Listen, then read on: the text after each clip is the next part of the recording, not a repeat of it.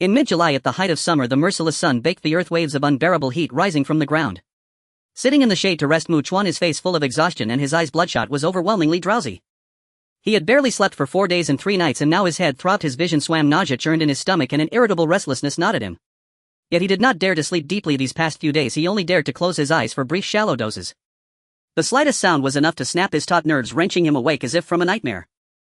For he was living in the apocalypse. To be precise, after being claimed by illness, he had crossed over into a parallel world, inhabiting the body of his counterpart who had come from Tianxia to study in Yinghua country. Yet this world was not called Earth but Blue Star, and it was in the midst of a terrifying and horrific apocalypse. A meteorite carrying a mysterious virus had crashed down, and with an inconceivably rapid speed the infection swept across the globe. The vast majority of humans mutated, becoming utterly deranged and bloodthirsty, driven only by the instinct to feed. They were extremely sensitive to sound, and their vision remained keen. They would attack any living creature that moved. After sunrise, however, the infected would hide from the light wherever the sun did not shine, so every building might conceal them within. There might even be many of them, making such places all the more dangerous. Once their attention was drawn, their feeding instinct would eclipse everything. They would no longer fear sunlight, and in the darkness of night they became even more frenzied and ferocious. System display my status panel. After giving the command, Chuan closed his eyes and a flood of information surfaced in his mind. Name: Chuan. Age 21. Strength including explosive power, muscle density, etc. 13. Constitution including resilience, stamina, immunity, etc. 14. Agility including reaction speed, evasion, running speed, etc. 17. Perception, high sensitivity to movements and subtle changes in the surroundings. 15. For healthy males between 20 and 30 years of age, the average value is around 10. Available attribute points for allocation 0. Host level LV1. Experience required for next level 77,100. System store unlocks when host reaches level 10.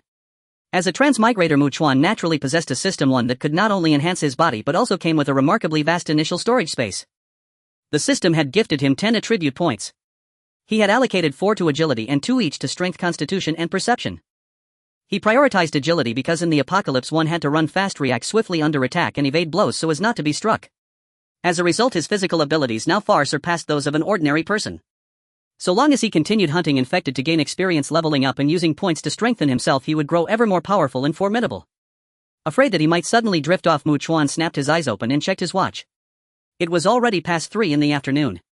He urgently needed to find a place to stay to endure the night in which every passing minute felt unbearably long. To be honest, even a bright sunny daytime with not a single person in sight carried a chilling air of desolation, the world seeming utterly dead. Yet night was the true hell on earth, when hordes of monsters ran rampant and the multitude of infected roamed everywhere in search of prey, terrifyingly active. Chuan slowly rose to his feet, gripping a crowbar, an improvised weapon he had picked up and grown accustomed to using, its surface stained with dried blood. Drawing a deep breath, he took 2 bottles of mineral water from his backpack and poured them over his head, trying to clear his muddled mind and drive away the drowsiness threatening to topple him.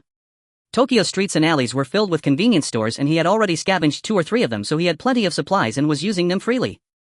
Although he had a storage space, he still kept some supplies in the backpack on his shoulders, otherwise if he ever encountered a survivor camp producing items from thin air would certainly arouse suspicion. Looking at the rows of residential houses not far away, Chuan recalled that most single-family homes in Yinghua country were wooden structures rather than reinforced concrete, and their doors and windows offered almost no real protection. Yet given the time and his own condition, he could not go any farther. He chose a house that still appeared relatively intact and circled it once, discovering that it had suffered no visible damage. During this circuit he sensed no unusual sounds from within, so he went to the front door and tried the handle only to find it locked. He had no intention of breaking the lock. Instead, he decided at once to climb up to the 2nd floor balcony. His movements were exceptionally agile. Reaching the balcony, he saw that the sliding glass door was locked and the curtains drawn tightly shut. With the crowbar he easily pried open the sliding glass door. If he confirmed the place was safe, he could later move some large furniture to barricade the entrance. Once inside, Chuan realized at a glance that this was clearly a girl's room. He quickly moved behind the bedroom door, opened it, and struck the floor repeatedly with the crowbar, the heavy thuds echoing through the otherwise silent house. Then Chuan swiftly retreated back into the room, gripping the crowbar tightly and standing on full alert, ready to fight at any moment, for if there were infected in the house they would inevitably follow the noise. His nerves were drawn taut, his expression grave. 1 minute passed, then 2, then 3. A full 10 minutes went by and still no danger appeared. Without relaxing his vigilance in the slightest, Chuan turned and moved some of the room's furniture to block the sliding glass door, plunging the room into sudden darkness. He quickly took a high-powered flashlight from his backpack and switched it on. Brilliant light flared, illuminating even the dust motes swirling in the Phew! Sleepiness crashed over him again and again, and with his mind stretched tight, Chuan felt even more exhausted. Yet he could neither sleep nor stop. He still had to thoroughly inspect the entire house and ensure there was no danger within before he could dare to rest for even a short nap on the second floor. He would never sleep on the first floor. From the second floor, if he heard anything and sensed danger approaching, he would at least have some reaction time. The staircases in these single-family homes were narrow, and holding the upper floor meant a defensible high ground. If he could not handle the threat, he could still jump from the upper floor and escape, leaving himself a retreat instead of being completely trapped inside with no way out. Now holding the flashlight in his left hand and the crowbar in his right, Chuan moved with extreme caution as he stepped out of the room. Chuan carefully searched the entire second floor, and after confirming there was no danger at all, he went downstairs to the landing at the turn of the staircase, where he discovered several dining chairs piled up on the steps leading to the first floor, blocking the way. He set down his flashlight and slowly moved the chairs aside, clearing the obstacles. Then he went down to the first floor, turned his head toward the entryway, and saw that a number of pieces of furniture were braced against the front door from the inside. His eyes narrowed slightly as he immediately realized that the chances of survivors being here were not small. Yet Chuan knew very well that in the apocalypse the human heart was perhaps as blinding as the sun. One could not look at it directly.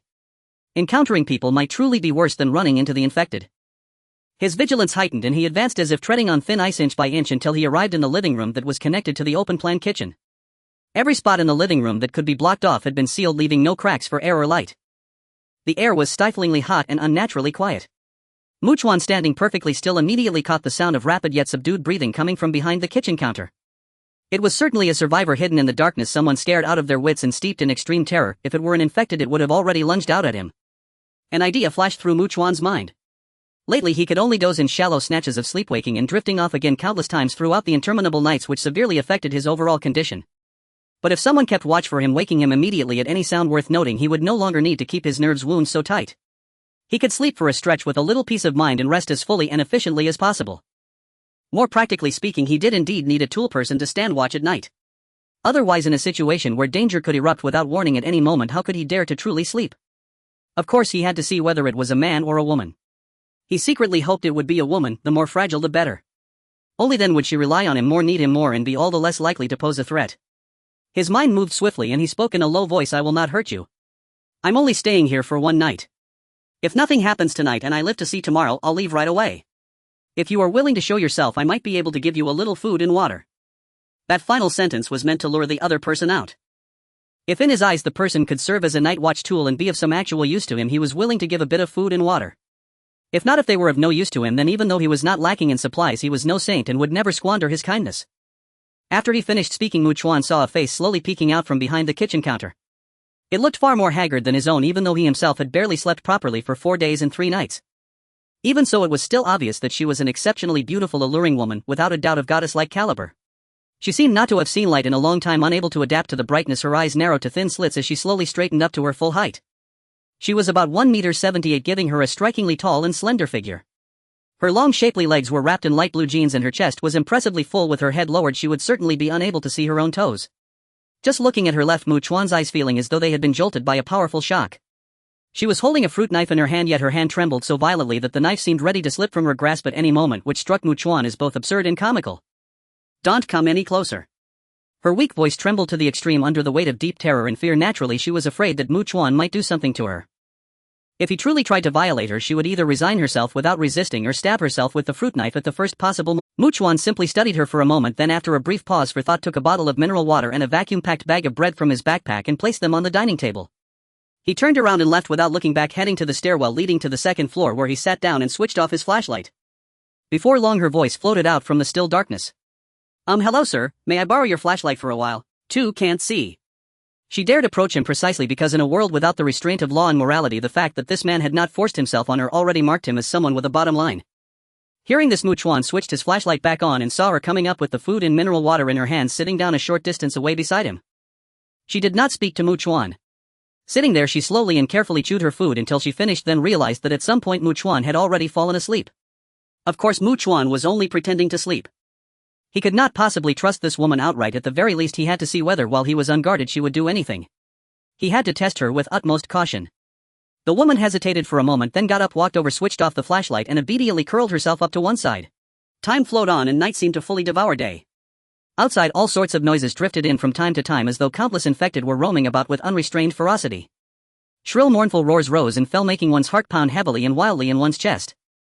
Unable to sleep, forced to keep their nerves taut at every moment, they felt time crawl by. Immersed in darkness so deep one could not see one's hand before one's face, any sudden minute sound could magnify the fear and oppression in their hearts without limit. Only when dawn finally arrived did they endure to daybreak. The moment Chuan switched on the flashlight, he saw the woman's eyes wide open, unable to bear the sudden light. She immediately squeezed them tightly shut. Yet another sleepless night left Chuan's head feeling even more swollen and heavy, as though he were approaching his limit. He hardly wanted to move at all, and even worried that his vision might suddenly go black and he would simply drop dead on the spot. "My name is Chuan from Tianchao. What is your name?" "Chuan Kuan. Hello, my name is Hasegawa Haruka." Among Sakura people it was common to address others by adding honorifics like Kuan-chan or san after a surname or given name. "If there is any small sound worth noting, wake me up immediately. If you can do this while I can give you food and water." "Okay. By the way, you will be leaving here tomorrow, right?" She consistently used formal honorifics, consciously placing herself in a very low position. "What is it?" Chuan did not reveal any intention of taking her with him. He wanted her to understand that she needed him, not that he needed her as a night watch tool. I want to go with you." Hasegawa Haruka was like someone who had fallen into a river, desperately clutching at the only piece of driftwood she could see. Her emotions nearly out of control, she frantically displayed her value. "I am a medical student. If you are injured or anything like that too, think I could be of some use. I also have a driver's license, I can drive, and I can also." Having long since given up hope of rescue, she understood clearly that staying here was nothing but waiting for death. Even if she was not discovered and devoured by the terrifying infected, she would eventually starve or die of thirst. Upon hearing that she was a medical student, Chuan's first thought was that he could learn many basic medical techniques from her and master them himself, which would mean one more useful skill at his disposal. After all, medical equipment and diagnostic tools were now essentially unusable. There was no need for him to study anything to advance. Chuan looked at Chuanqing, who served not only as a night watch, and said lightly, "You can leave through this door with me, but I will not protect you. If danger arises, I will leave immediately if I can't handle it." He would definitely not run away from one or two infected individuals. He needed to kill them to gain experience points, continuously upgrading and strengthening himself, making himself stronger. However, if he couldn't handle it, he would definitely run away at the first opportunity. Chuanqing swallowed hard upon hearing this and nervously stammered, "Chuan Kuan, the monsters outside are terrifying, right?" Chuan nodded and stated up front, "You must overcome your fear. If you encounter an infected person and scream in fear, I will also leave immediately." Of course, overcoming fear is easier said than done. It's a simple matter of talking, but in reality it's very difficult to achieve. For example, some people are afraid and retreat at the sight of cockroaches or mice, let alone facing infected individuals who are much more terrifying than zombies. Furthermore, they do not move as slowly as zombies, nor are they decayed. Their speed is comparable to that of a normal person, and they possess inexplicable strength and extraordinary resilience, feeling no pain or fear. Chuanqing clenched her fists tightly and obediently nodded, saying, "I understand. I will not let Chuan Kuan down." She could completely understand Chuan's straightforwardness. In this perilous apocalyptic environment where anyone could have today but not tomorrow, being able to protect oneself is already commendable. There is no leisure to protect others. What about her that was worth protecting? Just because she was a beautiful woman with a good figure? To be honest, the fact that this man did not immediately act recklessly upon seeing her already indicated he had boundaries. Being with such a man might allow her to live a little more like a human. Seeing that he was no longer speaking, Chuanqing sweetly asked, "Chuan Kuan, are you planning to leave Tokyo and head to a less populated area?" This was natural. Even though Chuan was a person from the Celestial Empire and not particularly familiar with the Cherry Blossom Nation, he knew that Tokyo's population density could be overwhelming. So how many infected individuals are in this area? He could hardly imagine. However, many rural areas in the Cherry Blossom Nation have nearly become no man's lands, and there are indeed relatively safe zones. Of course, he couldn't go there right now. He needed to continuously upgrade and strengthen himself, as well as upgrade his storage space to hold supplies that could last a lifetime. Those would not expire in the storage space. No matter what, although Tokyo was very dangerous, it was not lacking in places to gather a wealth of supplies. He still had to stay here for quite some time. "Do you have a bicycle at home?" Chuan asked. Because cars and motorcycles could not move freely now, the roads were blocked by various crashed vehicles, and the noise would definitely attract the attention of the infected. Using those vehicles would just be announcing their presence, effectively courting death. So with no plans for long-distance travel, he decided to get a bicycle. It would make little noise and wouldn't require gasoline. "Yes, there is, but it's a women's bike. I used it to go to school, and it has a back seat so it can carry someone." After Chuanqing finished answering, Chuan took out food and water from his backpack and handed it to her as breakfast, saying, "After you finish, turn off the flashlight." Then he closed his eyes and fell asleep within seconds. Chuanqing ate the food and drank the water. In fact, she had slept for a while last night. Though in the dark, she was no longer alone, which slightly alleviated her mental pressure and fear. She quietly observed Chuan. This man was truly handsome and capable. After all, a lone figure who could gather a substantial amount of supplies was admirable. It was well known that people in the Cherry Blossom Nation inherently worshipped the strong, especially since most women in the world generally prefer powerful and handsome men. Moreover, she understood that if she really stepped out of her door without any self-defense abilities, she could only rely on this man. If she wanted to live decently and in the face of great danger, if this man could do his utmost to help her escape, then she would definitely try to see if she could win his heart. As a woman, she naturally knew how to use what she had. Her body was her strongest weapon. What else could she possibly offer? Moreover, encountering such a man was a stroke of great fortune for her. If she didn't try her best to seize it, she would feel like a foolish woman. At that moment, after Chuan finished eating and drinking, she slowly moved closer. However, Chuan seemed to be very sensitive to movement. He suddenly opened his eyes, sprang up and lunged at her with the pry bar. If he hadn't stopped in time, he would have pierced her eye and killed her instantly. This startled Chuan greatly. "What do you want to do?" Chuan asked coldly. She hesitated, feeling too embarrassed to speak. "Speak." Chuan was startled and trembled, her face flushing as she pointed to her lips and then to a certain part of Chuan, the meaning obvious. Then she hurriedly said, "I swear I have never been in a relationship. I went to an all-girls school for middle school, high school and college. But I have lived to this day, so I am not completely ignorant. And it won't attract any attention. I just want to do something that makes you feel good." She was indeed still pure. Before the apocalypse, being inherently traditional and conservative, she only wanted to study well and become a better person. Only by doing so could she meet someone equally exceptional after graduating from university, someone she could entrust her life to. She wanted to give everything precious and best to the man who could become her husband. Regardless of the country, there are bound to be both conservative traditional women and more open-minded ones. But the apocalypse suddenly arrived. For her now, having a man who treats her like a person, provides her with food and drink and tries his best to protect her is enough for her to follow him forever. Hearing this, Chuan retracted the pry bar, saying, "Don't disturb me while I rest. Next time I might not hold back." If they were in a relatively safe place and she was willing, then perhaps it would be a day-to-day gamble on survival, with him expressing his frustrations as a means of relaxation. But after such a long time without proper sleep, he just wanted to rest well and had no interest in anything else. Seeing Chuan close his eyes, Chuan, still startled, dared not try to do anything more. She turned off the flashlight and sat quietly, afraid to move. However, she secretly decided to try again when he was well rested and in a good mood. Chuan had a long sleep, achieving a full and effective rest. He felt significantly better than before, looking refreshed and full of vigor. Upon waking, Chuan immediately noticed that Chuan had changed into a different outfit while he was sleeping. They were on the second floor close to her room. She now wore a fashionable dress that perfectly accentuated her graceful curves, and her proud long legs were clad in black stockings. She looked quite alluring, making it hard for anyone to look away. Chuan's beautiful face revealed a charming smile as she gently asked Chuan, "Is this outfit convenient for movement?" "It should be fine," Chuan replied dismissively. Afterward, Chuan took the backpack she had quickly organized while he slept, and as she prepared to put it on, Chuan directly said, "You carry my bag. If I carry the bag, it will be uncomfortable for you in the back seat." Upon hearing this, Chuan quietly asked, "Can I put some of my things in your backpack, Chuan?" Seeing Chuan say nothing, she immediately began to efficiently pack her items. Chuan noticed that she had various colored stockings and some women's clothing. Then Chuan slung the backpack over her shoulders and they went downstairs. After she put on a pair of running shoes from the shoe cabinet in the foyer, Chuan opened the door and stepped outside.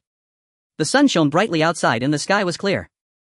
As Chuan looked outside, a sudden wave of intense fear surged within her, permeating every corner of her body. Her long legs, encased in black stockings, trembled visibly as if she couldn't take a step forward. "I'll wait for you for 10 seconds. Chuan's somewhat indifferent voice came through, and Chuan clenched her fists tightly, hurriedly following him out. Without needing Chuan to say anything further, she immediately moved aside, unlocked the bicycle and pushed it over.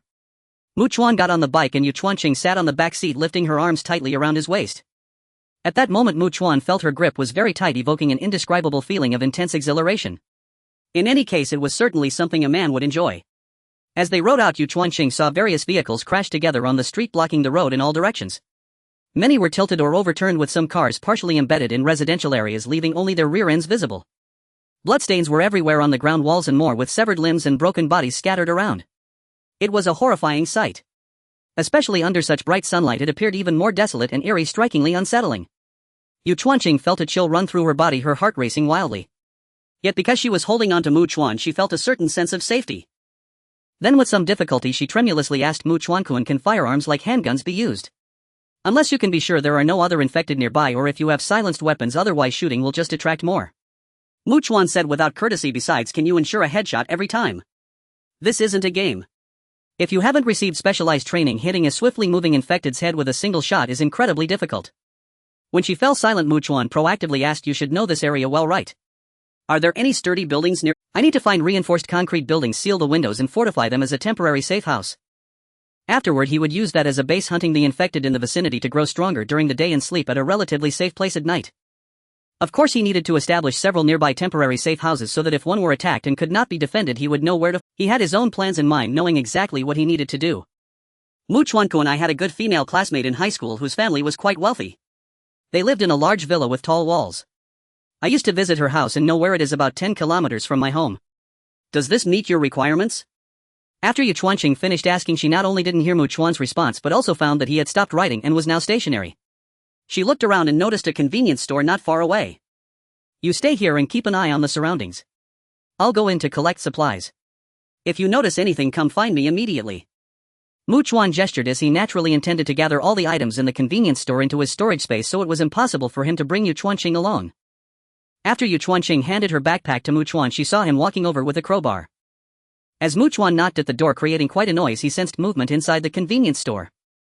Without a moment's hesitation, he quickly stepped back, seeing an infected individual in the convenience store dressed in employee attire with blood-red eyes wide open as if they might pop out of their sockets, veins bulging and lips blackened, looking exceedingly grotesque. There was only this one infected person, no others rushed out, so Mu Chuan thought himself quite lucky. Given Tokyo's dense population, the probability of encountering a lone infected was extremely low. Meanwhile, Yu Chuanqing, who was looking around nearby, caught sight of an infected for the first time. Her graceful figure trembled and she instinctively wanted to scream but immediately covered her mouth with both hands. She then saw Mu Chuan approaching without fear, brandishing the crowbar. The infected, emitting a chilling and piercing growl, was like a wild beast completely driven by hunger, pouncing forward and attacking while Mu Chuan, whose main attribute was agility, reacted far beyond ordinary people. He dodged in time but did not strike immediately. He was looking for the opportunity to deliver a headshot. Attacking elsewhere would be futile. With a steady expression, Mu Chuan remained calm and focused his gaze sharp. After evading for a while, he finally found the chance and launched his attack. He struck with incredible speed, the crowbar piercing the infected's eye and exiting through the back of its head. Then he withdrew the crowbar and the infected collapsed, never to move again. Watching Mu Chuan's back, Yu Chuanqing was utterly stunned. Her enticing and supple red lips parted wide, her heart filled only with deep disbelief. This man was far more fierce than she had imagined. Now the cold mechanical voice of the system echoed in the mind of Mu Chuan, who did not spare a glance at Yu Chuanqing. Current host experience points 107,100, host level upgraded. There are 10 attribute points available for allocation. Would the host like to add attribute points or upgrade the storage space?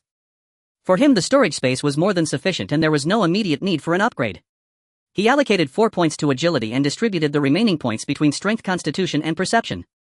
Now he had strength 15, constitution 16, agility 21 and perception 17, experiencing a slight overall enhancement and growing stronger. I want to check inside the convenience store. Mu Chuan said to Yu Chuanqing without turning his head, then entered the store with a crowbar. After hastily stuffing food and drink into his backpack, he immediately transferred everything from the convenience store and the back storage into his storage space. The feeling was simply exhilarating. He stepped out and saw Yu Chuanqing standing by the bicycle, nervously glancing around, aware of her surroundings. He approached and handed the backpack to her. Yu Chuanqing, now burdened with a heavy backpack, looked at him with shining eyes full of admiration. Just as she was about to speak, Mu Chuan, who had just received a boost in perception, heard footsteps approaching from the west. He suddenly turned his head to look. Yu Chuanqing was startled and also turned to look, discovering a small group of 3 men, all carrying bags and weapons, clearly out gathering supplies. They quickly approached. The leading man had a scarred face, a muscular build, and stood about 1.9 meters tall. His arms were thicker than Yu Chuanqing's thighs, resembling a robust mountain. The sunlight reflected off his bald head and he wielded a large machete, truly embodying the term macho man. The other 2 men included a young man who was probably still a university student and a balding middle-aged man in his 30s. Instinctively, Yu Chuanqing hid behind Mu Chuan. The 3 men stopped not far away and did not advance any closer. The burly man glanced at the infected corpse lying on the ground and noted that there were no extra wounds. Clearly a single blow was sufficient to kill. He then looked at Mu Chuan and with a powerful and resonant voice complimented, "Your skills are impressive." They naturally also noticed Yu Chuanqing hiding behind Mu Chuan. The young man and the middle-aged man both brightened at the sight of such a beautiful and well-proportioned woman. Even before the apocalypse, it would have been difficult to encounter someone like her. Moreover, regardless of the time or circumstance, men certainly liked beautiful women. Especially with the apocalypse having erased any semblance of moral law, everyone faced the possibility of living for today but not tomorrow, allowing them to indulge freely. The 2 of them immediately thought about killing the handsome young man before them, thus ensuring that this beautiful woman would belong to their group. "My name is Fuyang Yusuker, may I ask your name?" The tall and robust man inquired, completely disregarding Yu Chuanqing. A beautiful and attractive young woman was merely a liability in the harsh environment of the apocalypse, far less important than a strong man with impressive skills. Fuyang Yusuke was not foolish. He understood that if he wanted to survive he needed to cooperate with powerful individuals to increase his chances of enduring. Therefore he would not abandon the opportunity to recruit a man capable of defeating the infected just for a woman. Mu Chuan. Hearing your name. Are you from Tianchao? Upon hearing Mu Chuan's name, Fuyang Yusuke saw him nod without hesitation. Fuyang Yusuke raised an eyebrow, a hint of surprise flashing across his face. The reason was simple. Fuyang Yusuke had never liked people from Tianchao even before the apocalypse and held deep-seated aversions that were unlikely to change due to the new world. In fact, it was not just Fuyang Yusuke. Most people in Sakura country would not express it openly, but deep down they still held disdain for individuals from Tianchao. Thus Fuyang Yusuke's desire to recruit Mu Chuan was immediately affected by his own feelings. He stood there lifting the large machete in his hand, speaking in a condescending tone, "Leave the woman and the backpack, then get lost." He genuinely did not regard Mu Chuan as a threat. If a fight broke out, he was confident that with his strong physique and a large machete, even in the worst-case scenario, he would just sustain some injuries while Mu Chuan would surely meet a grim fate. However, being in an apocalyptic world, Fuyang Yusuke was reluctant to take any risks of injury. Thus he did not express any intention of killing Mu Chuan verbally, but if Mu Chuan truly turned his back and walked away, he would seize the opportunity to act swiftly. Having made an enemy and robbed Mu Chuan of his woman and supplies, would he let Mu Chuan go free? Would he expect Mu Chuan not to seek revenge in the future? Wouldn't that be the height of foolishness? Fuyang Yusuke's thoughts demonstrated that he had no expectations of the two men beside him assisting him in battle. He brought them along merely with the thought that if they encountered many infected and he was unable to handle them, he could let these two useless individuals attract the infected's attention, allowing him to escape. Upon hearing this, Yu Chuanking's beautiful and fair face revealed a look of shock. "Don't make me say it a second time." Fuyang Yusuke's voice was filled with malice as he declared, "I am giving you a chance to live now. You better appreciate it." Immediately the two men beside him began to act like dogs with power, eagerly saying, "Did you not hear Lord Fuyang's words, you Tianchao person? You should quickly thank Lord Fuyang for sparing your life, then leave at once." They were utterly fearless, not taking Mu Chuan seriously at all, their eyes filled with unabashed greed as they looked at Yu Chuanqing. After all, Fuyang Yusuke was quite powerful and they were armed. 3 armed men could hardly lose to Mu Chuan. Yu Chuanqing bit her red lips with her silver teeth, her heart filled with worry and anxiety. Even if it was just Fuyang Yusuke, both his physique and weapons surpassed Mu Chuan by several levels, clearly a tough opponent. With 2 armed accomplices, if Mu Chuan faced 3. She felt that if it came to a fight, barring any accidents, Mu Chuan would definitely be the one to die, and if she did not want to become a pitiful plaything devoid of any dignity, her only option would be to commit suicide. However, Mu Chuan narrowed his eyes, not uttering a word. He swiftly acted, charging towards Fuyang Yusuke with the crowbar. The 2 men beside Fukuyoshi Yosuke were astonished. This Mu Chuan truly believed he could take on 3 opponents single-handedly, completely oblivious to the reality. Who does he think he is? Superman. You two attack. Fukuyoshi Yosuke shouted, intending for these 2 useless fellows to charge first while he would follow closely behind, forcing Mu Chuan to target them first. The young man and the middle-aged man naturally dared not defy Fukuyoshi Yosuke's orders. Driven by greed, they too wished to slay Mu Chuan and seize Yusue Chikika, recklessly forging ahead without a hint of fear. Fukuyoshi Yosuke trailed closely behind them, about a meter away, the large machete glinting ominously in the sunlight, quite blinding. He planned to seize the opportunity when Mu Chuan attacked one of the 2, moving swiftly. This kid would definitely be caught off guard. Yusue Chikika's heart was in her throat, her beautiful watery eyes filled with anxiety. Her lovely face reflected her unease as she fervently prayed in her heart, "Please Mu Chuan, do not come to harm." Soon as the young man swung his weapon towards Mu Chuan with a fierce expression, Fukuyoshi Yosuke immediately noticed that Mu Chuan's dodging speed was completely abnormal, seemingly surpassing the limits of human capability. Mu Chuan's offense was both swift and fierce.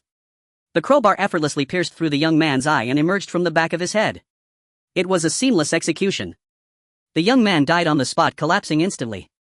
The speed akin to lightning momentarily stunned Fukuyoshi Yosuke, filling him with a sense of dread. The bald middle-aged man holding the weapon was startled, instinctively turning to flee, but immediately felt a soul-rending pain. Looking down at his pale face filled with terror, the bald middle-aged man saw the crowbar protruding from his chest, having likely pierced through his... Fukuyoshi Yosuke snapped back to reality, swiftly swinging his machete at Mu Chuan, who had yet to retract his crowbar, the strike so fast it ripped through the air with a whistling sound. To Fukuyoshi Yosuke's shock, Mu Chuan easily dodged the attack, appearing calm and untroubled. Fukuyoshi Yosuke's expression had already changed significantly. Even witnessing it with his own eyes, he found it hard to believe a person's reaction speed could be this fast. To be honest, he felt considerable pressure. No matter how powerful he was, if he couldn't hit the remarkably agile Mu Chuan, it would all be in vain.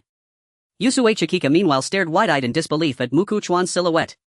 Although she knew he was formidable, could he truly defeat 3 opponents and dispatch 2 of them in such a short time? At this moment she certainly did not think there was anything wrong with killing. She no longer viewed the situation through the moral lens of the pre-apocalyptic world.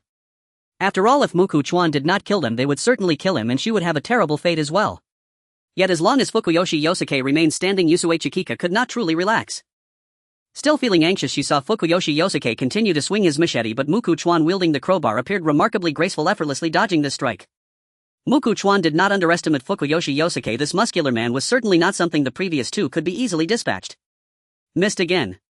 Fukuyoshi Yosuke realized he had made a grave mistake, greatly underestimating Muku Chuan, and because of this awareness his actions became faster and more ferocious. The machete continued to descend with horizontal slashes. He relied on his robust physique and the advantage of weapon length to launch various attacks, determined to leave Muku Chuan no opportunity to strike. However, he could not land a hit, which only increased Fukuyoshi Yosuke's anxiety. His heart raced uncontrollably, drenched in cold sweat, caught in a dilemma of whether to keep attacking or turn and flee at full speed, when suddenly Muku Chuan made his move. It was no exaggeration to say that Muku Chuan's speed was so rapid that Fukuyoshi Yosuke could hardly react. It was truly a lightning-fast strike. Thud. The crowbar pierced through Fukuyoshi Yosuke's arm, which held the machete, producing a dull sound. A violent pain surged into Fukuyoshi Yosuke's mind like a tidal wave. Unable to bear it, he loosened his grip and the machete fell to the ground as he let out a distorted cry of agony. Muku Chuan seized the moment, delivering a punch to Fukuyoshi Yosuke's chest. He wanted to see just how strong he could be without a weapon, relying solely on the power of his fists. Bang! Another explosive sound erupted and Fukuyoshi Yosuke felt his bones break under a force far greater than he could fathom. He simply couldn't believe this kid was human. Why was his strength so great? And his speed so fast? He couldn't comprehend it and could not withstand the force being pushed back, his steps disordered, yet in his eyes there was already a glimmer of awe and fear directed at Muku Chuan. Internally he was filled with regret. If only he hadn't provoked Muku Chuan. Fukuyoshi Yosuke was thoroughly regretting his choices. Moreover, the aura of death was dangerously close, pressing in on him, prompting Fukuyoshi Yosuke's primal survival instinct to take over as he fearfully pleaded, "Don't kill me." But the only response was the incoming crowbar piercing through his chin and emerging from the top of his head. Fukuyoshi Yosuke's eyes widened in shock as he lost all signs of life. Yusue Chikika stared in disbelief as Muku Chuan retrieved the machete and walked into the convenience store, his figure vanishing for a moment. He was simply putting the machete into storage. Standing there in a daze, Yusue Chikika's heart raced like a deer, filled with doubts. Had she truly encountered the most powerful man in this apocalyptic world? Taking on 3 opponents and eliminating them all in such a short time without leaving a single one behind. If there was a safe place in this world for her, it would undoubtedly be by Muku Chuan's side. As her emotions surged, Muku Chuan approached her once more. Yusue Chikika felt enveloped by a profound sense of safety, something that a woman could hardly resist, making her deeply yearn, like obsess over and become intoxicated by. Looking at her, Muku Chuan calmly stated, "Let's go check out your high school classmate's villa." Okay. Yusue Chikika nodded eagerly. The two got into the car and she tightened her embrace around Muku Chuan's waist, pressing her face against his back, secretly inhaling his scent. Soon after the two had ridden away from the convenience store, a book seemed to fly out from a nearby house and fell onto the street. Mu Chuan looked around and quickly spotted a young couple standing by the second-floor window of a house to his left, waving at them. The man and woman soon exited their house and came out onto the street. Their complexions were not bad. "Hello, I am Jiecheng Yuer and this is my wife Jiecheng Yangli." The man wore a fawning smile, speaking in a subservient tone. "We saw you fighting those villains and know that you are incredibly powerful, a truly respected strongman. My wife and I are very willing to follow you. We can do anything and..." "Ah." He cleared his throat, a flicker of struggle crossing his face before continuing, "My wife is quite beautiful as well." Following such a formidable figure brings safety under his protection, enhancing their chances of survival. Mu Chuan and Yusen Chika naturally understood the implication of his last remark. Yusen Chika even noticed that Jiecheng Yangli looked at her with an indescribable glow in her eyes, seemingly envious and jealous of her having such a powerful man. She did not know why, but suddenly felt a sense of vanity that seemed to be greatly satisfied, holding Mu Chuan's waist even tighter. "You should go back." Mu Chuan had no need for them. He had no intention of forming any factions. After all, his own attributes already far exceeded those of ordinary people and he had a storage space. He lacked for nothing and did not need help moving things. What significance would forming a faction hold for him? Was it to gather and protect more people from Sakura country? He was not that noble. Upon hearing this, the Jiecheng couple's expressions changed. They quickly lowered their heads and the shadow of despair briefly crossed Jiecheng Yuer's face before he immediately knelt down. Unlike in countries like Kimchi country and Sakura country, kneeling was not considered shameful. People often knelt at the drop of a hat. Jiecheng Yuer trembled with excitement, pleading, "Please take us with you, I beg you." Mu Chuan ignored them, continuing to ride forward. Suddenly Jiecheng Yangli looked at the bulging backpack on Yusen Chika's back and eagerly asked, "We have nothing to eat or drink, can you give us some food and water?" They actually still had some food and drink left, they just wanted to stock up a bit more while waiting for rescue at home. Yusen Chika thought that if they still had a little extra, giving them some would not be unreasonable. She was inherently kind-hearted, but she clearly understood her own situation. She would not say anything. Mu Chuan certainly would not give them anything. His supplies were obtained by risking his life to hunt down the infected. They did not come easily. Moreover, in this hellish apocalypse, those who blindly showed compassion would only die faster. Did these two think he was a fool to be deceived? Their appearances weren't bad, they certainly didn't look like they were starving. If they truly had nothing to eat or drink, would they just remain there to starve and thirst to death? The vast majority of people, rather than starving to death, would choose to venture out and take risks. If they didn't take risks, they would definitely die, but taking risks might lead to survival. It was an easy choice to make. Only when one was truly at the end of their rope facing starvation and thirst would they remain in place. Chuan had no intention of engaging in conversation with them. What was the point? He rode his bike further away. Yusin Chika turned her head as much as she could to look back. When Chuan turned into a narrow alley, she saw the Jeching couple standing there, unable to see their expressions as they stared at them. Her feelings were quite complicated. She sincerely felt that if that woman's man were as capable as Chuan, they wouldn't have to worry about food and drink at all. In such an apocalypse, she felt that for her, being with a man was the most important thing. Moreover, she was a smart woman and knew she had to be more useful and valuable. She could not just be a night watchman. Anyone could do that, and there were too many women who could replace her.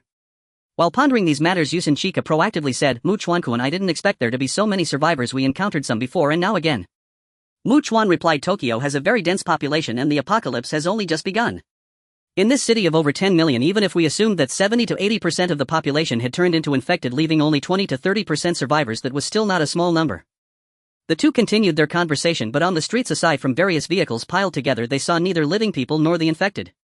However, some roads were impassable, making it impossible to ride the bike through. Chuan could not carry his bike over the piles of crashed cars. If any car's alarm were to go off, the commotion would be significant. Even if there were only a dozen infected surrounding him within a radius of several hundred meters, it would still be difficult to deal with. They had to take a detour. Although it was only a few dozen kilometers, the terrible road conditions made it extremely difficult to traverse, so they did not arrive until the sun was at its most scorching. Chuan also had no intention of continuing. The weather was unbearably hot, causing continuous sweating and loss of considerable moisture.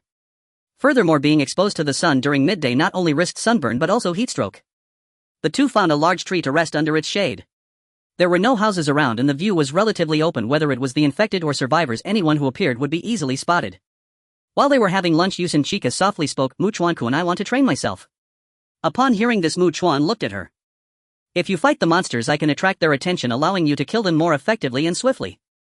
Yusin Chika said seriously, I know this not only tests courage but also reaction speed and physical endurance. Of course, for endurance I think training is relatively easy. I can run behind you while you ride your bike, and if I get too tired I can just sit on the bike. She paused slightly, but for reaction speed and dodging I need your help, Chuan-kun. You would have to act as the infected attacking me. That might trouble you. So may I. Chuan readily nodded. If she could be of use in his battles against the infected, even if it was just to attract their attention, it would benefit him without any harm. Thank you. After expressing her gratitude, Yusin Chika looked into the distance, her tone somewhat complex as she said, if it weren't for you, Chuan-kun, I definitely wouldn't have dared to step out of that house. My best outcome would have been to starve to death in fear. Though we've only been out for half a day, we've encountered quite a lot of danger, yet I feel like I can do nothing and am almost useless. Then she slowly turned to look at his face, asking in a negotiating tone, so Chuan-kun, could you let me do something I can manage that would also allow you to enjoy a bit of relaxation? She raised her right hand, pointing to her red lips, her meaning unmistakable. Chuan nodded. If possible, he certainly wouldn't mind indulging a bit and relaxing his tense mind and body. Yusawa Kawakawa's clumsiness truly exceeded Mukawa's imagination, making him understand what it means to be a true novice. He offered her some guidance, then allowed her to express herself freely, and he did not hold back, using his hands to truly feel the stunning weight of the spectacle. To be honest, it was indeed quite astonishing, giving him a sense of satisfaction that was worth savoring. Therefore, overall, it was a relatively joyful and relaxing time. Now Yusawa Kawakawa was drinking mineral water nearby, reluctantly swallowing it. Water resources are precious in the apocalypse, and she cannot waste them. Her gaze was also complex as she observed Mukawa. In a sense, this man was remarkable in every aspect, far beyond ordinary people. Today we cannot continue our journey. Mukawa stood up and said, let's find a place to stay first. They needed to locate a house suitable for overnight stay, then search inside for any infected individuals. If there were none, they would have to block all possible entrances and reinforce the place a little. This would take time. Feeling the stiffness in her neck like a crick, Yusawa Kawakawa quickly followed Mukawa as they continued riding.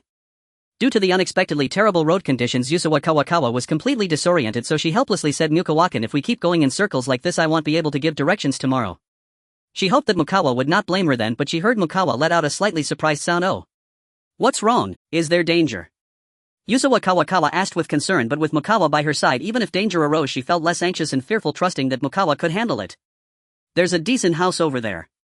Mukawa pointed to an apartment building not far ahead, clearly not made of wood but of reinforced concrete. It looked quite new. It must have been built not long ago. It was likely not in use yet, with no one living there. However, he knew that reinforcing a 4-story apartment building as one of their temporary safe houses would indeed be a monumental task. Yusawa Kawakawa, holding his waist slightly, turned to look ahead. Tomorrow I will go inside to check. If it's safe, I need to find many things like a generator. Mokawa replied, after we thoroughly reinforce it we will temporarily stay there. Yusawa Kawakawa, upon hearing this, felt a bit worried. A generator? Nukawakan, won't that make noise? Especially now when it's so quiet during the day and night, the noise would carry far. Right. We can use soundproofing materials to line the room where the generator is placed, that way the sound should not escape. After all, he had storage space. As long as he could find it, he could put it inside without needing to exert himself making multiple trips. After all, many things cannot be done without electricity. For example, boarding up windows with steel plates and welding require electricity, and if there is power, having a water-cooled air conditioner in the summer would be a true enjoyment. He did not plan to use air conditioning, as the outdoor unit not only makes noise but cannot be placed in a sealed room. Yusawa Kawakawa did not understand these things, but she certainly wanted electricity. If Mokawa needed her help later, she would do whatever he asked. Then the two of them found a nearby house that was not significantly damaged, with the door left open. Mokawa circled around the entire house first. His perception had been further enhanced, becoming sharper, and at least there were no moving things inside. But whether there were infected individuals or survivors still had to be checked personally.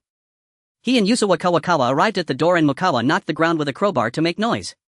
After waiting for a while without anything approaching, he walked in. Yusawa Kawakawa followed closely behind Mokawa, her heart tense as if facing a great enemy. The two of them cautiously entered the living room, open kitchen and bedroom. And found no danger. Then they went to the first-floor bathroom and saw a bathtub full of water, their faces showing a hint of surprise. Mokawa was also suspicious. Perhaps when the apocalypse began, the people in this house filled all the water storing places.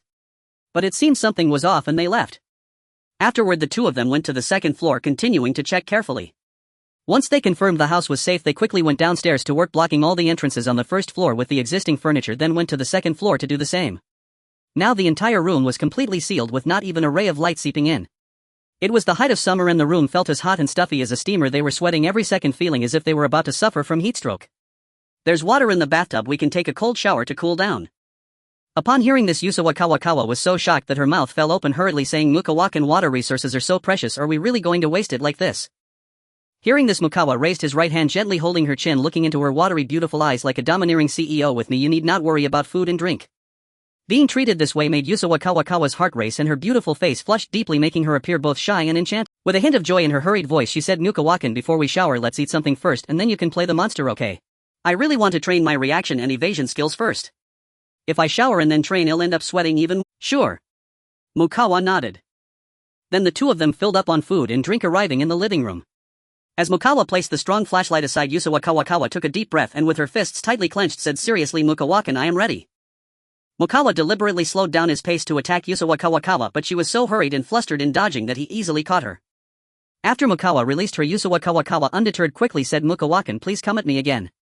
She needed to seize the time to improve her skills as much as possible.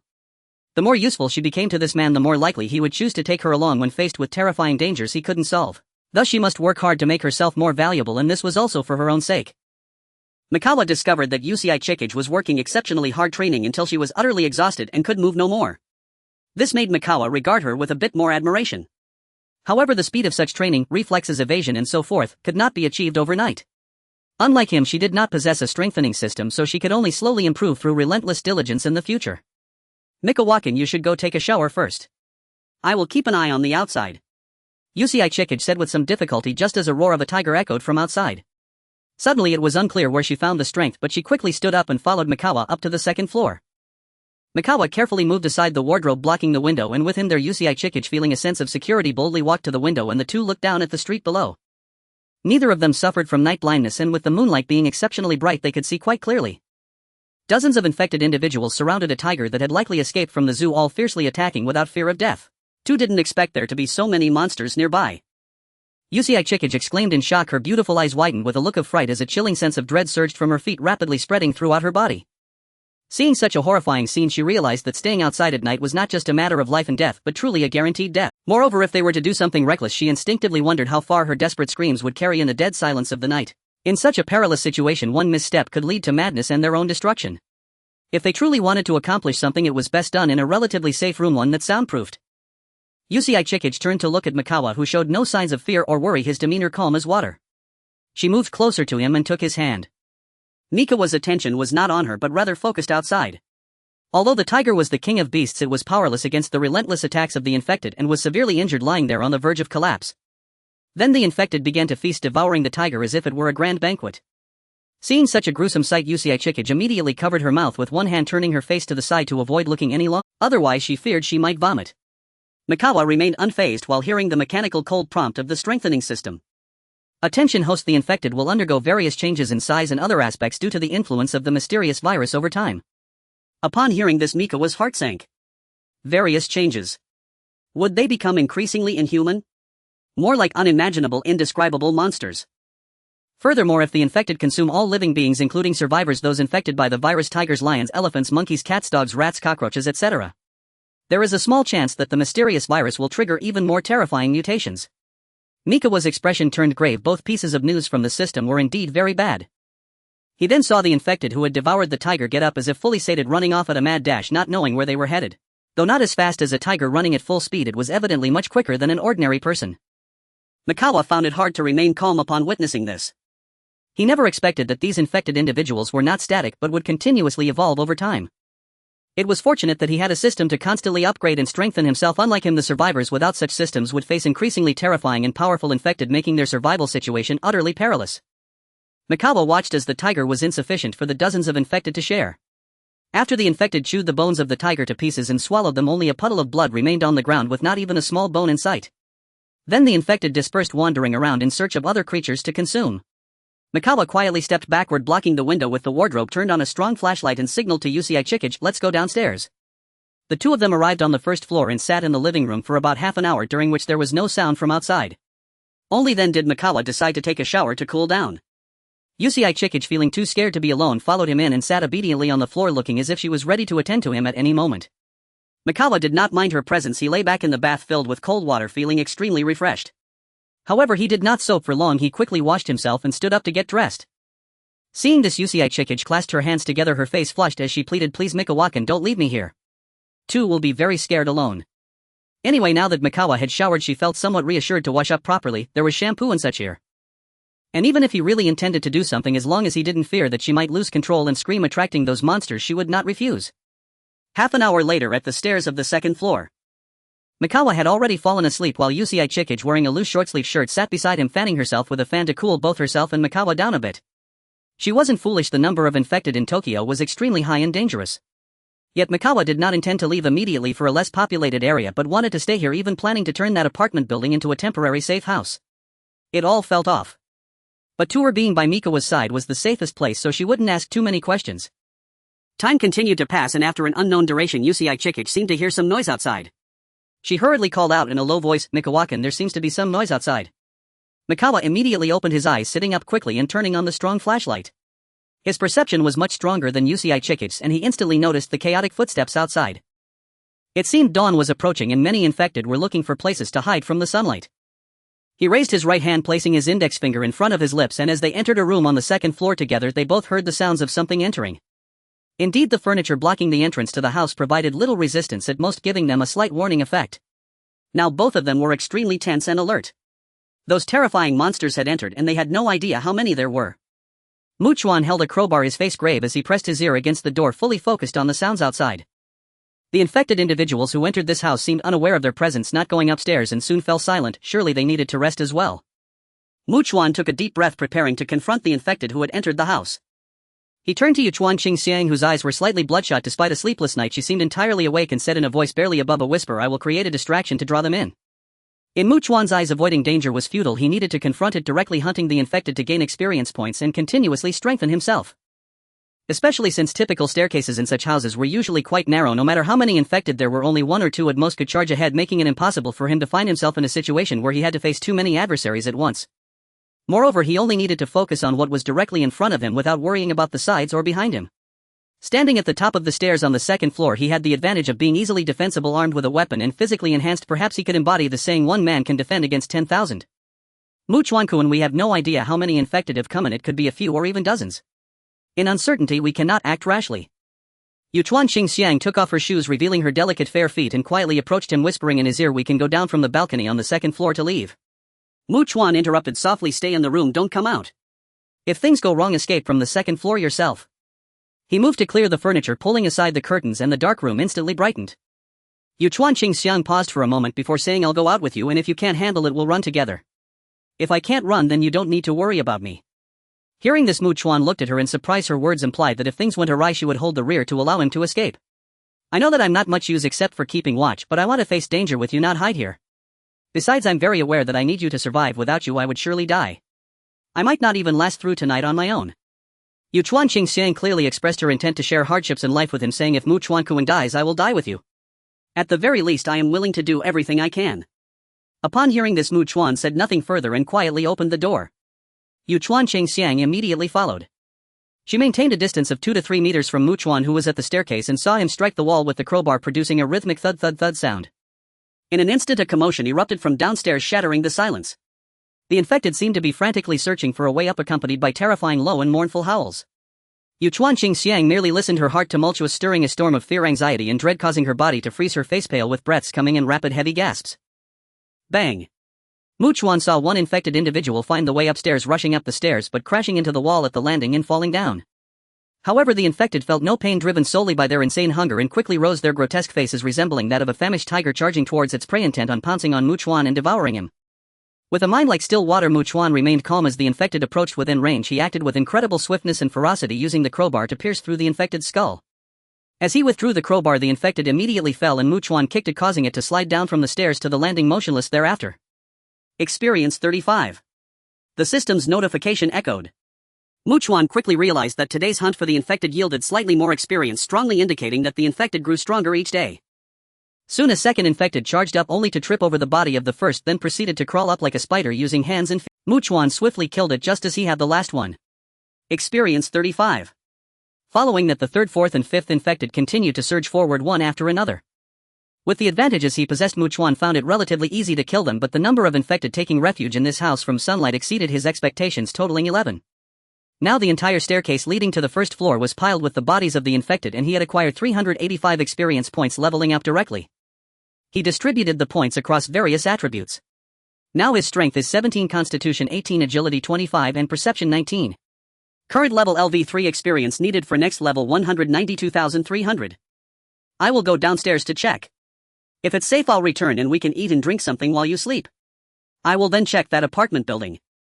Chuan looked at Chuan Qingxiang, saying, "During the day the infected won't come out unless attracted by noise, so this house is relatively safe." Having gone a night without sleep and with the crisis now averted, Chuan Qingxiang felt a wave of drowsiness wash over her. Yet she still wanted to be with him. For her, without Chuan by her side, she felt utterly insecure. Her heart had begun to depend on him.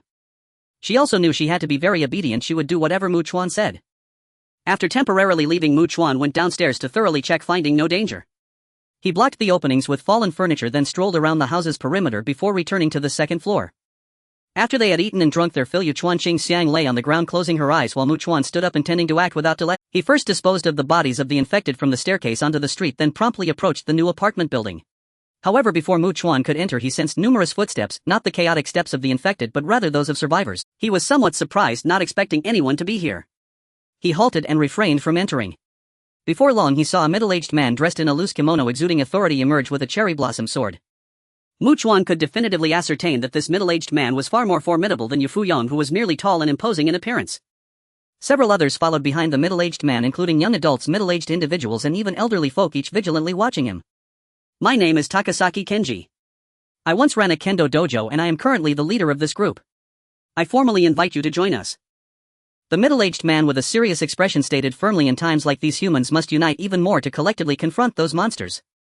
Both Takasaki Kenji and others had heard the commotion and seen several infected individuals entering the house where Chuan and Hasegawa Haruka resided. They initially believed that these two were doomed, but to their surprise they managed to eliminate the monsters that had entered.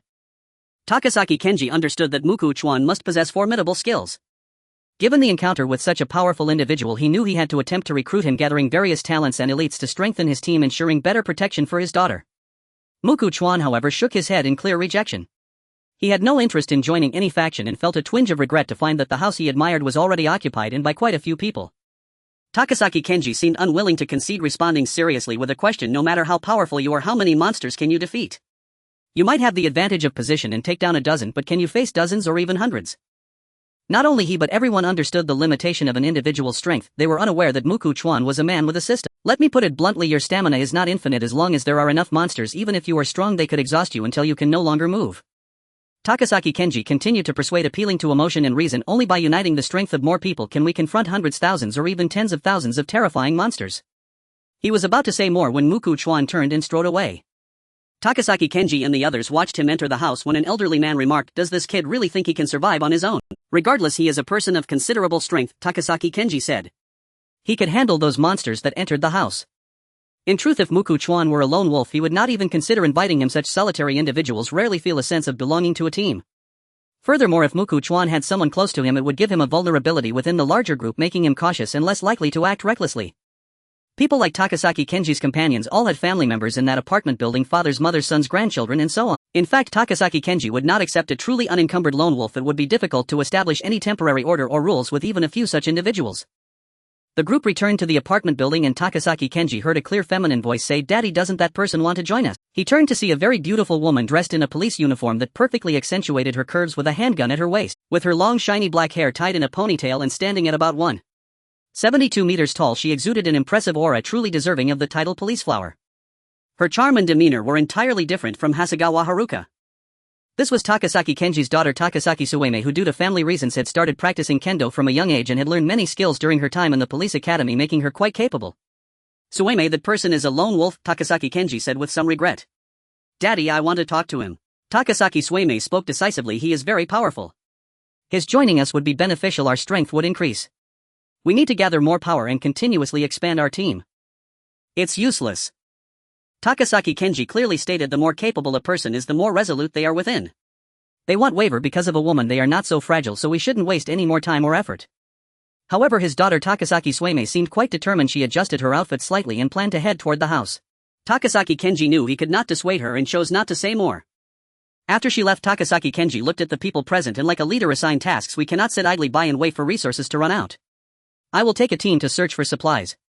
When we return, another team should look for materials to reinforce the apartment building and make it safer." Takasaki Sueme arrived outside the house and was struck by the sight of numerous infected corpses on the street emitting a foul odor. Each corpse had no extraneous wounds. They were all killed with precision strikes to the head. "That man is incredibly powerful." Then she approached the door, grasped the handle and found it wouldn't open, so she knocked. Before long the door opened and Muku Chuan looked at the beautiful woman in police uniform, instantly guessing her intentions. Takasaki Sueme was not shy or reserved. She confidently introduced herself. "Hello, I am Takasaki Sueme. You can tell my former profession by my outfit.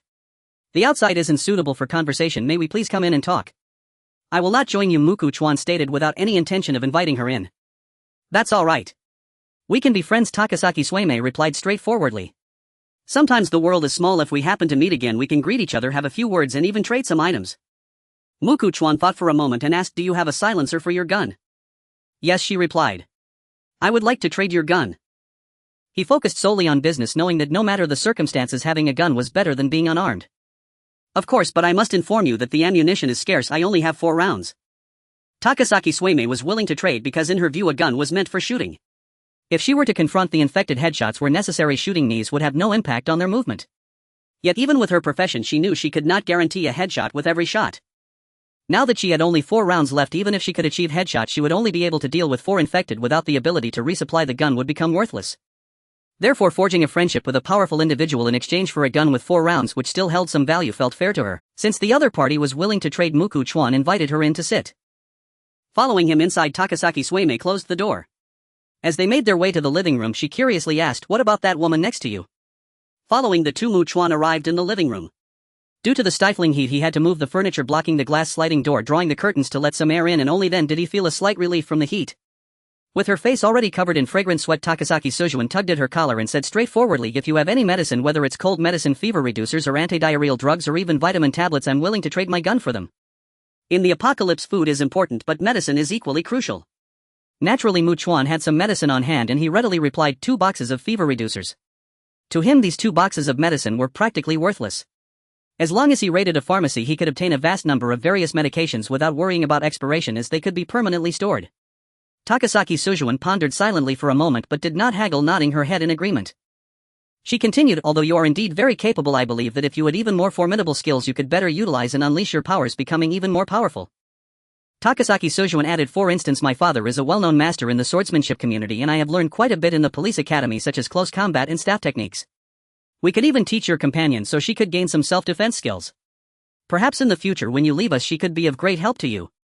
Takasaki Sojuan believed that as long as Mu Chuan was willing to bring Hasegawa Haruka into this larger community he might indeed choose to stay. After all, humans are social creatures who gradually integrate into communities. No one can truly remain apart from the group, otherwise wouldn't that be akin to being a savage? Especially since we have a generator and the new apartment building has solar panels with electricity and a water tank on the roof. Moreover, we have quite a few people and will strive to find ways to reinforce the doors and windows of the apartment. The more hands we have the easier it is to bring things back. Takasaki Sojuan continued, we will also gather more survivors. The more people we have the safer we will be. The psychology of people is quite fascinating. There is an inherent sense of security in larger groups. For instance, if one person encounters a ferocious tiger they would likely be terrified. But what about a dozen or several dozen people facing the same tiger? Would they still feel fear? They would probably only think about killing the tiger, wondering what its meat tastes like. I'll say it one last time, I have no interest in joining you. Mu Chuan said this directly, stood up, went upstairs, retrieved 2 boxes of fever reducers from his storage space and after a while came back downstairs to exchange them with Takasaki Sojuan. Takasaki Sojuan showed no intention of leaving, instead saying, when your companion wakes up I plan to get to know her and become friends. Since she couldn't take advantage of Mu Chuan, targeting the woman beside him wasn't a bad idea either. After all, she could give it another try. If it worked it would be great, and if it didn't, what would she lose? Takasaki Kenji, wielding a sakura blade, was followed by 7 individuals, all young people and middle-aged men, each carrying a bag, forming an exploration team to gather as many resources as possible to bring back. However, resources were not on the streets but required entering buildings, which posed considerable danger. Every person behind Takasaki Kenji seemed extremely tense, suspiciously glancing around, their eyes flickering with fear. They were all ordinary people without any extraordinary abilities, constantly facing numerous terrifying and fierce infected individuals. Who could remain calm? The road is really difficult to traverse. Someone suggested the path is almost completely blocked, making it hard to pass. Why don't we just climb over the vehicles instead? No way. Takasaki Kenji said seriously, if we walk over the vehicles and one of their alarms goes off, the monsters hiding in the buildings will rush out immediately and surround us. They could only take a detour, but speaking of which, Tokyo's streets are filled with convenience stores, so they wouldn't lack places to gather supplies. After about 10 minutes of walking they came across a convenience store. The group stopped not far away and no one dared to approach, each looking at the others, seemingly hoping someone else would go first. Takasaki Kenji glanced around and inwardly sighed. If there were only 1 or 2 infected people he would let them handle it to build their courage. If they couldn't deal with it he would step in. With this thought he walked over by himself and made a noise at the entrance of the convenience store. Soon Takasaki Kenji heard movement from inside the convenience store. He immediately retreated. Then both he and the others saw one infected person after another resembling fierce wild beasts rushing out with terrifying roars. There were quite a few of them. A rough count revealed nearly 20. Everyone was taken aback, including Takasaki Kenji. Now the infected had a significant numerical advantage and the impact of being outnumbered was self-evident. Furthermore, even if they could kill so many infected, could they all survive? This was absolutely impossible. Yet no one wanted to die. Everyone wanted to live. Moreover, the infected were all hideously terrifying, each rushing at them in a frenzy. The pressure and shock this placed on their minds was immense. Although Takasaki Kenji remained calm, the faces of the others already revealed extreme fear, their legs trembling uncontrollably, unable to truly overcome their intense terror. There are too many. We absolutely cannot handle this run. A middle-aged man cried out in despair, his face pale, seemingly completely terrified as he turned and fled in a panic. When one person runs away in the face of danger, the consequences can be severe. This can easily influence and incite others to flee. More people began to run. Indeed, it was one after another. Takasaki Kenji was extremely furious. These people were truly more of a hindrance than a help. But he also knew that no matter how strong he was, he couldn't take on so many infected by himself. He had no choice but to run. At the moment he turned around, the previously fleeing middle-aged man under extreme fear seemed completely governed by his survival instinct. He only wanted to take the fastest route straight back to that apartment building and climbed onto a car to get through. The car immediately blared its alarm loud and piercing. Seeing this, Takasaki Kenji felt a chill in his heart. His first thought was that it was over. He immediately scanned his surroundings, seeing infected rushing out from every direction at the fastest speed possible, far too numerous to count. Don't run. Don't go back to that apartment building. Otherwise you'll attract them over. Takasaki Kenji yelled with all his might, but no one was listening. Everyone in extreme fear only wanted to escape to what they believed was a safe place. Takasaki Kenji, with a face full of despair, turned around, drew his sakura blade and slashed at the infected rushing towards him. His swordsmanship was indeed very high, capable of directly severing the heads from their bodies. Yet the other infected remained undeterred, still charging at him with ferocious and crazed expressions. He struck again, killing another infected, the dark blood splattering all over his hair and clothes, but he was then tackled by an infected. The infected bit into his shoulder, easily tearing off a chunk of flesh. Takasaki Kenji felt intense pain that nearly shattered his consciousness. In the next moment he felt unbearable agony in his thigh, arm, waist and neck. All parts of his body were sending signals of intolerable pain. As Takasaki Suzun toyed with the handgun, she patiently waited for Hayasegawa Haruka to wake up. Suddenly she saw Makikawa swiftly put away the gun, draw the curtains and move furniture to block the view. As she instinctively followed him upstairs, she felt as though the staircase resembled a scene from a horror movie, walls and steps splattered with brain matter and dark blood. Upon reaching the second-floor hallway, she found Makikawa moving furniture away from the window, his expression serious as he stared outside. Just as the confused Takasaki Suzun was about to say something, she suddenly heard the continuous roars of the infected. Just from the sounds she could tell there were definitely a lot of them. Her face changed in shock, a sense of disbelief washing over her. After all, she had only just heard the commotion, yet Makikawa seemed to have sensed it a good 10 seconds earlier. Was this guy's hearing ridiculously exaggerated? Takasaki Suzun understood that this was not the time to dwell on such matters. She hurried to Makikawa's side, witnessing a terrifying wave of infected pursuing two fleeing figures. The sight alone was enough to instill despair. Moreover, the threat of death felt imminent. The two individuals seemed to have fully unleashed their physical potential as they raced toward the apartment building. Takasaki Suzun recognized them and knew they must have encountered trouble while gathering supplies. What was most horrifying was that the large number of infected seemed to be like ravenous wolves following a few fat sheep back to their den, having accurately found their prey and revealing a hint of excitement in their low growls. A chill ran down Takasaki Suzun's spine as she realized that the survivors in that apartment building were doomed all to be killed by these two fools. Makikawa also took a deep breath, slightly moved. Even though his body had far surpassed that of an ordinary person, he knew he couldn't handle so many. Soon a cacophony of heart-wrenching screams and cries for help erupted from the apartment building. Makikawa and Takasaki Suzun also saw people seemingly cornered with no way out, choosing to jump from the building only to have many infected follow suit, crawling over in grotesque postures to feast. A relatively small survivor camp had easily fallen, having lacked any power to resist the onslaught of the infected. What? What happened? Came a faint voice from Hayasegawa Haruka, trembling with fear. She had been awakened by the commotion, quietly opening the door to find Makikawa standing by the window with a woman in a police uniform. "Don't speak," Makikawa whispered. "We are right under the noses of those things. We must not draw attention." Hayasegawa Haruka immediately nodded, obediently, her bare feet moving quickly to Makikawa's side. Grasping his hand for comfort, she too gazed towards the apartment building. A horde of infected was tearing and devouring the survivors. Hayasegawa Haruka was struck with horror, seemingly forgetting to breathe, caught in a state of suffocation. Takasaki Suzun's face turned pale, motionless like a stone statue. After an unknown length of time, the noises began to fade. The entire world fell into a silence that was chilling and terrifying. Makikawa moved the furniture to block the window and turned on a flashlight, saying, "The people in that apartment building are surely done for. It's now filled with those infected. I believe all the infected will leave that building tonight, wandering about. Although some may choose to hide there from the sunlight tomorrow, they won't be as numerous as they are now. If I go tomorrow when the sun rises, I will face the least number of infected, minimizing the risk." Upon hearing this, Hayasegawa Haruka looked at the woman in the police uniform and quietly asked, "Makikawa-kun, who is she?" "Her name is Takasaki Suzun. She came from that apartment building, originally intending to invite us to join their team." Makikawa briefly explained, and Hayasegawa Haruka felt that this woman was incredibly fortunate. If she hadn't come, she would surely be dead by now. Being inherently kind-hearted, she kindly reassured Miss Takasaki, "Try to be open-minded. After all, in the apocalypse, no one can guarantee seeing tomorrow's sun. We don't have time for sorrow. We must strive to survive. And we must strive to make the most of each day." Takasaki Suzun opened her red lips in a daze but made no sound as she realized that the chances of her father still being alive were almost negligible.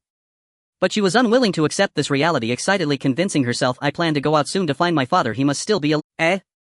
Hayasegawa Haruka was taken aback. The emotionally unstable Takasaki Suzun clenched her fists tightly. "As long as we don't make too much noise, those monsters won't rush out." "Miss Takasaki." As Hayasegawa Haruka couldn't help but try to persuade her, Makikawa interrupted, "She is not one of us. She can do whatever she wants." Takasaki Suzun in a daze left the second floor and came down to the living room, sitting there, her eyes vacant, hot tears rolling in her eyes, almost uncontrollable from falling. Makikawa and Hayasegawa Haruka entered the room on the second floor, and Makikawa gestured, "You can sleep a little longer." Sitting on the edge of the bed, Hayasegawa Haruka took a deep breath and suggested, "How about I go with Makikawa-kun to the apartment building tomorrow? I can walk behind you, so you only need to watch ahead. If there's danger behind, I will be the first to face it. Plus I can train my courage," and so on. This was not just empty politeness. No matter where they went, she truly wanted to be with him. Even if all she could do was accompany him in facing danger and ensuring his safety from behind. "No need." Makikawa shook his head, and Hayasegawa Haruka fell silent, her gaze complex as she looked at his face. After biting her moist cherry-red lips, she added, "Then I will continue doing what I can. I know I didn't do well last time. I have no experience, so I need to practice hard to be able to do it well in the shortest time possible." She truly wanted to do something even if it was just to allow Makikawa to relax and enjoy a wonderful moment. Both of them understood that this was all they could do for now. To truly accomplish something big to enjoy a seafood feast, it would be best in a place where no loud sounds could escape, ensuring relative safety. Otherwise, if she were to shout recklessly here, it was likely that the infected in that apartment building would immediately come following the sound. Hayasegawa Haruka stood up, her face slightly flushed as she said, Makikawa-kun, if I do anything wrong, please tell me, I will improve. As Mukuchuan gently closed his eyes and brushed his hand through the silky black hair of Yuchingwan Haruka, who was diligently practicing the technique of smooth talk, he heard someone moving towards the entrance and the sound of the door opening. In fact, Yuchingwan Haruka also heard it, but she did not stop. Instead, she continued to practice earnestly. By 10 in the morning, after Yuchingwan Haruka had improved her proficiency a bit more, Mukuchuan, having enjoyed a pleasant time after sleeping, went downstairs and stepped outside. Mukuchuan naturally aimed to hunt the infected, continuously leveling up and enhancing himself. He understood that the earlier commotion had both its advantages and disadvantages. The advantage was that most of the nearby infected were definitely drawn away, having mostly gone to that apartment building. They would now be hiding from the sunlight and would not come out, so even if there were still some infected in the nearby residences, their numbers would be limited and the danger he faced had been minimized. However, the downside was that because there wouldn't be many, it would likely be difficult for him to gain a substantial amount of experience. It was impossible to level up consecutively by 5 or 6 levels, or even 7 or 8. He then deliberately walked a bit farther, arriving at the entrance of a nearby house about 200 meters away. Seeing the door ajar, he circled around it and returned to the entrance, striking the wall with a crowbar to create noise. Immediately, a piercing low growl echoed from inside the house. Through his perception, he could roughly judge that there should be 5 or 6 of them. He quickly retreated, gripping the crowbar tightly, and as an infected individual charged out, he struck directly, delivering a fatal blow to its head, causing blood and brain matter to splatter everywhere. Experience points 35. As the system's notification sounded, a second infected rushed out from the house and Mukuchuan easily killed it. He eliminated 4 infected in a row, earning 140 experience points, bringing his total to 332, satisfying the requirement of 300 points for leveling up. Current host level LV4 experience required for leveling up 32,400. Host has 10 attribute points available for allocation. Mukuchuan followed his usual practice, adding 4 points to agility and distributing 2 points to each of the other 3 attributes. The enhanced perception immediately alerted him to the arrival of another infected. As this infected burst out, Mukuchuan was momentarily taken aback. If the previous 4 infected were still somewhat human-like, the one he saw now had already begun to develop in a non-human direction. Leaving aside other details, its sharp teeth resembled those of a tiger rather than human teeth capable of easily crushing a hard bone. Mukuchuan naturally remembered that there had been quite a few infected who had feasted on a fierce tiger. Perhaps this was one of the mutated ones. Moreover, the most horrifying thing was that this mutated infected had a mouth that opened wider than any human could, lunging at him like a blood-red maw. In less than 4 meters, it was upon him in an instant.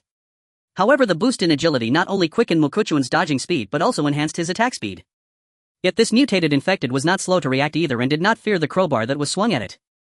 Although Mukuchuan pierced through the arm of the mutated infected, it grabbed the crowbar with its other hand and forcefully yanked it away. The sheer force exerted was even stronger than Mukuchuan's current strength.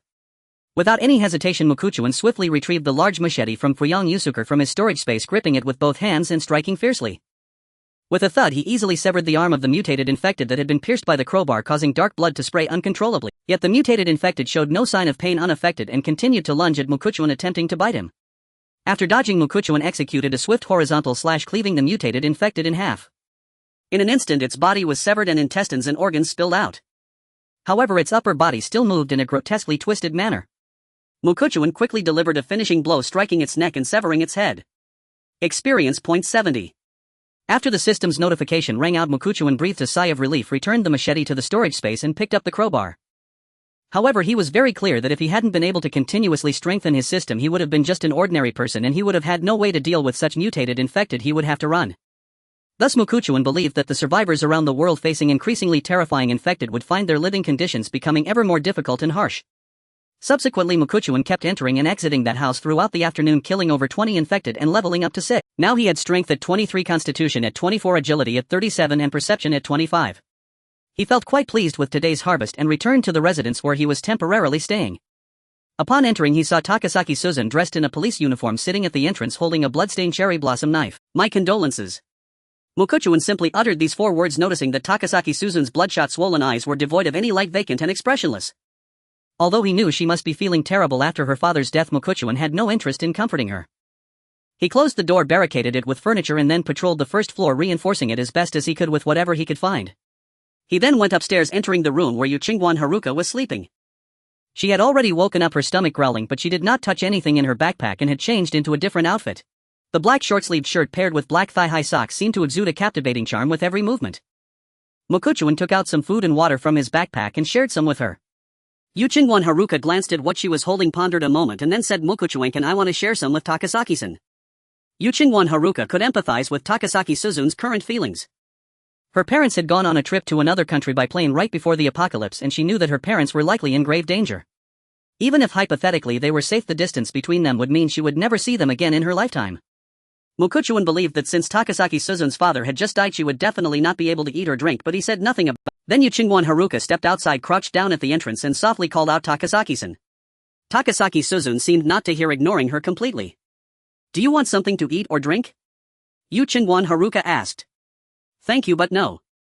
Takasaki Suzun replied in a hoarse voice, I just want to be alone right now. She had found the cherry blossom knife where she did, discovering blood, some bone fragments, and pieces of clothing that belonged to her father. She was certain her father had met a gruesome end.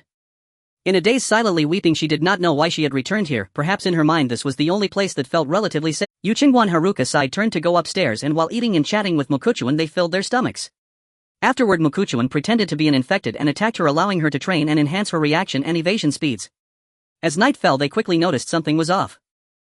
It seemed that there were a lot of infected gathering outside. The two of them immediately left the room, moved the furniture blocking the windows, and looked outside, only to see a chilling scene. A large number of infected were devouring the corpses of their kind that Mukuchuan had killed and thrown out onto the street like a pack of hungry wolves. Before long, as the gathered infected indulged themselves in their feast, a deafening roar echoed through the air. Yuzukawa Haruka was startled, her graceful figure trembling as she instinctively clutched Mukukawa's arm, tightly burying his hand deep within her ample bosom. Mukukawa's pupils constricted sharply as he turned to face the source of the sound. This was the mutated infected from last night, the one that had devoured the most flesh of the ferocious tigers and had become incredibly fast. Mukukawa immediately assigned it the codename Number 1 in his mind. At Number 1's roar, the other infected responded in kind, their collective wails forming a chilling and deep cacophony that pierced the night. Why is it still here? Mukukawa's heart raced as he pondered, does it have a sense of territory? It won't stray too far from here, will it? As his mind raced, he never expected to hear the sound of a helicopter rotor in the distance. The noise also attracted the infected on the street, who immediately turned their attention towards a certain direction. A police helicopter was flying low, and voices came through a loudspeaker echoing in the silent night, we will now lead these monsters to another location. Survivors can head to Tianhai Private Academy, where the Tokyo Metropolitan Police's armed forces are, and it is very safe. The helicopter approached and then quickly moved away. The infected, stirred by the commotion frenzy, followed in pursuit. Yuzukawa Haruka asked excitedly, Mukukawa, can I know where Tianhai Private Academy is? It should be less than 3 kilometers from here. Should we go? No, Mukukawa replied coolly in 2 words. Instantly, a flicker of disappointment crossed Yuzukawa Haruka's watery eyes. To be honest, she still felt that the more people there were, the safer it would be, especially with armed forces involved. Then she heard Takasaki Suzu's somewhat hoarse voice say, not going is the right choice. Eh? Yuzukawa Haruka turned her head to see Takasaki Suzu leaning against the wall of the second-floor corridor holding a cherry blossom knife. She continued slowly, in places with a lot of people, resources are consumed more quickly, and there will definitely be a need to constantly send people out to gather supplies. But as long as there are a few cowardly fools who, when faced with danger, will only mindlessly run to what they think is a safe place, they will attract those monsters to come and enjoy a lavish feast. While Yuzukawa Haruka was lost in thought, she continued, you should know that even with just 100 people, not everyone can be wise. I firmly believe that there are definitely cowardly fools among them, and the more people there are, the more internal conflicts arise, such as fighting for speaking rights, decision-making rights, and resource distribution rights. In fact, Takasaki Suzu's point could be summed up in one sentence. Where there are people, there are relationships, and there will be grievances, hatred, interests, and conflicts in abundance. Miss Takasaki, you've come out. Mukukawa asked. I just feel that I must live well. My father would definitely not want me to go down with him, but rather hope for me to live well. Takasaki Suzu lowered her gaze. I understand that in this world, only by cooperating with strong and capable people do I have a greater chance of survival. Takasaki Suzu had fundamentally changed her view that more people meant relative safety, because she had previously considered that if it were just her and her father, perhaps he would still be alive. She had even witnessed 2 cowardly fools attracting numerous infected to their apartment building in their bid for survival, which made her perspective shift after enduring the pain of losing her father. It wasn't that she had suddenly come to terms with her grief so quickly, but rather that she realized no matter how sorrowful and depressed she felt, her father would not resurrect. She had to pull herself together as quickly as possible, even if it was just on the surface. Otherwise it would affect Mukukawa's opinion of her, making it difficult for her to travel with him. Cooperate. I know how to fly a helicopter. If you want to survive by driving or walking out of Tokyo, which has a population of over 10 million, or even leaving the Tokyo metropolitan area with nearly 40 million people, I can assure you that it is absolutely impossible. Therefore, the best way is to fly a helicopter, and I can teach you how to fly one. Takasaki Suzu straightforwardly stated. Moreover, I know where there are helicopters not far from my Hama station in Chiba Prefecture. There is a helicopter port. Mukukawa and Yuzukawa Haruka both looked at her in surprise. Mukukawa nodded without hesitation. In this apocalyptic world, learning more skills is definitely beneficial, and besides, if he could truly find a helicopter to escape, it would indeed be much safer than traveling on land. Infected would never fly. Then the three of them entered the room. Mukukawa lay down and Yuzukawa Haruka took a fan, gently fanning him to help him cool down. Mukukawa quickly fell asleep. Your boyfriend is quite impressive, Takasaki Suzu said softly, her eyes swollen and red. I wish I had such an impressive boyfriend or even a husband. Yuzukawa Haruka smiled bitterly, shaking her head gently, and changed the topic to praise. I didn't expect Miss Takasaki could fly a helicopter. That's amazing. I was interested in it before and my family was relatively well off, so I learned it. Takasaki Suzu's voice was neutral, as if she were discussing something unrelated. However, Yuzukawa Haruka felt a bit worried as she looked at her. Takasaki Suzu was skilled in kendo, a police officer with far greater combat ability than her, and was undoubtedly quite capable. Knowing how to fly a helicopter was undeniably more useful than she was. Moreover, what she could do now as a night watch, Takasaki Suzu could surely do as well. Additionally, in terms of beauty, Takasaki Suzu was no less than her. Thus she tentatively asked, Miss Takasaki, do you have a lover? No, I've never been in a relationship. She replied casually. Eh? Yuzukawa Haruka was taken aback, quite surprised.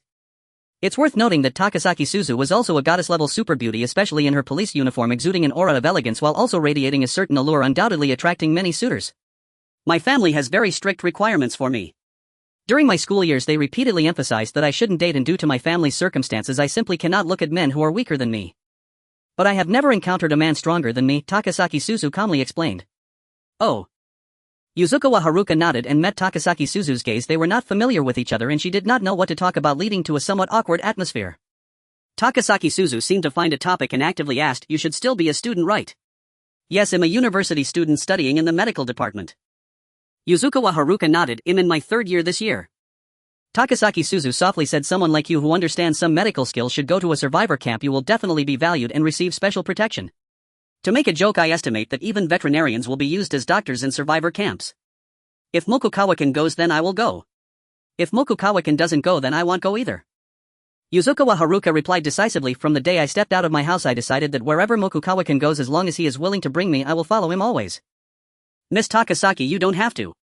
Right now I can't help Mokukawa-kun at all, so I want to do my best for anything I can do. Yuzukawa Haruka shook her head firmly and Takasaki Suzu seemed to realize something, belatedly standing up. I will go out to rest. Then she took her cherry blossom knife and left the room, closing the door behind her. Yuzukawa Haruka sat there, her senses heightened as she listened to the sounds outside. I must quickly find a way to assist Mokukawa-kun during his fight with the monsters. After contemplating, Yuzukawa Haruka looked at the sleeping Mokukawa and decided that if no infected entered the room to avoid sunlight by dawn and Mokukawa did not awaken, she could take the opportunity to see how a man would react in the morning, as every man naturally understood. Then she could also initiate a morning kiss while continuing to diligently practice her smooth talking skills. The next day, Chuan was gently awakened by Yusui Chuan Ching Xia in a unique and tender manner. To be honest, he found this way of being called to rise truly remarkable. He was not polite either, thoroughly indulging in the astonishing weight that captivated his senses, relishing the exhilarating satisfaction and beauty it brought. Neither of them spoke for a while. After a few minutes, Yusui Chuan Ching Xia straightened her back and cheerfully greeted, Good morning, Yuka-kun. Chuan sat up to respond, pulled out some food and drink from his backpack, and they finished breakfast together. After a sleepless night and a long exertion, Yusui Chuan Ching Xia was utterly exhausted and almost fell asleep in an instant. Chuan packed some food and drinks into his shoulder bag and stepped outside. He saw Takasaki Suzuan sitting on the outdoor walkway holding her cherry blossom knife fast asleep. He called out to her. As Takasaki Suzuan groggily opened her eyes, Chuan said, I'm going out. Keep an eye on any movements outside. There's food and drink in the room. Okay. Takasaki Suzuan nodded readily. Chuan then tiptoed downstairs, opened the entrance door and stepped out cautiously, making his way to the front of the apartment building. Although a helicopter had flown over last night, certainly attracting many infected, he remained vigilant, slowly entering the area and creating some noise. After waiting for several minutes without any danger approaching, he finally picked up his pace, exploring with caution. Here lay remnants of flesh and broken clothing, and the ground and walls were splattered with copious amounts of blood, filling the air with an unsettling bloody stench, rendering the atmosphere eerie and sinister. Chuan carefully surveyed the area. The first floor had 4 single rooms, each equipped with kitchens and bathrooms, a modest living room and bedrooms, all furnished with brand new furniture and appliances, making it ready to move in. He tried to turn on the lights and was pleasantly surprised to find that there was indeed electricity due to the solar panels. Afterward, Chuan checked the second, third and fourth floors. The structure of these floors was essentially the same as the first floor, and not only did he not encounter a single infected, he also found a generator that ran on gasoline. Now with vehicles scattered everywhere and numerous gas stations, finding gasoline would be quite easy. What excited Chuan even more was that to the south of the apartment building lay a fairly wide railway, making it impossible for the infected to approach from that direction. On both the east and west sides were two-story residential homes, providing a sort of barrier. He made his way to the rooftop, where several large solar panels and a decent-sized water tank were located. Once I reinforce this place, I need to set up a few temporary safe houses not too far from here. Chuan thought to himself that since Yusui Chuan Qingxia had good friends from high school who lived in a large villa, he naturally wanted to check if that place was suitable. After all, having an additional safe location to turn to in an emergency could genuinely save lives in critical moments. Following this, Chuan descended from the rooftop to the first floor and then back up again, meticulously inspecting every layer multiple times. Confirming there were no dangers, he used the new furniture available to block any openings in each room, quickly exited the apartment building and moved furniture like wardrobes from nearby residences to seal off the entrance. Once everything was set, he planned to head to a construction site. There would definitely be plenty of building materials there. Steel plates, rebar, pipes, etc. could all be used to secure the doors and windows. However, Chuan was not familiar with Tokyo, so he decided to go back to ask Takasaki Suzuan if she knew where any construction sites were. He quickly arrived at the second floor of the residence, looking at Takasaki Suzuan, who was leaning against the wall with her cherry blossom knife in hand, and asked, "Do you know where there are any construction sites around here?" "Head east for about 2 kilometers, Takasaki Suzuan replied directly. "I saw it on the way here with my father, but you don't have a vehicle, so you won't be able to bring anything back." This was not a problem for Chuan, he had storage space. "I'll go take a look." As Chuan was about to leave, Takasaki Suzuan called out, "Wait." Hearing this, Chuan stopped and turned to see her handing him the cherry blossom knife. "No need." Chuan shook his head. Regardless of whether it was a dagger kitchen knife or even a cherry blossom knife, they were not meant for cracking skulls. In terms of practicality, they were far inferior to a crowbar, a pointed hammer, or an axe. Then he hurriedly stepped out, riding his bicycle eastward. After traveling a kilometer, Chuan encountered 8 survivors moving together, 5 women and 3 men. Recalling that Yusui Chuan Qingxia had mentioned that Tenkai Private Academy was not too far from them, it seemed normal for several survivors to be converging from all directions towards that place. "I'm Moriyama Takuya. Are you also heading to Tenkai Private Academy?" A young man with double eyelids and fair skin who looked quite handsome was evidently the leader of this small group. He spoke in a gentle tone. "If you are, we can go together. There's safety in numbers." He was quite straightforward in his invitation. Firstly, Chuan looked much healthier than they did, clearly living a comfortable life with no worries about food or drink. Secondly, a lone individual with such boldness could not be underestimated. He was definitely a person of great courage and ability. Thus, bringing Chuan along to a safe place would not only ensure greater safety on the road, but if he truly possessed exceptional skills, he would naturally stand out, becoming an influential figure. For as long as there was a gathering of people and a clear leader, how foolish would it be not to recruit a capable individual? This way, even if Chuan might not stay in their team or be with them for long, others would know of their acquaintance with him while remaining oblivious to the depth of their relationship, making it unlikely for anyone to dare bully them. Moreover, they might even use Chuan's identity to gain some advantages for themselves. The others continued to persuade him. Chuan was carrying a bag, and as long as he was willing to join them, they could ask him for some food and drinks. Harboring such thoughts, in reality, this group had all come from a privileged background before the apocalypse, consisting of rich young men and women.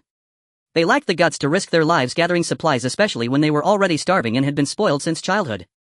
Their only hope now was to reach Tenkai Private Academy, which they had heard was now a survivor camp. "I'm not going." After Chuan said this, he brushed past them. Immediately, Moriyama Takuya called out, "Can you give us some food and drink? We will definitely repay you later." Chuan, too lazy to reply, quickly rode away.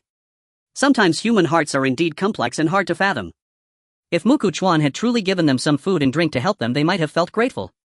But if he refused to assist them, they would ironically feel displeasure and resentment. They could only vent their inner feelings with curses for now. Look at him being so stingy, unwilling to give even a bit of food and drink. We're not refusing to pay him back. If this were before the apocalypse, I could have made him take a nice bath in Tokyo Bay with just a word. He's wandering around alone, he'll eventually get into trouble and might not even survive to see today. Exactly. A selfish miser like him deserves to meet a bad end. Although Chuan had a direction, he still spent some time and effort before finally locating the construction site mentioned by Takasaki Suzuan. He first cautiously and meticulously inspected the area to ensure there were no dangers.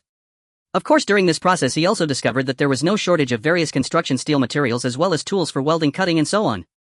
He stored everything in his storage space, clearly knowing that his next task was to find soundproof and sound-absorbing materials such as acoustic foam or soundproof panels. Since using tools and generators produced noise to varying degrees, it was best for him to do such work in a room with soundproof and sound-absorbing materials. Mu Chuan thought for a moment and decided to go back and ask Yusue Chika and Takasaki Susan if they knew any stores selling these materials. After all, asking wouldn't take much time, and what if they did know? By the time he returned to the temporary residence, it was already past 1 in the afternoon. Awake Yusue Chika was chatting with Takasaki Susan in the second floor room. The curtains were drawn open and the glass sliding door was also opened, allowing the wind to blow in. Although it was warm air, it was still better than nothing. "Welcome back, Mu Chuan," Yusue Chika said with a smile. Mu Chuan nodded slightly and directly asked, "Do you know where I can find stores selling soundproof and sound-absorbing materials?"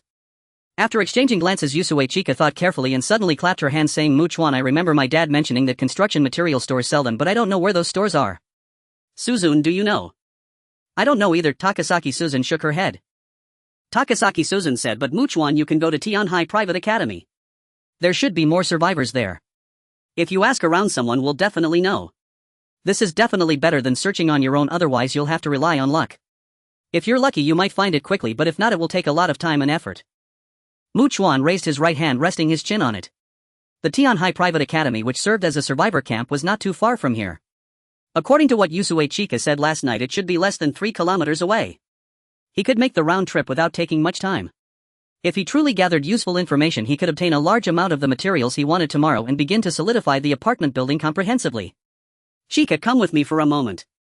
Mu Chuan gestured, wanting Yusue Chika to guide him accurately so they could go quickly and return swiftly. Yusue Chika was taken aback. This seemed to be the first time Mu Chuan called her by her name. Her face flushed slightly and she nodded vigorously, quite pleased. Then Takasaki Susan stayed behind while Mu Chuan rode a bicycle with Yusue Chika to set off. She tightly wrapped her arms around Mu Chuan's waist, but she was quite restless, intentionally moving around mischievously. Mu Chuan said nothing about it. In any case, he was quite enjoying it. As they approached the academy, they could see quite a few survivor teams. These were surely the survivors closest to the academy. Those further away would not be able to arrive today. Mu Chuan did not ride directly there, but instead parked his bicycle in the yard of a house some distance from the academy, taking advantage of Yusue Chika's inattention to store the crowbar in his storage space. He did not believe he could brazenly bring a weapon into a safe zone. They then arrived at a spot not far from the academy entrance where they saw 4 fully armed personnel guarding the area, their firearms equipped with silencers. There were also quite a few survivors, most of whom were outside filling out some forms, while others who had already entered were coming out in groups, seemingly to gather supplies. People were continuously entering and exiting, and it looked rather lively. "Mu Chuan, those armed personnel should belong to the special assault unit of the police department," Yusue Chika whispered. "They are all elite." So they were all elite. No wonder they could be urgently organized to occupy a school. The two of them also arrived at the academy entrance. "Write down your name, occupation, age, whether you have any infectious diseases, serious illnesses, and so on. If you are a doctor or a medical student, a researcher, an engineer, an electrician, or have any special skills like being able to drive a boat or an airplane or repair vehicles, you will receive our special protection." One of the armed personnel handed over paper and a pen, speaking in an official tone. "Of course, it must be truthful. If we find out you are lying, you will understand the consequences." After taking the paper and pen, Mu Chuan stepped aside, wrote down his name, age, and occupation, and then handed the paper and pen to Yusue Chika, seeing that she deliberately wrote false information listing her occupation as a student in the literature department of Sakura Women's University, not the medical department. After that, they handed the paper and pen to the armed personnel, who glanced at it, then looked up at Mu Chuan and said, "Let me check if you are hiding any weapons on you." Yusue Chika frowned slightly. Due to the hot weather, they were dressed lightly, and it was clear there was no place to hide weapons. Mu Chuan naturally understood that the other party was deliberately targeting him due to his identity as someone from the Heavenly Dynasty. He felt displeased, but in such a public setting he could not act impulsively. The armed personnel thoroughly checked Mu Chuan and found no weapons before saying, "I must remind you, as an international student from the Heavenly Dynasty, there are rules here. You'd better behave yourself. If you dare to do anything out of line, you will be shot on the spot." Hearing this, Yusue Chika was quite furious, as this armed personnel had not said such things to other survivors entering the academy before. It was clear that Mu Chuan was being special treated because he was from the Heavenly Dynasty. The armed personnel then let them pass. Mu Chuan, holding Yusue Chika's hand while glancing at the armed personnel, walked out and found that there were quite a few survivors. Some were aimlessly wandering around, some were gathered in small groups showing expressions of sorrow and concern while speaking softly. Others were kneeling on the ground fervently praying for something, while some were running back and forth, making the most of their time to exercise and strengthen their physical fitness, hoping to run faster and longer. It was surprising to see such a variety of human conditions here. Many armed personnel stood guard on top of the teaching buildings, administrative buildings, gymnasiums, and other high places, watching for any movements. This made it feel like he had entered a heavily guarded prison. Mu Chuan withdrew his gaze. He was here to gather information, so he approached people to inquire. To his surprise, with so many people around, and since construction material stores were not extremely rare shops, it was indeed quite easy for him to obtain the information he wanted. He learned that there was a large construction material store located to the west of Tianhai Private Academy. Just as he was about to take Yusue Chika and leave, he heard Moriyama Takuya's voice laced with sarcasm. Isn't this the selfish and stingy guy we encountered before? Right, I remember you said you wouldn't come here, didn't you? Yusue Chuan Haruka immediately turned her gaze towards the sound, watching the 3 men and 5 women approaching, realizing that these individuals came with ill intentions. Previously, Moriyama Takuya and his group had asked Mukuchuan for food and drink, and when Mukuchuan refused, it left them quite displeased and resentful. After Mukuchuan left, they had all angrily cursed him, and now to see Mukuchuan here again after he had said not to come. How hypocritical. This could prove that Mukuchuan looked down upon them from the bottom of his heart and thus did not wish to associate with them.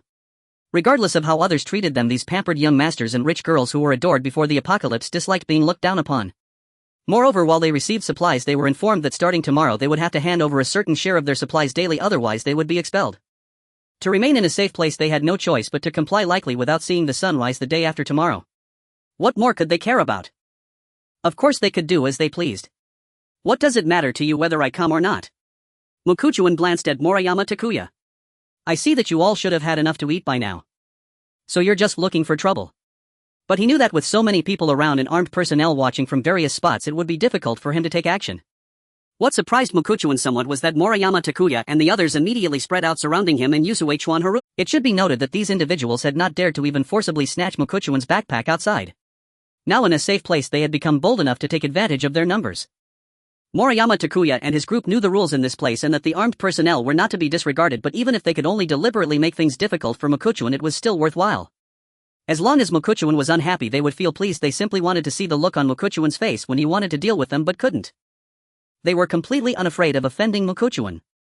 After all, they had no reliance on him and could gain nothing from the armed personnel who had previously specifically checked Mukuchuan for hidden weapons and reminded him to behave approached immediately upon witnessing this scene. His face was dark as he angrily asked, "What are you doing?" "Hello, we previously wanted to ask this man for some supplies, but he made unreasonable demands, asking the women in our team to sleep with him." Moriyama Takuya shouted furiously. "Now that we see this despicable and shameless man here, we couldn't help ourselves." Hearing this, Yusue Chuan Haruka's face showed anger. Such words were extremely vicious, making anyone unaware of the truth form a very negative first impression of Mukuchuan. Thus she immediately emphasized, "Mukuchuan is not that kind of person. Isn't it normal for people from the Celestial Empire to behave this way? Even you, a woman from Sakura Nation, are mixing with a Celestial Empire man. You're simply bringing shame to our Sakura Nation. Are our valiant men of the Sakura Nation inferior to a man from the Celestial Empire who only has a face?" The armed personnel sneered disdainfully. "Moreover, our supplies are limited. We don't have enough for the people of Sakura Nation, let alone spare any for this Celestial Empire man." At once Yusue Chuan Haruka's face turned extremely pale, her hands tightly clenched into fists. She couldn't believe she had been humiliated too. However, the still somewhat innocent Yusue Chuan Haruka, who had yet to step out into society, angrily exclaimed, "You have been deliberately targeting Mukuchuan. Now you're doing this again. I will definitely report you to the leaders here for your extreme discrimination against Mukuchuan. My name is Kitayoshi Kazuhiko. Complain all you want.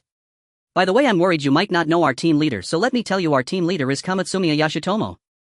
That armed personnel spoke with a deliberately mocking tone and then looked at Mukuchuan, speaking in a condescending tone. "You will come with us. I need to ask about this matter. If you really did something so outrageous, there are rules here and you will naturally be punished." Upon hearing this, Moriyama Takuya and the others were extremely delighted. They hadn't expected Mukuchuan to actually be from the Celestial Empire. Moreover, Kitayoshi Kazuhiko was clearly on their side. This further fueled their arrogance, firmly believing that in this place they could bully Mukuchuan without any restraint, with no fear of the people of Sakura Nation coming to Mukuchuan's aid. Moriyama Takuya laughed heartily. "So this person who used food to coerce the women in our team to sleep with him is actually from the Celestial Empire. No wonder he is so despicable and shameless." His voice was loud, seemingly trying to make other armed personnel and the Sakura people understand that Mukuchuan was not one of them but came from the Celestial Empire. Now many people had heard his voice and looked over, whispering to each other. It became quite noisy. Yusue Chuan Haruka was shocked to find that not a single armed personnel approached. All were watching coldly without any intention of intervening. She was not foolish. She understood that these people from Sakura Nation, who had no hesitation in taking sides when a conflict arose between Mukuchuan and the Sakura people, would not stop them from teaching Mukuchuan a lesson. Immediately many people began to jeer, eager to witness a spectacle. Meanwhile, Moriyama Takuya's companions continued to mock and insult Mukuchuan with various unpleasant words. Yusue Chuan Haruka felt her lungs nearly explode just from listening. She seemed to lose her composure, her body shaking violently, her flushed face betraying her agitation and anger as she sharply questioned, "Why are you spreading lies? Why are you slandering Mukuchuan?" She was extremely nervous and concerned. After all, everyone was amidst the apocalypse, and no matter who it was, the mental pressure was immense. If Mokuchuan were to be used as a punching bag for their frustrations, then he would surely be beaten to death. Now Mokuchuan stared expressionlessly at Moriyama Takuya and the armed personnel Kitayoshi Kazuhiko, a strong killing intent surging within him. He turned to Yusue Chuan Haruka, whispering in her ear, "Haruka, you should leave, I will go with them for a while." Yusue Chuan Haruka, worried, looked at Mokuchuan, ultimately nodding. She anxiously watched as Mokuchuan followed Moriyama Takuya and Kitayoshi Kazuhiko into the classroom before quickly leaving. Mokuchuan and his group arrived at the student lounge on the third floor, where Kitayoshi Kazuhiko closed the door. Moriyama Takuya and the others were all eagerly rubbing their hands, exuding an air of complete disdain for Mokuchuan. Kitayoshi Kazuhiko immediately raised his firearm, intending to shoot Mokuchuan in the knee. However, he hadn't anticipated that Mokuchuan would move so quickly, snatching the weapon from his hand, leaving even such elite personnel with no time to react. Kitayoshi Kazuhiko suddenly realized the situation was dire. In an instant of shock and fear, Mokuchuan aimed the gun at his head and pulled the trigger. Due to the silencer, the sound was very faint and the bullet instantly penetrated Kitayoshi Kazuhiko's skull. A shot to the head. As they watched Kitayoshi Kazuhiko collapse with wide open eyes like a dead dog, Moriyama Takuya and the others expressed extreme shock and fear, nearly losing their minds. Now when Mokuwa turned around while holding a firearm, Takeya Moriyama and the others trembled violently as if caught in a dizzying whirl and took a step back, gasping for breath. They knew Mokuwa must be quite capable, otherwise he wouldn't dare to wander alone outside. However, they never expected that Kitaguchi and Hayoshi would be completely helpless against Mokuwa falling without any suspense. The turmoil of fear, regret and dread surged within them like a massive wave, threatening to drag them into an abyss of despair. After all, Mokuwa was so formidable, especially with a firearm in hand, they didn't even dare to entertain the thought of rushing in reckless. Shaking uncontrollably, Takeya Moriyama reacted the fastest, kneeling down and repeatedly knocking his head on the ground, producing a series of thuds as blood flowed from his broken forehead. Yet on his pale face there was a fawning smile as he pleaded, "Mokuwa, I realize my mistake. Please spare me." The others also hastily knelt down without hesitation, and a woman quickly offered Mokuwa, "I am willing to do anything. I can be your dog." Mokuwa couldn't be bothered to say a word. Each of them received a bullet that shattered their heads. He acted decisively, killing without hesitation. Then Mokuwa searched Kitaguchi and Hayoshi's bodies, retrieving 8 magazines, 3 grenades, a handgun, a dagger and other items. He stored everything in his spatial storage, then took out a new set of clothes to change into, altering his appearance, and put on a black baseball cap before swiftly exiting and closing the door behind him. He had no worries about being noticed. Firstly, he had changed his clothes, and secondly, there were many people entering and exiting outside needing to register while others were out collecting supplies. The school gate was bustling with activity. Moreover, since this incident had not been discovered, there would definitely be no lockdown or restrictions on entry and exit. Mokuwa easily left the academy and met up with Haruka Hayes. Seeing Mokuwa safe, she excitedly rushed up to him, hugging him tightly and kissing his cheek. Mokuwa was not reserved either, boldly feeling her ample bosom while not forgetting to address the matter at hand, saying swiftly, "Haruka, I'll take you home first. You will be with Takasaki Suzune tonight. I have some things to attend to.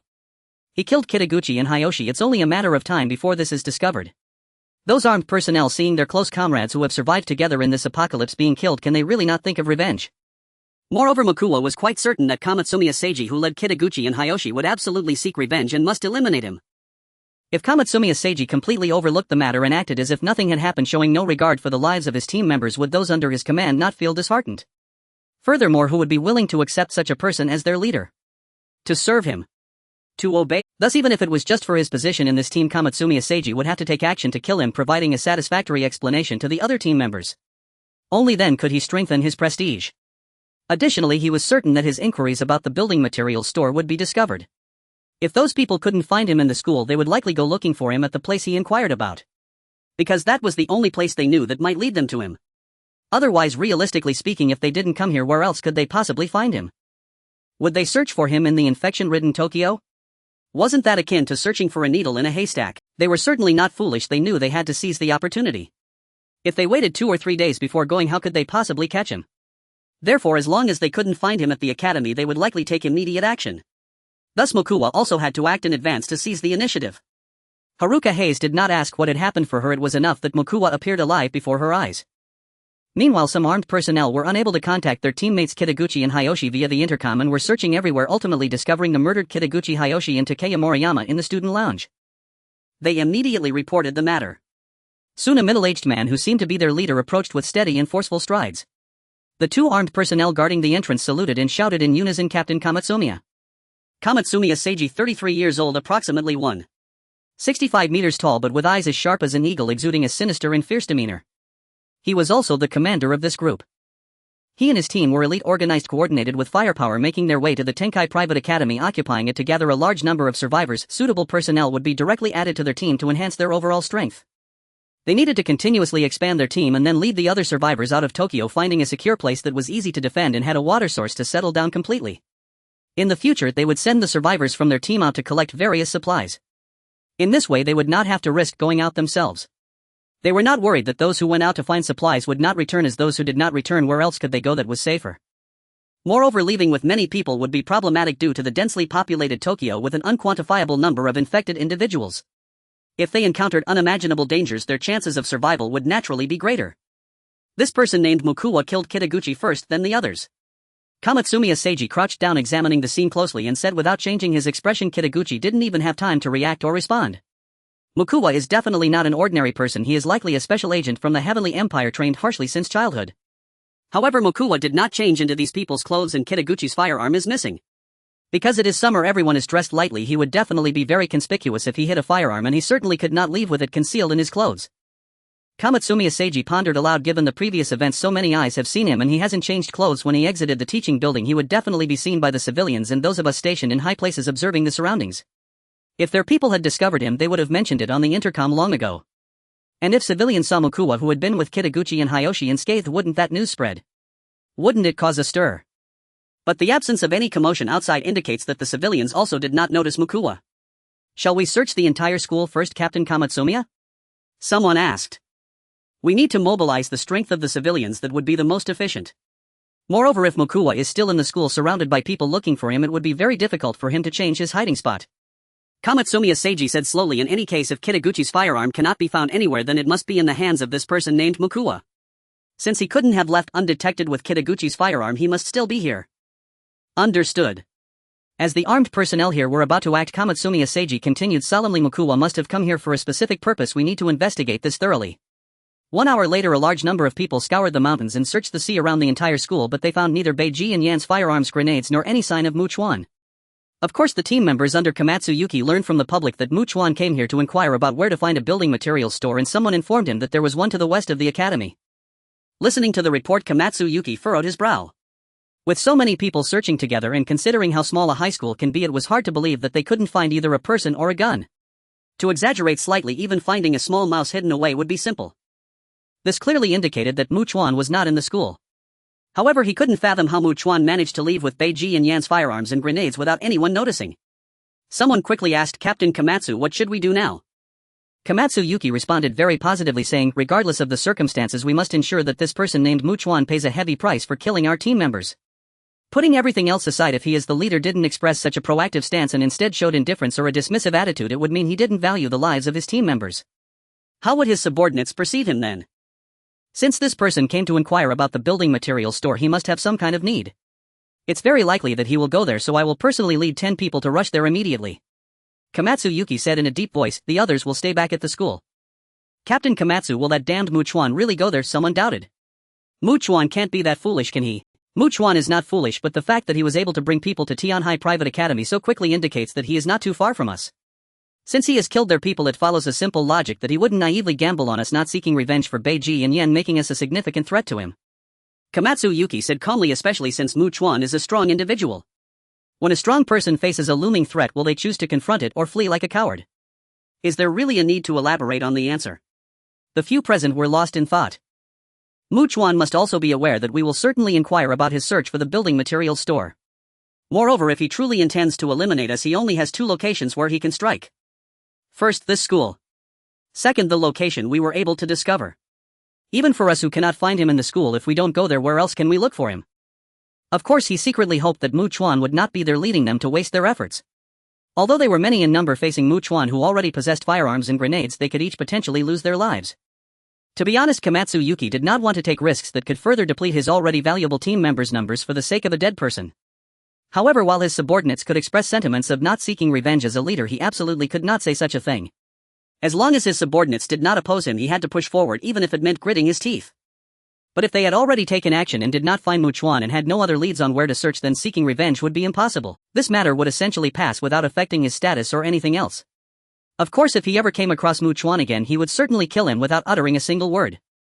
His subordinates all nodded and quickly left communicating through their walkie-talkies. 15 minutes later, Komatsu Yuki arrived at the back of the school where 10 armed personnel equipped with bulletproof helmets were ready to follow him. These individuals were certainly eager for revenge. After all, they were all part of the same team with strong bonds, and they were friends whom they could entrust their lives to. Having gone through dangers together, they had come to this school. Furthermore, no one would dare to say they wouldn't seek revenge. The reason is simple: if someone said such a thing, would the others trust their backs to someone who completely refused to avenge their fallen teammates? Would they ever dare to trust them again? Komatsu Yuki's voice boomed. No matter what the reason is, since someone dares to openly kill our team members, that person deserves to die 1,000 deaths. They must be sent to hell. However, he abruptly shifted his tone. Mu Chuan has obtained BJIS firearms and wields powerful weapons. Moreover, Mu Chuan is not an ordinary person. He is extremely dangerous and very intelligent. He may have already gone to the vicinity of that building materials store to wait for us, and we have already fallen behind him, losing a valuable opportunity. Everyone's expressions turned serious and they fell silent, all staring at him. However, dealing with thugs and criminals is our true area of expertise. This cunning fox named Mu Chuan absolutely cannot outsmart our pack of fierce tigers. We must bring back his corpse and make it clear to everyone that no one can kill our brothers without paying a price. Komatsu Yuki shouted with great vigor. We will set off now. Once we arrive near the building materials store, pair up in groups of 2, occupy the buildings at 4 positions and surround that store. He did not believe that if Mu Chuan was truly there, he would be foolish enough to hide inside the building materials store. However, this way, no matter which group Mu Chuan attacked, everyone would have a clear reference point, allowing others to accurately determine Mu Chuan's exact location and act swiftly. Then they departed from that place. It must be said that they were indeed different from ordinary people. They moved with remarkable synergy, each person attentively watching different directions as they cautiously advanced towards the vicinity of the building materials store. Hiding behind a certain building, Komatsu Yuki silently gestured. Immediately 8 of the 10 people following him spread out in pairs, maneuvering around to ensure they avoided the building materials store while also being alert to movements on both sides. 2 others remained beside Komatsu Yuki, and then a voice came through the walkie-talkie. Group 1 has entered the building to the west of the building materials store, eliminating a few monsters hiding inside and confirming safety. After some time, the other 3 groups also reported in. Komatsu Yuki ordered every 3 minutes each group must report in. However, for some reason he felt a strong sense of unease settling in his heart. After 3 minutes, the 4 scattered groups began their reports. After several reports, the other 3 groups continued to provide updates, but the 2-person group occupying a building to the west of the building materials store lost contact and no sound came through. Komatsu Yuki's heart sank and he hurriedly said that damned Mu Chuan is to the west of the building materials store. We have been able to confirm his approximate location. Act quickly. He stood up quickly, shocked that Mu Chuan was indeed waiting for them here, clearly intending to hunt them. At this moment he was the hunter and they were the prey. Moreover, the 2 lost team members had certainly not been killed by gunfire. Because with gunfire one could kill only one, while the other would have had time to report even if it was just a few words. Thus Komatsu Yuki could deduce that the 2 of them must have been silently approached by Mu Chuan, and even if one was killed, the other didn't have any time to react. They must have been swiftly and continuously killed with cold weapons. Mu Chuan collected all the equipment from the 2 individuals he had eliminated into his storage space. Indeed, just as Komatsu Shirji had speculated, he had quietly entered and swiftly killed them with a large blade. He had no intention of remaining hidden and picking them off with his gun. It was not to conserve ammunition, but rather because he knew his marksmanship was rather mediocre. It would have been manageable at close range, but he wanted to achieve the impossible, shooting them in the head from a considerable distance while they were inside a building and wearing bulletproof helmets. Of course, he was able to locate them because his perception had been continuously enhanced and the 2 individuals were moving about the residential area trying to find his figure. However, they were heavily armed, their steps heavy and noisy. Moreover, any communication they attempted would produce sound. Given that the entire world now seemed to be engulfed in silence, he could discern the presence of someone inside the building from 20 to 30 meters away by the sounds they made. Now he could detect the presence of the enemy long before they realized he was there, allowing him to always seize the initiative. Following Mu Chuan downstairs, he planned to continue his actions. After all, he knew that others would inevitably come this way, drawing closer to him and making it easier for him to find them. He left the building, moving cautiously. Within less than an hour, he had successfully eliminated 6 more individuals. All 4 groups had been wiped out, leaving only Komatsu Shirji and his 2 companions. Mu Chuan glanced at the setting sun, aware that night was approaching. If he could not resolve the situation with the remaining people in a short time, he would have to find a place to stay hidden and endure the long night until he could act again the following day. Under pressure of time, Mu Chuan quickly devised a plan and took out a specially made walkie-talkie from his storage space, saying, "I will wait for you at that construction materials store." Do you really think we are foolish enough to believe such words? Are you not afraid that we might just throw a few grenades in? Komatsu Shiji's voice came back, mocking and sarcastic. Mu Chuan, don't think you are the only clever one in this world. Others are not brainless fools. Despite his words, he was already feeling a strong urge to retreat. 8 of their team members had already perished. This had completely shattered Komatsumi Shiji's confidence, and the growing sense of fear made him believe that if the 3 of them did not retreat and return to the school, they would undoubtedly be killed as well. You won't do that. The noise caused by grenade explosions would be too loud, and no one knows how many infected might be hiding nearby. Even if only a dozen were to come here, you would definitely not escape. Chuan spoke calmly and clearly. In reality, what he said was not important.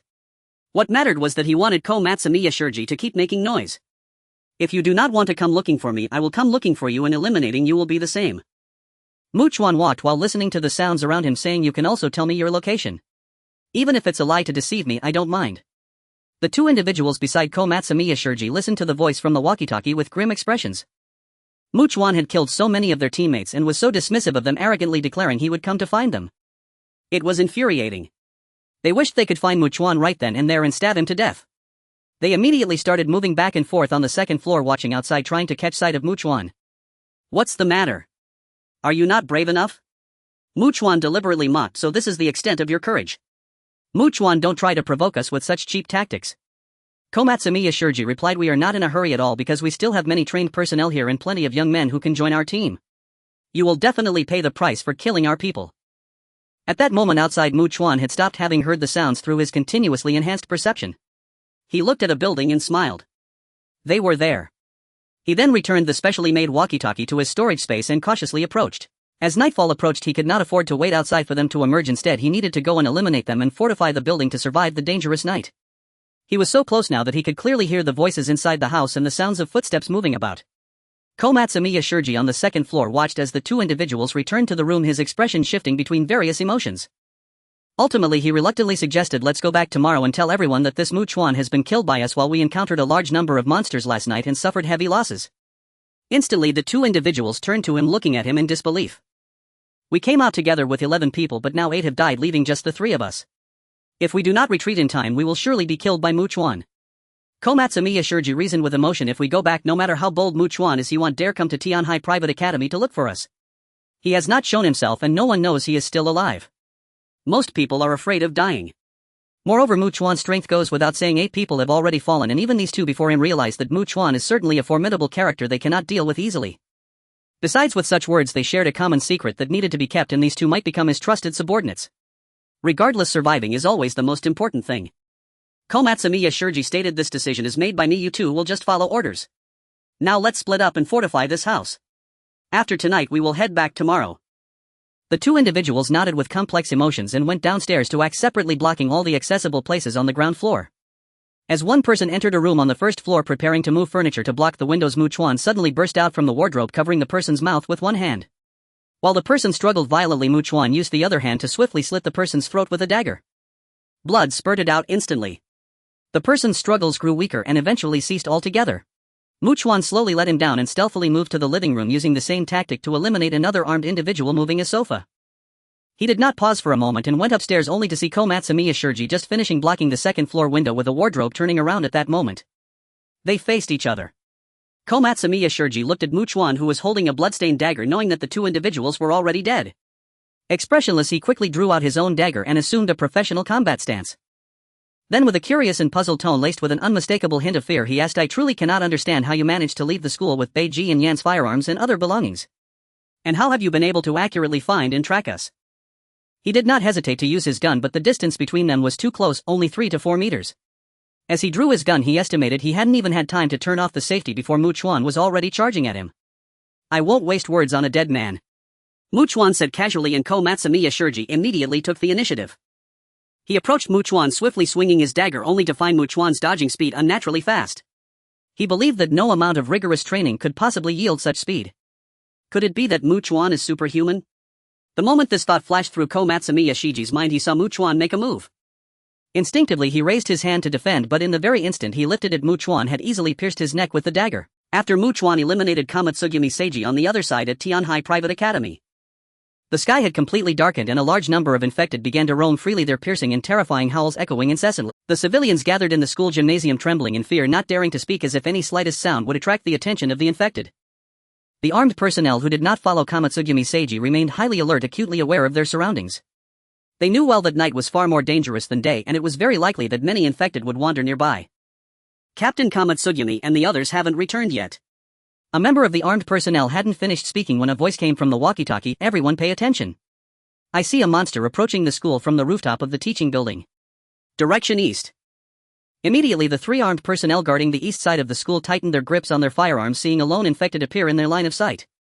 If Chuan were here, he would immediately recognize this as the infected that devoured the flesh and blood of many tigers which had already begun to mutate, codenamed No. One by him. No.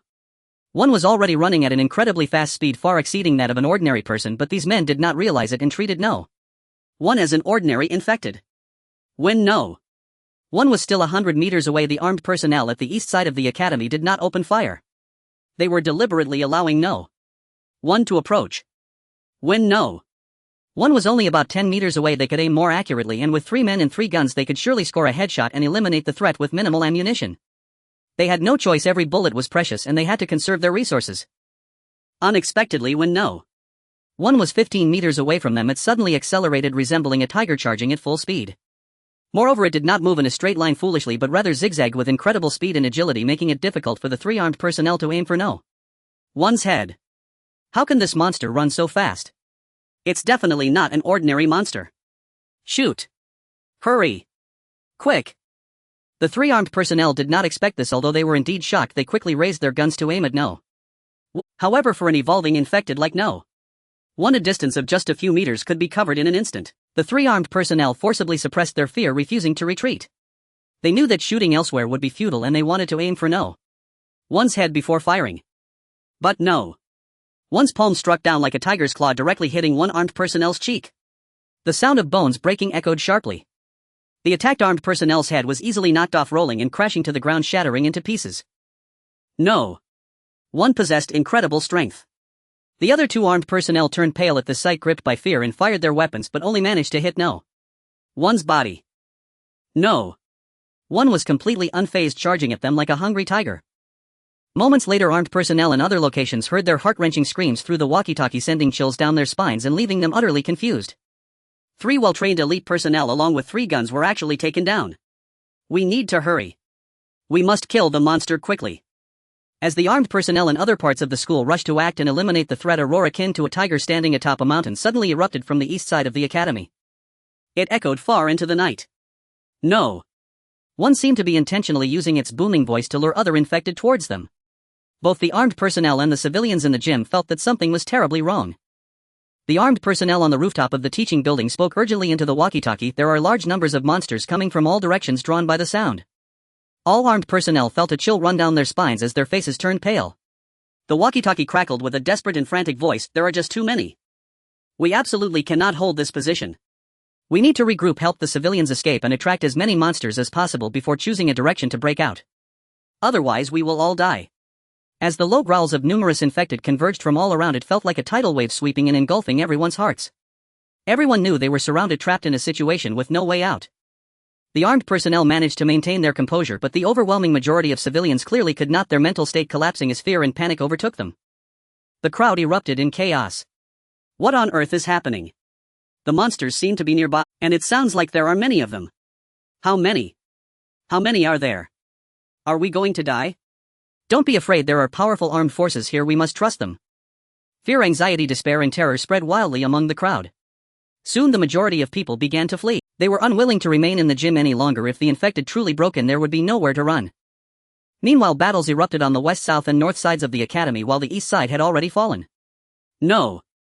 One leading dozens of infected was accurately heading towards the gym. No. One seemed to possess a terrifying sense of smell, able to detect the scent of many survivors gathered together. It appeared to be intentionally approaching rather than wandering aimlessly. A desperate armed personnel shouted into the walkie-talkie, the West can no longer hold. The incoming monsters are just too many. He was cut off mid-sentence by a blood-curdling scream. The armed personnel on the rooftop of the teaching building looked down at the scene, which felt like a hell on earth, knowing he had no chance of escaping. Slowly he drew his pistol, raised his trembling hand, and without hesitation pointed the gun at his temple and pulled the trigger, collapsing to the ground. Soon the sounds of sporadic gunfire, explosions of grenades, frantic cries for help, falling bodies, despairing sobs, and the howls of the infected. Various sounds echoed incessantly. It was unclear how much time had passed, but the school was now filled only with the frenzied sounds of infected devouring and chewing, with not a single living person left. Under the soft and bright moonlight, the scene appeared even more bloody and terrifying. The next day. After a sleepless night with his spirit highly tense, Chuan thoroughly examined all the things he had acquired after enduring a long and perilous night. With the equipment from Kitagawa and Yen, he now possessed 12 firearms equipped with silencers along with 97 magazines, providing him with ample ammunition. Additionally, from exchanging with Takasaki Suzun, he had a total of 13 handguns and several hand grenades. What a bountiful harvest. Chuan did not plan to return immediately. Instead, he intended to check around the Tianhai Private Academy first. After all, he had made a great enmity with Kamatsumi Asashi and his group, becoming their foe. He needed to eliminate all the armed personnel in Kamatsumi Asashi's team. Otherwise, with them so close to his temporary safe house, how could he sleep soundly in the future without completely rooting out the threat? As a result, Chuan arrived near the school gate and saw that some survivors had gathered there, yet no one dared to enter. His perception surpassed that of ordinary people, allowing him to hear various discussions despite the not-so-short distance understanding that an incident had occurred here last night. Upon approaching, he discovered the school was in a state of disarray. There was blood-shredded flesh, broken bones and torn clothing scattered about. There were craters from explosions. Last night a large number of infected had visited this place. However, the survivors arriving today were unaware that Tianhai Private Academy had experienced a disaster last night. They believed it to be a safe haven and came with hope only to witness such a scene. Some looked as if their hopes had been utterly shattered, plunging into deep despair, grabbing the person next to them and tremblingly asking, wasn't it said to be very safe here? Why is this happening? Where are the people? Where is the armed force? Each person's face was pale and worn, revealing varying degrees of fear. They knew in their hearts that had they arrived here yesterday, they likely wouldn't see today's sun. And witnessing such a scene made it painfully clear that places with armed forces were not safe at all. Was there truly any safe place left in this world? The more they thought about it, the more desperate and confused they became. Chuan also chose not to enter to collect firearms. Last night many infected had certainly enjoyed a lavish feast here. Various buildings in the school might be hiding many dangers. He left this place and returned to the temporary residence he was staying at. As soon as he opened the door, he saw Haze Chika and Takasaki Suzun whispering at the entrance. The moment she saw him, Haze Chika, looking fatigued yet trying to put on a brave face, showed a joyful expression and excitedly stood up. Chika has been awake waiting for you to return, Takasaki Suzun informed. Upon hearing this, Chuan felt a strange emotion arise within him, while Haze Chika, with one hand on her hip, smiled and said, it's my duty to keep watch. Welcome back safe and sound, Muka-kun. Neither of them asked what Chuan had been doing. Chuan took the initiative to inform them Tianhai Private Academy has fallen. Now it's only the survivors who arrived today that are left there. Upon hearing this, both women's beautifully delicate faces shifted in varying degrees of shock. Haze Chika truly felt a deep sense of fear. If Chuan had listened to her earlier and they had indeed gone to that survivor camp, she would have led them to their deaths. Takasaki Suzun suddenly stood up, visibly moved, and said, do those monsters know to attack places with a larger crowd? Otherwise, how could this be explained? But if that's the case, wouldn't more people mean greater danger? Wouldn't fewer people be relatively safer? Chuan, of course, was unaware of the specific reasons, but the number of infected that attacked Tianhai Private Academy last night was undoubtedly vast. If the number were small, it would still be difficult to conquer a place with elite armed forces and a large number of survivors. Chuan replied calmly, we shouldn't waste time and energy speculating. After all, we know nothing and cannot possibly find an accurate answer. Takasaki Suzun hesitated for a moment as she looked at him, then asked, are you planning to properly reinforce that apartment building and use it as a temporary safe house, right? What's wrong? I thought about it and feel your actions are a bit unusual. Generally, the number of monsters in Tokyo and the entire metropolitan area is impossible to estimate. You're not planning to gather survivors or various talents, so it seems more logical to think of leaving for places with fewer people as soon as possible, doesn't it? Takasaki Suzun pondered. I can't shake the feeling that this is strange. I can't find a reason to explain it. Haze Chika had also considered this matter before. She thought that being in an extremely dangerous predicament certainly called for a way to escape instead of staying behind. I have my reasons. Chuan simply answered this question. He aimed to kill the infected and continuously grow stronger. Upon hearing this, Takasaki Suzun did not ask further questions. She understood that this man before them was the core of their trio. To him, whether they were with him or not did not matter, but it was different for them. The decision-making power and authority were solely in Chuan's hands. Then Takasaki Suzun gestured, you both look like you haven't slept at all. Chika hasn't either. You two should go upstairs and get some rest. I'll keep an ear out for any commotion outside. I wish you both sweet dreams. Chuan and Haze Chika went upstairs. The curtains and sliding doors in the room were open, but even so it was still very stuffy.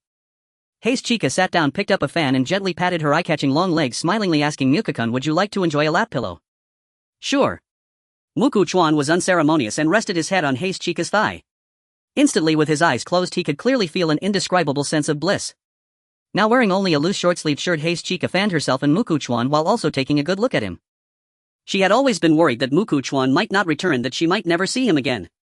Especially last night spending time with Takasaki Suzun, Haze Chika realized she had no sense of security at all. Throughout the entire night, any minor noise outside amplified her feelings of fear and dread. It was indeed only when she was by his side that she felt that kind of safety she cherished and adored, filled with both enjoyment and intoxication. After Chuan quickly fell asleep, Haze Chica looked down, her gaze tenderly fixed on his face. Meeting him and being with him, she truly felt luckier and happier than many others. Then with a hint of joy she softly said, "Mukakun, it's truly wonderful to meet you." After a deep sleep, Chuan awoke to find Chuanqing sitting nearby. Half an hour later, Chuanqing straightened her back, grabbed a bottle of mineral water from the side and took a few sips. Only then did Chuan sit up. Chuanqing immediately said, "Chuankun, you returned yesterday and slept until this morning. Besides, I am quite skilled at working, so we can go to that building together." Before she could finish her sentence, Chuan interrupted her, "No need. Qingqing, you can ask Takasaki-su to play the role of the infected attacking you here to train your reactions, evasion speed, and even learn some sword techniques from her." Chuanqing obediently nodded. They then went downstairs and had breakfast with Takasaki-su before Chuan quickly set out. Although the entrance was blocked by furniture he had moved from the residential house, Chuan still cautiously checked the entire apartment building once he entered. After confirming there was no danger, he took out sound-absorbing cotton soundproof panels and other materials he had found at the construction materials store from his storage space and began installing them. Once this was done, Chuan moved on to the next step, using cutting tools to cut steel plates and other materials into sizes suitable for sealing the doors and windows. He was extremely busy. Starting from the first floor, he sealed every window in the rooms with several steel plates, then took out plenty of rebar and steel pipes, stacking them behind the sealed windows, welding them shut for reinforcement. Then Chuan exited the room and kept repeating this process. Before he realized it, the sky was nearly dark. He had no choice but to return to the residential house where he was temporarily staying. Chuan worked diligently every day, spending a full 5 days to completely reinforce the apartment building, and he even installed 3 thick iron doors at the entrance of the building. It is no exaggeration to say that this apartment building has been transformed by him into a fortress that is difficult to attack. He also brought in many daily necessities and clothes he had found from the residential house, along with Chuanqing and Takasaki-su, who were carrying various bags. The 3 of them climbed the stairs to the 4th floor and entered a certain room. Because there were already solar panels installed, the room had electricity, and with the lights on it was very bright. The water-cooled air conditioning fan was also running, bringing a very comfortable coolness. In reality, Chuanqing and Takasaki-su standing at the door were filled with questions. They weren't foolish. How did Chuan manage to acquire all these construction materials on his own? Moreover, he completed such a massive project all by himself. His strength and physical capabilities were definitely abnormal. The 2 of them exchanged glances that were quite strange, but being wise, neither of them dared to ask anything. "It's so wonderful to have air conditioning in the summer," Chuanqing said excitedly. "I feel like I am truly alive now." Takasaki-su also acknowledged that the room and the outside world were completely different realms. Indeed, having air conditioning in the scorching summer was the greatest joy. Then Takasaki-su reluctantly said as she prepared to leave the cool room, "I will stay on the rooftop terrace to keep watch. If any danger arises, I will come to knock on the door."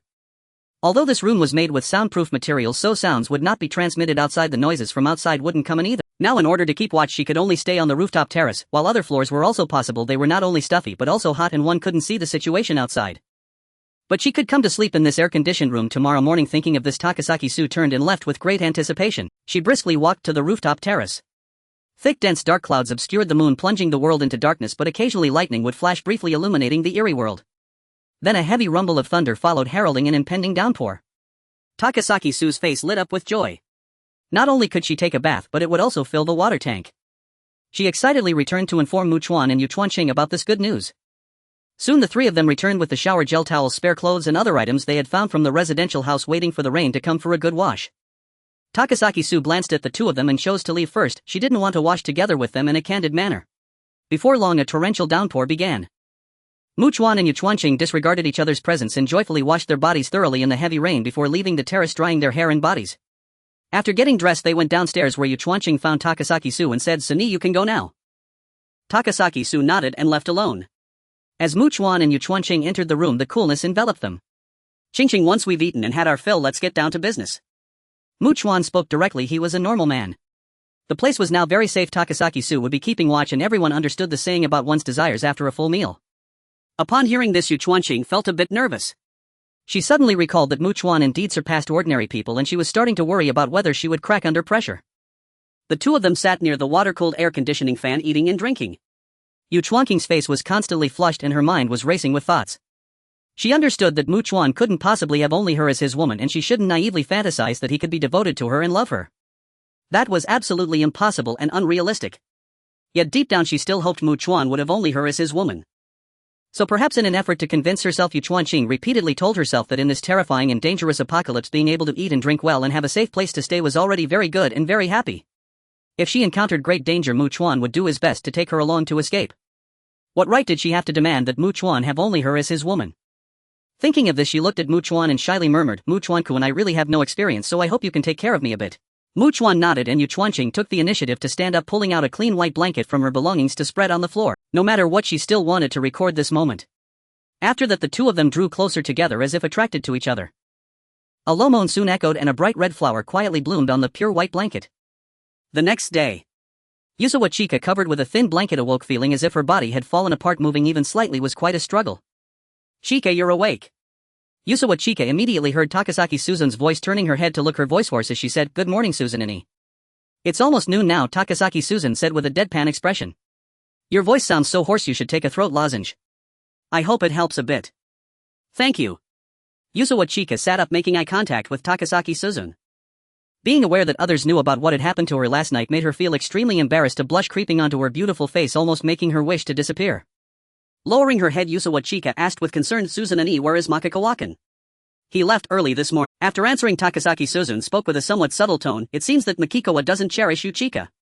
Suzunani, it really isn't Makikawa-kun's fault, he truly couldn't help it. Yusawa Chika hurriedly shook her head, because he is truly outrageous. As she spoke, she raised her hands to illustrate. Seeing this, Takasaki Suzun's expression changed significantly, seemingly taken aback, her mouth agape. Her face turning slightly red, she awkwardly turned her head away and said in mild annoyance, Chika, there are some things you don't need to tell me and I really don't want to know. Before Yusawa Chika could respond, she hurriedly added, since you're awake and feeling unwell today, you definitely can't continue practicing your reflexes or evasion speed.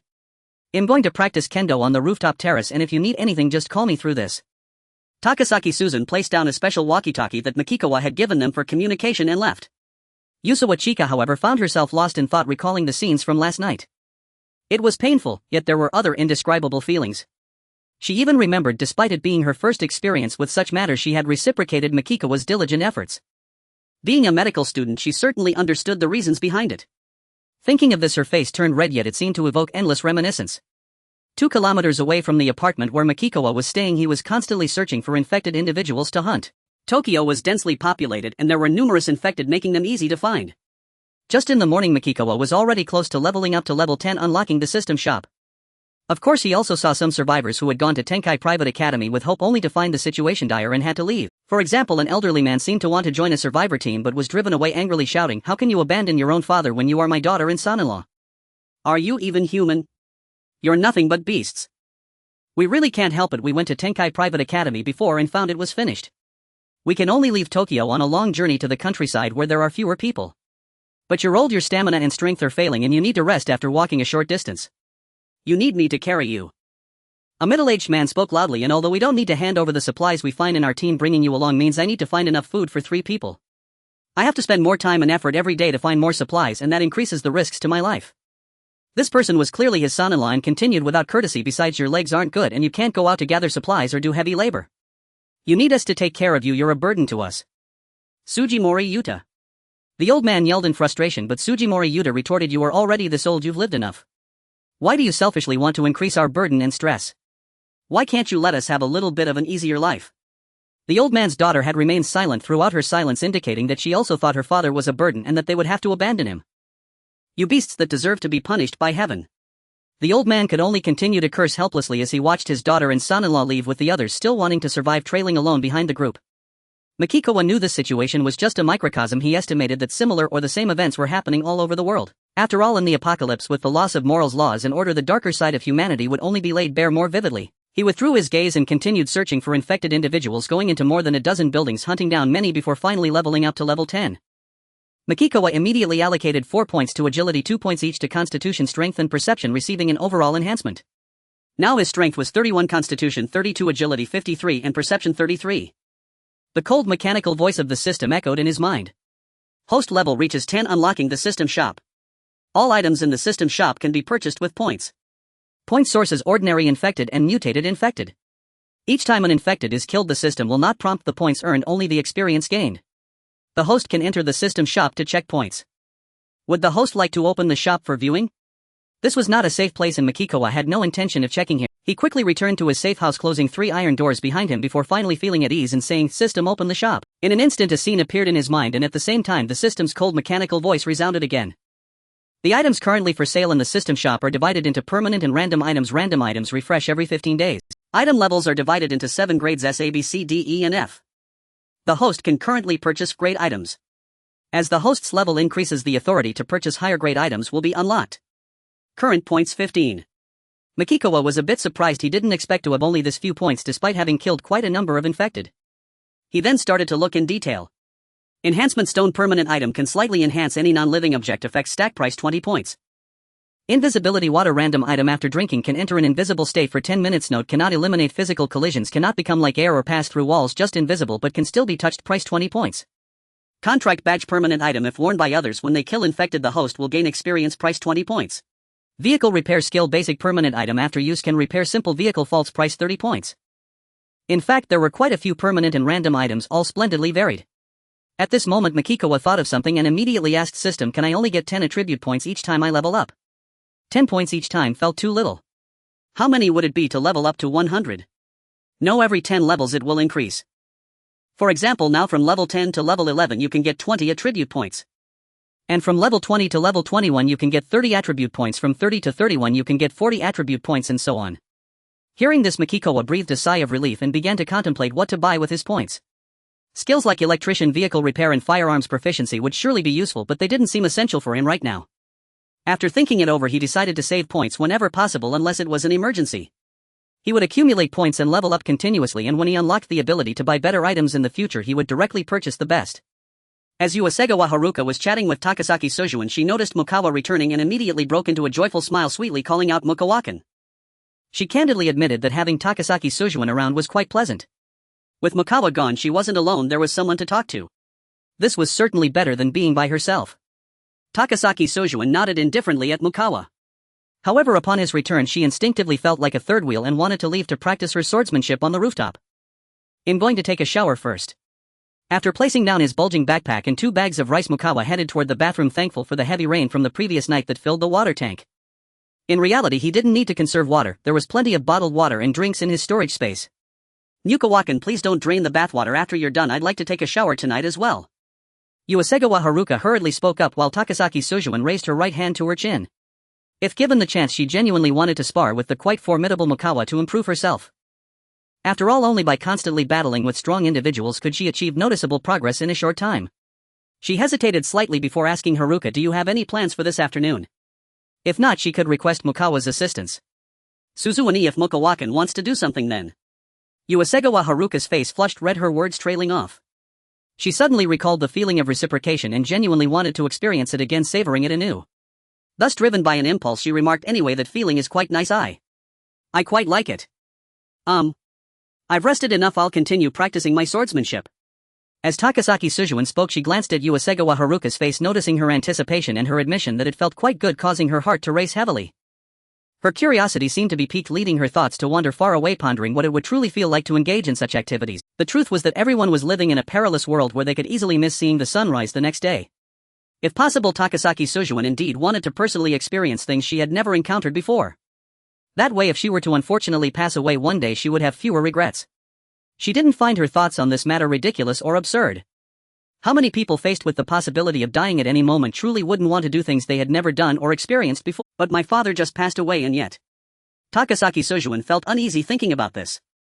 A deep sense of guilt and remorse welled up within her. She seemed to be a woman with a profound sense of shame, abruptly standing up and under Uesegawa Haruka's astonished gaze, hurriedly leaving to the rooftop, gripping her Sakura blade and practicing strikes repeatedly. While Mukawa was in the shower, Uesegawa Haruka hummed a tune. In a cheerful mood, she rummaged through her bag and pulled out a pair of black stockings, putting them on along with black high heels, which made her appear tall and elegant. She was already quite tall, nearly 1.78 meters, and with the heels she surpassed 1.80 meters. Not only were her long legs wrapped in black stockings incredibly eye-catching, but she also emanated an alluring charm that was captivating. Then as Mukawa emerged from the bathroom, towel in hand and wrapped in a bath towel, he couldn't help but acknowledge that this woman was indeed a breathtaking beauty capable of captivating men. Having not spoken when Takasaki Sojuin was present, he finally asked Haruka, "How are you feeling?" "I'm doing all right." Uesegawa Haruka's face turned slightly red, and with a charming smile she responded, "Mukawakan, you don't have to worry so much. As they say in our homeland, there are only overworked oxen, not worn-out fields.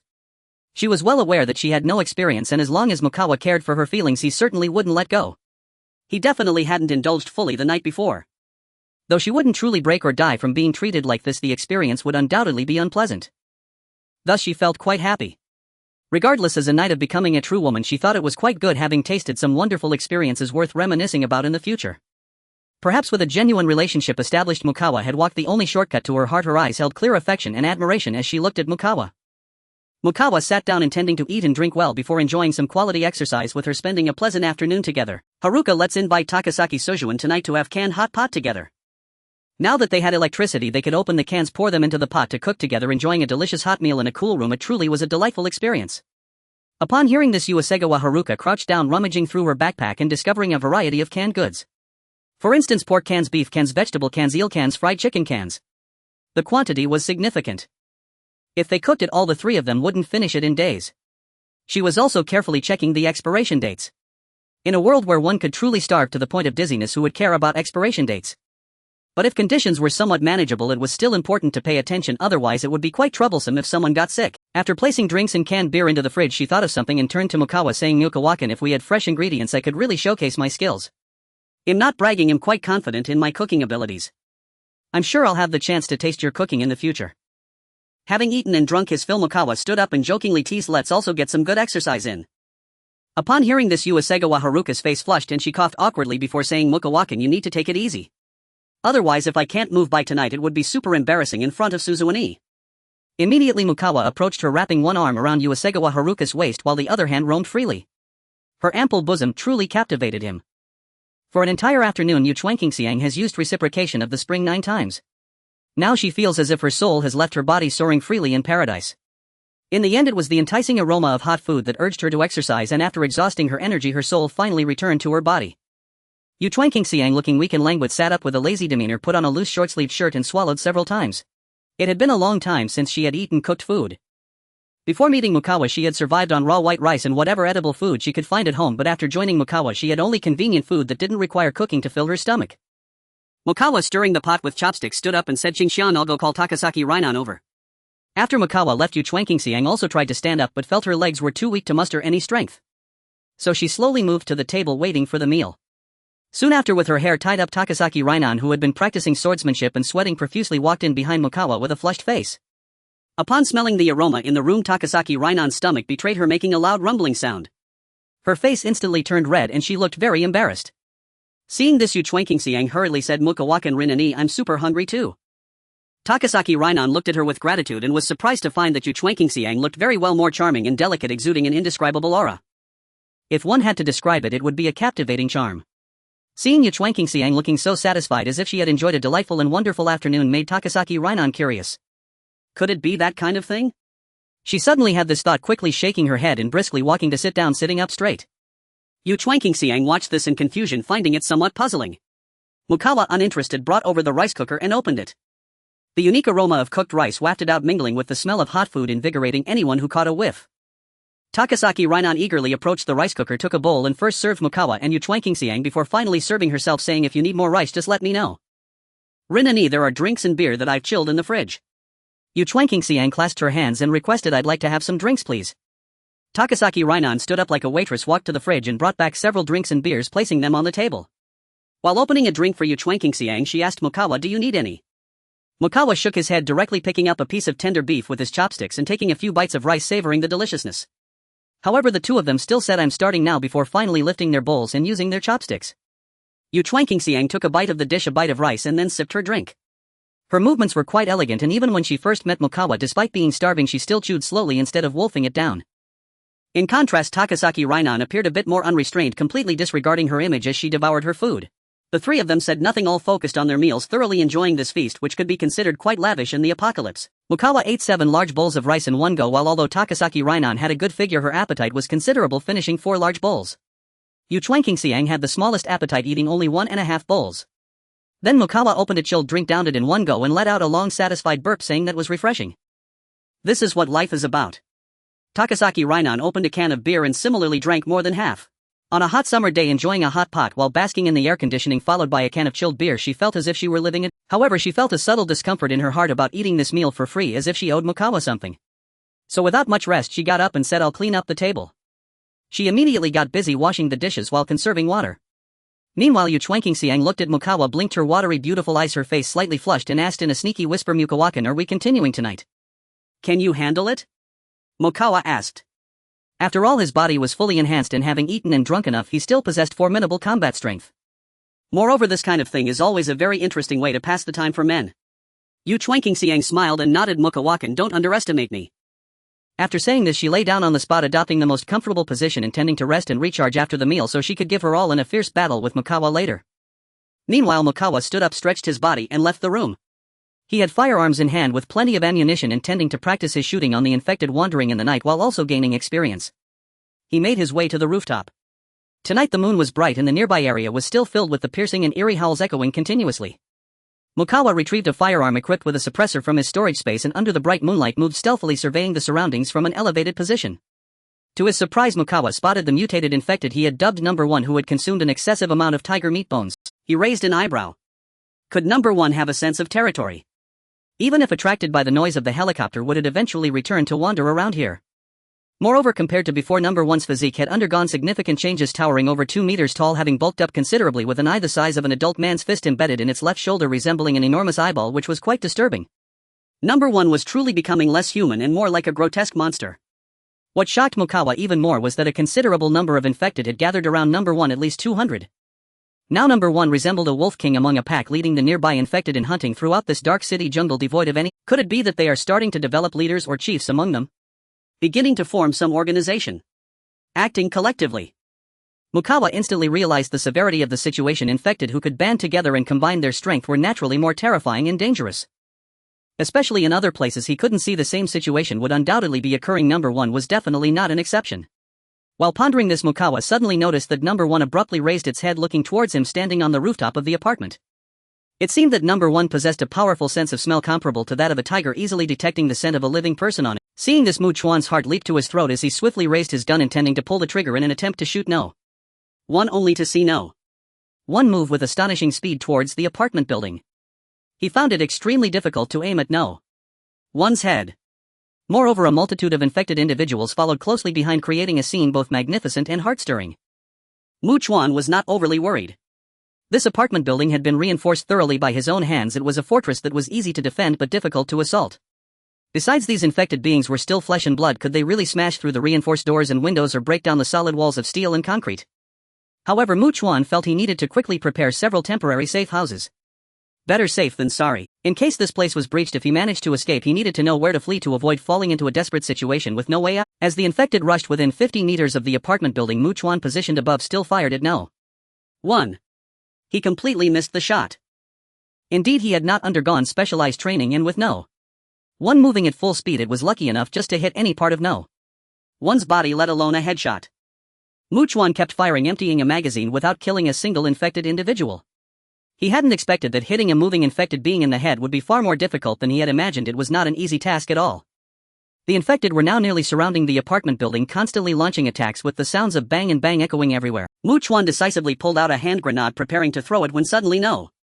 1 unexpectedly let out a powerful roar. The other infected seemed to receive some sort of signal, turning their heads to look at No. 1, and upon seeing No. 1 retreating, they surprisingly followed suit. Chuan furrowed his brow, wondering what was happening. Could it be that they would give up on devouring living beings upon seeing them? How could that be possible? However, watching No. 1 lead a large group of infected away, his mind could not settle. He immediately suspected that No. 1 could smell that there were only 3 people in this apartment building. So for No. 1 in this large group of infected beings, even if they captured this place and devoured them, it would be akin to expending great effort and cost for a meager reward insufficient for their consumption. In reality, it wasn't that they were letting him go, but rather that they felt the cost and reward were entirely disproportionate. After all, this reasoning is quite simple. Just like a group of people encountering a large animal, they would band together to hunt it, but when faced with 3 or 4 mice, would they really dig 3 feet into the ground and expend great effort to kill them? Anyway, other than this, Chuan couldn't find any other explanation for the situation. He secured his firearm and quickly returned, intending to discuss with the 2 of them to see what their thoughts were. Both of them were not fools, they were intelligent individuals. If their perspectives were similar or the same, it wouldn't guarantee absolute correctness, but would likely not stray far from the truth. Chuan rushed into the room finding Takasaki Suzu soundly holding a change of clothes seemingly preparing to take a shower while Hasegawa Haruka had already finished her bath. Perhaps because he had installed multiple layers of soundproofing materials in this room they likely hadn't heard the commotion outside and were now staring at Chuan in confusion. Chuan, what's wrong? Takasaki Suzu asked. I just encountered no. 1. Ah. No. 1. No. 1 is the code name I assigned to a mutated infected being. Now no. 1 has undergone changes in size and just now no. 1 led many infected to attack this apartment building. Eh? Hasegawa Haruka's beautiful face displayed astonishment. Takasaki Suzu exclaimed in disbelief, what? A mutated infected being can actually lead other infected to act together. They are starting to have organization. Chuan nodded yes, and they discovered they couldn't break through, so they mysteriously retreated. Hasegawa Haruka and Takasaki Suzu exchanged serious glances, quickly following Chuan to the rooftop terrace.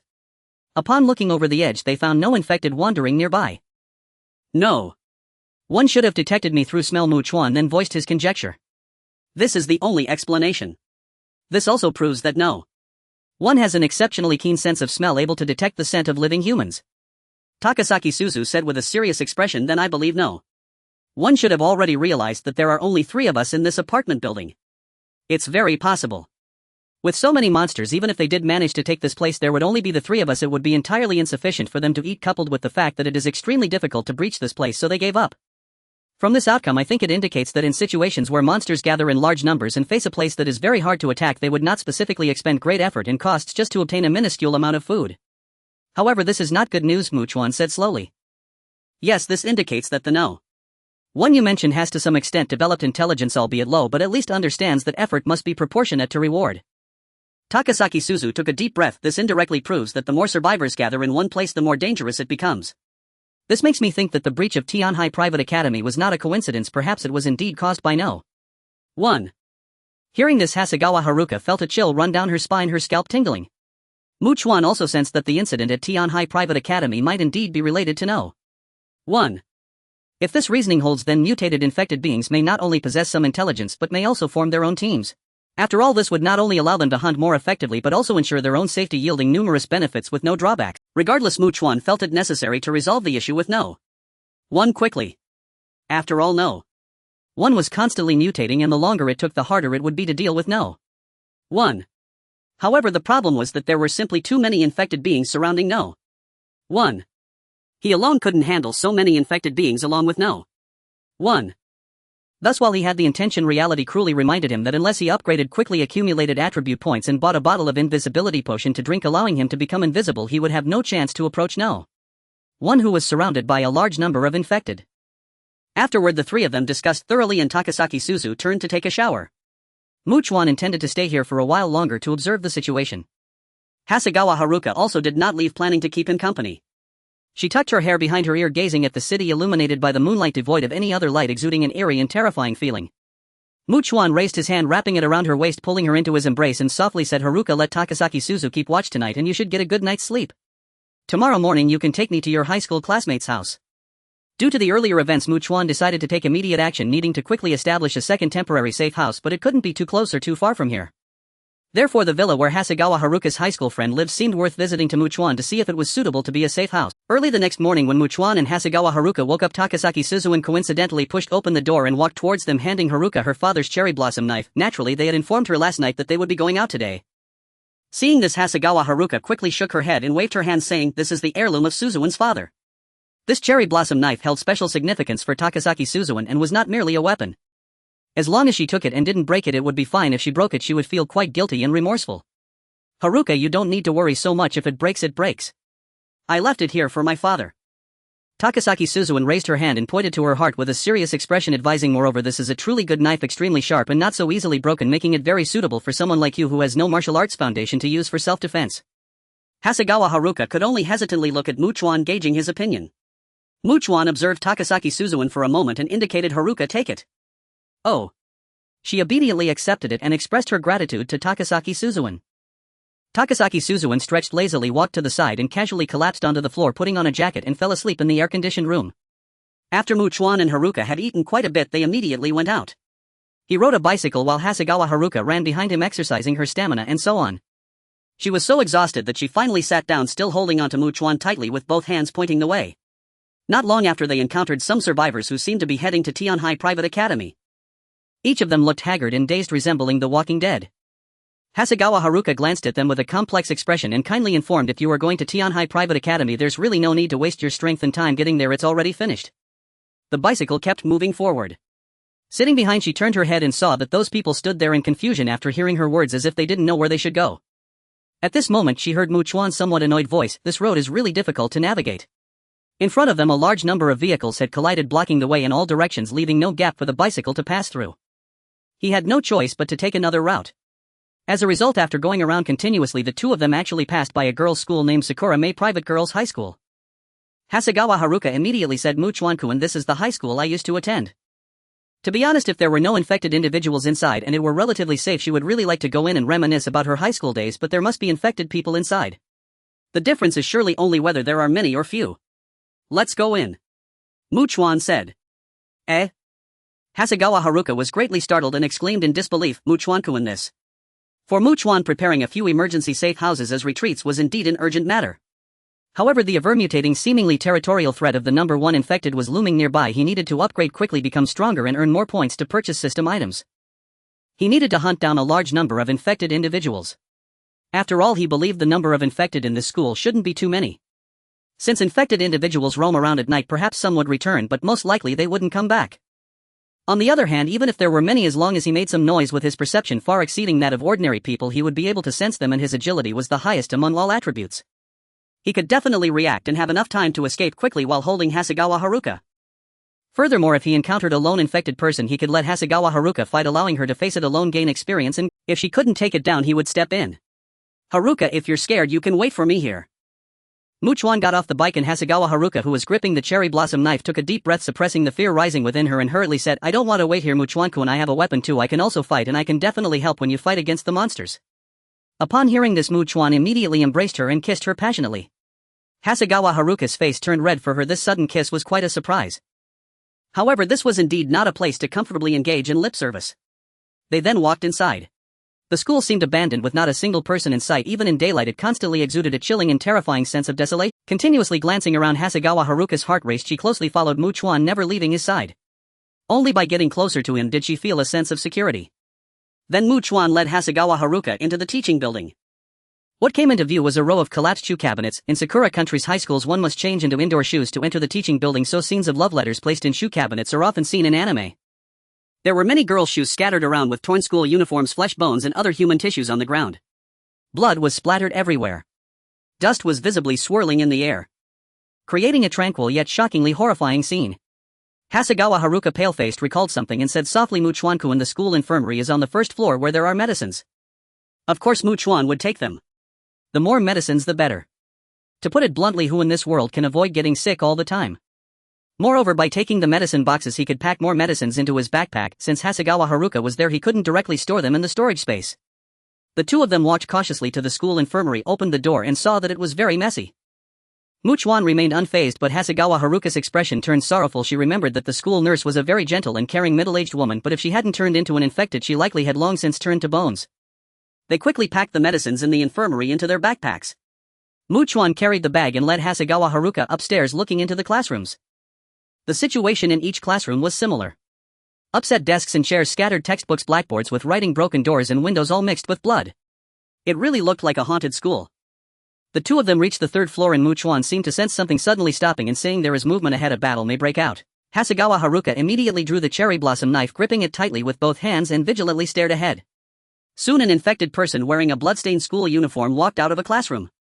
With disheveled hair, blood-red eyes bulging as if they would pop out of their sockets, and a mouth that seemed to have split open completely, extending to the roots of the ears, revealing all of its teeth, and wearing tattered black knee-high socks. The two of them faced what seemed like a terrifying and malevolent female ghost. Now Mu Chuan observed intently, as if completely devoid of fear. This was clearly another mutated infected person, similar to the first, with a left arm undergoing a terrifying transformation. If it were to hang down vertically, even if this infected individual stood straight, its fingers would certainly touch the ground. The length of the left arm was astonishing. It seemed that the mutated infected were developing in a more inhuman direction. Mu Chuan's heart sank. How long had it been since this all began? Could they mutate to such an extent in such a short time? What would happen in another month, 2 months, or even a year or two? What unspeakable horrors would these creatures evolve into? However, it seemed this mutated infected individual did not actively gather other infected people like the first one. Meanwhile, Chuan Xingxiang trembled, feeling a chilling aura strong enough to freeze her blood spread to every corner of her body. Her face and body were drenched in layer upon layer of cold sweat. She had seen infected individuals before, but this one was simply too unsettling. Just looking at it made her scalp tingle, and an instinctive urge to flee arose within her. Chuan signaled Xingxiang, "Stay away from me." Immediately Chuan Xingxiang, gripping her cherry blossom knife, obediently retreated while Chuan decisively pulled out the pistol he had exchanged from Takasaki Susan, loaded with 4 bullets. At this moment, the mutated infected began to charge forward like a wild bull, its speed increasing rapidly. The heavy, powerful footsteps echoed in the eerie corridor of the girls' school, striking terror into the hearts of the living, easily evoking emotions such as fear and dread. When the mutated infected was 5 meters away from Chuan, he swiftly raised his pistol. At such a close distance, he could easily aim for the head of the mutated infected and deliver a fatal shot. Just as he was about to pull the trigger, he did not expect the mutated infected to leap forward as if to pounce. He quickly retreated and fired a shot. The moment it hit its body, it landed on the ground, having missed. However, the bullet that penetrated its body surprisingly broke through the mutant's skin as if being expelled and fell to the ground, making a remarkably crisp sound.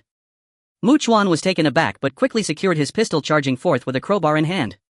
The mutated infected swung its extremely long left arm, creating a sound that ripped through the air. Chuan dodged. Its strike hit the classroom door. Boom! The mutated infected's strength was indeed formidable, smashing the classroom door into countless fragments that splintered and scattered in the air. It emitted a deafening, mournful roar and attacked again.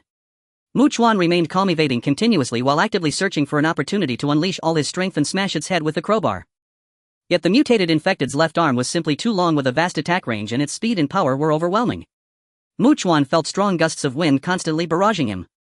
He found it difficult to get very close. He needed to maintain a distance of about 1.5 meters. As Chuan dodged another attack from the mutated infected, Chuan Xingxiang's heart was pounding wildly. Nervousness, fear, terror. Many emotions collided violently in her heart. Yet she still wanted to help in the battle between Chuan and the infected. Even if she could only divert the attention of this mutated infected, it would be enough.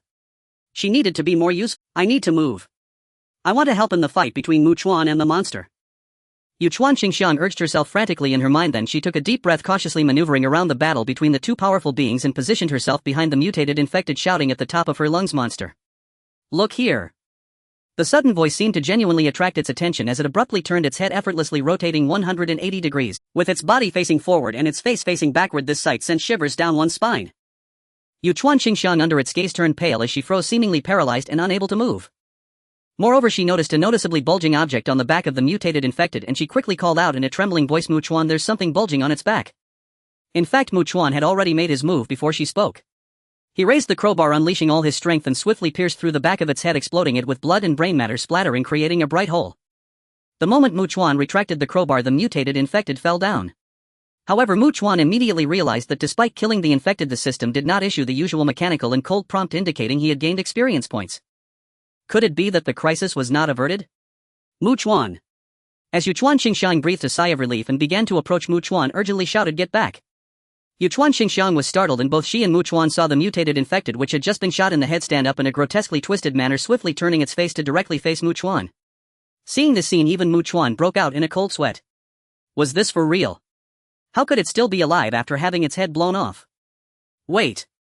Earlier Chuan Xingxiang mentioned something bulging on its back. Chuan suddenly thought of the first infected. Could it be something similar to the fist-sized adult male-sized ball on the left shoulder of the first infected, resembling an enormous eyeball? Is that what needs to be destroyed to completely kill the mutated infected? Has the weakness of the mutated infected changed from its head? But that thing is on its back. As long as it kept facing him, how could he get around to its back? How could it possibly still be alive? Chuan Xingxiang's spirit was shaken, nearly causing her to lose her breath. Chuan also noticed that this mutated infected had swiftly turned around. It seemed that it had just failed to catch Chuan after targeting him and no longer wished to expend unnecessary effort. It had changed its target to kill Chuan Xingxiang and intended to carry her corpse away from this place. Chuan understood from this scene that it indeed possessed a degree of intelligence. It straightforwardly abandoned the harder target and chose to eliminate the easier one. However, its intelligence was likely low, making it appear quite foolish. After all, with this turn it had its back to Chuan. Thus Chuan clearly saw that there was indeed a bulging object on its back, obscured by its school uniform. Chuan moved swiftly. Meanwhile, Chuan Xingxiang, who was retreating in terror, saw the mutated infected charging towards her, raising its extremely long left arm, preparing to strike down with full force. The aura of death loomed before her. Chuan Qingxiang's mind went blank, and as she trembled her eyes widened, her pupils shrinking to pinpoints, the fear on her face nearly freezing in place. At the moment her eyes were about to close, instinctively she saw the crowbar pierce directly through the body of the mutated infected, and Chuan quickly raised a hand, grabbing the long left arm that was about to land on her, forcefully pulling it apart. With beads of sweat covering her face and body, Chuan Qingxiang suddenly collapsed, gasping for breath as if she had survived a calamity, looking at Mukawa, feeling that the intense sense of security that was both wonderful and intoxicating wrapped around her. She believed that if Mukawa simply held her tightly now, her soul might just fly straight to heaven. Mukawa's mind also echoed with the cold mechanical prompt from the system. Experience points 240. Mukawa immediately crouched down, tearing open the uniform of the mutated infected, gazing at its back. At the edge of the hole pierced by the crowbar there was a circle of red with raised red lines extending outward from the center. It had already grown 4 to 5 centimeters long. It looked extremely disgusting. Even though it had been damaged, it was evident that this was different from the thing on the left shoulder of number 1. It appeared to be a blood-red swollen object resembling a blood bag. Thinking as he stood up, he looked at Chuan Qingxiang and praised. "Qingxiang, you did well." Upon hearing this, Chuan Qingxiang's face regained some color, seemingly quite pleased, and said cheerfully, "Mukawa-kun, I want to go to the restroom, and please give me a bottle of mineral water, and do not ask me why." "I really don't want to say something embarrassing." Mukawa gave her a meaningful glance, and then the two went to the restroom. Mukawa checked inside and found no infected. He came out and asked in surprise, "Qingxiang, why is there no men's restroom in this girls' school? There are no male students, but there are male teachers." Because several years ago there were some incidents at this school where male teachers dated female students, and the parents of the female students reported it to the school. In the end, the school suppressed it, and it didn't spread to the internet or society, otherwise it would have caused a huge stir and affected the school's reputation. After that incident, the school decided to completely prevent similar occurrences and dismissed all male teachers, only hiring female teachers. After all, it is a private school, not a public one, and they can do as they please. After hearing this, Mukawa took out a bottle of mineral water from his backpack and handed it to her. After she took it, she went inside and came out after a while. The two then continued to explore the entire teaching building. As a result, apart from the previously encountered mutated infected, there were no other infected at all. This situation was truly bizarre. Mukawa could not understand it at all. But not encountering any more infected made Chuan Qingxiang feel extremely lucky. Then the two exited the teaching building. Chuan Qingxiang, being familiar with the school, led Mukawa to places like the gymnasium and library. There were also no infected there. The entire school was desolate. Until they reached the school cafeteria, Mukawa noticed through the sounds that while there weren't many living people inside, there should be about 20 or so. He found it quite unbelievable. The school cafeteria wasn't a hidden place that was easy to defend. How could there be so many survivors? With doubt in his mind, he immediately walked in with Chuan Qingxiang and indeed found about 20 survivors, all of whom were female. "Qingxiang!" someone suddenly shouted. The two immediately turned towards the sound. It was a tall woman dressed in a teacher's outfit, probably around 27 or 28 years old. Her face was exceptionally beautiful, with fair skin and an extremely graceful figure. Her long hair was styled up and fixed with a hairpin, and there was a small beauty mark at the corner of her right eye, adding to her mature charm. Coupled with her attire, she exuded an enchanting aura. In comparison, Chuan Qingxiang appeared somewhat youthful, lacking the same allure as her. This woman seemed like a natural enchantress. "Teacher Nishikawa." Chuan Qingxiang recognized her and exclaimed with great excitement, quickly adding to Mukawa, "Mukawa-kun, this is my homeroom teacher from high school, Nishikawa Miho." Mukawa surveyed the area and realized she was the only teacher present, with all the others being students. So he straightforwardly asked her, "Why are you all here without any issues?" "Because that monster won't kill us all," Nishikawa Miho slowly said, "but rather it has kept us in captivity." Hearing this, both Chuan Qingxiang and Mukawa were stunned. "We were originally hiding in the gym equipment room until a week ago when a loud roar echoed through the school, and we didn't know the specifics." Nishikawa Miho crossed her arms and continued, "But not long after, a monster with an unusually long left arm smashed through the wooden door of the gym equipment room." Mukawa just listened quietly without speaking. At that moment everyone felt it was the end, but unexpectedly, after eating one person, it left. Nishikawa Miho said with a trembling voice, "When I regained my senses from the fear, I started to suspect that if it could satisfy its hunger by eating one person, it wouldn't specifically kill all of us." Mukawa raised his right hand, supporting his chin, lost in thought. The mutated infected with a certain level of intelligence would not finish off all these people. It certainly wouldn't be able to eat all of them, which indicated that the infected actually preferred fresh living creatures over rotting corpses. At that time we were really hungry, and ultimately we bravely left the equipment room, only to be surprised to find that there were no other monsters in the school. Nishikawa Miho said with a desperate smile, "At least we can eat and drink well in the school cafeteria before we die, which counts as a kind of happiness." Mukawa understood why there were no other infected here. They had all been driven away. That mutated infected wanted to eat alone. These survivors were its food. It did not allow other infected to encroach. This was in stark contrast to number 1, who led a large number of infected in hunting. "Since you all know that staying here will eventually lead to being eaten, why not leave?" Mokawa asked in confusion. Or is it that you can't leave? Mukawa-sensei, we tried to leave, but as soon as we approached the edge of the school the monster would appear and kill us. It's impossible to escape. Nishikawa Miho said slowly. You entered the school and that monster didn't kill you, perhaps because it was already full and has no appetite now. Sigh. She sighed long and sympathetically said, you two really shouldn't have come here. At this moment Chuan Qingshan raised her head and straightened her chest somewhat proud as she loudly declared, Teacher Nishikawa, that monster you mentioned has already been dealt with by Mokawakan. The stunned and speechless Nishikawa Mafuyu and the others were in extreme shock. They never expected that the terrifying monster was actually killed by this handsome man who looked like a pretty boy king. How powerful is he? Nishikawa Mafuyu was the first to regain her senses, gazing at Chuan with great emotion and murmuring praises. I never thought Mr. Chuan possessed such remarkable abilities. Chuan remained indifferent, unaffected by her admiration, while Nishikawa Mafuyu hurriedly expressed, we are willing to follow Mr. Chuan. Firstly, being with a strong and capable man is undoubtedly safer, not to mention he is quite handsome and charming. Secondly, aside from her is the only female teacher, the rest are high school girls who possess no combat abilities. Even if they left the school together stepping into a world fraught with danger, how long could they survive? In fact, the weaker individuals must stay close to the stronger ones in perilous situations to receive their protection. Only then is there a greater chance of survival. Therefore no female student opposed this and they all implicitly agreed to follow Chuan. Some even stared at the tall and handsome face of Chuan, eyes wide and faces slightly flushed, filled with hope. It seemed that even if Chuan made some excessive requests, as long as he was willing to take them along, they would undoubtedly agree without hesitation. Chuan, however, wouldn't take them to his apartment's safe house to protect them. He was neither a man who lost his senses at the sight of beautiful women nor a bleeding heart saint. What did these people's lives have to do with him? Moreover, the more people there are, the greater the danger. There surely wouldn't be just one infected individual gathering a large number of infected beings. Nonetheless, Chuan understood that they might be of some use to him right now. To put it bluntly, the most crucial premise for him to deal with the first infected is that he must find it. If he can't find it, no matter how powerful he is, it will be of no use.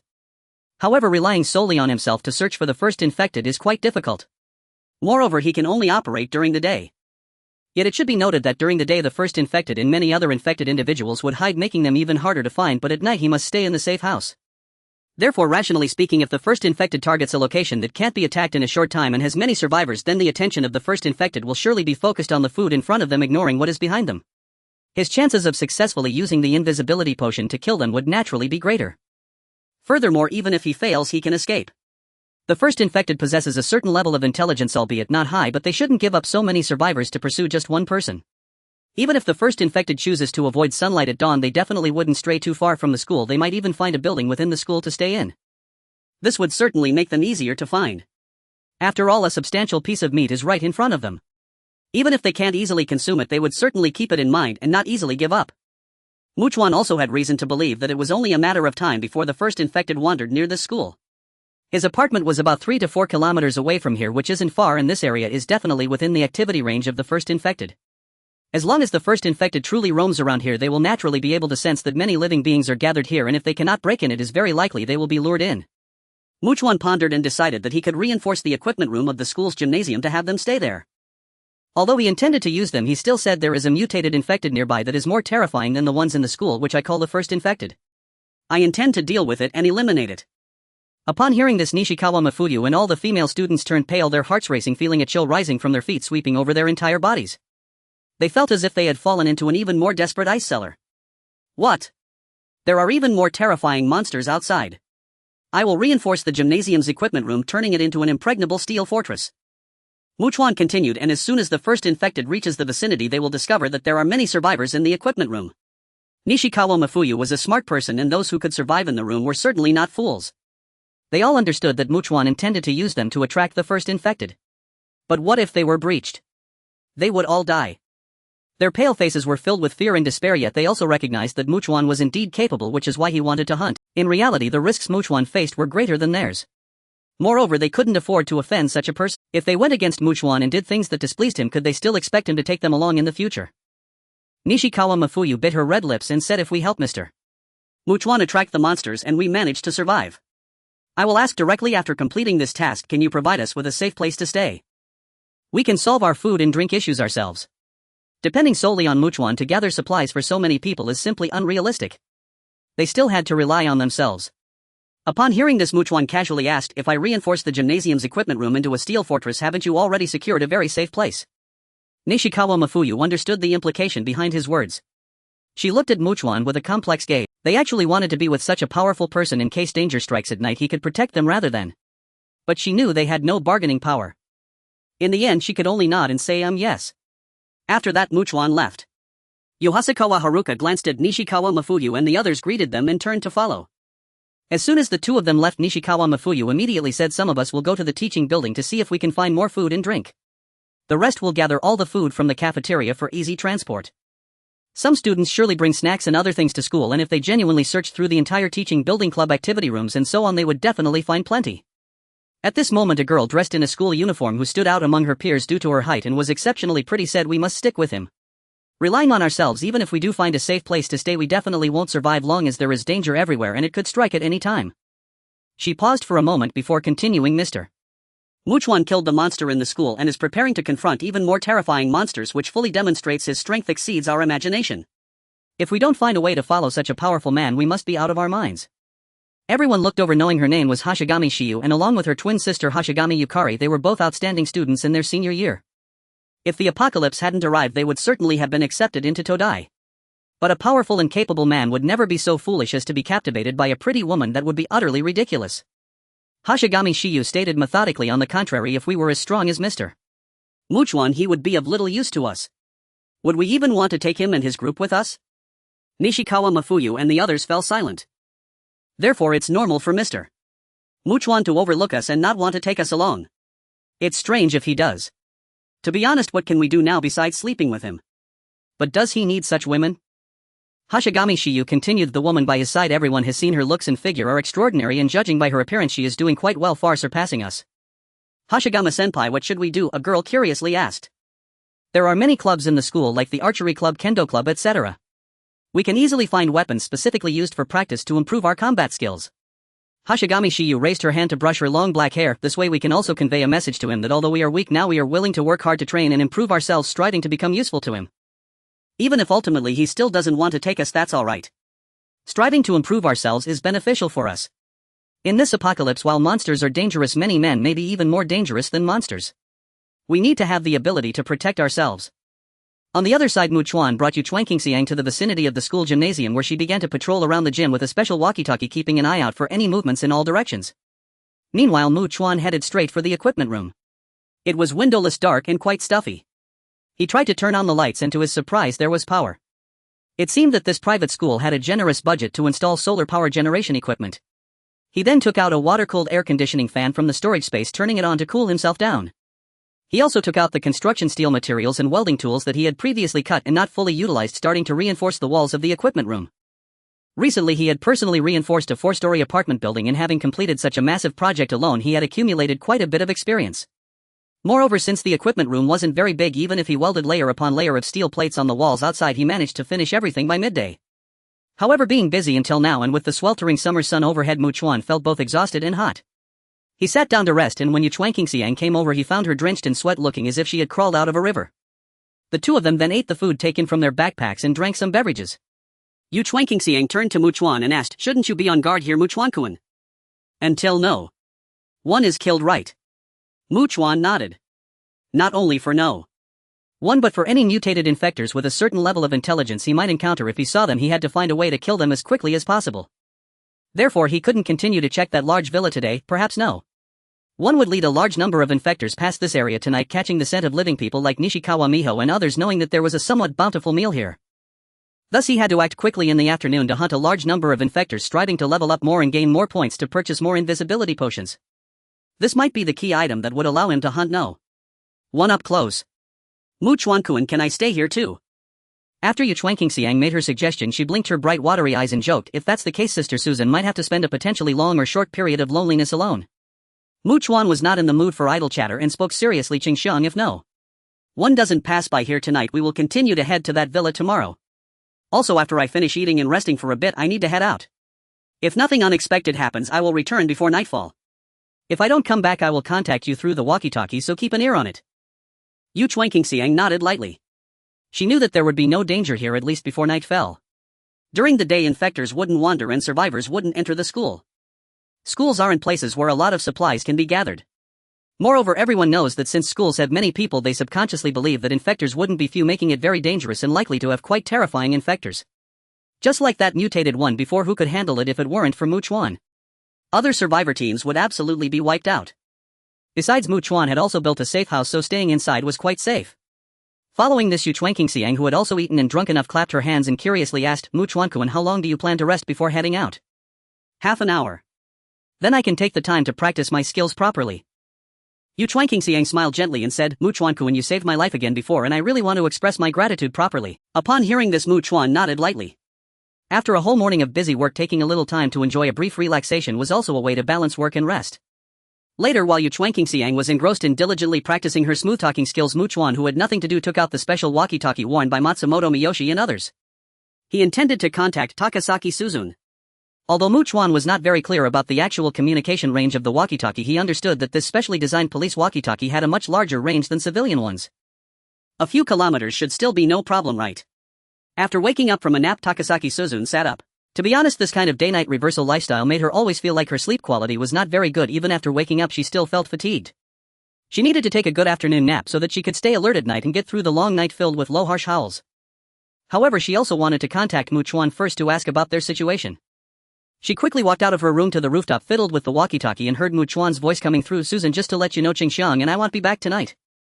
I understand. Takasaki Suzune nodded lightly, but she felt a subtle complex sensation in her heart that was hard to describe. After the apocalypse suddenly arrived, she and her father had come to this apartment building together and gathered some survivors who were active during the day. Although it wasn't long before this apartment building was breached by infectors, she then joined Chuan and Xiang. However, tonight she would truly have to spend a dangerous night of solitude in the apocalypse. Thinking about it, Takasaki Suzune suddenly felt a strong sense of loneliness. Not only that, but she also felt unsafe and insecure, which made her quite unsettled. But she didn't ask why they weren't coming back. Instead, she expressed concern, saying, Chuan, did you find that villa? Is it suitable for being transformed into a second safe house? We haven't arrived yet. After answering, Chuan briefly explained the situation. Listening, Takasaki Suzune felt very conflicted. If possible, she really didn't want to be alone. So she took a deep breath and tried to suggest, Chuan, since the distance isn't too far, I think you can first bring Xiang back. This way I can pretend to be an infector to attack her, helping her train her reactions, evasion speed, etc. And also teach her swordsmanship so she can get stronger. After saying this, she heard a sound as if someone next to Chuan was enjoying some delicious food and accidentally choked. She was puzzled when Xiang's somewhat unclear voice came through the walkie-talkie. Sister Suzune, we might return tomorrow. Hearing this, Takasaki Suzune felt a bit disappointed, but then she heard some commotion and seemed to realize something. Her face flushed as she hurriedly said, then I won't chat anymore, I'll hang up first. You two stay busy. After quickly hanging up, her heart began to race. At 12:30, Chuan left Sakura Ming Private High School under the blazing sun. He did not ride a bicycle but chose to walk. The area surrounding the school was not deserted. Residential buildings began to emerge approximately 500 to 600 meters away. If Chuan were to completely lose all feelings of fear and dread, he would hurriedly seize every moment to enter and exit buildings searching for the infected. Finally, at 3:47 in the afternoon, he reached level 11. It is no exaggeration to say that in Tokyo, with a population exceeding 10 million, his enhanced perception made finding the infected simpler than locating supplies. Now, upon leveling up, he received 20 attribute points, 4 in perception, strength and constitution, and 8 in agility. After allocating these points, he opened the system store and purchased a bottle of invisibility potion. Suddenly, Chuan sensed something appearing in his storage space.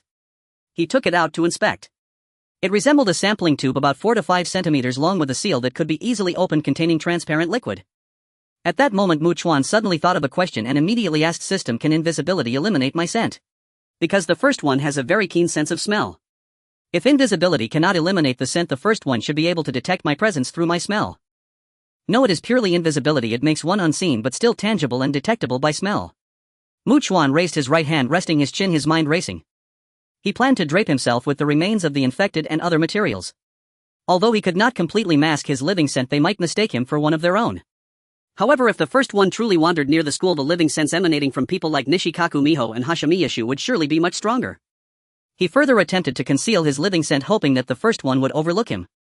Of course, even if it caught a whiff, it would not be able to see him. The first one's intelligence was likely not high and it would probably just be confused. Then Chuan tried to store an infected corpse in his storage space but found it impossible. So he planned to return to school and observe from the rooftop of the teaching building. Just as Chuan was about to step out, he heard hurried footsteps approaching from the street outside, stopping across from the building. He tiptoed to the window and saw 2 buzzcut men sitting there. One had dyed his hair red and the other green. Clearly they had come out to gather supplies and were now taking out several items from their bulging backpacks, seemingly wanting to eat first before taking the leftovers back. Mu Chuan's senses were sharp. He could hear their voices as they munched on food while constantly looking around. We should also go to Tianhai Private Academy. The green-haired buzzcut man said there are armed forces there, it's very safe. But we escaped from prison, what if our identities as criminals are discovered? Let alone the Metropolitan Police, would ordinary people dare allow a bunch of criminals to join? The red-haired buzzcut man took a few sips of his drink. Moreover, Brother Kanamura said that in this dangerous world without weapons one cannot defend oneself and will be at the mercy of others. Since we have guns, we can totally form our own team. After saying this, he pulled out a walkie-talkie and contacted Brother Kanamura. We have collected quite a bit of supplies and are preparing to return. Unfortunately, we haven't encountered any survivor groups. It seems like survivors have vanished completely. They must have heard the helicopter noise a few days ago and have all headed to the safe place of Tianhai Private Academy. A robust voice came through the walkie-talkie, so I also brought people to the vicinity of Tianhai Private Academy today. Ha! The green-haired buzzcut man was taken aback and immediately spoke into the walkie-talkie. Brother Kanamura, what do you mean? Survivors are gathering there. If we go, we might bring back some people, especially women. Brother Kanamura said slowly. However, when I brought people there I realized that Tianhai Private Academy was long gone and we didn't encounter any survivors, but we made an unexpected discovery. Unexpected discovery? The red-haired buzzcut man asked with interest. There is a well-fortified apartment building that looks like an incredibly sturdy iron fortress, far safer than where we are now. Brother Kanamura chuckled, but such a grand project must have been constructed by a significant survivor group, so there must be women there and definitely not just a few. Upon hearing this, both the green-haired and red-haired buzzcut men displayed expressions of great delight. Brother Kanamura's excited voice came again through the walkie-talkie. We will feign joining them and then use the guns in our hands to eliminate all the men, seize all the women, and then gather a large number of survivors at that place. Brother Kanamura, I really don't understand why we don't leave Tokyo immediately and go to a less populated area. The green-haired buzzcut man said in confusion. There are so many monsters in Tokyo that it's impossible to estimate. Staying here is extremely dangerous. We should have left long ago. You idiot, we need to strengthen the power of our group. With just over 30 of us escaping Tokyo, who will go out to risk gathering supplies later. Brother Kanamura said emphatically, so we not only need to find many beautiful women but also men with children. We can control their children, and since we have guns we can make these people gather supplies for us, and we won't have to take risks living in comfort with women and without worrying about food and drink. Brother Kanamura is brilliant. The red-haired buzzcut man immediately flattered him. The Brother Kanamura he mentioned was Kanamura Kengo, a ruthless person who had killed 4 people before the apocalypse, a serial killer feared by many. Naturally, they were not good people either, having been locked up with such a terrifying criminal. Because they were all crazed criminals who had seized firearms from dead prison guards, they managed to escape from prison and occupy a safe. Mu Chuan stood by the window, his eyes filled with a cold glint as he watched the two men. He realized that indeed in the apocalypse the infected were dangerous, but survivors could also pose a significant threat. Especially as time passed, one couldn't say that even the elderly, children and women who could survive for a long time were harmless. One must always be on guard and assume the worst intentions. Moreover, since these people were plotting against his safe house and intended to eliminate him, he naturally had to strike first and eliminate. If he could obtain the firearms in their possession, it would be even better. He would have ample ammunition. However, with over 30 people, they all had guns. Even though his physical abilities far surpassed ordinary people, it would be difficult for him to handle so many armed and ruthless criminals without using the invisibility potion. He suddenly hatched a plan. He could quietly follow these two men to find out where they lived and then at night throw a hand grenade over, causing a loud explosion that would attract a horde of infected drawn by the sound. The green-haired and red-haired man with a buzzcut was unaware that Mu Chuan was secretly following them all the way. They arrived at an underground parking lot. The entrance was blocked by numerous vehicles, forming a barrier. With a few more items that are difficult to destroy added, it could easily be sealed off. Moreover, the underground parking lot was spacious and had multiple exits. If things took a turn for the worse, they wouldn't be completely trapped inside. There were vehicles inside. Not only could they enjoy the air conditioning, but even if the infected came down, they could hide behind the cars to shoot at them or ram and crush them. Now the green-haired and red-haired man noticed that some people who had gone out to gather supplies had returned, casually smoking, playing cards, and occasionally taking a sip of alcohol. Some were even nonchalantly relieving themselves against the wall. Then the two approached a middle-aged man sitting in a luxury car enjoying the air conditioning, his body covered in tattoos and a fierce expression on his face. They bowed respectfully, saying, "Brother Jean Village. We had quite a good harvest today." After Jean Village Jianwu nodded slightly, the two dropped their backpacks and left quickly, finding a vehicle to sit in and cool off. Jean Village Jianwu took out a cigarette, lit it, and took a deep drag, his eyes flickering with a fanatical gleam. The apocalypse is just fantastic. I can do whatever I want. Ha ha ha. This is the paradise I've always dreamed of. Perhaps most people feared the danger-filled apocalypse, but he loved it. A world without order, morality, or law, where one could act freely, was simply wonderful. Just thinking about it made his blood rush. Mu Chuan stood on the 5th floor of a building across the street from the underground parking lot, looking down at an entrance. He took out his walkie-talkie trying to contact Yuhai Chuan Xingxiang. It seemed she had been attentive to the walkie-talkie and they quickly connected. Xingxiang, I have something to do tonight and won't be back. You stay in the equipment room at the gym. Okay, Yuhai Chuan Xingxiang replied obediently without asking any questions. Mu Chuan put away the walkie-talkie and stood by the window. As the sun set, he saw several groups of people returning with bulging backpacks. He held a hand grenade in his hand. He patiently waited. After it got dark and 2 more hours passed, those who could return had definitely come back, those who hadn't probably won't, and Mu Chuan decided it was time to take action. His strength was considerable now. When thrown with full force, the speed of the hand grenade would be incredibly fast and should not explode midway. Meanwhile, in the underground parking lot, Jin Village Jianwu counted the number of people.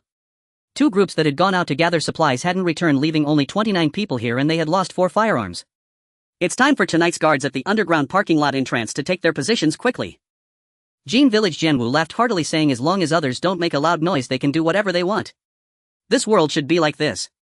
The red-haired and green-haired men armed with firearms quickly arrived at the southern entrance of the parking lot. It was tightly blocked with not a sliver of moonlight slipping through. They were both extremely tense, paying close attention to the outside movements. The green-haired man muttered, "Damn it, it's so hot." "Don't talk." The red-haired man whispered harshly, "There are monsters outside. If they hear us, we're done for." As soon as he finished speaking, they heard something shatter the glass of the vehicles blocking the entrance, producing a crisp sound. They had no time to react before a loud bang powerful enough to rupture eardrums hit them and they were thrown backward by the force. The grenade explosion ignited the fuel tanks of the vehicles, causing the cars to catch fire. Upon hearing the explosion, Jin Village Jianwu and the others rushed over with firearms at full speed, only to find the green-haired and red-haired men lying in a pool of blood covered in wounds in a horrifying state, their lives uncertain. The entrance had not only been blown open, but flames shot up, waves of heat surged and black smoke filled the air. Such a loud noise immediately attracted a large number of infected nearby. Some were pale with shock, trembling. How could there be a sudden explosion out of nowhere? Jin Village Jianwu, however, decisively shouted, "We retreat to the second line of defense, grab supplies to block and reinforce it. This way the monsters definitely won't break in." But I can't help but wonder if this explosion was truly an accident. He thought to himself as he and the others retreated to the second line of defense. Everyone frantically searched for anything they could find, racing against time to reinforce the barricade. They quickly retreated, maintaining some distance, hiding behind vehicles with their firearms aimed forward. Everyone was extremely tense and panicked, their faces pale, sweating profusely, holding their breath and completely still. They could hear the sound of numerous infected approaching, their erratic steps resembling numerous terrifying demons emerging from hell into the world. They were right outside. Very close to them. Soon the sounds of flesh being gnawed and bones being crushed echoed. Everyone fell into immense fear, listening to their own hearts pounding. Meanwhile, Mu Chuan, observing from the building, took out another grenade. Since the blockading objects had been blown open, he wanted to see if he could throw it directly into the underground parking lot. He had plenty of grenades, so he could try slowly. He threw it with all his might. The grenade flew down at high speed, passing over the infected, gnawing at the corpses of the green-haired and red-haired men, and landed outside the second line of defense set up by Jin Village Jianwu and the others. Bang! Another massive explosion occurred, causing Jin Village Jianwu and the others to hear a ringing in their ears as debris flew chaotically everywhere. Jin Village Jianwu and the others looked on in despair as a large gap was blown open in the second line of defense, knowing they had no time to patch it up. Mu Chuan was surprised to find that several infected were killed in the explosion, earning him some experience points. Damn it, someone is definitely targeting us. They're intentionally setting us up. They're deliberately using the explosion to lure the monsters over. Jin Village Jianwu's eyes turned red as he angrily shouted, and they're using bombs to help the monsters open a gap. Letting the monsters rush in without obstruction.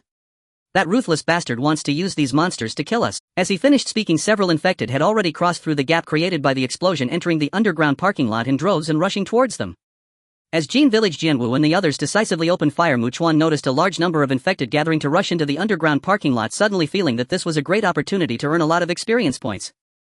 With this grenade thrown, their dense grouping as they surged downwards meant he could at least take out 5 or 6 infected.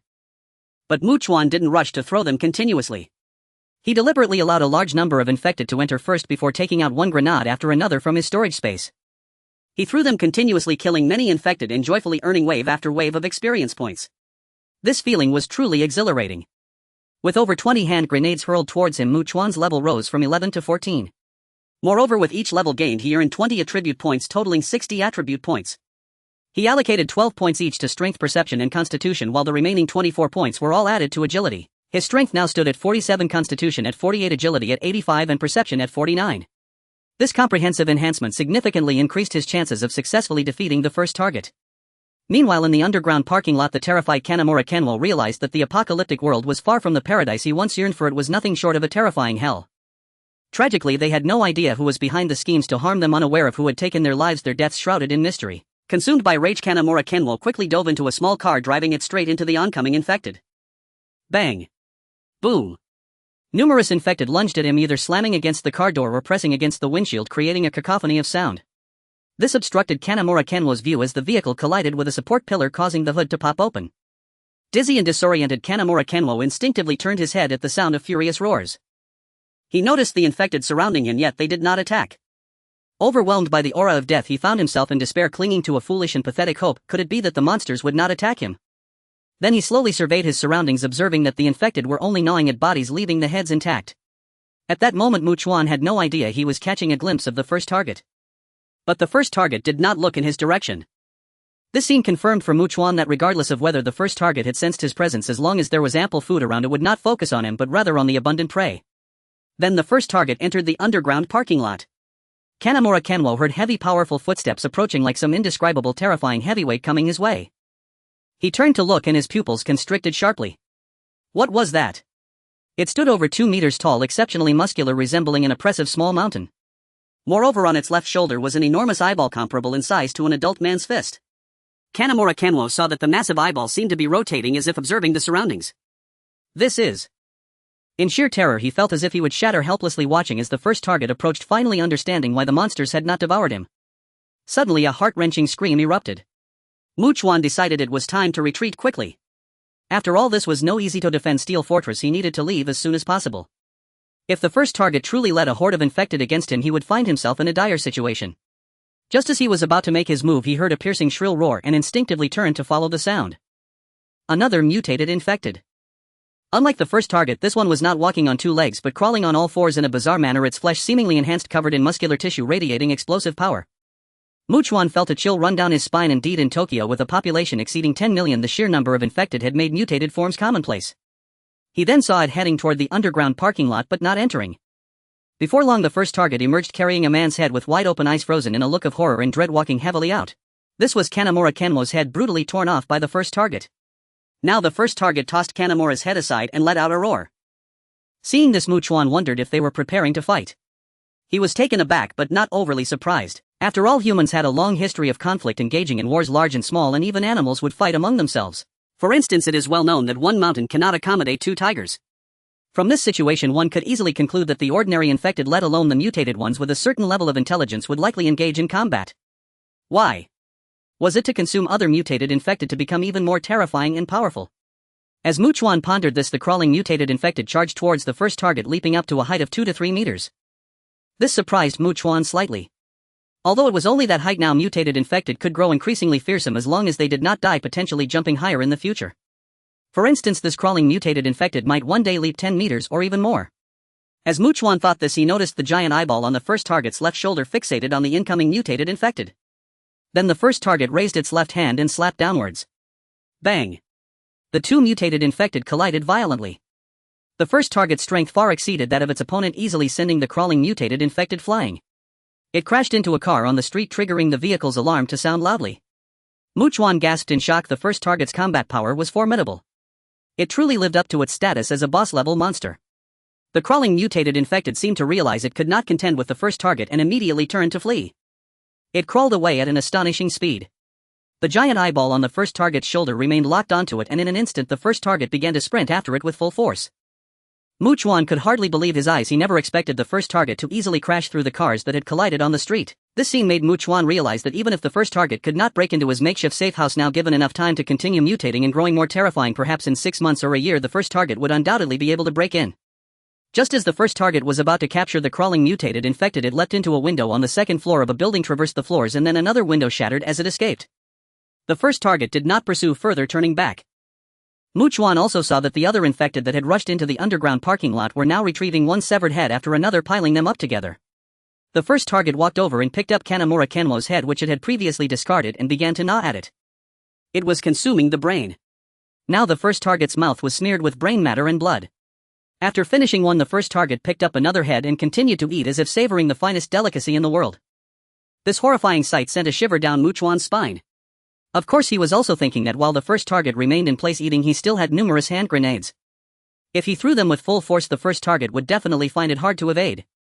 Moreover, no matter what, the first target was still flesh and blood. Even if he couldn't kill the first target, he could definitely injure it significantly, making it much easier for him to defeat. Furthermore, if he consumed an invisibility potion aside from the first target possibly detecting him through smell, the other infected would have no chance of discovering him. Even if the first target could issue orders to them, they would neither see him nor smell him and would have no idea where to attack, posing no threat to him. Chuan swallowed hard, his heart racing. Although he had devised a plan, he did not want to miss this golden opportunity to inflict serious injury on the first target and attempt to kill it. After all, no perfect plan could ever keep pace with the changes of reality. If he rigidly adhered to his plans without being flexible or seizing opportunities, he would surely not last long. Chuan did not hesitate any longer. He was not the indecisive type. With determined resolve, he took out a hand grenade and hurled it towards the first target, who was devouring the survivor's brain, and without any pause he pulled out another one and threw it. At that moment, the first entity, savoring the delicacies of the brain, seemed to sense something and abruptly turned its head, spotting an object hurtling towards it at high speed. It appeared quite perplexed, yet it clearly saw the object crash to the ground with a thunderous bang, directly exploding. Some of the infected were blown away, falling to the ground motionless, allowing Chuan to earn some experience points. The first entity was evidently in a daze. The other infected nearby remained utterly still, seemingly unable to comprehend the situation. Thunderbolts surged through the air with alarming speed. Bang! Bang! Bang! Explosions erupted around the first entity, deafening sounds ringing in its ears as debris splattered everywhere, causing it and the other infected to feel excruciating pain. The first entity seemed enraged, emitting a terrifying roar that pierced the night. Its enormous eye on the left shoulder spotted a thunderbolt about to strike it, prompting the entity to swiftly raise its right hand to grasp it. Bang! The thunderbolt blew off its right hand and the first entity was sent hurtling away, battered and bloodied as if struck by a nearby horrific shockwave. Seeing this scene, Chuan was overjoyed, yet he found it hard to believe when he saw the first entity rise again. Despite being a flesh and blood being, how had it not been torn to pieces or completely killed by such close-range thunder? It was utterly astonishing. In fact, earlier the first entity had caught a whiff of the living scent from Chuan, but had been far more attracted to the abundant delicacies in front of it, ignoring him. But now, having been severely injured by this person, it had lost its right hand. The first entity harbored immense hatred, its eyes turning even redder as it continued to roar. All the nearby surviving infected seemed to receive some sort of command, rushing towards the building where Chuan was. Calm in the face of danger, Chuan quickly descended the stairs. During this process, he heard numerous sounds of infected breaking through doors and windows. With his mind composed, Chuan pulled out an invisibility potion from his storage space and drank it. The moment he entered the invisibility state, he brushed past an infected being at a very close distance. Without changing his expression, Chuan exited the door, sprinting at full speed towards the first entity. Having just leveled up a few times, his agility was higher now. He could cover 100 meters in mere 3 to 4 seconds. If his agility continued to improve, running 100 meters in a second would no longer be a fantasy. In his left hand he held a thunderbolt, decisively throwing it despite having limited supply. He still wanted to bombard the first entity. The more severely injured it became, the better it was for him.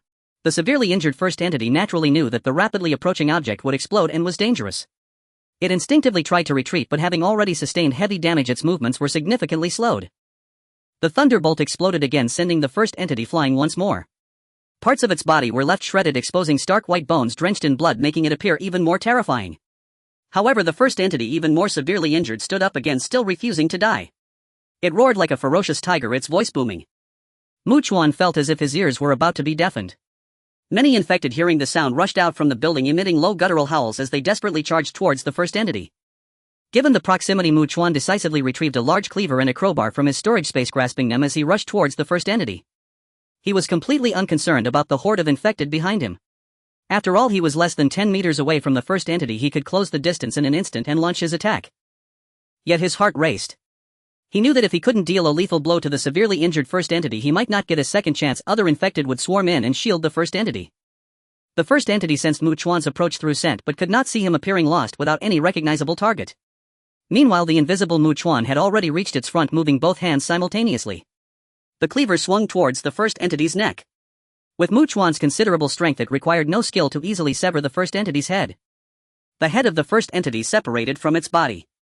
However, there was no system notification indicating experience gained. Following this, the crowbar pierced through the first entity's enormous eye on the left shoulder, yet still no notification sounded. Clearly, the first entity had not died even after losing its head and having that enormous eye pierced. It was especially shocking considering it had been struck by thunder multiple times.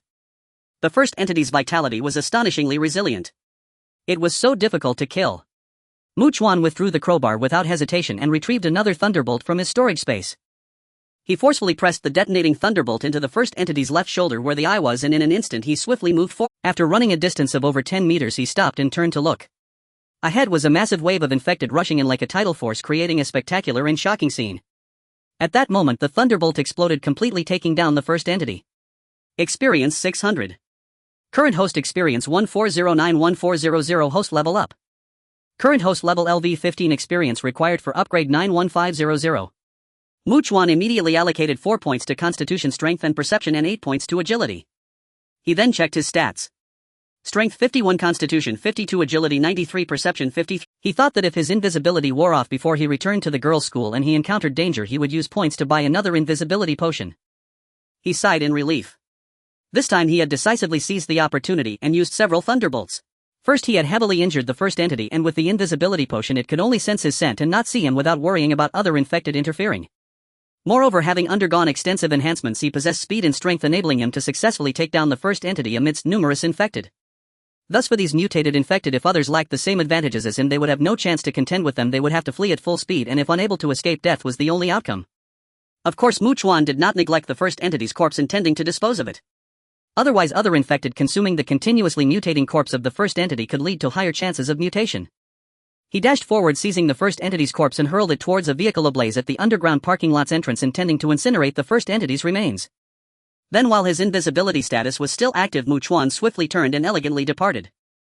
Meanwhile, in the equipment room of the Sakura Ming Private Girls High School Gymnasium. Since Mu Chuan did not take the water-cooled air conditioning fan away, it wasn't too stuffy here despite the relatively enclosed space and the number of people. At this moment, Hashigami Shiyu, her identical twin sister Hashigami Shuelai, and others were gathered around Hanasaki Chika. The sisters gave off completely different vibes. Hashigami Shiyu appeared calm and assertive, while her twin sister Hashigami Shuelai seemed timid and shy, easily blushing at the slightest provocation. Everyone listened to Hanasaki Chika as she spoke, and when she mentioned having a delicious canned hot pot, expressions of longing and envy filled their faces, accompanied by the sound of them swallowing in anticipation. Curiously, Hashigami Shiyu asked Hanasaka-senpai, "How capable is Mu Chuan-sensei?" "I'm not referring to dealing with the monsters outside, but in certain aspects." Previously, Hanasaki Chika introduced Nishikawa Meiho as her homeroom teacher, so they naturally knew that Hanasaki Chika was also an alumnus of this school, allowing them to call her senpai. Hanasaki Chika was taken aback by the question, and her sister Hashigami Zuilai's face turned red. The other girls also blushed slightly, yet seemed curious, all glancing at Hanasaki Chika, which gave her a strange feeling of being the center of attention. Leaning against the wall, Nishikawa Meiho raised her right hand to her forehead and awkwardly said, "Hashigami-san, what on earth are you asking?" "Maho-sensei, please don't feel embarrassed. Given our current situation, as living human, survival is indeed our primary task. However, if we can survive well, we should consider the matter of reproduction." Hashigami Shiyu said candidly, or rather, reproduction isn't the top priority right now, but the ultimate goal of surviving is still for reproduction, which even relates to the true survival of humanity. Everyone exchanged glances, looking at one another in silence. "I sincerely think Mu Chuan-sensei is handsome and tall, and as a capable and formidable man, his intellect must be sharp. Mu Chuan-sensei's genes are truly excellent." Hashigami Shiyu continued, "And the more dangerous the environment, the more we must choose strong, outstanding men to be the fathers of our children." Many girls internally agreed with her statement. Mu Chuan was strong and capable, able to deal with the terrifying mutated infectors in the school, and he had the audacity to hunt even scarier ones. To them, such men were indeed quite charming and attractive. "Sis." Hashigami Shuelai tugged at Hashigami Shiyu's arm, worriedly whispering, "What you're saying is inappropriate." After all, Hanasaki Chika was close to Mu Chuan. Unless Mu Chuan had absolutely no interest in beautiful women, there was bound to be some kind of relationship. Doesn't that clearly imply putting a green hat on Hanasaki Chika? Wouldn't she be angry upon hearing that? Moreover, she could whisper in Mu Chuan's ear that they were not good, which would definitely affect his perception of them. And besides, only those who attended girls' schools in middle school would choose to continue in a girls' school for high school. We are all at this age studying in a prestigious girls' school with high admission rates, which requires us to spend a lot of time on our studies. It's not an exaggeration to say that none of us here have ever been in a romantic relationship. Hashigami Shiyu, unfazed, continued, "But as someone who might not see tomorrow's sunrise, I must say from the bottom of my heart that I don't want to die without experiencing certain things." "Do Nishikawa-sensei and the others want to see themselves die as Hashigami-san?" Nishikawa Meiho interrupted, seeming quite flustered and angry. She then looked at Hanasaki Chika, awkwardly saying, "Chika-shi. Maho-sensei, it's fine. If Mu Chuan likes me, I have no right to say anything. If Mu Chuan does not like me, even if I take the initiative to say something, he definitely would not take action." Hanasaki Chika smiled indifferently. "Moreover, I quite agree with Hashigami-senpei's words. We need to survive, but in this extremely dangerous and terrifying world, if no new lives can grow, it means humanity is not far from complete extinction. Some girls sat there hugging their knees in contemplation while others whispered among themselves. At this moment Hashigami Shiyu asked again, so Hanasaka-senpai, I still want to ask what it feels like to do such things. Hashigami-san. Nishikawa Meiho scolded her again. Maho-sensei, this question is also very important. We live in such a dangerous and terrifying world, and the mental pressure on everyone must be immense. We need to vent and relieve stress, otherwise we will be crushed sooner or later, leading to mental breakdowns. Hashigami Shiyu stated, but the entertainment activities that allow us to relieve mental pressure have become scarce. Moreover, whether this is truly a stress-relieving thing, Hanasaka-senpai must be very clear right now. How capable is Chuan? I can't really say. Hanasaki Chika cleared her throat, first addressing Hashigami Shiyu's first question. Can't really say. Not only Hashigami Shiyu but even Nishikawa Meiho, Hashigami Shueli and others looked at her in surprise. Anyway, Chuan can fight continuously for an entire afternoon, and I feel that this is not his limit. While everyone was dumbfounded, Hanasaki Chika assuredly said, but that is definitely a stress-relieving activity. It allows me to happily forget all worries, feeling as if I have gone to a wonderful paradise. Hearing this, Nishikawa Meiho, Hashigami Shiyu and many girls all felt a tremor in their hearts. Like going to paradise. Is it really that wonderful? Just as Hashigami Shiyu was about to continue asking, Chuan's urgent voice came through the intercom, I will arrive at the school gym equipment room in about 2 minutes. Hanasaki Chika immediately responded. Upon hearing Chuan's return, not only she but everyone felt a sense of relief, as if they had found a pillar of support.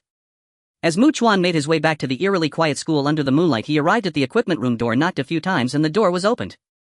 Chuan hurried inside and took a seat. Hanasaki Chika quickly took out food and water from her backpack and handed them to Chuan, while Nishikawa Meiho moved the water-cooled air conditioning fan closer to him. After Chuan, drenched in sweat, consumed quite a bit, he noticed that Hashigami Shiyu, Nishikawa Meiho and others were looking at him with inscrutable expressions. To put it bluntly, it was like looking at an extraordinary and miraculous existence. The mature and alluring Nishikawa Meiho asked, why did Chuan-sensei suddenly come back? I took out number 1. Chuan replied and turned to Hanasaki Chika, saying, Chika, we are leaving here tomorrow. Upon hearing this, Nishikawa Meiho, Hashigami Shiyu and the others turned pale, feeling quite anxious. They weren't foolish, they knew that if the two of them left, they would definitely not return here. If they truly relied solely on themselves, it would be incredibly difficult for these women to survive in such an apocalyptic world. So Hashigami Shiyu hurriedly said, Chuan-sensei, I will not take you with me. Chuan interrupted bluntly. I know and I can understand that Chuan-sensei does not think highly of us. After all, we currently have no combat power and no remarkable skills to draw attention. Hashigami Shiyu took a deep breath, but I know where there is a very safe place. It's countless times safer than this safe house and much larger. As soon as she said this, everyone looked at her in disbelief. Hearing this, Chuan scrutinized Shingonshiryu from top to bottom. Through her description, he had already guessed that it must be something like a large cargo ship or cruise ship. But he still asked knowingly where. Both Tokyo Port and Yokohama Port have enormous ocean-going cargo ships and large cruise ships. If we could seize a large cargo ship or cruise ship and sail a distance away from the port. Shingonshiryu spoke up, even if it's just leaving 100 or 200 meters, no matter how many monsters there are, if they can't swim, they'll just drown in the water. And if they can swim, they definitely cannot come up from the water. Shingong Jr., the journey to the port is quite long. Even before the apocalypse, there were many people at the port, and there are definitely a lot of monsters, especially on the cruise ships and cargo ships where there are likely many people. Yucheng Chika said. Shingonshiryu interrupted, Yucheng Sr., even if we can escape from the multitude of monsters in Tokyo, no matter where we go, we will ultimately be on land. No matter how well built the safety house is, it cannot move. When terrifying danger comes, we can only hide inside. Everyone understood her meaning.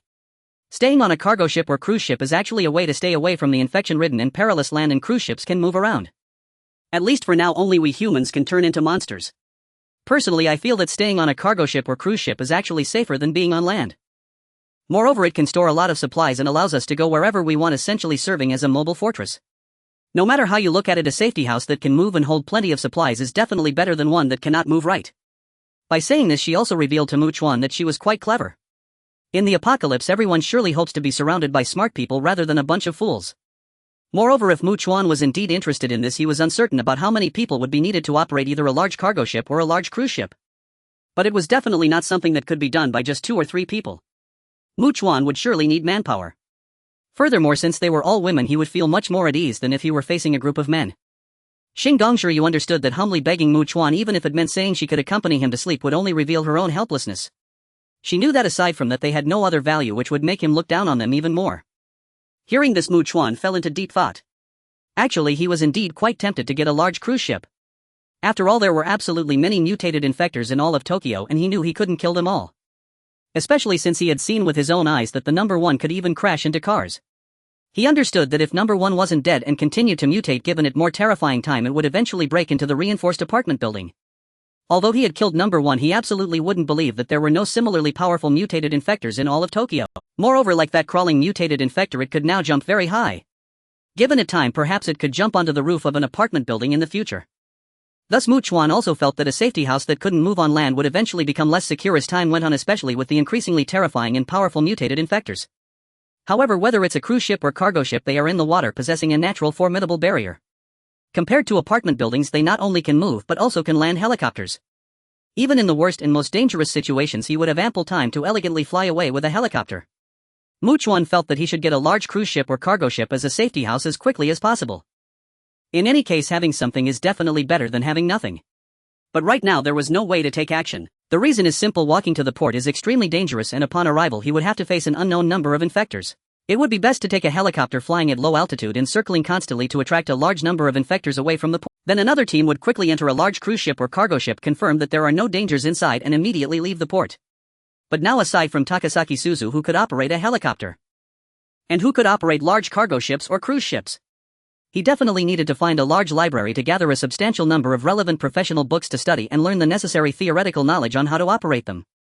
However, Chuan had to be honest, he really didn't have the inclination to study how to operate a ship.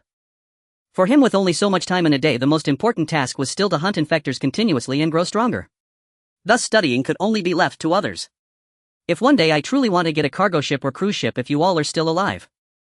Chuan spoke up, stopping mid-sentence. The meaning was self-evident. Shingongshiru and the others exchanged glances and all sighed in relief. Then Shingongshiru smiled faintly and asked, Mr. Chuan, may I ask if there are many monsters and survivors nearby? There are naturally many monsters, but there should be no survivors left. Chuan informed them that he had only discovered the group led by Kanamura Kengo in this vicinity, and he hadn't found any other survivors. And to note, the reason Kanamura Kengo and his group stayed here was that the armed criminals were unwilling to go to Tianhai Private Academy. If they were willing to go, they would have surely left this vicinity long ago. But as long as they went and discovered the academy was done for, they would understand that places with powerful armed forces are not safe, and anyone with a bit of sense would surely leave Tokyo for less populated areas. For example, the survivor team he encountered earlier. There were simply too many infectors in Tokyo, making it impossible to estimate the exact number, which is extremely dangerous. Honestly speaking, if it weren't for the system, he would have fled long ago as far away from Tokyo as possible. Thus Chuan couldn't say all survivors, but the vast majority were likely on a long journey away from the infection-ridden Tokyo. The longer time passes, the harder it should be to encounter survivors in Tokyo. Instead, it would be easier to find survivors in originally less populated rural areas. Furthermore, based on what we learned from Yu Cheng Sr., the more people there are, the more dangerous it is. So I think, Mr. Chuan, you could set up a safety house for us at a location not too far from where you reside. This way, if danger truly comes, the first to be impacted would be us rather than you. When the time comes, if you feel it can't be handled, you would have the time to escape and wouldn't fall into a terrible predicament of being surrounded. Wouldn't you agree? Chuan narrowed his eyes, sizing up Shingongshiru, who also met his gaze with poise. Because what she proposed aligned with his interests, not hers. Chuan did not respond directly but said, I'm tired and need to sleep now. Immediately Nishitsubaki Miho turned off the light and Chuan closed his eyes, contemplating. He could indeed help them set up a safety house near the apartment building. First of all, as long as he wanted to set up a cruise ship or cargo ship far from land which could move around in the water as a safety house, he would need quite a bit of manpower. Thus their survival was useful and valuable to him, and he could ensure their safety within his capabilities. Secondly, if a huge danger arose that he couldn't handle, the first to be impacted would indeed be Shingongshiru and the others. Thirdly, the crawling mutated infector that had fought with number one had escaped, but this fully indicated that it was lingering nearby. Chuan needed to kill it, but he would have to be able to lure it out. Perhaps it could also sense the scent of a large number of living people gathering together. In any case, for him, seeing mutated infectors without trying to kill them would be foolish, allowing the nearby threat to grow larger and larger. Ultimately, this would directly threaten his own safety. Is Chuan-kun asleep? At that moment, a gentle voice from Yu Chung Chika floated softly from the darkness. Not yet. Chuan-kun, since you eliminated the great danger of number one, should we celebrate properly? Chika, I find you are getting bolder and bolder. I previously asked Nishitsubaki Sensei and Shingong Jr. They have been sleeping poorly and are very tired. Now that Chuan-kun is here, they will surely sleep soundly and peacefully. Also, I actually prepared a handkerchief which I would fold into a small square and then. Yu Chung Chika said in a deliberately charming tone, pausing slightly, a mix of anticipation and excitement in her soft voice. Moreover, I really want to go on a trip. Where to travel? To paradise. In the darkness, Chuan suddenly discovered a significant issue that he had overlooked. As he continuously strengthened his body, even at this moment Chuan was no longer his opponent, utterly lacking any fighting capability. For a man, if he cannot do something thoroughly, it may leave him in an uncomfortable state of limbo. He truly understood that now he might have to face 2 or even 3 opponents to truly enjoy himself. Especially as his body continued to strengthen. He could foresee that perhaps facing 5 or 6 or even 7 or 8 would still not be enough for him to fully indulge. With people like Nishi Crane Miko around, he felt even better. After all, for him, even with a system today could mean no tomorrow. Moreover, being well-fed and without any immediate life-threatening dangers alongside the presence of women, he naturally wanted to not only release mental pressure and relax but also to seize the moment and enjoy life. Then Chuan lay down, closed his eyes and began to sleep. A night passed in silence. The next morning he woke up, turned on his flashlight, got up and went outside to check the time. It was now 8 in the morning, but the weather was not great, gray and exuding a sense of powerless gloom. Soon he heard some movement behind him. Chuan turned around to see the mature and alluring Nishi Crane Miko had come out. Her expression was somewhat strange, her gaze flickering and slightly flushed as she looked at Chuan. Are you taking us with you today, Mr. Chuan? You all stay here. Wait for me to build a safe house near my apartment and I will come to take you there, probably tomorrow or the day after. Chuan was straightforward, tossing her especially designed police walkie-talkie for contact, saying, I'm going to check around the school to see if there are any dangers.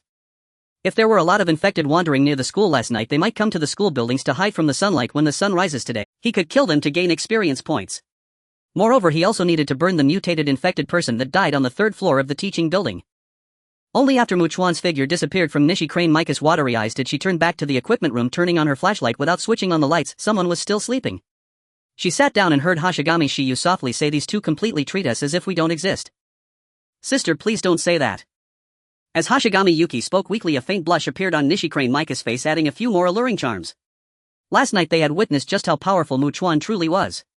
It far exceeded their imagination and left them in awe. Then Nishi Crane Miko sighed, raising her right hand to her cheek somewhat helplessly, saying, if we want to stay with him, if he desires something, it's fine, but if he wants and we refuse, then we would have to leave his team. Everyone understood that if they wanted to stay on Chuan's ship, they had to give him what he wanted. Nishi-sensei, is it possible to follow a capable and strong expert for protection without offering anything in return? Hashigami Shiyu crossed her arms candidly, saying, moreover, I think having that kind of relationship would be beneficial for us. If we don't have it, we will definitely not be valued by Mr. Chuan. Chuan arrived on the 3rd floor of the teaching building and saw the mutated infected lying there with an arm length that was astonishing. He took a bucket of gasoline from his storage space and poured it over the body, then pulled out a lighter to ignite it. As flames roared into life, he continued to search the teaching building. He made his way to the rooftop of the teaching building, checked around and went to other places, but he did not find a single infected person. When he returned, Chuan had already woken up.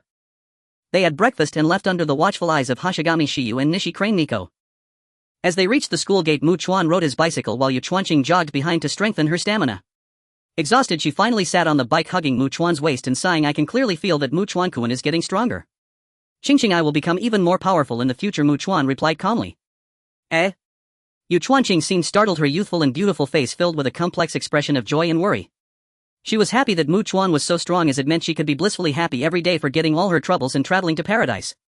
Yet she also worried that being completely no match for Chuan meant that it was only a matter of time before he sought other women. Then she pointed the way.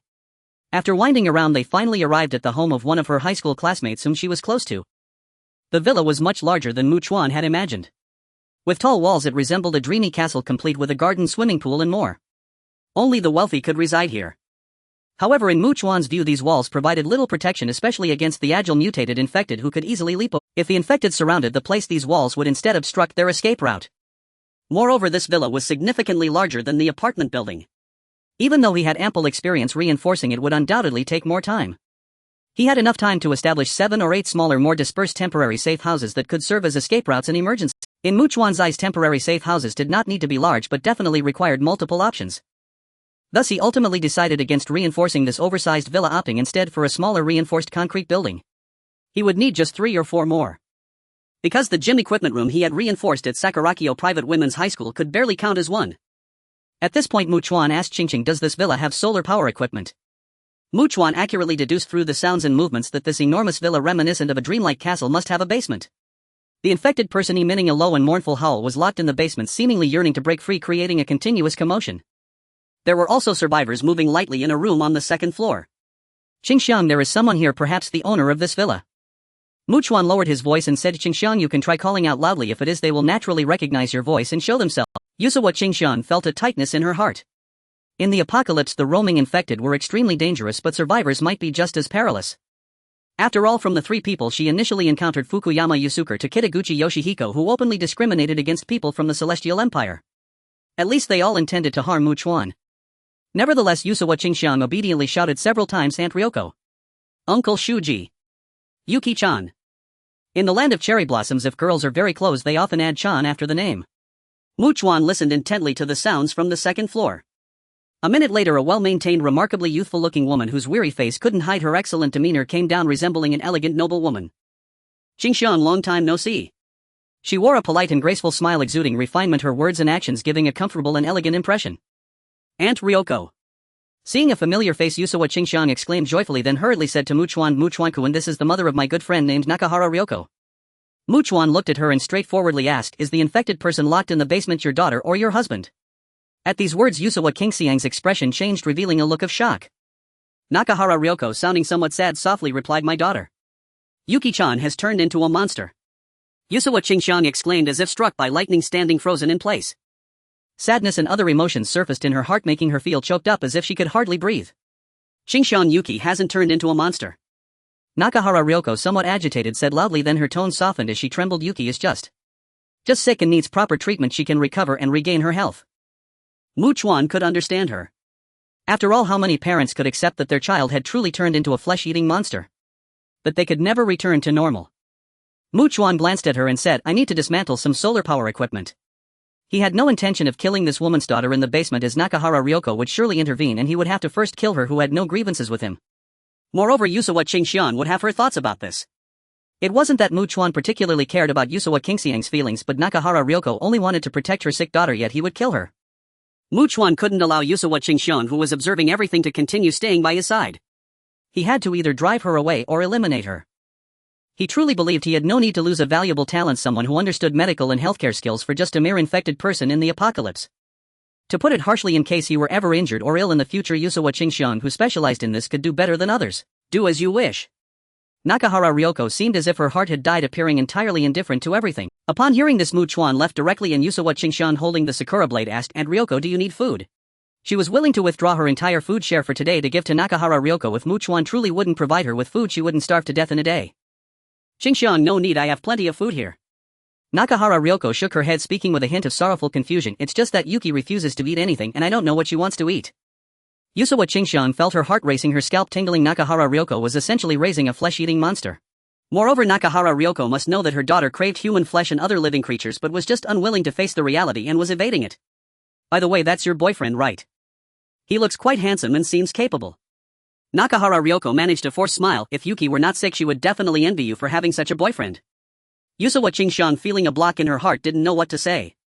After a moment of complex silence, she gently opened her lips, saying, Aunt Ryoko, I will try to persuade Mu Chuan-kun to take you with us. If Mu Chuan-kun is willing. Qingxiang, no need. If I leave, how lonely and bored will Yuki be alone? Nakahara Ryoko interrupted without hesitation, refusing. I want to stay with Yuki. As her mother, how can I abandon her when she is sick? Her voice was exceptionally resolute. Aunt Ryoko, please face the reality. Yuki-chan has already. Yusawa Qingxiang couldn't help but say, but Nakahara Ryoko's expression suddenly turned serious as she earnestly stated, Qingxiang, Yuki will definitely recover her health. When that time comes, you can come find Yuki to play again. I will also prepare many delicious dishes for you. We agreed on that. Yusawa Qingxiang was left speechless for a moment, ultimately nodding, yes Aunt Ryoko, when Yuki-chan recovers I will come to play and then I can enjoy the sumptuous banquet Aunt Ryoko makes. Hearing this, Nakahara Ryoko revealed a slight smile and continued chatting with Yusawa Qingxiang. Not long after, Mu Chuan returned. Let's go. Mu Chuan said briefly, and Yusawa Qingxiang glanced at Nakahara Ryoko, who seemed reluctant to see her leave, softly saying, Aunt Ryoko, I will come again next time. However, everyone knew in their hearts that this farewell was indeed a permanent one. They would never meet again in this lifetime. All right. Nakahara Ryoko nodded very politely, saying, I will see you off. She escorted Mu Chuan and Yusawa Qingxiang to the door, watching their figures gradually fade away until they disappeared. Only then did Nakahara Ryoko slowly turn back, returning to the entrance of the basement. Here a number of pieces of furniture were piled up. Nakahara Ryoko sat here, her bloodshot eyes shimmering with tears, as she hoarsely said, Yuki, today Qingxiang and her boyfriend came to play at our house. From the basement not only came a mournful and low howl but also a more vigorous and continuous banging as if some terrifying creature was desperately trying to break free. Yet there was no fear or terror on Nakahara Ryoko's face, only sorrow and heartache. It's a pity, Yuki, you are sick and cannot see Qingxiang. So please get well soon. Nakahara Ryoko softly murmured to herself. Qingxiang has promised me that once you recover she will come to find you to play. And I will always accompany you. Until you regain your health. As she spoke her voice grew hoarse and the crystalline tears in her eyes seemed to burst forth, streaming down incessantly. She raised her hands, grabbing her hair, whispering in immense pain, why wasn't it me who became like this? Clearly Yuki is still so young with a bright future. Why? Why wasn't it me?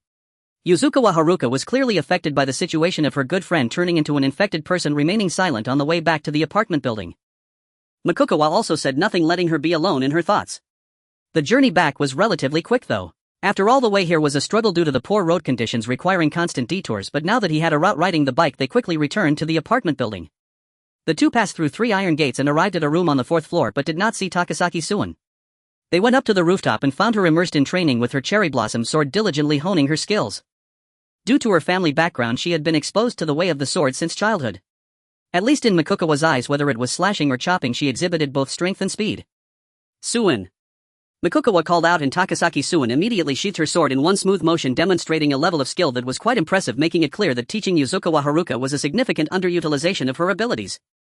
Turning around, Takasaki Suin's beautiful sweat-drenched face lit up with evident joy as she happily said, Makukawa Haruka, welcome. Having spent the first night of the apocalypse alone, she realized that being alone was not only lonely but also devoid of any sense of security. However, she soon noticed that Yuzukawa Haruka seemed off, appearing absent-minded and distracted. Concerned, Takasaki Suin asked, Makukawa, what's wrong with Haruka? Her good friend has turned into an infected person who can no longer return to normal, Makukawa informed. Upon hearing this, Takasaki Suin understood, but just as she was about to offer comfort, Yuzukawa Haruka gently smiled and said, Sister Suin, I'm fine, just feeling a bit sad. It'll be okay in a little while. I have things to do. Makukawa still needed to wander nearby looking for a safe house suitable for Nishikaku Miho and the others to stay in. He turned to leave the apartment building, frowning. Honestly, the conditions were quite harsh. It had to be not too far from his apartment building, within his line of sight, large enough to accommodate about 20 people, and must be a reinforced concrete structure. He centered his search around his own apartment building, walking from east to north then from north to west, and was surprised to find a 3-story private clinic that fit his requirements. Unlike in the Celestial Empire, in the land of cherry blossoms, major hospitals generally do not accept patients who come directly. They require a referral from a small hospital or clinic. Thus in large cities like Tokyo, private clinics are quite common and not hard to find. Makukawa cautiously approached the entrance, making noise with the crowbar in his hand. After waiting for several minutes without any sign of danger, he finally entered. He meticulously checked the 1st, 2nd, and 3rd floors, repeatedly confirming there was no danger before retrieving various materials and tools from the storage space. He intended to transform this private clinic into a fortified bastion and install soundproofing materials and solar power equipment. However, this private clinic was much larger than the equipment room of a school gymnasium, and by the time the sun was about to set, Makukawa had not yet finished. He would have to come back tomorrow for another morning of work. He then returned to his apartment on the 4th floor and entered the room, seeing Yuzukawa Haruka and Takasaki Suin sitting there, both drenched in sweat, enjoying the cool air. Clearly during the afternoon, Takasaki Suin had either been acting as a target for Yuzukawa Haruka to practice her reaction and evasion skills or teaching her the way of the sword. Makukawa asked Suin, is the police station far from here? And do places like weapon depots have hand grenades? To be honest, he had indeed tasted the benefits of gathering together infected people with hand grenades before and wanted to get more. The police station is in our Chiyoda district, so we can definitely find a lot of firearms and ammunition, but as for hand grenades, I can't guarantee they will have any because the police generally do not carry such items, Takasaki Suin replied. Of course, the eastern district of the self-defense forces stationed in Tokyo's Naruma area definitely has hand grenades, but we are quite far from Naruma. Even if we could go in a straight line, we would have to pass through Shinjuku and Nakano, facing many dangers along the way. Moreover, at night we do not have a safe house like this one to stay in. Makukawa raised his right hand, resting his chin, and thought carefully. Even obtaining firearms and a large amount of ammunition from the police station would be good. This way he could practice his shooting skills every night. Becoming a sharpshooter on his own would save him precious points that he could use to enhance himself instead of spending them on firearms mastery beginner. If he could indeed find a lot of hand grenades, that would be an unexpected bonus. Takasaki Suin bluntly said, Makukawa, the police station is quite large and there are bound to be many monsters. I think if just the 3 of us go, not only will we not get anything, but we might also not make it back. In response, Makukawa said, Suin, are you familiar with the internal structure of the police station? If you draw me a detailed floor plan of each level and then you can guide me while you wait outside. I'll go in alone. Of course, he did not plan to act tomorrow.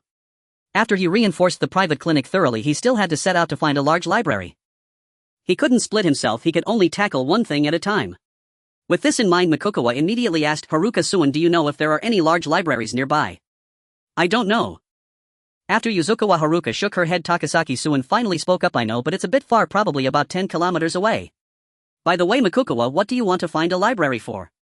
To find many professional books related to ships, to learn and master theoretical knowledge, and then create a safe house that can move on water away from the infected. After all, having something is definitely better than having nothing. After Makukawa finished speaking, he sat down and said, tonight we'll have canned hot pot with rice. Naturally, he preferred hot food with rice. Hearing this, Yuzukawa Haruka and Takasaki Suan showed smiles and hurried to get busy. About an hour later, after the three had enjoyed their second hot meal in the apocalypse, Takasaki Suan left the room to keep watch on the rooftop. Makukawa glanced at Yuzukawa Haruka, who fidgeted for a moment and then blushed as she said, I want to tell Makukawa-kun that. That came, but if Makukawa-kun doesn't mind, then I'm okay with it. She naturally had those few days when it was inconvenient to train with Makukawa. If Makukawa was well fed and had the desire to improve, as he said, he would only get better and better, and she wouldn't be his match anymore. Makukawa would never seek out other women, and she found it hard to understand. Moreover, Takasaki Suan herself was a goddess-level super beauty, always appearing before Makukawa akin to a tender delicious lamb constantly circling around a hungry wolf, hoping that a wolf that would never be full would never eat. Was that even possible? Furthermore, Yuzukawa Haruka felt that it was certainly better for Makukawa to pursue Takasaki Suan or Nishikaku Miho or Hashimiya Shu than to look for women outside. At least these people had not experienced men before meeting Makukawa, just like she hadn't. If Makukawa were to be with them, she wouldn't have to worry about him catching some strange disease and then passing it on to her. Makukawa recalled what had happened last night, his body continuously strengthening, and now he wanted to indulge. Haruka, I need to ask Suan if she is willing to be my woman, Makukawa said.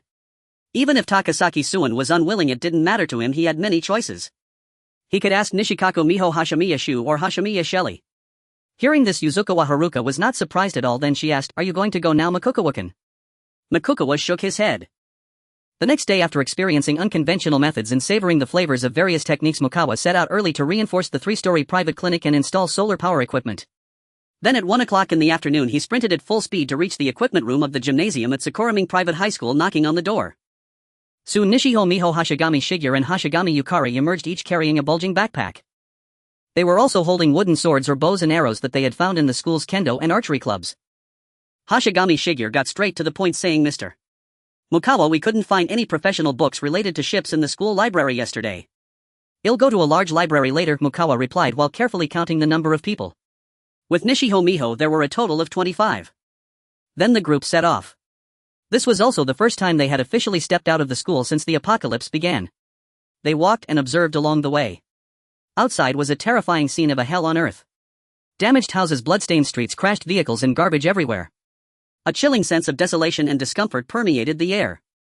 They all felt as if their scalps were about to split, their faces pale and their breaths involuntarily quickened, with beads of cold sweat forming on their brows. No one dared to speak, afraid to make any sound. To minimize noise while walking, they even took off their shoes, stepping silently in their socks or barefoot, closely following Mukawa. It seemed that everyone wanted to stay as close to him as possible. The group quickly advanced to the front of the 3-story private clinic, looking at the building that resembled a steel fortress, and Nishiho Miho and Hashigami Shigeru felt a strong sense of security. They quickly followed Mukawa inside, where he said, some of you can play the role of infected individuals to attack others, training your reactions and evasion speed. You need to maintain physical training daily to strive to run faster and longer. Nishiho Miho and Hashigami Shigeru understood that in the apocalypse, physical fitness, strength and speed were crucial, and any improvement meant greater hope for survival. However, these improvements could not be achieved overnight, they could only be slowly cultivated through diligent practice every day. After finishing his words, Mukawa turned and left, returning to his apartment, planning to have Takasaki Suzu take him to the library tomorrow. He arrived at the rooftop terrace, where he saw Takasaki Suzu playing the role of an infected individual, attacking Hanise Kawaharaka, continuously launching assaults on her. When he was not looking, they were also busy. Suzu, we will depart tomorrow morning, Mukawa said directly. Haruka, you will keep watch tonight, allowing Suzu to have a good night's sleep. Upon hearing this, Takasaki Suzu nodded, yet her heart was filled with mixed emotions. They would be going far away tomorrow, and not only to the library but also to the police headquarters. She and Mukawa would face countless unimaginable dangers along the way. She might very well not return. She was not afraid of death, rather she thought about all of this and wanted to experience some things, to know what it truly felt like to be a real woman. If she were to tragically die, she would have fewer regrets. Mukawa also glanced at his watch. It was just past 2 in the afternoon. In midsummer the days were longer, so there was still ample time. He did not want to waste time and planned to practice parkour while heading to the underground parking lot to hunt infected individuals, collect firearms from Kenji Kanamura and others, and see if there were any nearby buildings suitable for reinforcement into a safe house. He was about to turn and leave when he suddenly remembered something and said to Takasaki Suzu, I have something I want to discuss with you, come with me. Meanwhile, Hanise Kawaharaka was practicing kendo on the rooftop. Takasaki Suzu followed Mokawa into a cool air-conditioned room curious and asked Mokawa, "What do you need to say to me without Haruka here?" "I want you." Mokawa was not the shy type, especially in this apocalypse where everyone might not have a tomorrow. He would not bother with the usual routine of building feelings before getting serious with Takasaki Suzu. Takasaki Suzu's eyes widened in disbelief as she looked at him. Could it be? This guy was so direct. Couldn't he be a bit more subtle? Seeing her silent, Mokawa took the initiative to say, "If you are unwilling, I won't force you." Takasaki Suzu, lost in thought, raised her right hand and grasped her left arm. Honestly, Mokawa was very handsome, a super handsome guy with abilities. Even without the apocalypse, if he genuinely pursued her, she would be willing to give him a chance. Moreover, she knew that if she rejected Mokawa, it would not only be awkward when they met again, but it would also be hard for her to find a place to fit in here. Even if Mokawa kept her because she could pilot a helicopter and was valuable, she probably still wouldn't be able to truly integrate into the core of Mokawa's team. She had also learned from Hanise Kawaharaka that Mokawa would be bringing a group of women from the girls' school numbering over 20. To be honest, in her eyes, it would not be difficult for Mokawa to find women. There would surely be others willing, definitely more than one or two. After all, in this world only a few women would wish to hold tightly onto a strong man's leg without knowing their own worth. Moreover, she was well aware that if she wanted to experience something apart from Mokawa, she had no other choices. Even if there were, she would only have eyes for Mokawa. The reason was simple: in the apocalypse, which woman wouldn't want her man to be both handsome and powerful, capable and competent? However, thinking about her father who had just passed away, she felt that it was inappropriate to engage with a man like this. Many emotions clashed violently in her heart. "Suzu, do you have concerns?" Mokawa asked. After all, she was normally straightforward. If she were unwilling, she wouldn't hide it. "Mokawa, I just feel that my father has only recently passed away." Takasaki Suzu sighed, feeling a bit ashamed and embarrassed, and said honestly, "But I can't help but think about the possibility that I might not return after going out, that I might die outside. To be honest, I also want to experience some things." This must sound contradictory to you, right? Perhaps it might make you think I'm being overly sentimental, but... Before she could finish, Mokawa raised his hand and gently embraced her. Takasaki Suzu did not struggle but looked at Mokawa's face so close to her and saw him squinting slightly, speaking with a firm tone, "Even if you say that, I will still be very proactive tonight." She was not foolish. This meant that everything would be initiated by him and she could let go of her concerns as much as possible. She slightly turned her head, and when she was silent, Mokawa asked, "By the way, Suzu, what about your police uniform? Is it washed?" Takasaki Suzu asked instinctively without thinking too much, "Why do you ask this?" "I hope you wear it. I really want to see your heroic side." Mokawa said this with utmost candor, leaving Takasaki Suzu stunned. She never expected that this calm, rational and powerful guy would have such an interest. Her face flushed and she bit down hard on her silver teeth, saying, "I got it." Afterwards, Chuan utilized the remaining time wisely, leaving the apartment building and parkouring his way to the vicinity of the underground parking lot, discovering something left behind. The bodies of the infected outside had clearly been consumed by others of their kind. The ground was stained with pools of blood and scattered bits of flesh, bone and skin, making it difficult to find anything else. Chuan cautiously entered the underground parking lot, immediately picking up any firearms he saw, only to find the magazines were all empty, rendering them useless. However, Jin Cun Jianwu and the others had managed to collect quite a bit of supplies. He stored everything in his storage space and thoroughly searched the area again, but found nothing of value. After leaving, he stood on the street and checked his watch. It was already 4:21 p.m. He needed to hurry back. At that moment, he suddenly sensed something moving behind him. Something had jumped down from a height about 100 meters away. His range of perception had expanded significantly now. As long as there was any slight movement within 100 meters around him, he could detect it immediately, giving him ample time to decide whether to fight or flee. As he turned around, something landed on top of a car, making a loud thud sound followed by the sound of the windshield and windows shattering.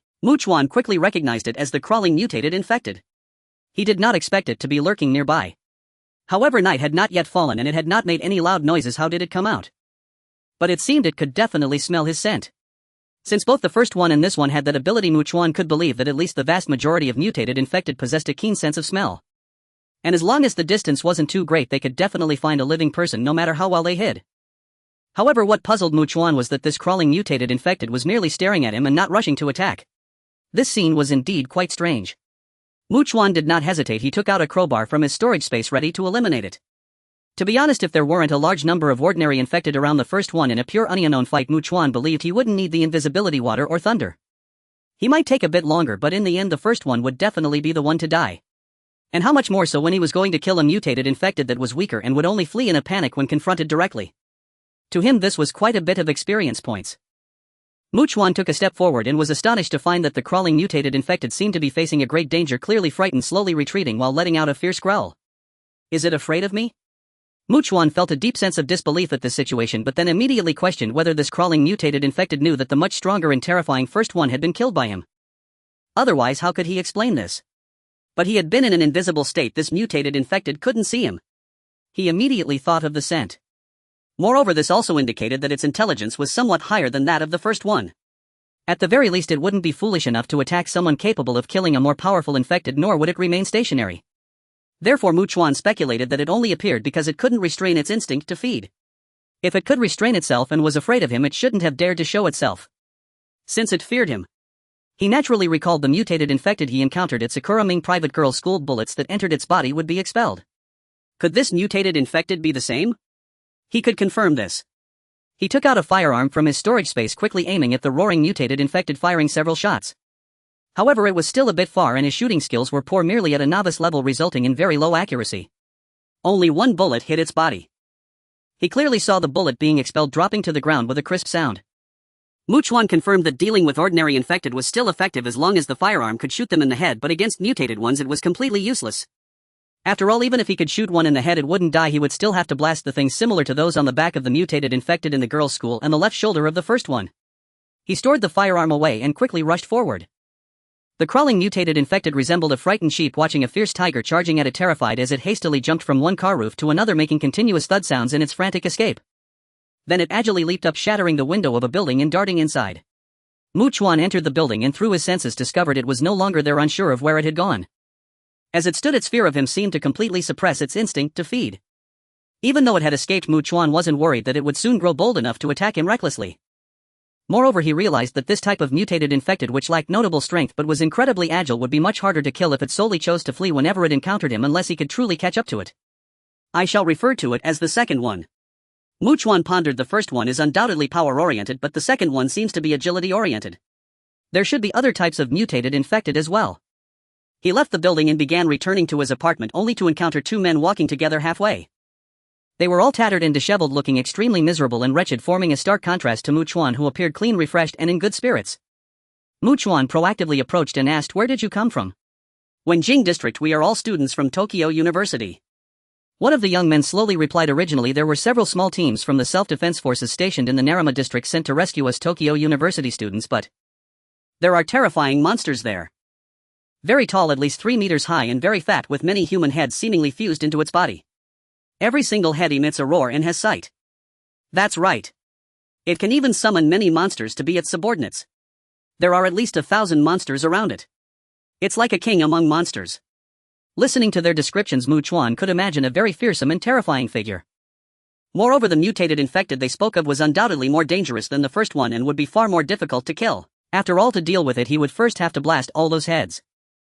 Chuan's mind was filled with grave thoughts. He never expected that such a terrifying mutated infected was active so close to Bunkyo district. This was a huge piece of bad news for him. If that incredibly terrifying mutated infected covered with human heads really came to Chiyoda district, it would merely be a matter of time before they encountered it. Thus he needed to swiftly acquire a large cruise ship or cargo ship to serve as a mobile safe house, allowing him to escape from the land filled with infected. "We are very willing to follow you." Before they could finish speaking, Chuan turned and walked away. Of course, he had no intention of going back. Instead, he planned to stealthily follow them to see if the second one would show itself and attack them. The two of them tried to muster the courage to catch up, closely following him, but Chuan had already disappeared from their sight in a flash. They were left stunned. At this moment, Chuan was standing by the window of a building, calmly watching the crawling mutated infected person attacking the two individuals. It took a bite out of a brain, then cautiously raised its head, staring in his direction, chewing and swallowing before quickly lowering its head to bite again.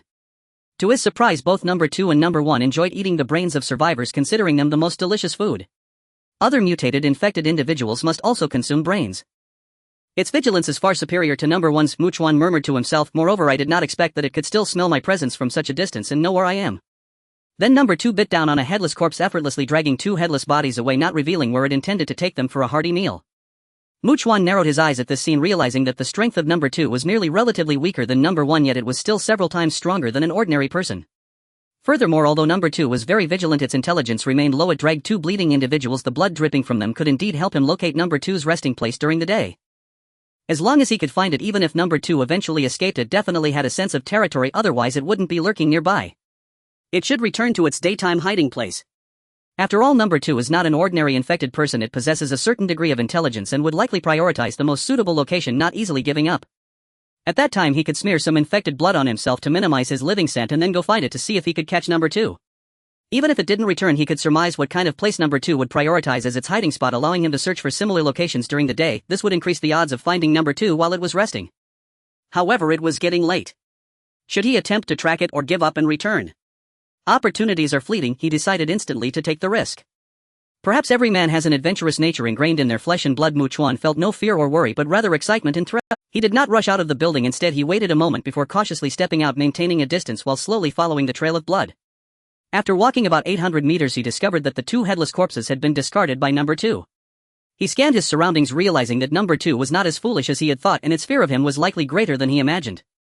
After all, judging by the situation, it seemed that as soon as he had stepped out of the building and approached number 2 a little, it had immediately fled without hesitation. However, having lost the target, Chuan could no longer continue the pursuit and was left with no choice but to return. Upon reaching the vicinity of the apartment building, he retrieved a backpack from his storage space, filling it with essentials that women might definitely need during certain periods to bring to Nishikawa Meiho and Hashigami Shiyu. Moreover, due to the urgency of time, Chuan truly needed to quickly find some specialized books related to ships so that Meiho and the others could focus on studying and mastering the theoretical knowledge of operating large cruise ships and cargo vessels as quickly as possible. After entering their safe house, he told them, "I will set off tomorrow to find the books you all should study diligently. As for your food and drink, I can temporarily take care of it." Nishikawa Meiho, Hashigami Shiyu and Hashigami Yukari were all extremely shocked to hear this, not expecting him to be able to support so many of them on his own. Was he really going to have them spend all their time studying? They were not foolish and understood that the current situation was undoubtedly very severe. There was no time to waste. Chuan wanted them to master it as quickly as possible. With a mature allure and graceful charm, Nishikawa Meiho crossed her arms and asked with a slightly trembling voice, "Mr. Chuan, is there a significant danger nearby? I learned from the survivors that there is a terrifying monster in the Bunkyo district, and since this place is quite close to Bunkyo, if it comes here." Chuan replied calmly, not planning to hide anything. Moreover, time is of the essence. Upon hearing this, everyone turned pale and gasped, feeling a chill run down their spines as they watched Chuan turn and leave. He returned to the apartment, heading to the air-conditioned room on the 4th floor, where he found Yuzukikawa Haruka and Takasaki Suzun engaged in conversation. "Suzun, after dinner please teach me and Haruka the theoretical knowledge of piloting a helicopter," Chuan suggested. "This way Haruka can also teach Meiho and the others a bit tomorrow." From his understanding of Yuzukikawa Haruka, when he and Takasaki Suzun went out tomorrow, she would definitely not slack off, seizing every moment to train and improve her physical abilities, but during rest she likely wouldn't stay alone. She would probably go visit Meiho and Hashigami Shiyu, who were not far from here. After dinner, Takasaki Suzun explained while drawing, and Yuzukikawa Haruka took notes with paper and pen, diligently focusing on her writing. It wasn't until nearly 9 o'clock in the evening that Yuzukikawa Haruka finally left the room to keep watch on the rooftop, leaving only Takasaki Suzun and Chuan in the room. The two exchanged a glance and Takasaki Suzun's heart began to race. She gently cleared her throat and with a slightly flushed face asked Chuan, "Should we handle our business now? You wash first, then I will." Chuan reminded her specifically, "Don't forget to wear your police uniform, and it's best to put on some silk." Takasaki Suzun, who had stood up, almost stumbled and fell upon hearing this. She turned back, seemingly a bit embarrassed and annoyed, and interrupted, "Got it. I'll make sure you're satisfied." After she said this, she took her bathrobe and went into the bathroom, running cold water into the bathtub. The water tank had filled up after the heavy rain a few days ago. Meanwhile, Chuan was not idle. He planned to use some construction steel materials in his hands, such as sharpening one end of a thicker solid rebar to create a long-point weapon similar to an ancient spear for Haruka and the others. For them, dealing with ordinary infected individuals mainly required piercing through the skull, which was certainly far more practical than a cherry blossom knife. As for mutated infected individuals, no matter how powerful the weapon was, they would still be unable to handle them. Chuan then went to his workshop, took out materials and began crafting. About half an hour later, he remembered he still needed to handle business with Takasaki Suzun, so he took a tumblr-long rebar that had been sharpened on one end, appearing quite sharp and lethal, and headed to find Yuzukikawa Haruka, who was keeping watch on the rooftop. Haruka from now on used this to practice stabbing at the face. Chuan demonstrated as he spoke, swiftly thrusting forward and retracting the weapon before handing it to her. Yuzukikawa Haruka nodded vigorously, realizing it was quite heavy upon receiving it. Chuan then turned to leave and entered the room, where he saw Takasaki Suzun had let her long black hair down from its usual neat updo, cascading naturally and appearing very smooth after being properly styled. Moreover, her new hairstyle gave her a completely transformed appearance, adding a touch of gentle elegance. The police uniform not only highlighted her graceful curves perfectly but also exuded a captivating allure and unique charm. She was not short, standing at 172 centimeters, and combined with the fact that women naturally appear taller, she wore the stockings that Haruka had previously used and high heels she found from a residence. Her legs, wrapped in black stockings, appeared even longer, making her overall figure seem more tall and enchanting. Takasaki Suzun felt quite uncomfortable being stared at by Mu Chuan. She instinctively raised her right hand to grasp her left arm, appearing somewhat embarrassed. Her face flushed to a degree that seemed it could drip with red water as she looked away.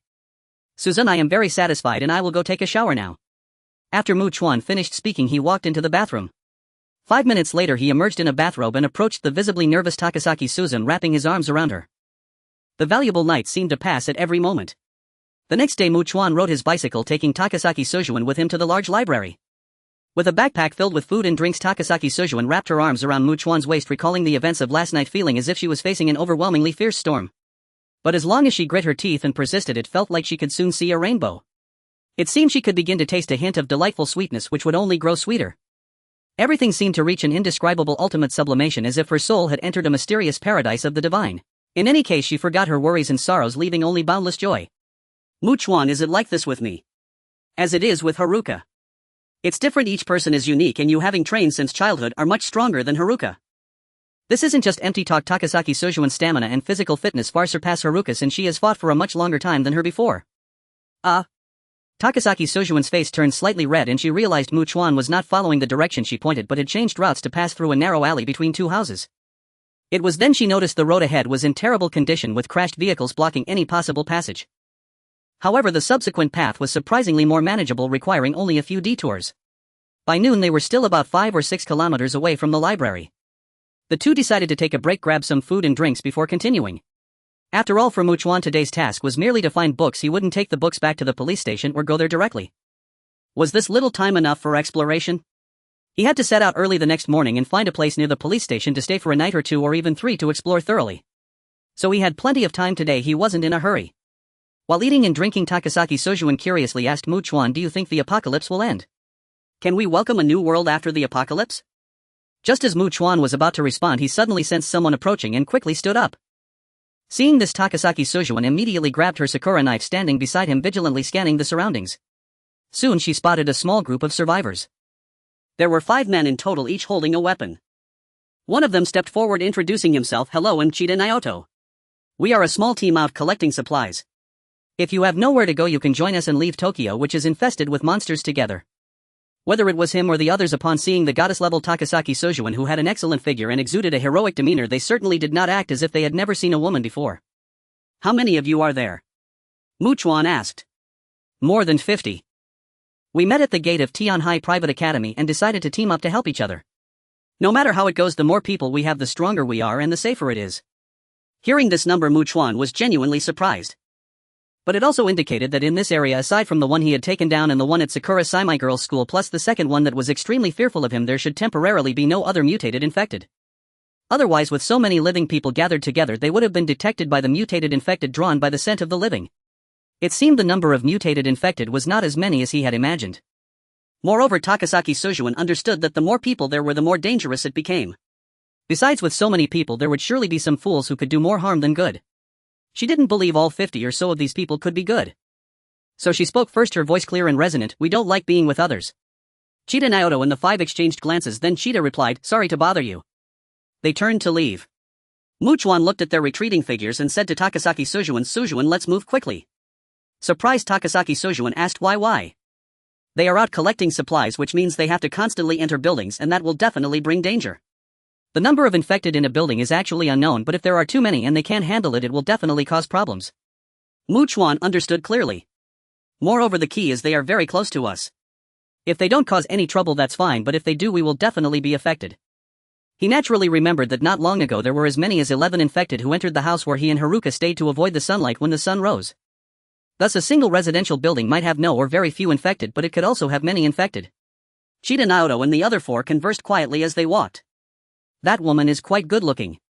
I've truly never seen such a beautiful woman," someone said quietly, feeling tempted. He really wanted to say they could take down that man and steal that woman, even if it was just to have a little fun, but he worried that saying so would draw disdain from the others. But it could also be seen that his order completely collapsed, with no laws or morals and no longer any hope for rescue. Some people began to truly want to do whatever they pleased. "I think this handsome man and beautiful woman must have some skills. Otherwise, would they dare to wander outside? Don't they really know that more people mean more power? I don't believe those two. Let's not discuss others behind their backs." Hearing their discussion, Chida Naoto spoke up, "And stay alert." He seemed to have a bit of authority as the other 4 fell silent. They then arrived at the entrance of a larger house about 200 to 300 meters away from Chuan and Chuan. The two walked to either side of the house to assess the situation while three stayed at the entrance watching the open front door.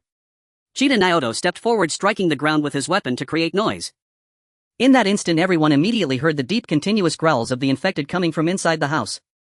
They realized there were definitely a significant number, and just as their expressions changed and their hearts trembled, they heard the sounds of glass shattering and infected falling from the second floor.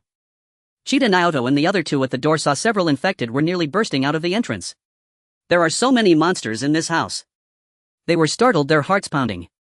Cheetah Naoto decisively said, "Run." They moved quickly, turning to exit the courtyard and navigating through the street, weaving between the crashed vehicles to enter the narrow alley between the two houses directly opposite. However, the pursuing infected climbed over vehicles or collided with them while chasing them, triggering the car alarms. Suddenly the sounds of car alarms blared, echoing far into the eerily quiet daytime. It was like a massive stone dropping into water, creating waves. In that instant, at least within a kilometer radius, there was a cacophony of sounds as infected broke through doors or windows. Completely unaware of how many infected had been awakened. Moreover, the key point was that they were about to come. This truly resembled a terrifying resurgence. Not only did the faces of Cheetah Naoto and his group change dramatically, but sitting on the back seat of the bicycle tightly clutching Chuan's waist, Takasaki Sojuan was also drenched in beads of sweat, her heart pounding heavily as she wore an expression of utter despair. The current Takagi Sojuan was already caught in a whirlwind, her face pale as she sensed an unseen force tightly choking her neck, rendering her completely breathless. Every drop of blood in her body seemed to release a sense of despair, and she believed they were doomed. Meanwhile, Mokuchuan showed no signs of panic or anxiety on his face. The more dangerous the situation, the calmer one must remain. After all, panic and fear were not only useless but would also lead to more mistakes, hastening one's demise. He seemed devoid of fear, calmly indicating Sojuan, "Get off the vehicle. I will carry you." First of all, the road conditions were poor and riding a bike would definitely make it difficult to cope with the unknown terrain ahead, making it impossible to adapt quickly. Secondly, his agility was now far beyond that of an ordinary person and his strength and physique continued to improve. Even while carrying Takagi Sojuan, his full speed running would actually be much faster than riding a bicycle. Unless absolutely necessary, he would not abandon the ability to pilot a helicopter nor the martial arts foundation he possessed along with Takagi Sojuan, who had such a connection with him. Upon hearing this, Takagi Sojuan quickly jumped off the vehicle and onto Mokuchuan's back, gripping his neck tightly. Beads of sweat gathered on her face and dripped down her chin as she desperately scanned her surroundings. Now numerous infected individuals were rushing toward them from all directions, centered around the two of them. Such a terrifying scene was enough to send chills down one's spine. Her scalp felt like it was about to split and her entire body was completely stiff. Takagi Sojuan felt as if her very soul was about to explode. Mokuchuan dashed forward, leaping lightly. Even while carrying someone, he easily jumped onto the roof of a car. Then he jumped from this car to the roof of another. Bang! Bang! Bang! Many of the infected closest to them came crashing into vehicles' walls and more, creating an incessant cacophony of sound. This triggered immense turmoil within Takagi Sojuan, stirring up emotions of fear, dread and despair that spread to every corner of her body, overwhelming her soul. Ah! A chilling scream, whether from Cheetah Naoto or someone else, pierced through the air. Takagi Sojuan clenched her teeth tightly but suddenly realized that Mokuchuan's speed was astonishingly incredible. "Mokuchuan, where should we escape to?" Takagi Sojuan anxiously asked, her voice trembling as she constantly looked around. To be honest, if it weren't for Mokuchuan, she would have resigned to her fate long ago, either committing suicide at the first opportunity or waiting to be eaten. With countless infected pouring in from all sides. Unless one could fly, how could they possibly escape? "We need to find a river." Mokuchuan remained calm and composed, stating, "We jump into the river and swim to the other side. If the infected can't swim, they will naturally sink and won't be able to catch up with us. Even if they can swim, they certainly can't swim faster than us." He had indeed considered escaping into a sturdier building, going to the top floor and killing the infected that kept rushing in, but there were just too many to handle. Moreover, if there were a lot of infected hiding from the sunlight inside the building, and if he couldn't eliminate them all quickly, it would be a dire situation with wolves in front and tigers behind. At this moment, Takagi Sojuan, who was constantly watching in all directions, discovered that in the limit of her vision there were large numbers of infected rushing toward them like hungry tigers pouncing on prey. This inadvertently formed layer upon layer of encirclement, rapidly shrinking. Even if they could break through one layer, they would still face another. The situation was incredibly urgent and dire. "Mokuchuan, last night I truly understood what it means to be a woman. Even if I die, I have fewer regrets." Takagi Sojuan spoke rapidly and resolutely. "You leave me behind. Run on your own. With your speed, without carrying me, you can go faster, you might just escape." She loosened her grip around Mokuchuan's neck, intending to get down. To her, sacrificing herself was still better than both of them dying. "Hold on tight to me." Mokuchuan only said these 3 words. Takagi Sojuan was momentarily stunned upon hearing this, feeling a surge of happiness and warmth spreading in her heart, slightly dispelling her feelings of fear and dread. He had no intention of abandoning her. She had indeed not followed the wrong man and had not entrusted her most precious everything to the wrong person. If only they had met before the apocalypse, even if there were other women who liked him, she would have to snatch him up for herself, making him belong to her alone. No need. Mukuchuan, hurry. Just as she urgently opened her mouth, Mukuchuan leaped. Instinctively tightening her grip around his neck, Takagi Sujuan found herself being carried as Mukuchuan jumped onto the roof of a car that had crashed into the wall of a two-story building, then quickly leapt onto the garage of that building and then to the roof of the house. He moved fluidly without any pause. Takagi Sujuan was astonished, completely at a loss. What was going on with Mukuchuan's body? Why could he jump so high and so far even while carrying someone? It was utterly outrageous and exaggerated. What she didn't realize was that Mukuchuan's body had undergone significant enhancements in all aspects, allowing him to easily accomplish what others could never do. He could no longer be measured by ordinary standards. Then Mukuchuan began jumping from the rooftop of one house to another, avoiding the ground and moving high above. A massive number of infected were frantically pursuing them below, showing no intention of letting them go, but even if they wanted to climb up, they couldn't. In just a few seconds, Mukuchuan had jumped over the rooftops of 3 houses, landing on the roof of the 4th. With her long dark hair flying wildly, Takagi Sujuan felt as if she were in a dream, experiencing an extreme sense of unreality. This was something that, if spoken of, no one would likely believe. She then turned her head as best as she could to look at the large numbers of infected that resembled a tidal wave ready to engulf everything, yet she no longer felt that panicked fear. Even while being carried by Mukuchuan with her hands wrapped around his neck, she felt an unprecedented sense of strong security. It was truly wonderful, making her feel intoxicated. There's a river ahead, Mukuchuan said as he immediately continued onward. Takagi Sujuan quickly turned her head to look ahead. Indeed, there was a river, but when they reached the rooftop of the house closest to it, she realized that the height from the roof to the ground was at least 6 or 7 meters. Although she knew Mukuchuan's physique should be considerably stronger than that of an ordinary person, she still believed that jumping down directly while carrying someone would surely be too much for his legs. Mukuchuan, let me down first, then I will jump down myself and roll to absorb the impact. Takagi Sujuan was speaking urgently when Mukuchuan had already jumped down. In an instant, Takagi Sujuan's beautiful eyes widened to the utmost, but her stunning face was filled with deep concern. Yet in barely a second or two, Chuan had already landed on the ground. Takasaki Suzun felt as though struck by a tremendous force, her delicate frame jolting violently, yet no sound of bone snapping echoed. Even more astonishingly, Chuan sprinted forward as if utterly unscathed.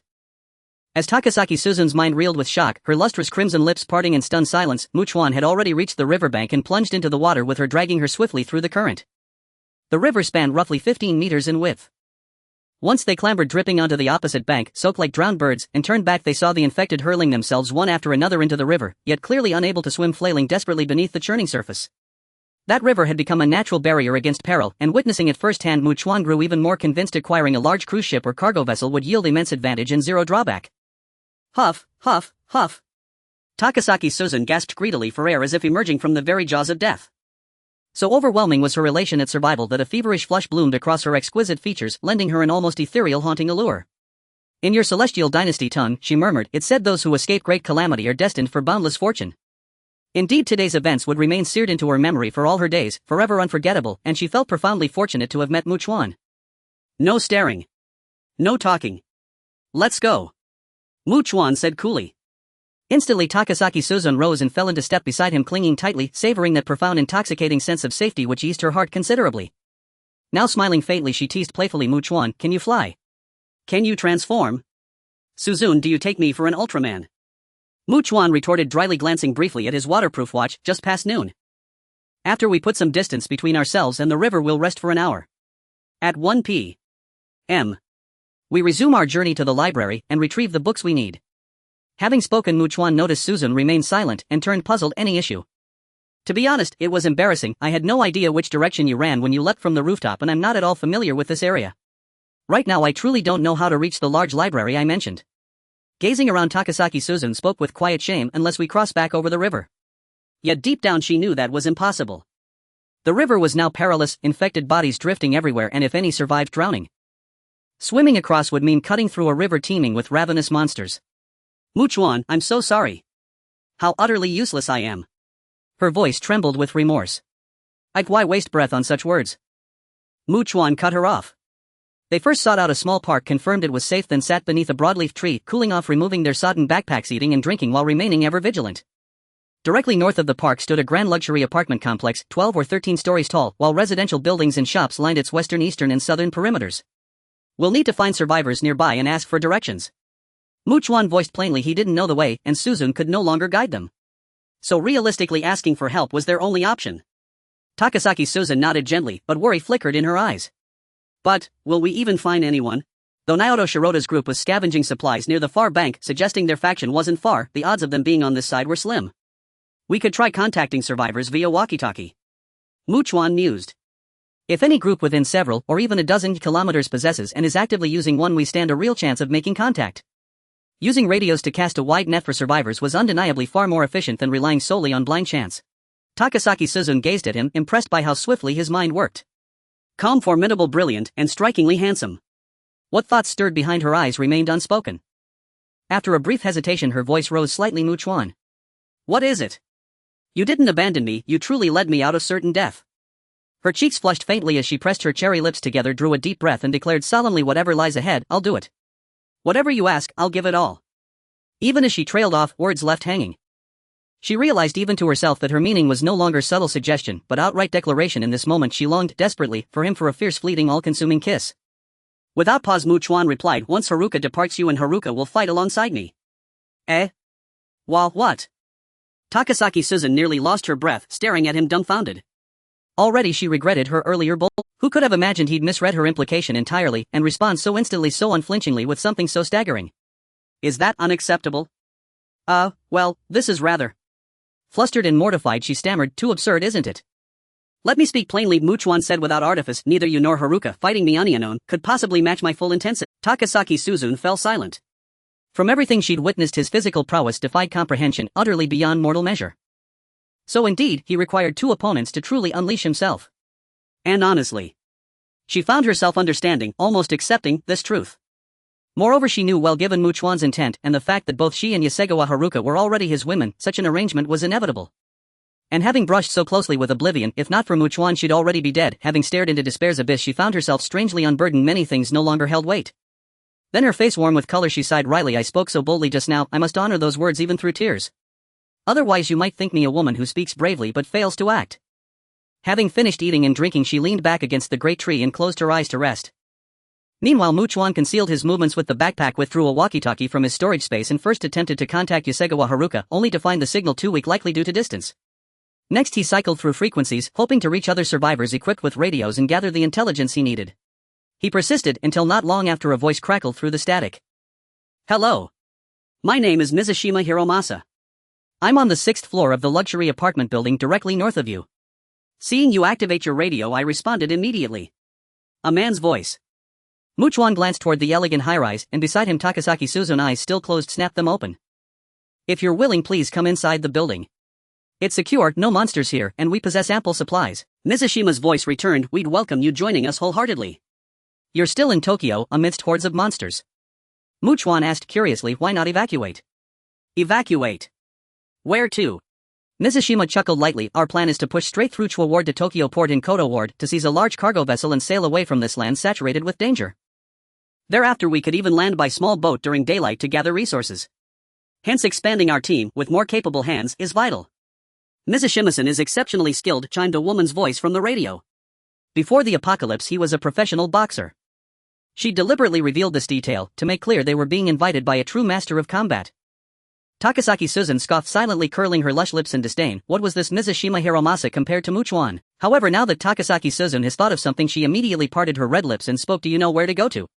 She mentioned the name of a large library, inquiring if they knew the route. Chuan added, if you know and are willing to draw a detailed and clear map for us, we can exchange it for food. Friend, you and your woman dare to roam outside, you certainly have guts. However, Mizushima Hiroaki said those with great courage are usually quite confident in their abilities. I suspect that both of you are not ordinary people. I truly hope you can join us, as only together can we exert greater strength. We have no interest in joining others. Chuan directly refused. All right then. Mizushima Hiroaki replied, we are willing to exchange a drawn map for some supplies, which can also serve as a friendship between us. I will take care of it shortly. He ended the radio conversation looking down at Chuan and Takasaki Suzun, but fell into deep thought. Only adult males and females were present by his side. There were no old people or children. In the apocalypse, old people and children are seen as burdens that hinder progress. What use do they have in the team? What type of books do you think they are looking for? Mizushima Hiroaki posed a question. The people present exchanged glances. It can't be for cooking or classic literature or light novels, can it?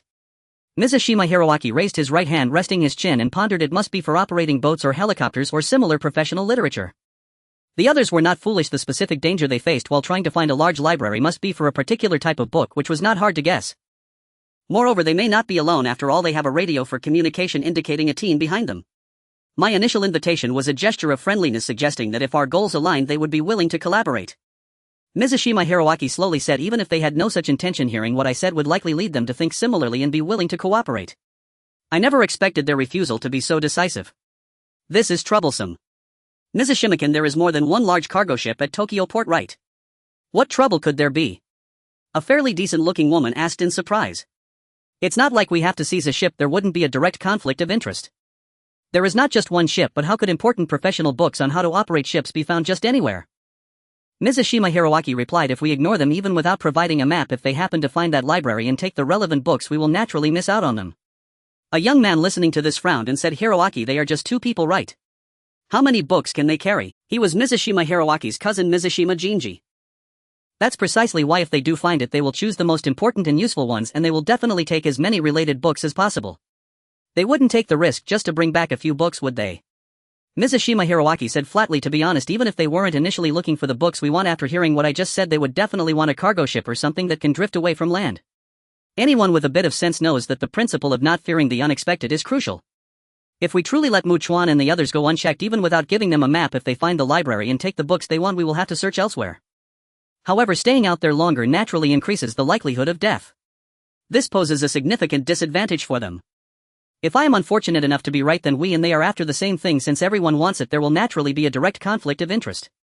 Moreover, if we ignore them and they find it, it will directly affect us and we will have to act. Mizushima Hiroaki said decisively, since they do not intend to join us, they are of no use to us. However, they do possess weapons like that Sakura knife as well as a radio for communication, which are truly valuable items. If we can obtain them, it will certainly be better than having none. No one found this statement problematic. In an apocalypse, the least useful trait is kindness. To survive longer, one must be ruthless and decisive, preferring to kill wrongfully than to let any threat slip. Moreover, with phones and such being useless now, the radios for communication are equally important. They wished everyone had one. Mizushima Hiroaki continued, after taking them out, we must head to the library immediately to find the critical books we need to bring back. Others are already eyeing them. We can't afford to prepare thoroughly before heading out. Meanwhile, Chuan looked at Takasaki Suzun, who was holding the Sakura knife, and signaled, Suzun, you should leave here first and find a place to hide. I will contact you via radio later. Hearing this, Takasaki Suzun immediately asked Chuan, don't you trust these people? No matter where or when, one must always be cautious of others. Chuan said calmly, being careful and prudent is never wrong. As a person from Tianzhou, he naturally understood various ancient proverbs. Such as the heart of man is a deep well, knowing someone's face but not their heart, and being wary of people's unpredictable nature. In such an apocalypse, one must be even more cautious, or one might not even know how they died. Takasaki Suzun nodded, gently holding the Sakura knife as she left. Chuan also exited the small park and walked into the alley between two residential buildings, opening the radio. Soon Mizushima Hiroaki's voice came through the radio, friend, how did you leave the small park? I am in the alley behind the two houses south of the small park. Chuan informed them, taking out a silenced handgun from his storage space and placing it on him. After a while he heard footsteps. There were quite a few people, at least 10. However, aside from 2 who were still moving, seemingly searching for something, the others remained stationary. Then Mizushima Hiroaki and Zhang Shanfumi came into Chuan's view. The two paused before entering the alley, but their pace was very slow. Chuan possessed exceptionally strong perception and noticed that others were taking a detour to block his rear. Mizushima Hiroaki was not bringing Zhang Shanfumi to lower Chuan's guard, but to ensure that if Takasaki Suzun was attractive enough and understood the situation, she could be spared, allowing Zhang Shanfumi to persuade her to join them. After all, no teen would complain about having more beautiful women. Although he understood that Chuan had the audacity to wander outside with a woman, who would believe that Chuan was incapable? Who would dare believe that? However, he was a professional boxer, confident in himself, and he would never think he was inferior to others. Friend, what about the woman next to you? Mizushima Hiroaki asked with some curiosity, but his mind sank. The man before him was extremely vigilant. If he were to meet misfortune, Takasaki Suzun would naturally flee and return to inform their team. Even if Chuan's team wouldn't go through great lengths to avenge him, if they met again later and Takasaki Suzun recognized them, a fight would definitely break out. She remembered she had something to do and went to handle it. Chuan remained calm and fearless. With his current strength, it wouldn't be an exaggeration to say he could kill an ordinary person with one punch, and his agility was still the highest among all his attributes. He had confidence. Are you looking for professional books related to ships? Mizashima Hiroaki smiled and said, otherwise I really can't think of why you would take such great risks to find a large library. He was deliberately stalling for time, allowing others to take a detour to block Mu Chuan's escape route. Not knowing Mu Chuan's strength, it was safer to be cautious and completely surround him, leaving him with no way to escape. At this moment 7 people with baseball bats and similar items approached from behind Mu Chuan, while Mu Chuan also noticed that several people were entering the alley behind Jiang Fumi and Mizashima Hiroaki. There were quite a few people on both sides completely blocking Mu Chuan in the alley. Mu Chuan calmly turned sideways and looked back. Mizashima Hiroaki was somewhat curious, wondering what expression Mu Chuan would have now that he was trapped with no way to escape. Panic, fear, or dread. Yet when Mu Chuan turned to look at him, he was taken aback. Shui Daohongming never expected that Mu Chuan would be cornered by so many people in this narrow alley, finding himself in a dead end without panic, fear, or dread on his face. It was as if Mu Chuan had no sense of fear at all, completely unaware of what the word fear meant. Shui Daohongming was genuinely astonished by Mu Chuan's composure, as if he were accustomed to facing all kinds of storms. To be honest, if Mu Chuan were willing to join his team, or if Mu Chuan and his team were willing to cooperate with them, their chances of survival would undoubtedly increase significantly. After all, it's easy to talk, but very few can truly remain calm and composed when faced with danger. Friend, you definitely can't leave today. You might as well use your walkie-talkie to contact that woman beside you and ask her to come find you. Shui Daohongming shifted his body and cracked his knuckles. At least this way we can give you a swift end. Otherwise you'll be left in a situation where you can neither live nor die. While we have no interest in torturing others, we won't mind if you insist on it. Not just him, but the others were also watching Mu Chuan like hawks, their gazes akin to those observing a lamb awaiting slaughter. You should really listen to Shui Daokuan, it might save you some suffering. Moreover, even if it were just Shui Daokuan, you would still be unable to defeat him. Jiang Shangbume said with great certainty, her tone aggressive. Besides, dying swiftly is much better than enduring torment wishing for death yet unable to attain it. We are giving you a chance now, don't be foolish. Friend, I will count to 3. Shui Daohongming had just begun to speak when he noticed Mu Chuan throwing a punch at him, the speed not too fast. Mu Chuan did not use his full strength. He wanted to see how much power he could exert using only 10 to 20% of his strength against an ordinary person. He also needed to leave a living target to obtain what he wanted before finishing them off. As a professional boxer, Shui Daohongming wore a disdainful expression, the corners of his mouth curling in a sneer, yet he quickly raised his right hand, forming a fist, and unleashed his full power without any reservations.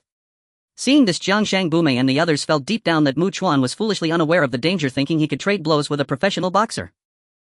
For an ordinary person to face a professional boxer barehanded is like a punching bag. Bang! The 2 fists collided, creating a resounding explosion.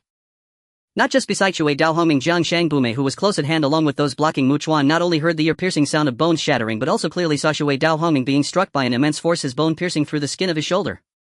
It was grotesquely exposed, causing anyone who saw it to feel a chilling horror. Everyone was momentarily stunned, their eyes wide with disbelief, as if a tidal wave was rocking their souls. At that moment each person felt frozen in place, unable to react at all. They were both unable and unwilling to believe the scene unfolding before their eyes.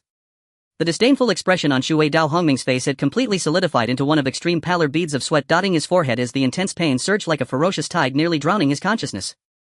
Shaking uncontrollably, he gritted his teeth, not uttering a single sound, but in his eyes there was an overwhelming fear as his legs trembled, unable to support him any longer. Hurry up and attack. If he knows where we are and stays alive, we're all dead. Shui Daohongming shouted as he retreated, while the others seemed to awaken from a dream, exchanging glances. Having made an enemy of Mu Chuan, they had already initiated the plan to surround and kill him.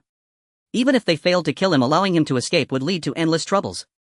Moreover, no matter how strong Mu Chuan was, he could not withstand the assault of so many people. They were all armed, and with their numbers they could suppress their fear and charge forward aggressively. Jiang Shangbume, who was terrified and sitting on the ground, asked in a trembling voice, Shui Daokuan, are you alright? Upon hearing this, Shui Daohongming felt his lungs were about to burst with anger. Did he look fine? In such an apocalyptic world with no means to treat his injuries, he was nearly incapacitated. The severity of his injuries, coupled with the sweltering summer heat, he glared ahead with an expression of intense hatred. Then he saw Mu Chuan moving at an incredible speed, dodging attacks from the front and back, and somehow pulling out a crowbar, directly stabbing it into one person's abdomen. As he withdrew the crowbar to strike another person, the one who had been stabbed fell to the ground, blood gushing from the wound, his face contorted and pale as he pressed his hand against the injury. How is it possible for a human to move this fast? Shui Daohongming felt as though his head was about to be blown off by a terrifying force, engulfed by a deep sense of horror. Is Mu Chuan even human? The others also realized something was wrong, as if they had plunged into an endless icy pit of fear, their bodies trembling, feeling that they were nothing more than ridiculous ants trying to hunt a giant elephant. Bang! Another person was smashed in the chest by Mu Chuan's punch, lifting off the ground and flying horizontally before landing and sliding for over 10 meters before coming to a stop, blood continuously pouring from his mouth. They simply could not withstand a single blow from Mu Chuan. He appeared as an invincible war god moving freely among thousands, exuding an overwhelming power that filled Shui Dao Hongming and the others still standing with despair. Mu Chuan could actually take on a crowd by himself. And it seemed he hadn't even used his full strength. To be honest, Shui Dao Hongming and the others were filled with utmost terror, their spirits nearly collapsing. What kind of terrifying existence had they provoked? Some dropped their weapons in fear, kneeling on the ground in a gesture of surrender, but Mu Chuan showed no mercy, piercing through their bodies with the crowbar. Some directly turned to flee without hesitation, but Mu Chuan immediately pursued. In less than a minute all those armed had been taken down by Mu Chuan, some still moaning in pain while others lay utterly motionless like dead dog. Both Mizushima Hiroaki and Jiang Shangbumi were already dumbfounded, their eyes widened in shock as they blankly watched Mu Chuan approaching, reaching into his backpack to take out paper and a pen which he then threw on the ground. Jiang Shangbumi suddenly came to her senses as if a humble being had encountered the supreme invincible sovereign, immediately prostrating her head on the ground, trembling in fear and pleading in a quaking voice, "Please don't kill me." "Draw the route," Mu Chuan stated directly. Immediately Jiang Shangbumi hurriedly grabbed the paper and pen, her right hand trembling as she held the pen, drawing the route from this point with great detail, including street names and shop names. Mu Chuan looked at Mizushima Hiroaki, who was sitting there, his pale face filled with despair. At this moment Mizushima Hiroaki dared not meet his gaze. He regretted it deeply, wishing he could turn back time an hour and give his past self 100,000 slaps. Otherwise, how could he experience the sensation of plummeting from heaven to hell in an instant? After Jiang Shangbumi quickly finished drawing, she knelt on the ground holding the paper with both hands, desperately showing a flattering smile. Mu Chuan held the paper and asked Mizushima Hiroaki, "Is her drawing correct?" Mizushima Hiroaki dared not refuse to answer. After all, although he was severely injured, he still wanted to live. Now he could only place his hopes on Mu Chuan's mercy. He carefully examined the drawing, nodding slightly, and due to the intense pain from his wounds he gasped, trembling as he said, "Big brother Yai, how many people are in your team?" Mu Chuan asked again. 19 people, all men and women, no elderly or children. Our team does not accept such burdens, and Mizushima Hiroaki's cousin, the beast that deserves to be tortured, is in that luxurious apartment building. His position in our team is second only to Mizushima Hiroaki, responsible for guarding supplies. Jiang Shangbumi replied, cursing bitterly, then suddenly changing her tone to flattering praise, "The vast majority of people have come and they were all killed by the mighty Big Brother. You are truly formidable," she said while pulling her collar down, allowing Mu Chuan to see the enticing view from a higher vantage point. At this moment Jiang Shangbumi certainly hated Mizushima Hiroaki, for he had caused their group to either be dead or on the brink of. It was all his fault. Hearing this, Mu Chuan drew out a gun and aimed it at Jiang Shangbumi's face. Seeing this scene, Jiang Shangbumi was already terrified, her face twisted in fear, her voice shrill, "Big brother too will be obedient. So I generously give you a bullet, making your departure less painful." Mu Chuan interrupted and fired directly, the bullet piercing through Jiang Shangbumi's forehead and exiting through the back of her head. With her eyes wide open, Jiang Shangbumi fell to the ground. Mu Chuan, holding a crowbar, went to eliminate the others lying on the ground who were still alive, swiftly and decisively stabbing through their skulls before arriving in front of Mizushima Hiroaki. With a face full of horror and dread, Mizushima Hiroaki still wanted to live, but before he could speak, Mu Chuan had already smashed through his skull with the crowbar. Then Mu Chuan did not leave. He took out a bucket of gasoline from his storage space. He wouldn't pry open the car's gas tank to get gasoline. What if an alarm went off? He naturally needed to burn these corpses. Otherwise, if the infected wandered over at night and consumed them, mutations might occur. Moreover, he would not leave food for the infected. As for the others in Mizushima Hiroaki's team, Mu Chuan looked up, his gaze cold as he glanced at the luxurious apartment building. He certainly had to eradicate all roots, and he must eliminate Mizushima Hiroaki's cousin as well. Mizushima Jinj was anxiously pacing by the window on the 7th floor. Of course, there were many supplies here, all painstakingly collected by them and stored here. After all, they had decided that once they officially set out, everyone would carry sufficient supplies and rush to the port at full speed without wasting time and effort collecting food and drink along the way. At this moment Mizushima Jinj stopped, his brows furrowed deeply. He couldn't shake off the ominous feeling in his heart. Why had his cousin and the others taken so long without returning? Could something have happened? Surely not. With so many people armed with melee weapons, especially since his cousin was a skilled professional boxer, even if that person had a gun, he couldn't possibly deal with so many. Unless the opponent was truly superhuman, they would definitely be doomed. As Mizushima Jinj was lost in thought, he saw a large amount of thick black smoke rising. What on earth was burning? Not long after, he suddenly heard the sound of a door opening behind him and he turned around sharply. It was a stranger holding a crowbar stained with blood which had turned red. Mizushima Jinj's face changed dramatically and he immediately realized that his cousin and the others could not handle this man and they had all been dealt with by him alone. This made Mizushima Jinj completely lose any thoughts of fighting back. The fear on his face was almost frozen, and as he watched Mu Chuan approach he trembled and retreated, shouting, "Don't come closer." Mu Chuan decisively and swiftly struck as he approached, the crowbar piercing through Mizushima Jinj's skull, killing him in a single blow. Only then did Mu Chuan look around. Almost everything was supplies of vast quantity, 7 or 8 times more than what Kinmura Kenji's group had collected. Moreover, he saw 2 modern compound bows with a high-tech feel and quite a few arrows. Although Chuan did not understand bows and arrows, he knew that modern compound bows had considerable power a long range, and at least personally he felt that drawing the bowstring fully should not be too strenuous and it was not very difficult to master. If someone could use it proficiently with high accuracy and provide him with long-range support, then his battles against the mutated infected would naturally be slightly easier. Moreover, arrows could be recovered after the battle, they wouldn't just be used and gone. He could even use some materials on hand to craft some rough arrows. Chuan thought carefully. Ace Kawasumi was the only one among them with some professional medical skills, a precious and important special talent. Rather than making her a dedicated combat personnel, Chuan hoped she would read more medical books to improve her medical skills. As for Takasaki Suzu, who was skilled with a Sakura blade, there was no need to force her to change her weapon. He could go back and ask Nishikura, Miho, Hashimiya Shiki and the others.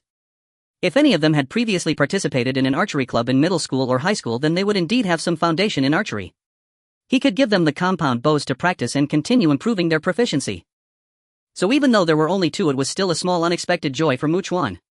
He felt quite pleased storing the compound bows, arrows and all the supplies into his storage space, leaving the room instantly empty.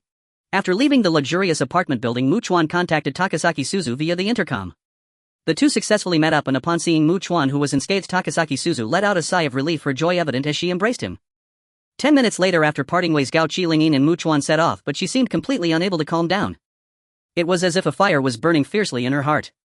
Lingyin will carry you, Chuan said, and Gao Qi Lingyin immediately jumped onto his back.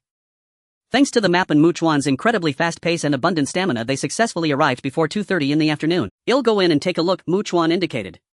Lingyin, keep an eye on the surroundings. If you detect any danger, contact me immediately and come to me. Nodding, Gao Qi Lingyin watched Chuan enter, one hand gripping the walkie-talkie and the other holding her cherry blossom knife, cautiously patrolling around the library and paying attention to any movements. Meanwhile, as Chuan entered the library and made some noise, he sensed that within 100 meters around him there was nothing moving. However, it was dark and stifling inside. He turned on the powerful flashlight and scanned the books. Any book that wasn't related to ships was directly stored in his storage space. Of course, he wanted other books too. With some time in the future, reading more and acquiring knowledge couldn't be a bad thing. If he didn't have time, he could also hand them over to Nishikai's Miha Hashimiya Shigeru and Hayasekawa Haruka to read. In the apocalypse, all kinds of knowledge were a powerful force. About an hour later, Chuan came out with a bulging backpack filled with books related to ships and met up with Gao Qi Lingyin. He found a bicycle that could carry a passenger at the place where they parked outside the library and rode back. In the evening around 5 o'clock, they returned to their apartment on the 4th floor, only to find that Hayasekawa Haruka was not there. Without needing to guess, it was clear she had gone to see Nishikai's Miho Hashimiya Shigeru and the others. Gao Qi Lingyin asked Chuan, should we go over as well? Lingyin will first go to my studio to get something. You wait for me downstairs. After he finished speaking, Gao Qi Lingyin left first. While he went to the studio, took out a compound bow and several arrows from the storage space and walked downstairs with a backpack filled with professional books related to ships. Gao Qi Lingyin was a bit surprised to see him carrying weapons, but she didn't ask anything. Once outside, she contacted Hayasekawa Haruka via walkie-talkie, saying, Haruka, we have successfully returned and are on our way to you. I'll be there soon. Received, came Hayasekawa Haruka's voice from the walkie-talkie. The 2 of them chatted as they quickly made their way, and before they got too close, they saw Hayasekawa Haruka waiting outside. They followed her to the entrance of a 3-story private clinic, and Hayasekawa Haruka smiled, saying, Chuan Kuan Linjiani, it's so good that you both are alright. Then she happily embraced Chuan, and the 3 of them entered the safe house, finding Nishikai's Miho Hashimiya Shigeru and the others all on the 1st floor. It looked quite crowded. Moreover, to be honest, a group of women gathered together made for a rather spectacular scene, giving Chuan a sense of an imbalance of power. Chuan-sensei, what is this modern compound bow for? Hashimiya Shigeru immediately asked. If any of you are part of the archery club or know how to shoot a bow. Chuan began, and Nishikai's Miho Hashimiya Shigeru and Hashimiya Yulei exchanged glances. Then a tall girl with a pretty face raised her hand and said softly, Chuan-sensei, my name is Kamiyama Maki. I participated in the archery club during middle school, but I stopped practicing after entering high school. However, I should have some foundation. As Chuan assessed her, Kamiyama Maki seemed a bit shy, her face slightly red, yet she consciously placed her hands behind her back, intertwining her fingers, making her figure look a little better. If possible, she would love to live in that apartment building. Hashimiya Shigeru then asked with some concern, are you asking us to use this for self-defense or to provide remote support while you fight the monsters? After all, the nature of these 2 tasks is different. If it's for providing remote support, one naturally has to aim at moving targets, which requires not only high proficiency but also strong psychological resilience and the ability to predict. Otherwise, what if they accidentally hit Chuan? Remote support, Chuan answered, then asked, who wants to use the other one? Chuan-sensei, you'll do it. Hashimiya Shigeru stated quite decisively, although I have no foundation, I can practice diligently. Her twin sister Hashimiya Yulei looked at her with a complex expression, unable to understand why her sister wanted to step forward. It was commendable if done well, but if it didn't go well it would be hard to explain. But now she couldn't ask. Chuan-kun, did you and Lin Jiani encounter anything while you were out? Hayasekawa Haruka asked with concern. Of course we encountered something, Gao Qilingyin said, still shaken. For instance, countless monsters surrounded us from all directions wanting to devour us both. That scene. You'll never forget it in my life. Without Chuan-kun I would have died long ago. Just hearing her say that they could all imagine how desperate and terrifying that scene was.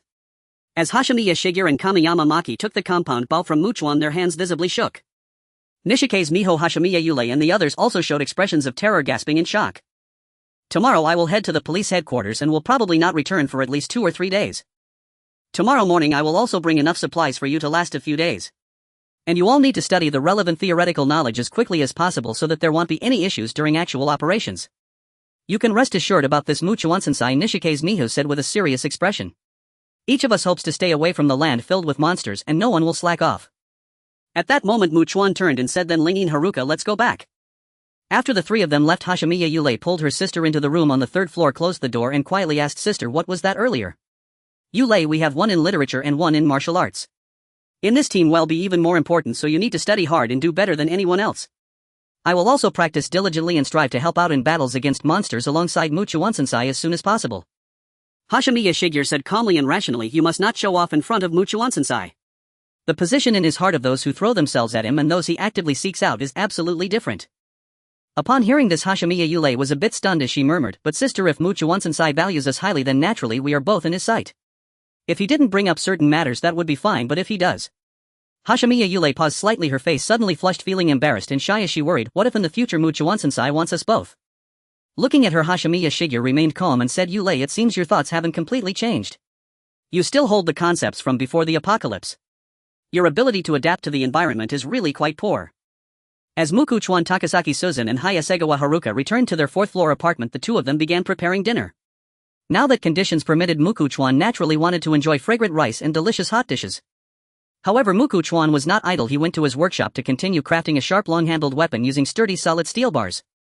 After all, such weapons are easy to handle, possess both penetrating power and lethality, and can even be thrown to pierce through enemies at critical moments. He not only wanted to provide some for Nishikawa Meiho and the others, but he also needed to prepare a few for himself, storing them in his spatial storage.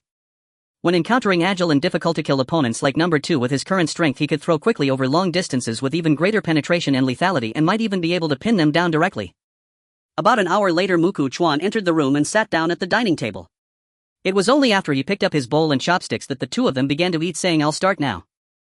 Then Hayasekawa Haruka spoke up, Nyuka-kun, today I discussed the situation at the police station with Nishikawa Sensei and the others. They believe there should be quite a few survivors there. When Takasaki Suzun looked at her, Chuan had already spoken, because most people when looking for weapons like guns would probably first think of places like that, right? Places like police stations must have armories and such. Realistically, where else could one find guns? Moreover, in such a world the actual utility of firearms is yet to be discussed, but for many having a gun in hand brings a tremendous sense of security. Thus Chuan had reason to believe that many people would want to try to see if they could acquire one. If he truly went near the police station, he might indeed encounter a good number of survivors. If that's the case, that's not good news. Takasaki Suzun frowned with concern, saying the more people there are, the more likely it is to lead to trouble. So we should proceed according to the original plan. Chuan looked at Takasaki Suzun and said, Suzun, just take me near the police station and then you find a place to hide. After I'm out, I'll contact you with the intercom. Takasaki Suzun had no objections to this. She understood that if Chuan went into the police station alone, he only needed to look after himself. But if she went in with him, he would have to worry about her as well. After the three of them ate and drank their fill, Chuan left the room to practice shooting on the rooftop, while Takasaki Suzun prepared to continue teaching Hayasekawa Haruka the theoretical knowledge of piloting a helicopter. Haruka, Takasaki Suzun began, I want to talk to you about something. What is it, Suzun and That guy Chuan. Takasaki Suzun said, a bit embarrassed, plans to team up with me to take him on once you're out of the way. Really? Hayasekawa Haruka was taken aback and asked, did you agree to him, Suzun and I? Takasaki Suzun hesitated for a moment, feeling quite embarrassed as she recounted what had happened that noon. As a result, Hayasekawa Haruka chuckled teasingly, saying, I bet Suzun and was cursing Nyuka-kun in her heart for being such a dense guy who doesn't understand a woman's feelings. She made such straightforward hints about what she wanted, yet he still brought this up. Haruka, you don't mind? Takasaki Suzun was surprisingly taken aback. Hayasekawa Haruka fell silent for a moment before slowly saying, Suzun and I also have that kind of relationship with Nyuka-kun. I know very well how powerful he is. I understand that I am no match for him alone.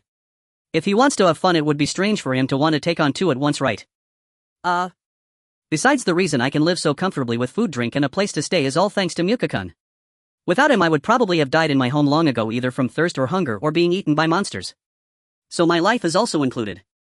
Hayasegawa Haruka said gently. Moreover, Mukakun always goes out on adventures and needs to go to the police station. He could die at any time. So as long as Mukakun's thoughts aren't too outrageous to the point that they are completely unacceptable, I don't have any issues. Takasaki Suzune. Suzune-ni, let me say something from my heart. In this world, whether it's me or you, we are probably happier than other women.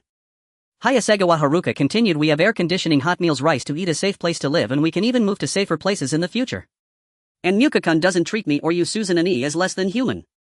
Besides, you said it yourself, when real danger comes, Mukakun never abandoned you. Takasaki Suzune naturally understood that beautiful women with good figures would face a very tragic situation in the apocalypse if they lacked sufficient strength. I bet Suzune-ni was absolutely thrilled at that time. Hayasegawa Haruka teased with a smile. She must feel like she didn't choose the wrong man. Takasaki Suzune seemed to be hit by a truth. Her face flushed deeply. Chuan practiced shooting on the rooftop of the apartment building, firing down at the infected creatures wandering nearby. He had emptied 4 magazines but had only managed to kill 1 ordinary infected. To improve his shooting skills and become a perfect marksman, he truly needed to invest a great deal of time and effort into practice. Of course, Chuan also recalled something at this moment. When number 2 rushed in to fight number 1, he suspected that mutated infected would become even stronger if they could devour each other. This strongly suggested that mutated infected would actively hunt down other kindred. If he saw mutated infected lurking in a certain area, it was likely that other mutated infected existed nearby. From this perspective, if the terrifying mutated infected he learned about from those 2 survivors couldn't be found in Bunkyo Ward, then leaving Bunkyo Ward to hunt other mutated infected would merely be a matter of time. This made Chuan feel even more urgency. After all, he could be overly optimistic about the hope that the terrifying mutated infected might leave Bunkyo Ward and not come to Chiyoda Ward, right? He had to always be prepared for the worst-case scenario, and the key point was that he had no idea when it would actually leave Bunkyo Ward. It might happen soon or it could take a long time. This was completely uncertain. But he also understood that even if Nishikawa, Meiho, Hashimiya, Shiki and their group had strong learning abilities, mastering the theoretical knowledge of operating a ship wouldn't be something achievable in just a day or two. Moreover, they would also need to learn how to pilot a helicopter afterward. All of this required time. Afterward, Chuan put away his firearm and continued to busy himself in his workshop crafting long-handled weapons. By around 8 in the evening, he returned to the room, entered the bathroom, took a cold shower, and after coming out, Hayasegawa Haruka had already left to keep watch. Takasaki Suzune also stood up, walking briskly to his side, leaning close to his ear, and teasingly said in a flirty tone, Chuan, I really want to see you go all out. The next morning, Haruka Yuzukawa hurriedly walked into the room, seeing that Makikawa had already gotten up while Takasaki Suzune was still asleep, even murmuring some incomprehensible dreams. It was as if Makikawa, stretching like a cat with all its might, was terrifying. She could bet her life that she and Haruka together would definitely not be a match for him. Makikawa-kun, the weather is quite bad today, it's raining heavily outside. As soon as Haruka finished speaking, Makikawa immediately stepped out of the room. Without the layers of soundproofing materials, he could finally hear the pattering of rain outside. Makikawa made his way to the rooftop holding an umbrella, looking up at the thick heavy clouds that made the sky appear gray and gloomy, feeling quite unhappy. After all, the loud sound of rain surrounding him was quite distracting, akin to a multitude of noises interfering with his perception. Moreover, Takasaki Suzune didn't have a physique like his that could constantly strengthen. Getting soaked in the rain could very likely lead to her catching a cold or fever. Haruka also walked up to him with her umbrella and continued, in Makikawa-kun, those creatures seemed to be able to move freely outside in the rain. Makikawa quickly walked to the edge, looking down. Indeed, there were some infected individuals outside, all soaked like drowned rats, looking rather dazed as they continuously scanned their surroundings. There were sounds everywhere and they seemed unsure of where to go. Makikawa felt they were likely just attracted by the sound of the rain. He clearly remembered that when he left Sakura Private Girls High for the villa, it was also overcast without bright sunlight, yet he hadn't seen any infected moving about at that time. He carefully scanned the area and found their numbers to be few. He wasn't surprised. After all, even if they didn't need to avoid sunlight in such weather, they still needed to rest. It was impossible for them to be active non-stop for 24 hours. Those still outside must belong to the type that could pull an all-nighter.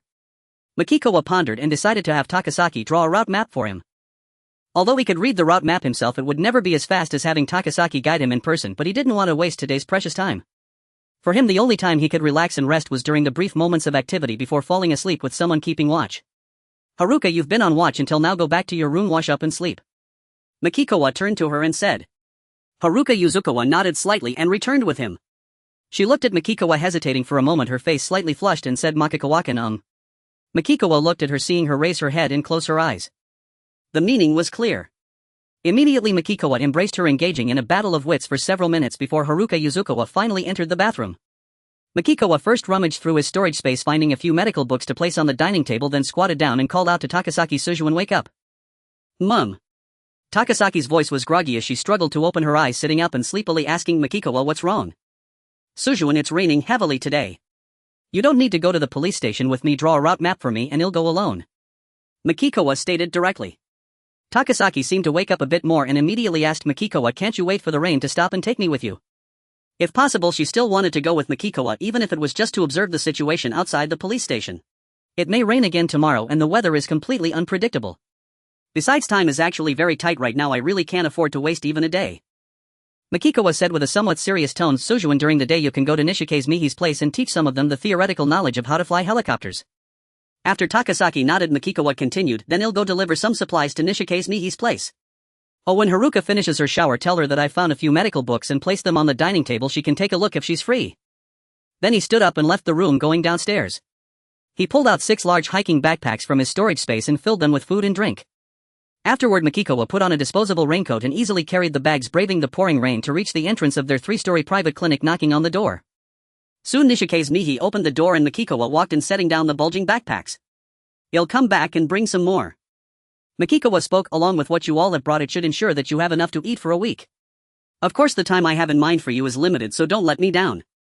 He naturally noticed that some girls were sleeping while others were looking at him, immediately calling out Makikawa Sensei before immediately focusing intently on the books he had brought back, jotting down important points on paper. "Makikawa Sensei, I didn't expect the rain outside to be this heavy." Nishikaze Mihi was somewhat surprised. After all, they had installed layers of soundproofing materials here so they couldn't hear it. "You can take advantage of the rain to wash up on the rooftop terrace," Makikawa said. "He'll also bring some shower gel and shampoo over later." "That would be troublesome for you, Makikawa Sensei." The mature and beautiful Nishikaze Mihi smiled in gratitude as Makikawa emptied the contents of his backpack. If piled up, it would resemble a small mountain. However, since there were many of them, even though girls generally eat less than boys, the daily consumption was still significant. After Makikawa left, Nishikaze Mihi immediately squatted down to organize the supplies, sorting food and drink. 2 girls proactively came over to help, and someone, while sorting, whispered with yearning, "If I could become Makikawa Sensei's woman like Haruka Yuzukawa, I should be able to eat a lot of good food every day, right? Plus I would definitely be able to eat until I'm full every day, right?" They needed to distribute food and drink here, and no one could gorge themselves. No one could eat until they were completely stuffed.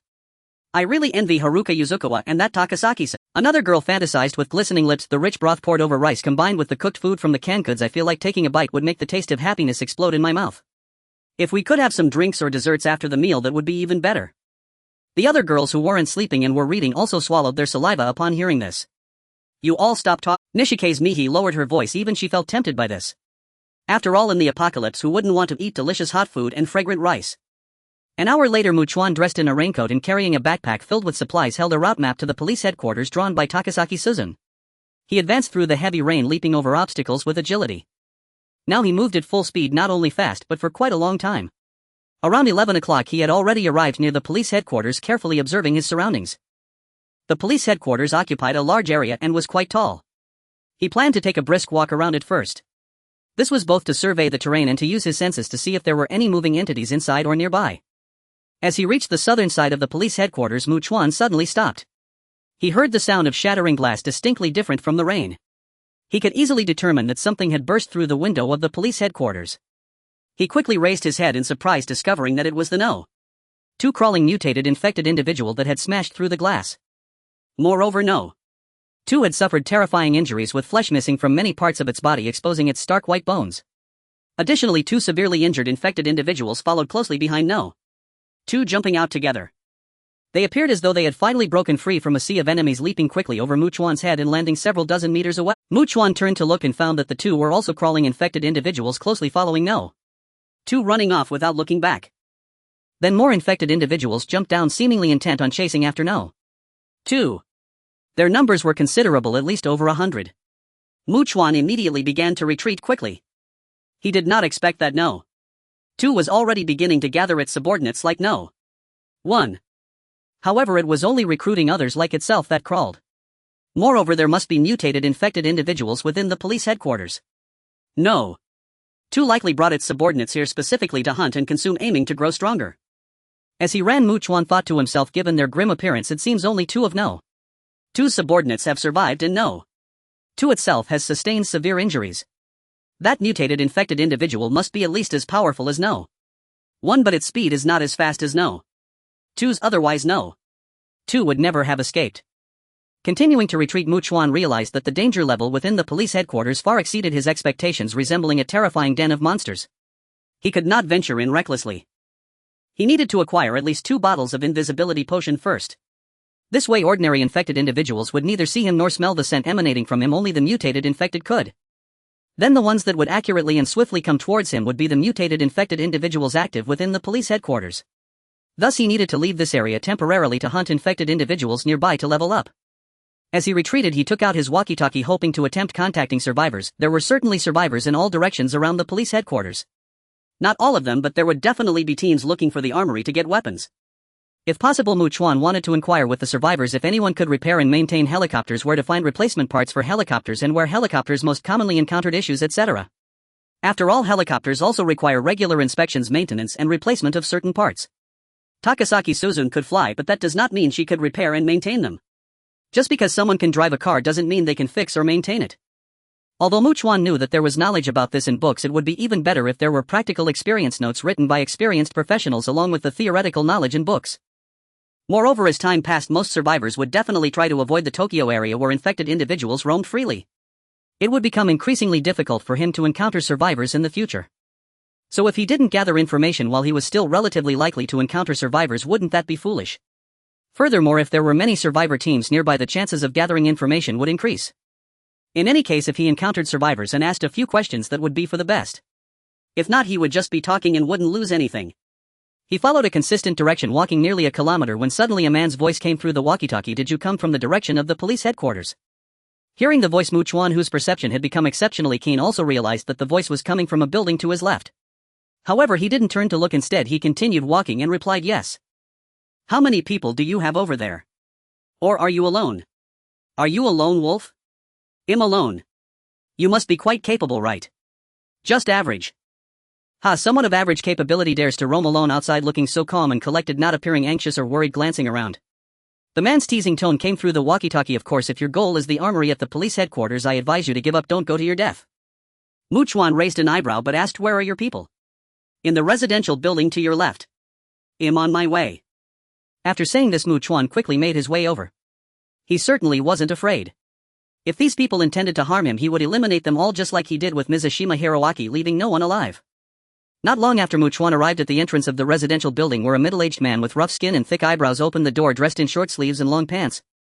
He sized up Chuan from head to toe and chuckled, and Guyuan Dafu. My profession is one you don't usually come across. I'm a helicopter mechanic. Chuan, a student from the Celestial Empire. As Chuan spoke, he felt a sense of disbelief. He had just wanted to find someone, and now he had encountered one. Not to mention others. Even he found this coincidence hard to believe. Chuan, yesterday we sent one person from our team and another from another team to form a small group to scout the police headquarters. Of course, those who went in were elderly individuals with children. Guyuan Dafu continued gravely, the last message we received from the walkie-talkie was, God, what on earth is that? Followed by screams. Chuan raised his right hand to his chin, clearly indicating that for their teams the value of the elderly was merely to serve as cannon fodder to assess the dangers of a location. We are planning to retreat now, Guyuan Dafu said with regret. After all, it seems that the police headquarters is the lair of monsters and we won't be able to procure any firearms. How many people are with you? Chuan then asked. There are 15 people here. Guyuan Dafu stated directly. Of course, there are 23 more at our temporary residence. The numbers he reported matched what Chuan sensed. At least in Chuan's eyes, he appeared to be an honest person. However, in this apocalyptic world, he would rather regard those he encountered as potential threats than naively believe they were good people. He would always remain vigilant and cautious of Guyuan Dafu and the others. As long as we can attract the monsters inside the police headquarters away, it will be easier to act. Guyuan Dafu expressed some regret again. Chuan stated plainly, but no team is willing to take on the task of attracting monsters.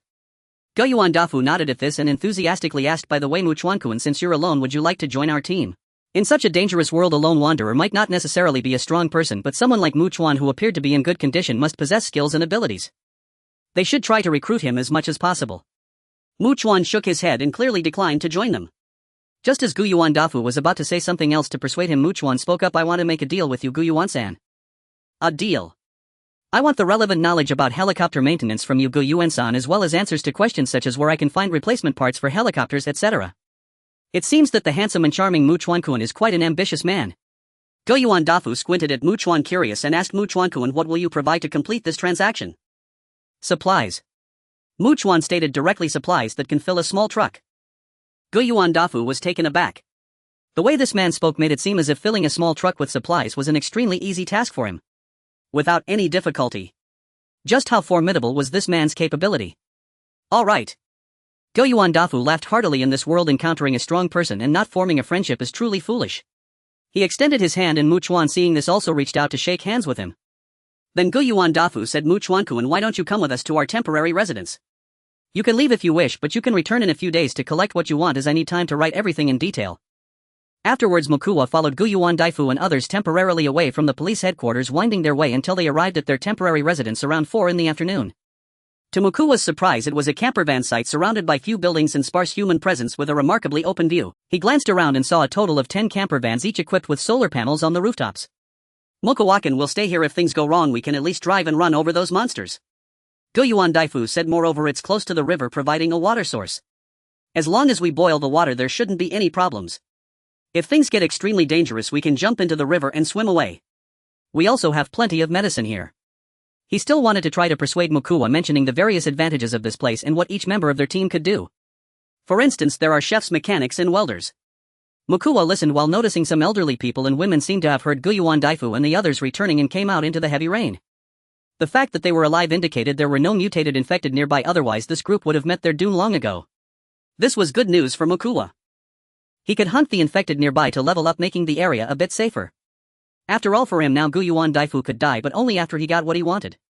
Mukuwa-kun, although the world has turned into this nightmare, if you decide to stay, we still have rules and order here. Gu Yuan Dafu said earnestly, you must never force others.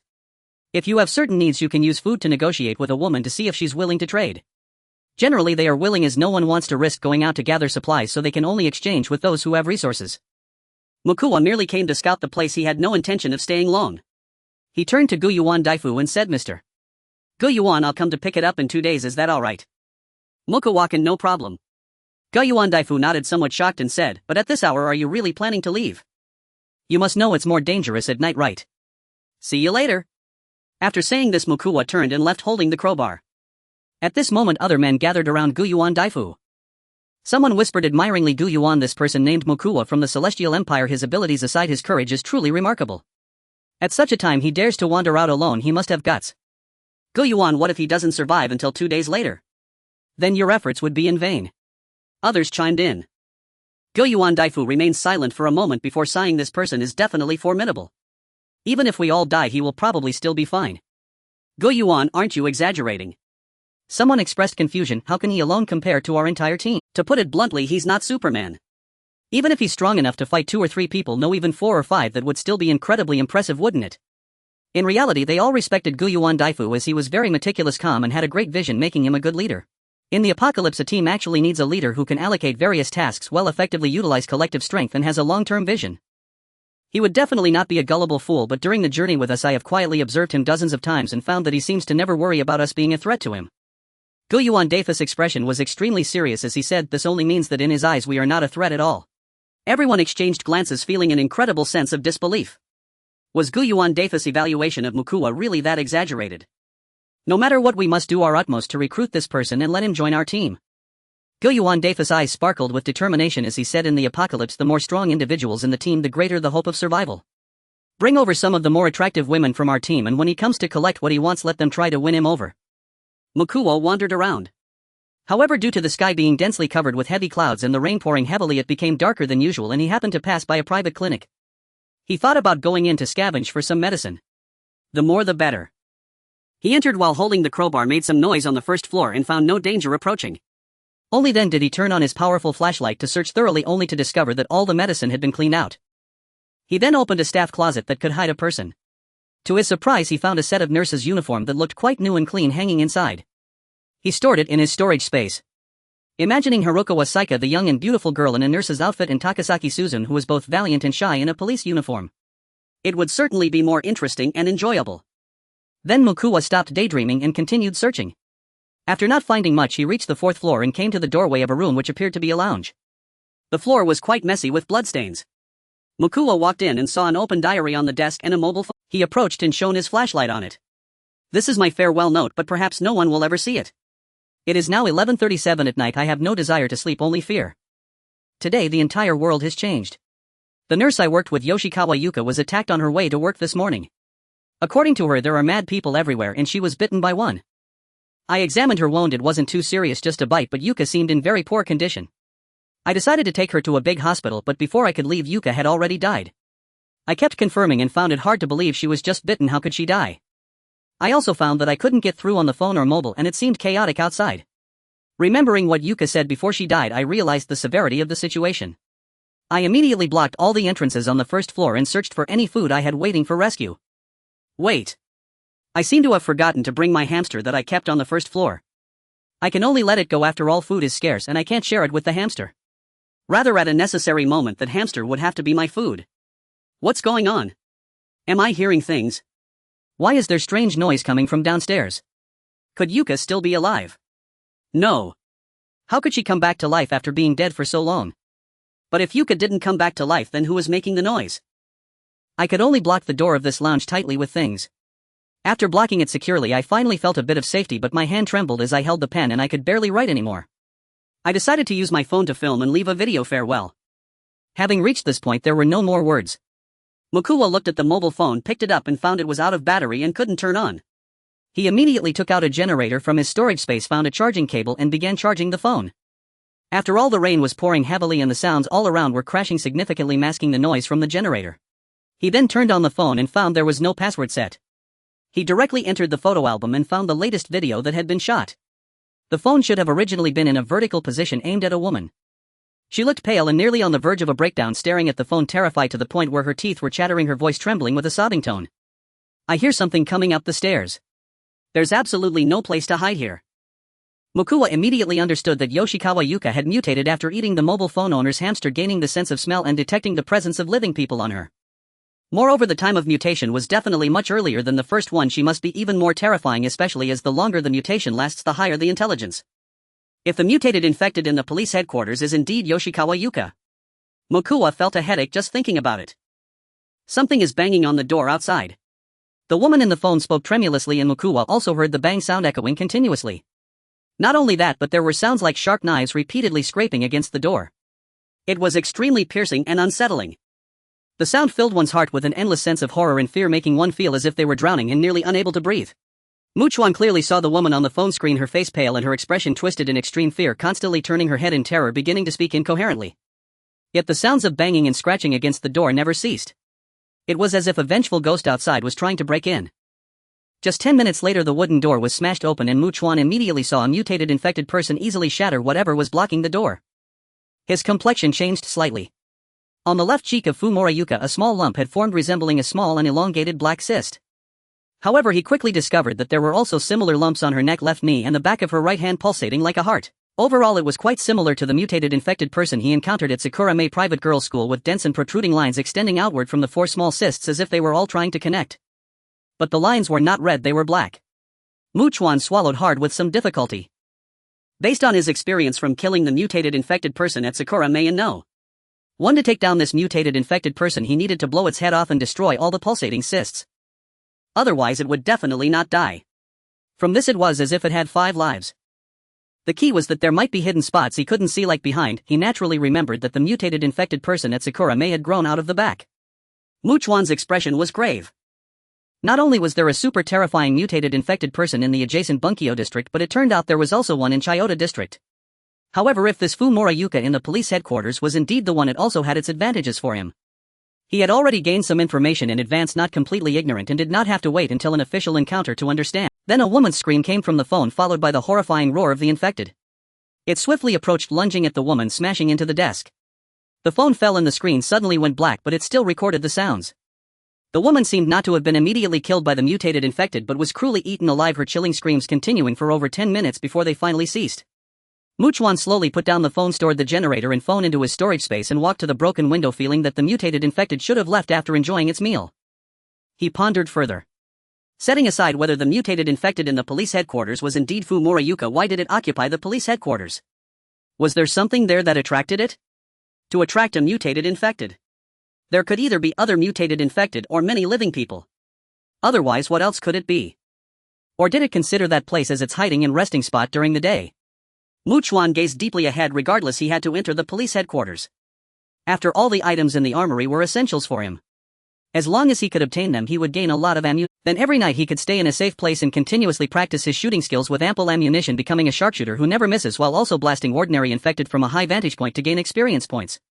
After all, mutated infected would attack each other and devour their kind to grow stronger. As time passed, the mutated infected he would encounter in the future would not be weak, they would only become stronger and stronger. Thus he had to seize the time to gain experience points, rapidly level up and continuously strengthen himself. Mu Chuan thought carefully. He not only needed to prepare invisibility water but also create a big commotion around the police headquarters. For instance, igniting numerous cars to cause massive explosions, trying to lure away ordinary infected from the police headquarters. Just recalling no. One, Mu Chuan believed that the mutated infected in the police headquarters had sensed his presence, and while it might not necessarily summon them back, it would definitely call back a large number of ordinary infected if attacked. So his time should be extremely limited. How many minutes could he have? 5 minutes. Or 3 minutes. 2 minutes. He did not know, but he understood that if he could not kill the mutated infected as quickly as possible, he would have to escape without hesitation. Mu Chuan raised his right hand and pinched his brow. However, amid the tension, he felt an inexplicable sense of excitement. It was as if he faced danger without any intention to retreat, but instead wanted to give his all to overcome, conquer, and crush everything. I also need to plan several escape routes in all 4 directions of the police headquarters in case the situation becomes urgent. I must be ready to run so that no matter which direction I head, I can. In short, I need to prepare my escape route before the formal action.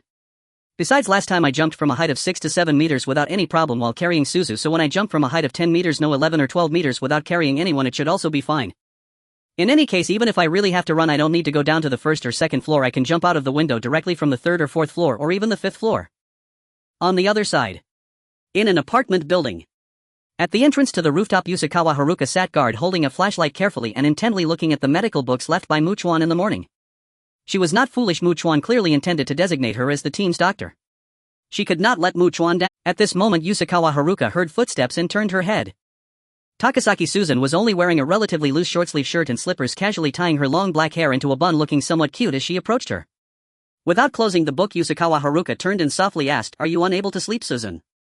"I'm really worried about Mu Chuan." Takasaki Susan frowned, her face showing concern. "I've been tossing and turning, unable to sleep at all." As she spoke, she sat down, her beautiful eyes filled with complex emotions as she gazed outside the dense dark clouds obscuring the moon, creating a sense of inexplicable panic. Yusakawa Haruka fell silent for a moment before forcing a smile to comfort her. "Don't worry too much, Susan. Mu Chuan-kun is super capable." Takasaki Susan looked at her, pursing her red lips. "Haruka, weren't you also unable to sleep, which is why you suggested to guard tonight?" Yusakawa Haruka hesitated. To be honest, she was also very worried, and without Mu Chuan here, she felt like she had lost her anchor. Seeing her silent, Takasaki Susan gently said, "So Haruka, once Mu Chuan returns alive, we should celebrate with him properly. No, we should party hard." Upon hearing this, Yusakawa Haruka's beautiful face slightly flushed, and after nodding, she curiously asked, "Susan, do you think we can defeat Mu Chuan-kun if the two of us team up?" The long black night has passed. Mu Chuan woke up several times throughout the night, his sleep quality poor, but as soon as dawn broke, he rushed out the door, entering and exiting buildings in search of the infected. He was not worried about encountering dangers he could not handle. His perception range was extensive. Should he create any noise and discover that there were too many infected within a building, he would not risk his life to fight and hunt, but would immediately flee. If there were only a few, perhaps a dozen or so, he would go in to kill and gain experience. Thus he truly believed he would never face life-threatening situations, safely accumulating experience and gathering supplies, collecting gasoline whenever he encountered a gas station. And so it continued until 3 o'clock in the afternoon 2 days later. After Mu Chuan killed an ordinary infected, a notification sound from the system rang out. Experience 80. Current host experience 19451900. Host level up. Current host level LV20. Experience needed for next level 452,000. Mu Chuan had been wildly hunting ordinary infected, rapidly rising from level 15 to 20, and now with each level he gained, he received 20 attribute points. He had allocated all the points from previous level ups and now only had the 20 points gained from this recent upgrade. Host level reached 20. System shop unlocks a level item purchasing rights. 11 random items and permanent items available for purchase have been added. Would the host like to open and view the shop? Mu Chuan immediately opened it, eager to see if there was anything useful. 11 random items and permanent items were listed above. Level items, naturally of better quality. Proof of hunt beginner permanent item. After wearing it, killing each infected grants a small amount of extra experience. Price 120 points. Firearm Mastery Intermediate Permanent Item after use effectively increases proficiency with firearms, price 60 points. Odor Erasing Bracelet Random item after wearing it can eliminate the wearer's scent, usable 3 times each, lasting 10 minutes, price 50 points. Seeing this, Chuan's face revealed a look of delight. If he had the odor erasing bracelet, even the mutated infected would be unable to detect him. If he could also be in an invisible state entering the police headquarters like this, as long as he could find that mutated infected, he could silently approach and directly exploit all its weaknesses. Then Chuan deliberated and decided to purchase 1 bottle of invisibility potion instead of 2. If the need arose, he could buy more later. After purchasing, Chuan allocated the 20 points from this level up 4 points each to strength and constitution and 8 points to agility. Then he checked his level 20 attribute panel. Now he had strength 71, constitution 72, agility 133 and perception 73. Taking a deep breath, Chuan knew that once he killed the mutated infected in the police headquarters, the greatest threat would be eliminated. As for the ordinary infected who lacked the sense of smell, as long as he threw a stun grenade it would definitely attract them away. Thus he needed to rest well tonight, ensuring he was well rested and in the best mental state to plan his escape route to the police headquarters and go in immediately. However, he was troubled. Although there would definitely be someone keeping watch at Yuan Dafa's place where he could stay, he found it impossible to trust that group. He still instinctively guarded against them. After much thought, Chuan decided to find a place to reinforce his defenses. Then he went to the nearest residential house from the RV camp, took out 1/3 of the supplies collected by Jin Siu and Jianwu and others from his storage space, piled them up in the living room and tried to contact Yuan Daifu via intercom. Clearly Yuan Daifu had been keeping the intercom on, and upon hearing his voice, Chuan said, "Mr. Yuan, I'm in a residential house a bit east of your RV camp, about 10 minutes away. I have prepared the supplies and placed them in this house. Have you prepared the items I requested?" "Yes." Yuan Dafa's laughter came through. "I really wrote until my hand ached, and in the end I simply had someone else read it for me. I'll be right over." After ending the call, Chuan went up to the second floor and stood by the window to watch. About 10 minutes later he saw Yuan Daifu, who was carrying a bag and accompanied by 2 women. Chuan then went downstairs, stepped out and waved to them. The 3 of them immediately headed towards him. Looking at Chuan, Yuan Daifu raised his right hand and gave a thumbs up, intentionally praising him. Chuan-kun is impressive indeed. A capable man will never worry about supplies. He can eat well and drink well every day. The 2 women looked at Chuan in surprise, not expecting he was indeed as Yuan Daifu said. Originally, when Yuan Daifu told them that the man was tall and handsome and very capable, they were skeptical, thinking he was deceiving them. Now seeing him in person, they were naturally eager to follow such a man. Who wouldn't like a man who was both handsome and capable? Chuan glanced at the 2 of them. They were decent looking, but they couldn't compare to goddesses like Yusawa Haruka Takasaki Suzun and Nishitaka Miho. Then he led Yuan Daifu and the 3 of them into the living room, looking at the numerous supplies. Yuan Daifu took off his backpack and handed a notebook to Chuan. Chuan took it, opened it, and found that Yuan Daifu's drawing skills were excellent. He even specifically noted how to determine whether the helicopter uses gasoline or aviation kerosene by examining the engine. Chuan was quite surprised, to be honest. He thought helicopters, like airplanes, all used aviation kerosene. Moreover, the notebook also indicated where to find aviation kerosene. There are dedicated gas stations at the helicopter airport, though small, with limited supplies. However, Narita Airport and Haneda Airport both have dedicated gas stations for aircraft refueling, and the aviation kerosene reserves there are large. In addition to the helicopter airport, the notebook also detailed where to find replacement parts for helicopters in Tokyo, as Yuan Daifu had at least written down everything he knew. Indeed, professionals are different. He understood very well and wrote very detailed notes. "The knowledge I possess is worth the supplies you brought, right, Chuan-kun?" Yuan Daifu asked with a grin. Chuan quickly flipped through the notebook from front to back without examining each page in detail, finding it filled with dense text. Then he carefully checked the last few pages, which were still very detailed, flipping to the middle and randomly checking, finding the text was still detailed. He could conclude that Yuan Daifu was not trying to fool him. Chuan nodded in satisfaction. This knowledge about helicopter maintenance and care might not be valuable to others, but it was a treasure to him. Yuan Daifu then raised his right hand and patted Chuan's shoulder, smiling shamelessly. "Chuan-kun, as long as you are willing to join our team, and if the 2 of them are willing to follow you, then I should be considered your matchmaker, right?" He didn't dislike beautiful women, but to him the value of beautiful women was not for his own enjoyment, but to attract various talents to join his team. In fact, as a team leader, no any man with even a bit of capability would absolutely not be so mesmerized by beautiful women that he couldn't function. Thus he understood that the possibility of Chuan joining because of women was not high, but he still wanted to give it a try. "Mr. Yuan, perhaps we will meet again by chance in the future." After obtaining what he wanted from Yuan Daifu, Chuan sprinted forward at full speed, arriving at a point less than 2 kilometers from the police headquarters around 5 in the afternoon.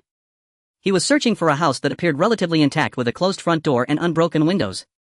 After a few minutes, Chuan found one, walked around it first, then opened the door and made some noise outside.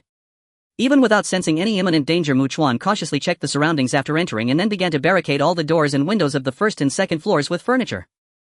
However, that night, like before any slight noise could wake him up, suddenly prompting him to check the situation, confirmed there was no danger, and then go back to sleep only to wake again shortly after.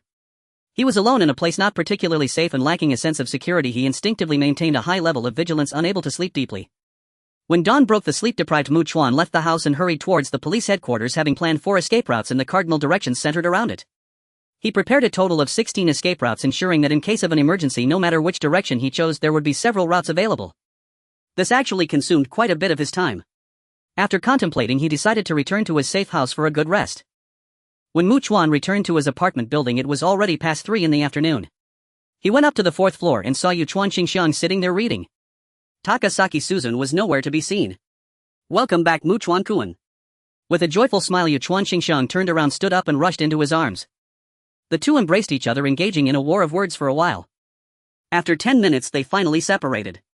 With a rosy complexion, Chuan Xingxiang's watery eyes seemed to shimmer with uncontainable emotions, and her voice became slightly charming as she said, "I contacted Sister Susan through the intercom to tell her that Mu Chuan-kun is back, the one who teaches swordsmanship and helicopter theory." As soon as she finished speaking, she quickly walked out of the room and soon returned. Before long, Takasaki Susan seemed to have rushed back, her face flushed and glistening with sweat as she bent over, placing her hands on her knees, and breathlessly asked, "Mu Chuan, you're not injured, right?" "No. Is it dangerous at the police headquarters?" "I haven't entered yet." At Mu Chuan's words, both Chuan Xingxiang and Takasaki Susan, standing upright, were taken aback. Before they could speak up, Mu Chuan continued, "Actually, I just came back to get a good night's sleep." Hearing this, Takasaki Susan swallowed hard, her heart racing as she gravely asked, "It's very dangerous, isn't it?" Both she and Chuan Xingxiang were smart. Since Mu Chuan hadn't entered, did that mean he had been idling outside these past few days? Absolutely not. This indicated that the police headquarters was indeed perilous, and even someone as capable as Mu Chuan had to be fully prepared before daring to enter. "There seems to be a very terrifying mutated infected person inside," Mu Chuan stated honestly. "The risk this time could indeed be significant." Chuan Xingxiang's brow furrowed with concern as she looked at him with a complex expression. Her vibrant, luscious red lips parted slightly, wanting to advise him against going, but the words stuck in her throat. At this moment, Mu Chuan took his backpack and under their watchful eyes pulled out a notebook. "Mu Chuan-kun, what is this?" Chuan Xingxiang asked. "I was lucky enough to meet a helicopter mechanic near the police headquarters and bought relevant knowledge about repairing and maintaining helicopters with supplies." As he spoke, Mu Chuan handed the notebook over. Chuan Xingxiang took it, flipped it open, and Takasaki Susan leaned in to closely read the text. Meanwhile, Mu Chuan retrieved the nurse outfit he found from his storage space and pretended to pull it out from his backpack. Just as Takasaki Susan looked up, she froze for a moment, her expression suddenly becoming a bit strange. "Mu Chuan, where did you get this from?" Upon hearing this, Chuan Xingxiang also looked up, her face instantly flushing. She realized that this outfit was probably meant for her, right? Since Takasaki Susan already had a police uniform. Looking at Mu Chuan like this, it seemed that in the future she and Takasaki Susan would also have to wear outfits like maid or teacher costumes. "A private clinic," Mu Chuan replied. "I brought it for Xingxiang." "You can be quiet." Sometimes, Takasaki Susan said, raising her right hand to her forehead, a bit exasperated, while Chuan Xingxiang, blushing, quickly changed the subject, saying, "Mu Chuan-kun, I think the content of this notebook is very valuable. This is not just theoretical knowledge but practical experience and insights. For us who are looking for helicopters, this is indeed extremely valuable. So I need to take it to Nishike's Miho and the others to have them transcribe it." Mu Chuan said, "Please run the bath for me. I will take a cold bath and eat something before immediately going to sleep until tomorrow morning. Such a thing shouldn't be a solitary copy, otherwise what if it gets lost? At least 10 copies should be made." Following that, Mu Chuan left, first heading towards Nishike's Miho and Hashimiya's Shu. Upon entering, he saw that some girls seemed to be planning to stay up late reading tonight, while others were looking at the notebook, jotting down notes. The mature and beautiful teacher Nishike's Miho smiled and said, "Mr. Mu Chuan, we learned from Miss Taka that you have returned and we are very happy." She understood very well that the core of their group was Mu Chuan. As long as he was doing well, everything would be fine. If something happened to him, everything would be over. Without any small talk, Mu Chuan took out the notebook written by Guyuan Daifu and indicated, "Please transcribe all the important knowledge related to helicopters in this. I need at least 10 copies. Nishike's Miho nodded, took it, and then said, "Mr. Mu Chuan, we actually found out from reading that understanding how to operate a boat is not as difficult as we thought. It's like driving a car. If you don't aim to drive it well or worry about crashing, you just need to understand the gas pedal, brake gear, and how to steer." Mu Chuan listened to her and saw her continue speaking. "For vessels, understanding the specific functions of each button on the control panel will allow you to steer and you can drive it. Of course, like a new driver, you won't drive perfectly. I hope Mr. Mu Chuan can understand this." Mu Chuan naturally did not expect a group of people who only knew theoretical knowledge to operate a boat as skillfully as experienced captains. As long as they could get it started and leave the harbor, that would be sufficient. Anyway, after you complete the theoretical knowledge about operating boats and helicopters and are prepared, just let me know. Chuan thoughtfully considered that if he wanted to ensure a high level of loyalty from others regardless of other factors, he needed to ensure that they could perform the tasks he assigned exceptionally well, exceeding his expectations. Whether it was a reward or something else big or small, there had to be something. To be honest, if he couldn't even achieve this and still fantasized about loyalty from others, wasn't that just a pipe dream? Whether it was about managing others or cultivating loyalty, it was indeed a significant subject. Furthermore, his body would continue to strengthen. It was only a matter of time before Chuan Qingxiang and Takasaki Suzun together could not match him. Thus in his eyes, Nishike's Miho and the others would eventually become his women. They probably understood this too, since they were following him. Some matters were merely waiting for him to bring them up. Everyone was aware of this, but no one would say it out loud. Everything had to remain unspoken. If you master the relevant theoretical knowledge about vessels and helicopters ahead of the time I have in mind for you, Chuan said lightly, I can treat you to a sumptuous meal with hot food and rice. Upon hearing this, Nishike's Miho and several girls showed expressions of delight. As Chuan turned to leave, they even erupted into joyful cheers. Some girls who had been sleeping were awake and groggily opening their eyes. Hearing the others excitedly discuss the matter, they seemed to be swallowing in anticipation. Unaware of any of this, Chuan returned to the fourth floor of the apartment building, entering the air-conditioned room where he saw Chuan Qingxiang already dressed in a nurse's outfit, her long legs encased in sheer white stockings. Takasaki Suzun was wearing a police uniform, her legs clad in black stockings. They seemed like two blooming flowers, each with a different charm, captivating and alluring. Before going to bed, Chuan had a vigorous battle with Takasaki Suzun and Hasegawa Haruka. Even when facing two opponents, he showcased a dominant style like an undefeated war god, making them deeply understand what invincibility truly meant. The next day at 5 in the morning, Chuan woke up feeling refreshed and invigorated. The wonderful experience from last night was truly beyond words. He glanced at Hasegawa Haruka and Takasaki Suzun, who were still sound asleep, and chose not to wake them. After getting up, he had a hearty meal, shouldered his backpack, left the room, went downstairs, passed through an iron gate, and immediately dashed forward at full speed. By 8:30 in the morning, Chuan arrived near the police headquarters, approximately 100 meters south, in a straight line. He took out bucket after bucket of gasoline from his storage space and poured it over the cars that had collided on the street. Then he stepped back a little, pulled out a lighter, ignited a solid alcohol block, and threw it over before quickly retreating. When he was less than 30 meters from the police headquarters, several burning car fuel tanks exploded with a loud bang, creating a massive commotion and sending thick black smoke billowing into the sky. Not only inside the police headquarters but also from all directions there were low guttural roars from the infected, all gathering here in a hurry. Chuan calmly consumed the invisibility potion but did not immediately use the scent elimination wristband. The reason was simple. He knew there were mutated infected individuals inside the police headquarters, but he didn't know exactly where, such as which floor. However, he was pressed for time. Realistically, he could not afford to spend time searching everywhere. So he could not eliminate his scent just yet. Instead, he needed to let them catch a whiff of him, indicating that a living person was nearby, prompting them to come looking for him. A skilled hunter often appears in the guise of prey. Moreover, unless attacked, they wouldn't specifically call back ordinary infected individuals that had left. But if attacked by an invisible person, they definitely would. He had to eliminate it within a very short time frame. While thinking, he quickly entered the police headquarters, sensing numerous infected individuals exiting in a rather chaotic manner, making it difficult for him to discern if any were approaching him. Chuan rushed up to the fourth floor, arriving at a relatively large office on the north side of the police headquarters.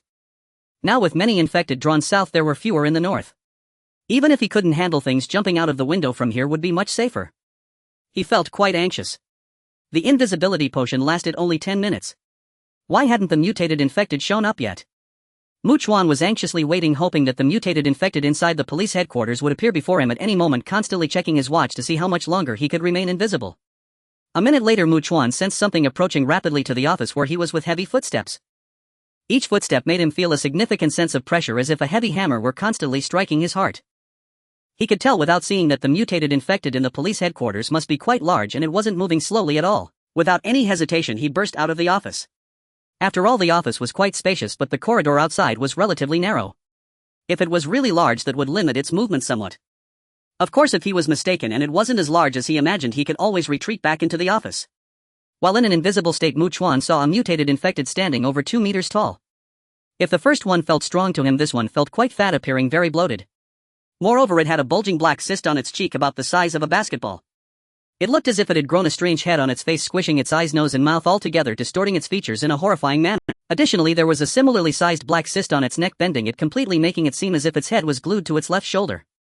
Not only that, but its left knee and right hand also had black cysts. They were even larger than those seen in videos on mobile phones. Most terrifying of all, not only were all the black cysts visibly pulsating, but its skin was also covered in thin black lines that appeared to connect like massive veins on the surface. Just looking at it made one feel a tingling sensation on their scalp, shocking and horrifying. Chuan realized that this was the nurse named Yuka Fumura. However, it was now completely unrecognizable as a woman, or rather it was barely even human anymore. It was simply a terrifyingly ugly monster.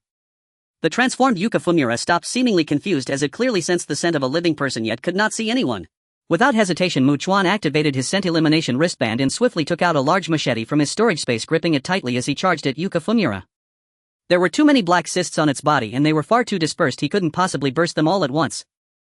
Thus Chuan decided to first slice it in half, severing its upper and lower body, rendering it immobile, and then quickly burst them all. He rushed in front of Yuka Fumura, unleashing his full power as he swung the machete in a horizontal slash fast enough to seem like he was cutting through the air, producing a loud whooshing sound. Although Yuka Fumura's body was extremely resilient, far surpassing that of an ordinary person, it was still flesh and blood, not indestructible steel. Chuan successfully sliced it in half. Before he could continue, he suddenly noticed that the numerous black cysts on Yuka Fumura's body had many tiny holes that were invisible to the naked eye, which suddenly spewed forth a large amount of black liquid splattering everywhere. What is this? Chuan was startled, instinctively understanding that it was definitely not something good. He immediately stepped back, not wanting to get contaminated. His expression turned somewhat grim. If he attacked the black cysts with the machete being so close, what would happen if he got splattered by the black liquid that erupted? After all, the difficulty of bursting one without getting contaminated was different from bursting them all without getting contaminated, especially when they would spray out actively. While pondering this, Chuan was shocked to see the fine black lines on Yuka Fumura's body resembling countless blood vessels rapidly extending as if they were desperately seeking out each other's existence.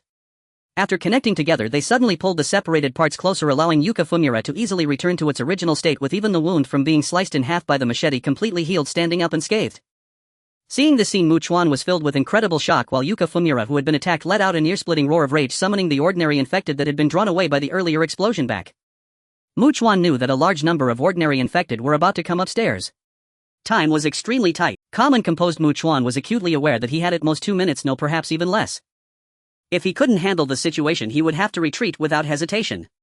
But how could he swiftly eliminate the regenerating Fujimura Yuka without getting contaminated by the black liquid? In a moment of inspiration, a single word flashed in Chuan's mind. Fire. He was certain that as long as it was a living being, it would fear the flames.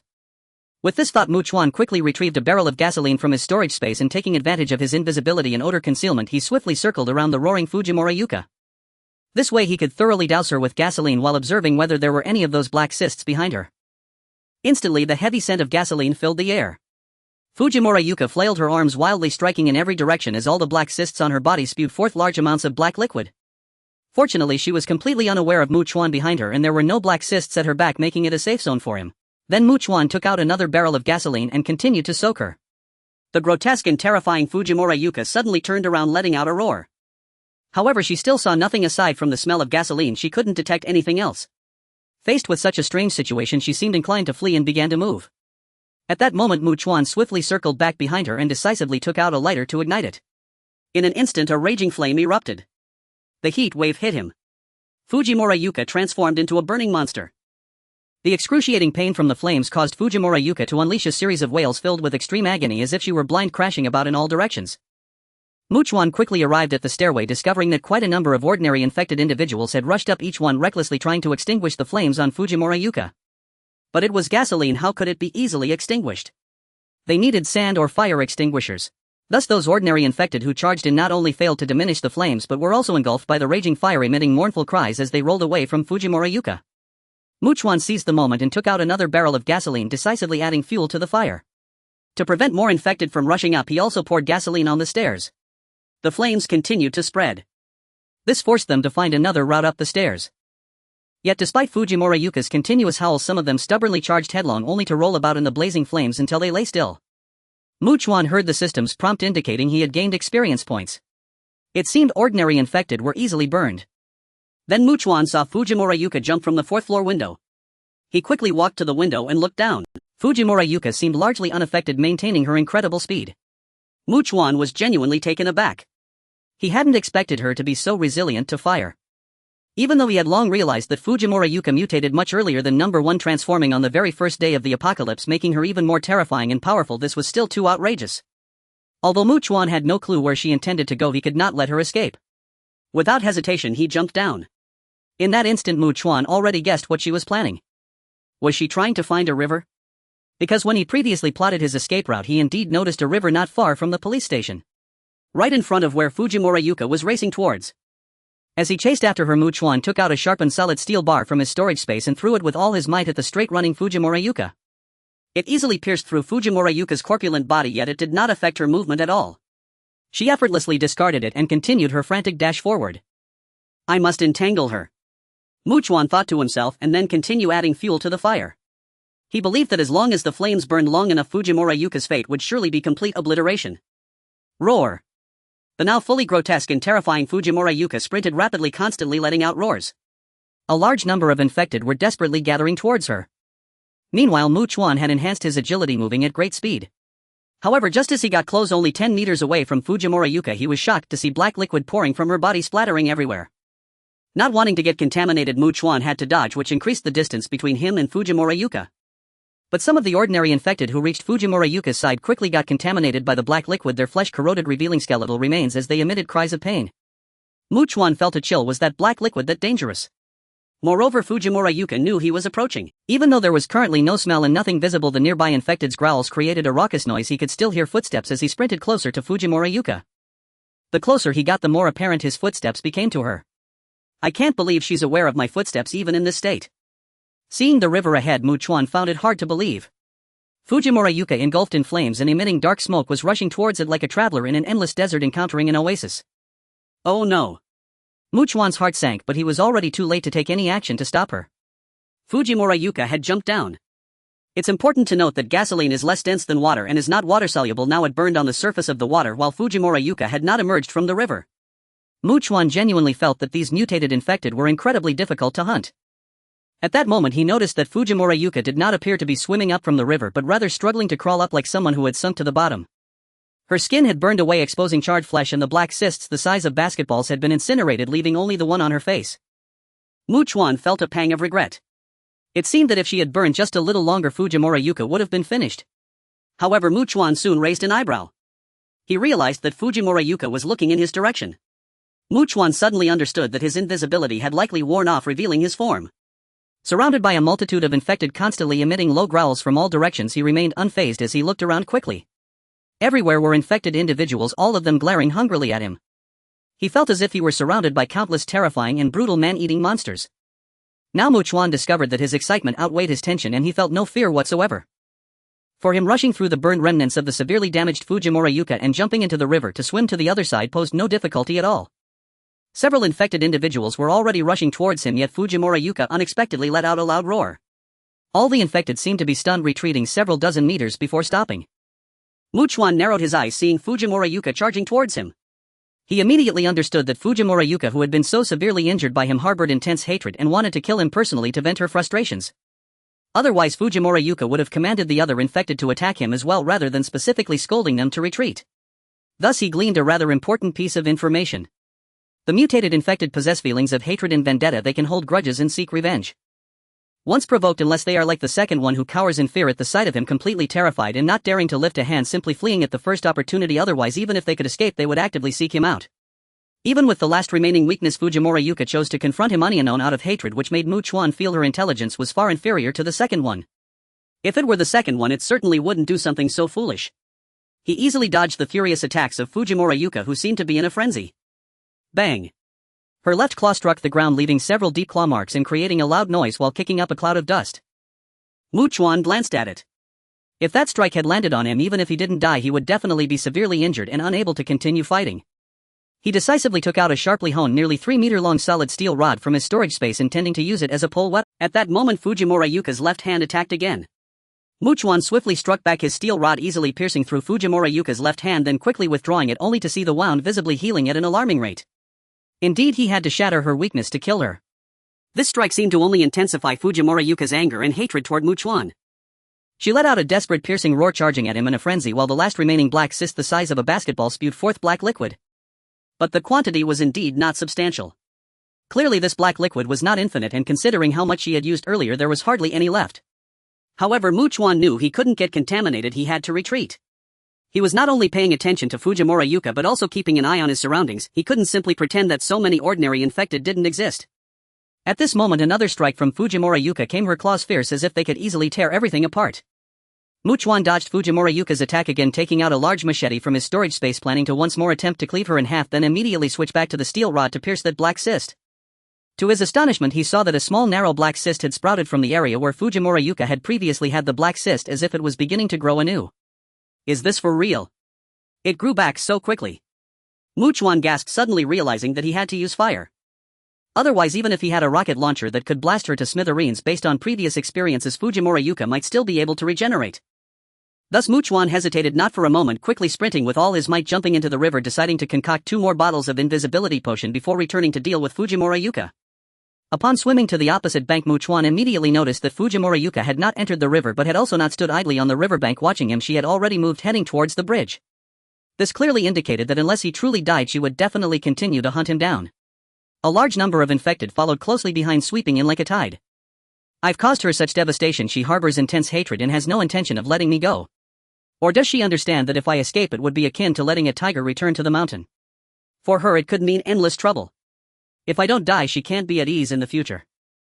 Chuan squinted, but looking at her demeanor, she will definitely track me down by my scent.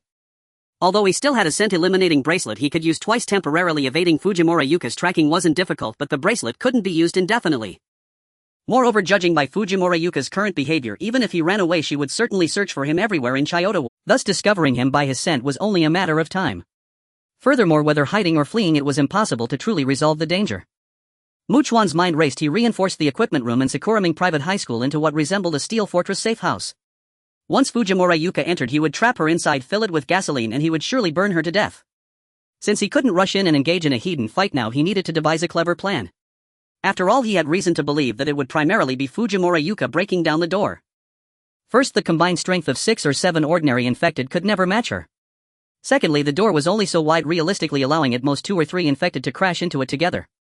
Moreover, even if she harbored intense hatred and pursued him to that point, if Fujimura Yuka let them crash, she would surely realize that they couldn't break through and would personally charge in. Then Chuan turned and ran, stepping onto a car, nimbly leaping onto the wall of a residential building, then jumping onto the roof to look back. Fujimura Yuka and a large number of infected were surging towards him. The sight of such a scene instilled an immense sense of pressure in the hearts of those watching.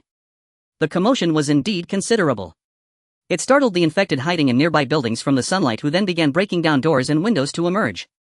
Calm and composed, Chuan pondered whether the second one would hear him while nonchalantly taking out a firearm from his storage space, standing on the roof, focusing his mind. As Fujimura Yuka drew near within less than 20 meters, he fired off a series of shots from his elevated position. As long as a single bullet struck Fujimura Yuka, it would undoubtedly intensify her hatred for him, making her even more eager to kill him. Chuan wanted her to pursue him relentlessly as if she had gone mad. Fujimura Yuka continuously roared in extreme anger, producing thunderous sounds. Furthermore, the bullets that pierced her body were ejected out, falling to the ground, failing to inflict any effective harm.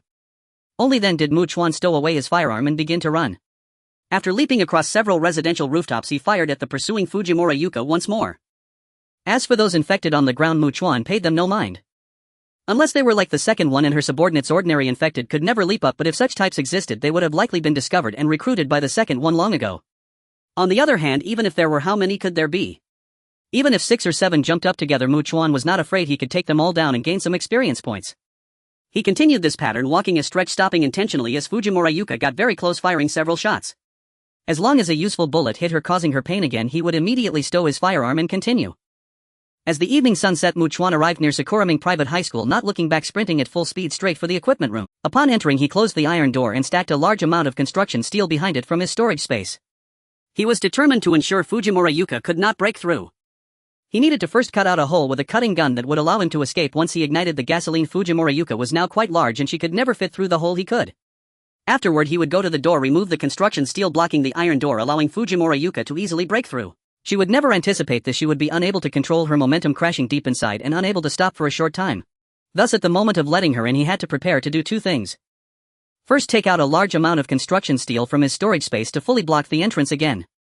Then open a gasoline barrel and throw it on the ground ahead to make the surface slippery, hindering Fujimura Yuka's movements, making it harder for her to stop and run, and also toss gasoline barrels onto her to soak her thoroughly. After all, Fujimura Yuka had previously been drenched in gasoline and burned. She would definitely be very sensitive to the smell of gasoline and might not come in if she caught a whiff. He couldn't pour gasoline everywhere in advance. Chuan acted swiftly, using the cutting gun to slice through several layers of steel plates sealing the windows. It was summer and the sealed room was stiflingly hot, causing beads of sweat to form on Chuan's face, continuously trickling down to his. Just 5 minutes later, the sound of banging on the iron door echoed from outside. Bang. Bang. Bang. The thunderous sounds reverberated throughout the safe house. The sound of the door being struck never ceased.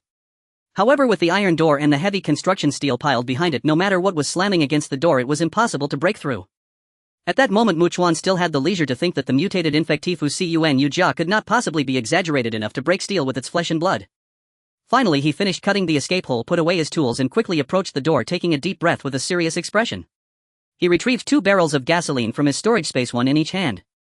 The next second, as he decisively moved the large construction steel away from the iron door, he already opened the gasoline barrels. One was thrown forward with force while the other was poured onto the ground behind the door. Boom! The iron door was easily smashed open and a massive figure rushed into the equipment room. But with gasoline on the ground, it could not easily stop and continued to slide forward.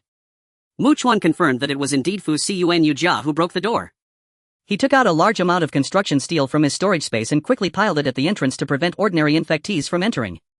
Without any pause, he took out 2 barrels of gasoline again, opened the lids and threw them at Fusiun Yujia, hitting its body. In fact, Fusiun Yujia had already caught the familiar scent of gasoline. It let out a roar filled with intense fear. The ordinary infectees isolated outside by the massive construction steel appeared oblivious to pain, recklessly charging at the steel in a frenzied attempt. Chuan naturally would not stand by idly. He had already moved with a lighter and a solid block of alcohol, arriving at the cut hole. Now, having crashed into the wall and finally stopped the terrifyingly ugly monster, Fusiun Yujia turned around and seemed to finally understand something upon seeing the hole. It roared as if mad, wanting to charge at Chuan, but because there was gasoline beneath its feet, it anxiously tried to run, only to slip and fall. Chuan swiftly darted out, igniting the solid alcohol with his lighter, throwing it into the hole and immediately scanning his surroundings. It was empty. Now Fusiun Yujia's subordinates should have gathered at the equipment room door, channeling all their strength in a desperate attempt to charge through the obstructing steel to rescue Fusiun Yujia. Unless Fusiun Yujia died, they would have no reason to disperse. He then turned around and could clearly see the equipment room transformed into a boiling sea of flames. From behind the fierce and relentless scorching flames that obscured his view, the sorrowful and painful howls of Fusiun Yujia echoed. Chuan took out 2 more barrels of gasoline from his storage space, throwing them in with all his might, fueling the fire even more. He then carefully observed his surroundings and slowly retreated, noticing a burning arm stretching out from the hole. However, Fusiun Yujia was too large to escape, stuck there and struggling desperately. Chuan drew his firearm, calmly aiming at the last remaining black cyst the size of a basketball, shooting at it. After emptying a magazine, Chuan swapped in a new one, secured his weapon, and like a true man turned without looking back at the explosion, striding away. After walking several dozen steps, he heard the system's notification sound. Experience 1800. Current host experience 2395200. Host level increased. Host current level LV21. Experience required for upgrade 3952100. Finally dead. Chuan let out a long sigh, feeling at ease. He truly exerted considerable effort to kill Fusiun Yujia, who had turned into a grotesque and terrifying monster. Although the experience points were abundant and he had also burned some ordinary infectees in the police headquarters, previously allowing him to level up, to be honest, the time spent killing Fusiun Yujia was enough for him to find numerous ordinary infectees to gain more experience. Of course, now he gained 30 attribute points for each level up. He immediately allocated his points 7 in strength, 7 in constitution, 12 in agility, and 4 in perception. Now his strength was 78, constitution 79, agility 145, and perception 77. These mutated infectees are extremely difficult to kill. Chuan raised his right hand, resting his chin, thinking about that one in Bunkyo district. If he were to encounter it in the future, it would be far more terrifying than the current Fusiun Yujia, at least several times, even dozens of times more. If it could still regenerate, then even taking a hit from a rocket launcher would likely not truly kill it right. Then Chuan turned to look at the sky. The sun was setting in the west. Since it was summer and it got dark later, he still had some time to move. He decided to first distance himself from Sakura Main Girls' School, looking for a safe place to stay, planning to head to the police headquarters early the next morning to claim his abundant spoils. As he exited the school, he unexpectedly saw number 2 squatting on the roof of a residential building with his subordinates gazing in the direction of the girls' school. Earlier, the commotion caused by Fusiun Yujia leading a large number of infectees to chase him had been quite loud. Number 2 had indeed heard it, and also number 2 had a keen sense of smell, knowing what Fusiun Yujia was hunting. It was not strange for number 2 to come and take a look. Chuan observed closely and was surprised to find that the places where number 2 had been severely injured days ago had grown new flesh over the exposed bones. He directly stepped on cars' walls and so on, jumping onto the roof of a residential building. He did not use the odor-eliminating ring. Since he had discovered number 2, it meant that number 2 had likely already noticed him. Without stealth water, eliminating the scent was completely meaningless. Even if he bought stealth water with points, now once number 2 could not see him, it would surely run away immediately. Right now he was truly just facing a timid creature, one that would flee at the sight of him. He wanted to see if he could harvest another wave of experience points that would of course be even better. Sensing Mu Chuan's approach, number 2 suddenly turned its head, its body clearly trembling. It knew that not only had number 1 been killed, but even Fu Cun Yujia, the more terrifying one, had also been dealt with by Mu Chuan. It was no exaggeration to say that it behaved like a timid sheep encountering an immensely powerful tiger, with its very flesh and blood instinctively releasing waves of extreme fear. However, its 2 subordinates did not act like it. They both let out roars, seemingly wanting to pounce on Mu Chuan immediately to attack him and devour him. Immediately number 2 yelled in a mix of anger and extreme fear, and only then did its 2 subordinates calm down. Number 2's voice trembled as if it were made of chaff. Mu Chuan did not care about that, lightly leaping onto the roof of the building in front, actively approaching number 2. At that moment it seemed that number 2's courage had completely shattered. It quickly turned around, but perhaps due to excessive anxiety its limbs slipped, or its arms and legs were too weak to exert strength, causing it to fall directly, then scramble away in a panic. Looking at number 2's appearance, it was as if it had encountered an incredibly terrifying existence. Looking at this scene, Mu Chuan couldn't help but feel that the smartest thing about number 2 is that as long as it knows it can't provoke something, it will never dare to act recklessly and will always decisively flee. However, as night was falling, it was not convenient for Mu Chuan to pursue. He quickly looked for a place to stay, reinforced it, and sat on the second floor eating and drinking while contemplating. Tomorrow he would go to the police headquarters, find the armory, take the firearms and a large amount of ammunition, but he couldn't leave immediately. He needed to thoroughly search every corner. He needed to confirm one thing. Was there a special reason for Fu Cun Yujia to occupy the police headquarters, or did it simply regard the headquarters as a fixed resting place? After eating and drinking enough, Mu Chuan stopped overthinking. He took a crowbar, leaned against the wall, closed his eyes and tried to fall asleep. It wasn't until around 7 in the evening that Mu Chuan, who had not slept at all, sensed some commotion. He quickly got up, moved the furniture blocking the window and looked outside. He was somewhat surprised. It was number 2. It was standing on the roof of a car that had crashed on the street, looking in the direction of his dwelling, and let out a loud roar. Mu Chuan saw that its 2 subordinates were actually carrying something resembling gasoline barrels to its side and throwing them on the ground. Frowning, he observed that the timid number 2 was actually dragging those 2 gasoline barrels to the outside of his dwelling, quickly dropping them, turning around to escape and jumping onto the roof of a house about 50 meters away, watching from there. Mu Chuan found it hard to believe. Was number 2 trying to curry favor with him? Was it presenting a gift to win his favor, hoping he wouldn't kill it? Although it sounded ridiculous, Mu Chuan was not speculating without any reason or logic. It must be known that number 2 also wanted to hunt down number 1 and Fu Cun Yujia to devour them and become stronger, yet it had failed miserably and suffered severe injuries. However, because of this, number 2 was very aware of how powerful they really were. The formidable beings it couldn't kill were all taken care of by Mu Chuan. The key point is that number 2 knew these things. In the eyes of the clever number 2, it surely believed that Mu Chuan had the ability to kill it. So as long as it didn't want to end up like number 1 and Fu Cun Yujia, it could either flee to another place or try to please him, hoping he wouldn't kill it.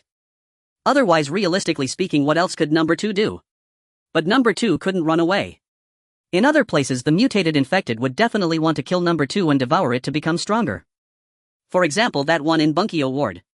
Honestly speaking, if number 2 really went somewhere else, unless it became powerful enough to be a raging dragon crossing the river, it would be impressive just to survive and escape back to Chiyoda Ward. But in reality, number 2 mainly excelled in agility and intelligence compared to other mutated infected. In terms of strength and physique, it was quite weak compared to both number 1 and Fu Cun Yujia.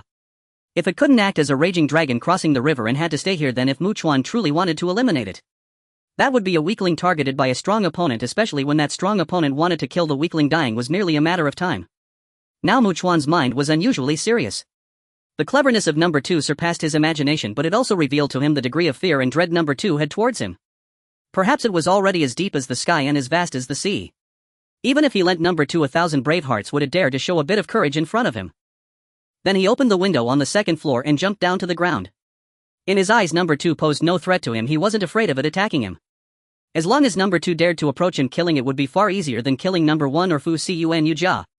Once Mu Chuan fully revealed himself, number 2 on the roof visibly trembled. But seeing that Mu Chuan was unarmed, number 2 didn't flee. Instead, it let out a long mournful cry resembling a trembling dog completely lying down, seemingly expressing submission and that it would never confront or attack him, hoping he would spare it. Then number 2 squatted up, pointed with its right arm at the gasoline barrels and then at Mu Chuan.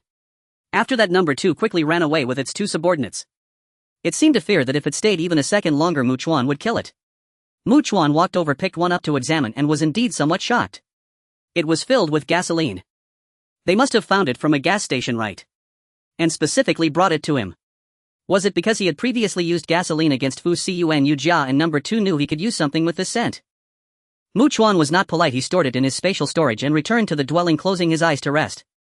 Following that, he managed to sleep for more than half an hour before he heard a loud roar from some very intense shouting. Chuan's perception range was too vast and he wasn't in a sufficiently soundproof environment, making it really hard for him to sleep well. He could keenly catch any slightest movement which would immediately wake him up. Chuan got up, moved the furniture blocking the window, and saw an astonishing sight. Number 2, along with its 2 subordinates, was dealing with ordinary infected that had wandered over, forcing those ordinary infected to flee in panic, looking quite disheveled. Chuan's gaze was extremely cold. Number 2 not only specially brought gifts to curry favor with him, but it also knew to demonstrate its value to him, such as being able to keep watch for him, increasing the likelihood that he wouldn't want to kill it. In Chuan's eyes, this kind of mutated infected was the most terrifying. Just like before, if Number 2 were in the position of Fu Cun Yujia, he could believe that Number 2 would never choose to confront him unknown out of hatred, wanting to kill him himself. Moreover, it must be known that Number 2, let alone compared to Fu Cun Yujia, was completely no match for Number 1. Aside from being agile, it was utterly defenseless. Sent flying by a punch from Number 1, it could only flee in a panic. But the much stronger Number 1 had long since died, while Number 2 was still alive, and while even having found subordinates, becoming a big brother. So even though Number 2 behaved this way, Chuan understood clearly that as long as he continued to grow stronger, Number 2 would undoubtedly appear more and more like a loyal and obedient dog in front of him. He might be able to train Number 2 to do many things. But unfortunately, he was a very cautious person. He would never attempt to tame a creature that could eat people, and was intelligent, believing that as long as he was strong enough, he could perfectly control it. He was not that arrogant. Chuan woke up several times throughout the night, primarily disturbed by Number 2. Number 2 moved around the house like a loyal and honest hunting dog, accompanied by its 2 subordinates, dealing with every wandering infected. Moreover, once it drove them away, Number 2 would bark enthusiastically, seemingly wanting Chuan to witness its achievements and understand its value. Finally, dawn arrived and Chuan immediately went outside, seeing Number 2 with its 2 subordinates sitting on the roof of a residential building, then barking once before quickly fleeing. Chuan was too lazy to chase after Number 2, which posed no threat to him. Acquiring firearms and ammunition was his top priority. He rushed straight to the police station. Upon arrival, he walked inside and pulled out the detailed floor plan drawn by Takasaki Suzun to check, quickly identifying the location of the armory and hurrying there, surprised by what he found. The armory was much larger than he had anticipated. It contained not only bulletproof vests, helmets, and handguns, but also large firearms and ammunition used by special assault teams like Matsukase Yoshizi and Kitagawa Yoshihiko, affiliated with the police. He stored everything in his storage space. The feeling was simply exquisite. Following this, Chuan, in a good mood, began to thoroughly search the entire police station. Having found nothing on the first, second, and third floors, just as he was about to ascend to the 4th floor, he sensed a number of survivors had arrived outside the police station. He immediately looked down from a height and saw quite a few people, at least 50 or 60 men. He also spotted Katsuragi Daisuke holding a walkie-talkie. Chuan promptly took out his walkie-talkie from his storage space, trying to establish contact and repeatedly calling out. From the walkie-talkie came Katsuragi Daisuke's surprised voice. "Is it possible that Chuan-kun specifically contacted me to join our team? However, I currently have very important matters to attend to and cannot meet with you at this time." "What is it?" Chuan asked. "Yesterday, a team of survivors saw the monsters in the police station seemingly going mad. In short, they made a huge ruckus and didn't return to the police station." Katsuragi Daisuke disclosed without hesitation. "Therefore, we decided to come back today and send someone in to scout. If there are fewer monsters inside, we plan to work together to eliminate them, as firearms and ammunition are incredibly appealing to us. In the apocalypse, who wouldn't want firearms?" Even Chuan, when he encountered Takasaki Suzun and saw she had a gun, wanted to trade for it, even though it had only 4 bullets left. "If Chuan-kun is willing to join us, and if we truly manage to obtain firearms, I can offer you a gun," Katsuragi Daisuke said generously. "I truly value Chuan-kun, so as long as you are willing to join my team, I can provide anything I have to offer." Chuan recognized that Katsuragi Daisuke showed a certain charm and courage in his dealings, instilling a sense of trust. "Chuan-kun, we will contact you later. We need to disperse and observe the entire police station from all directions." After Katsuragi Daisuke finished speaking, Chuan put away the walkie-talkie and went up to the 4th floor.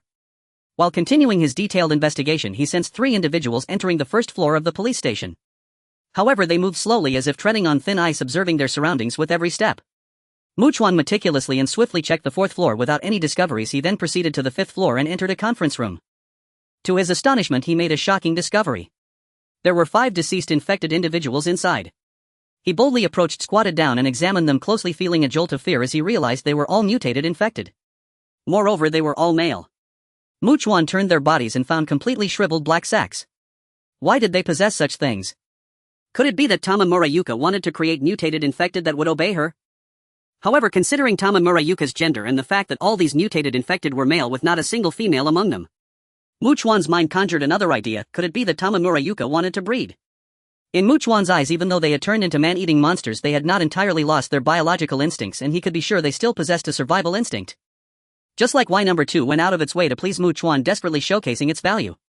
It had no means to survive elsewhere and wanted to live here. It did not wish to die. Since there was a survival instinct, it was understandable that there would be instincts similar to breeding. Chuan could indeed comprehend this.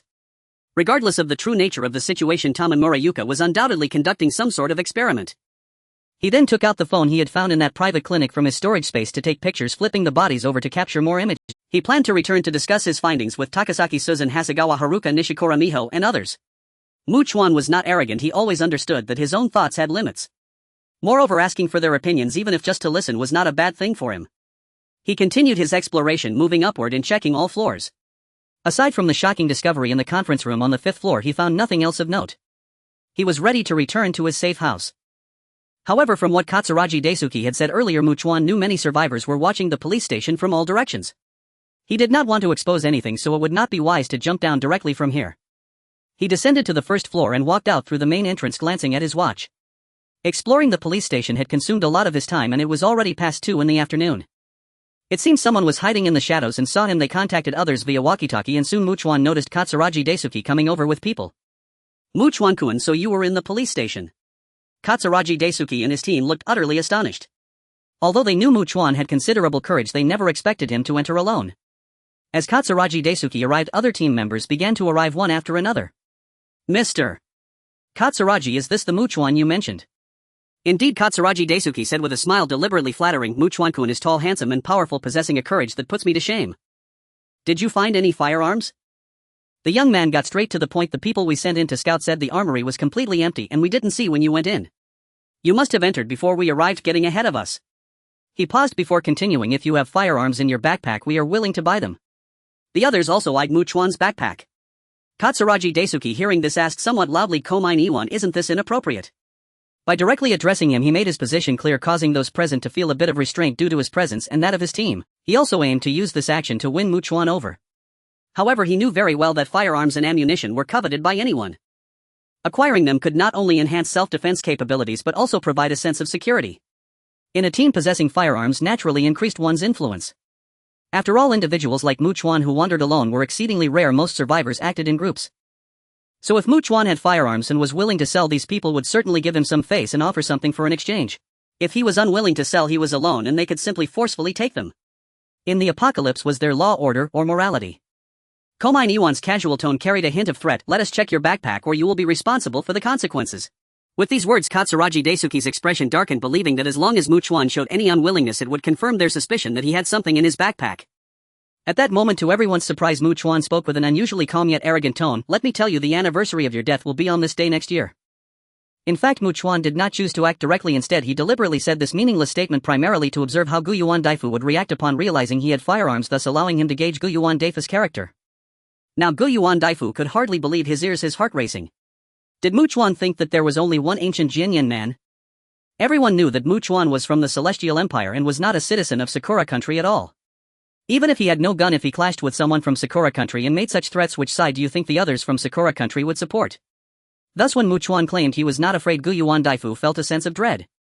Someone beside the ancient Jinyan man coldly laughed and loudly gestured. You, a Celestial Empire brat, dare to say that again? Just lay your hands on our people. We will naturally show you what real strength is. Do you really think that Sakura country is a place where a mere Celestial Empire person like you can act recklessly? Clearly they were all part of the same team as the ancient Jinyan man.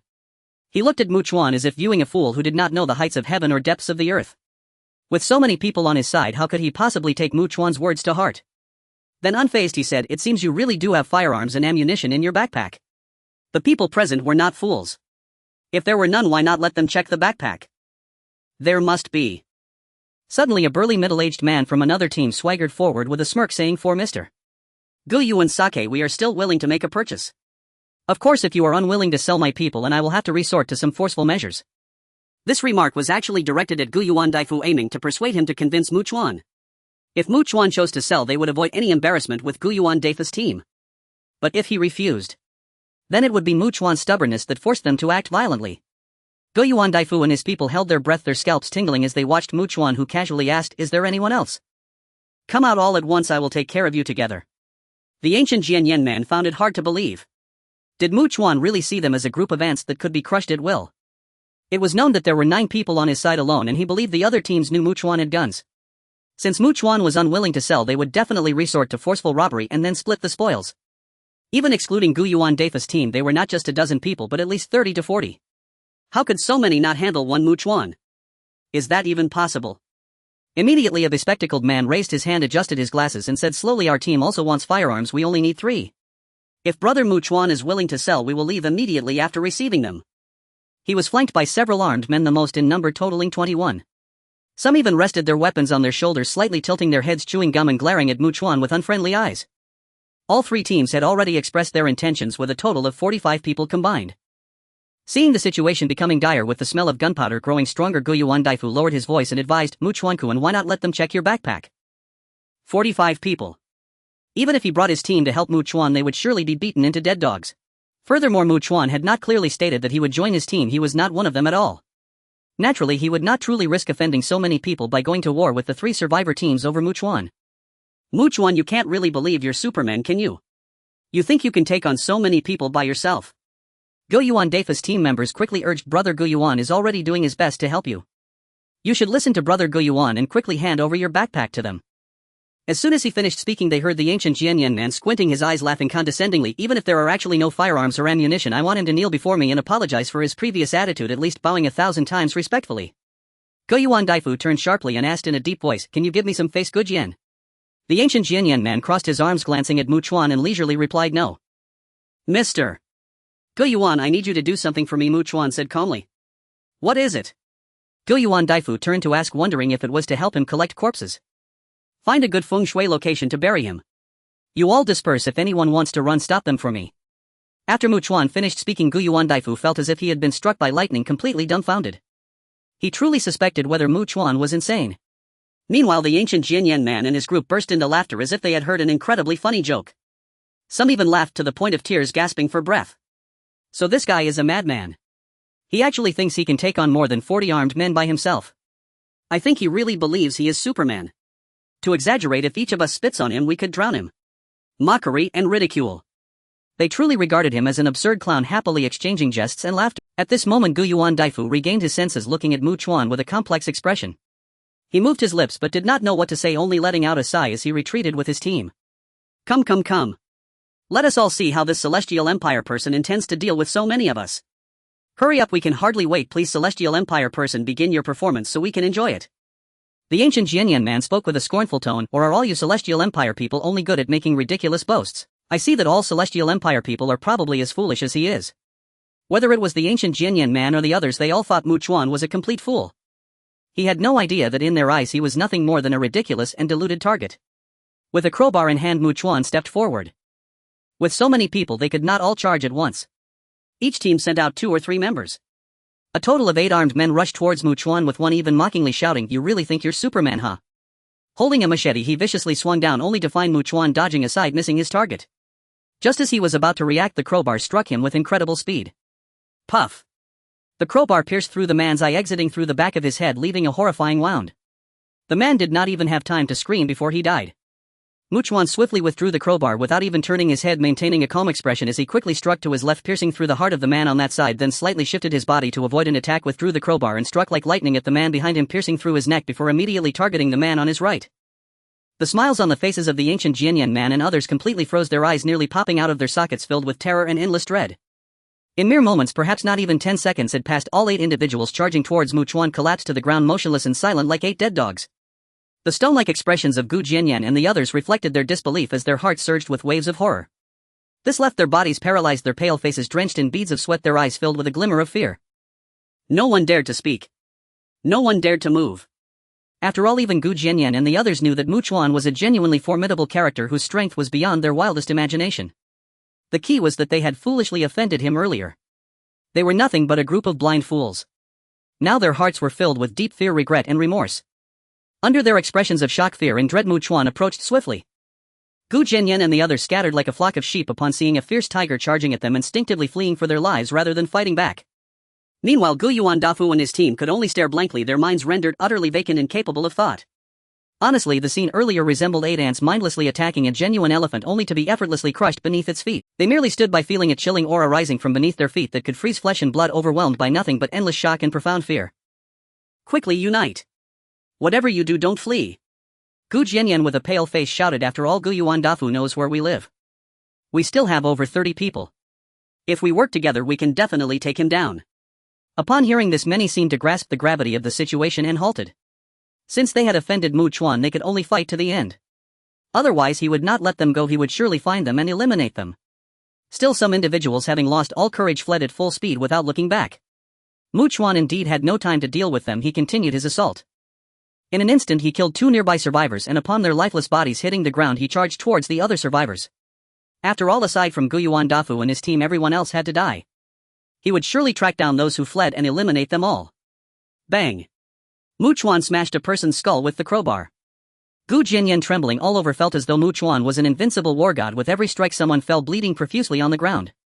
Charge in and fight for your lives. Gu Jianyan, filled with extreme fear, had his face twisted in terror as he shouted frantically.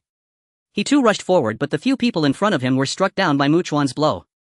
Brain matter, blood and splintered skulls flew everywhere. In that instant Gu Jianyan felt his heart drop, instinctively stepping back, his trembling hands unable to hold onto his weapon, which clattered to the ground. Gu Yuandafu and the others were completely stunned. They hadn't expected that in such a short time, aside from those who fled, only 3 remained standing. So many people had attacked Mu Chuan alone, only to be met with such overwhelming retaliation. They were like a disorganized crowd, easily defeated. But Mu Chuan was just one person. Moreover, Mu Chuan hadn't even broken a sweat. He appeared relaxed, as if he hadn't even exerted himself. Despair filled Gu Jianyan's eyes as he looked at the approaching Mu Chuan, the terror on his face so profound that he felt he could no longer stand. His legs gave way and he collapsed, saying, 3M so sorry. Bow down 1,000 times. Mu Chuan calmly gestured, not wanting Gu Jianyan to die too quickly. He intended to make him suffer before his demise. Afterward, Mu Chuan eliminated the remaining 2 individuals, and as he turned around, Gu Jianyan immediately knelt down continuously. Bang! Bang! His forehead was bruised and bleeding. Meanwhile, Mu Chuan approached Gu Yuandafu and the others wielding the dripping crowbar. Consequently, they instinctively began to step back. Mr. Gu Yuan, please leave. I still need to deal with these bodies. After Mu Chuan's words, Gu Yuandafu finally regained his senses, swallowing hard in difficulty, and respectfully replied, Mu Chuan, to understand.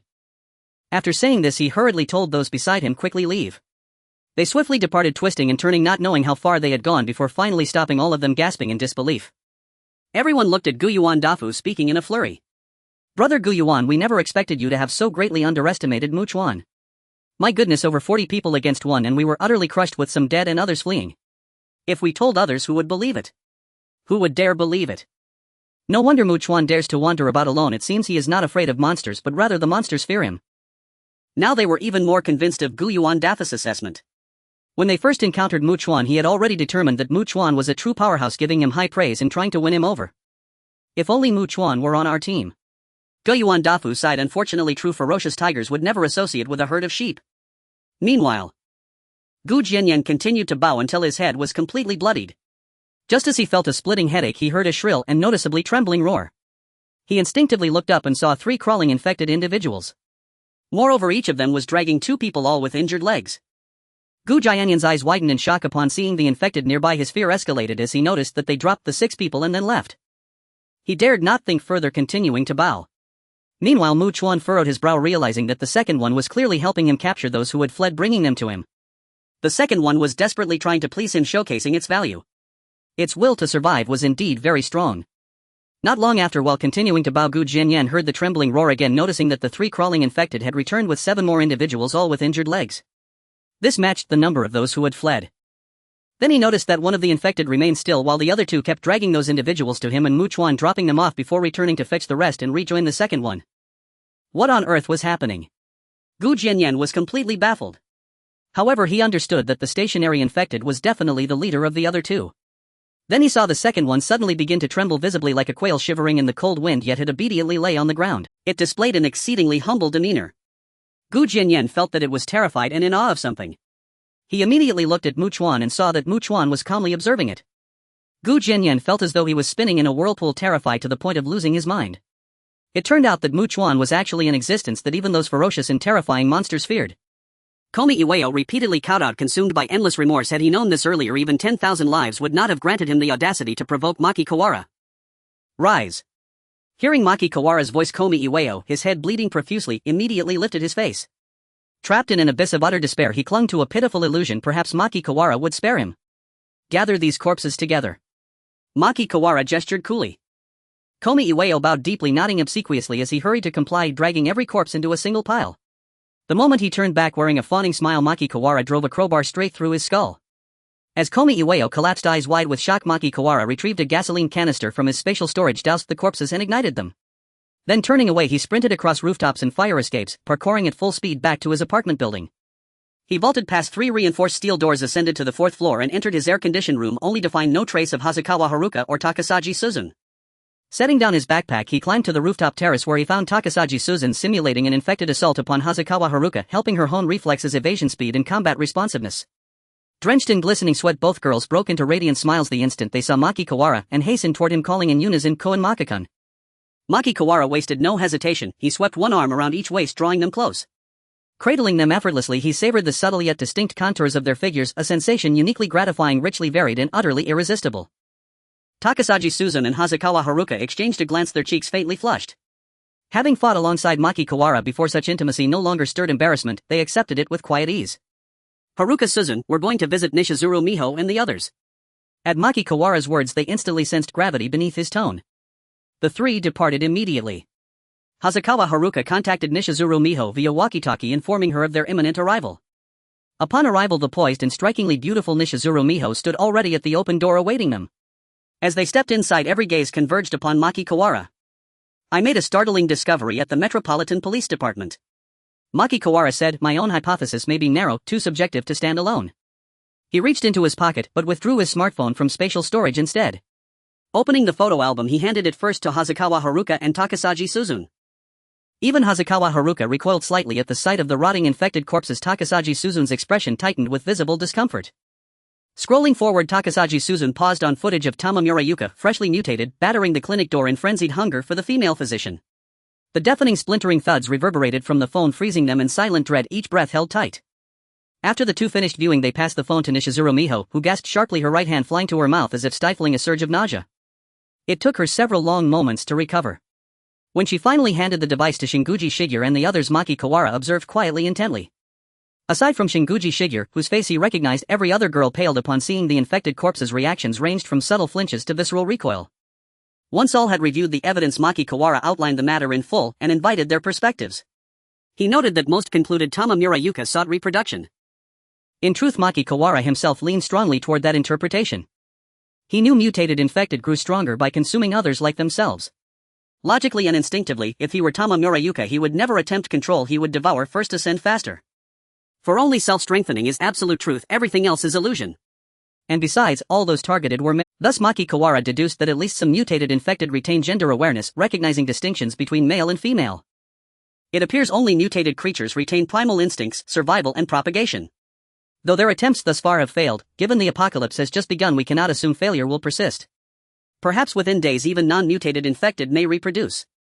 Nishizuru Miho spoke with grave solemnity. If that occurs, these creatures will become Earth's new sovereigns, and humanity will survive only in the cracks between their dominion. A heavy wordless tension settled over the group. If the infected could not reproduce, each death was permanent, leaving hope however faint of total eradication. But if they could reproduce, eradication becomes fantasy, their numbers swelling endlessly. Sensei Nishizuru, you're thinking too far ahead. Right now mere survival remains our greatest challenge.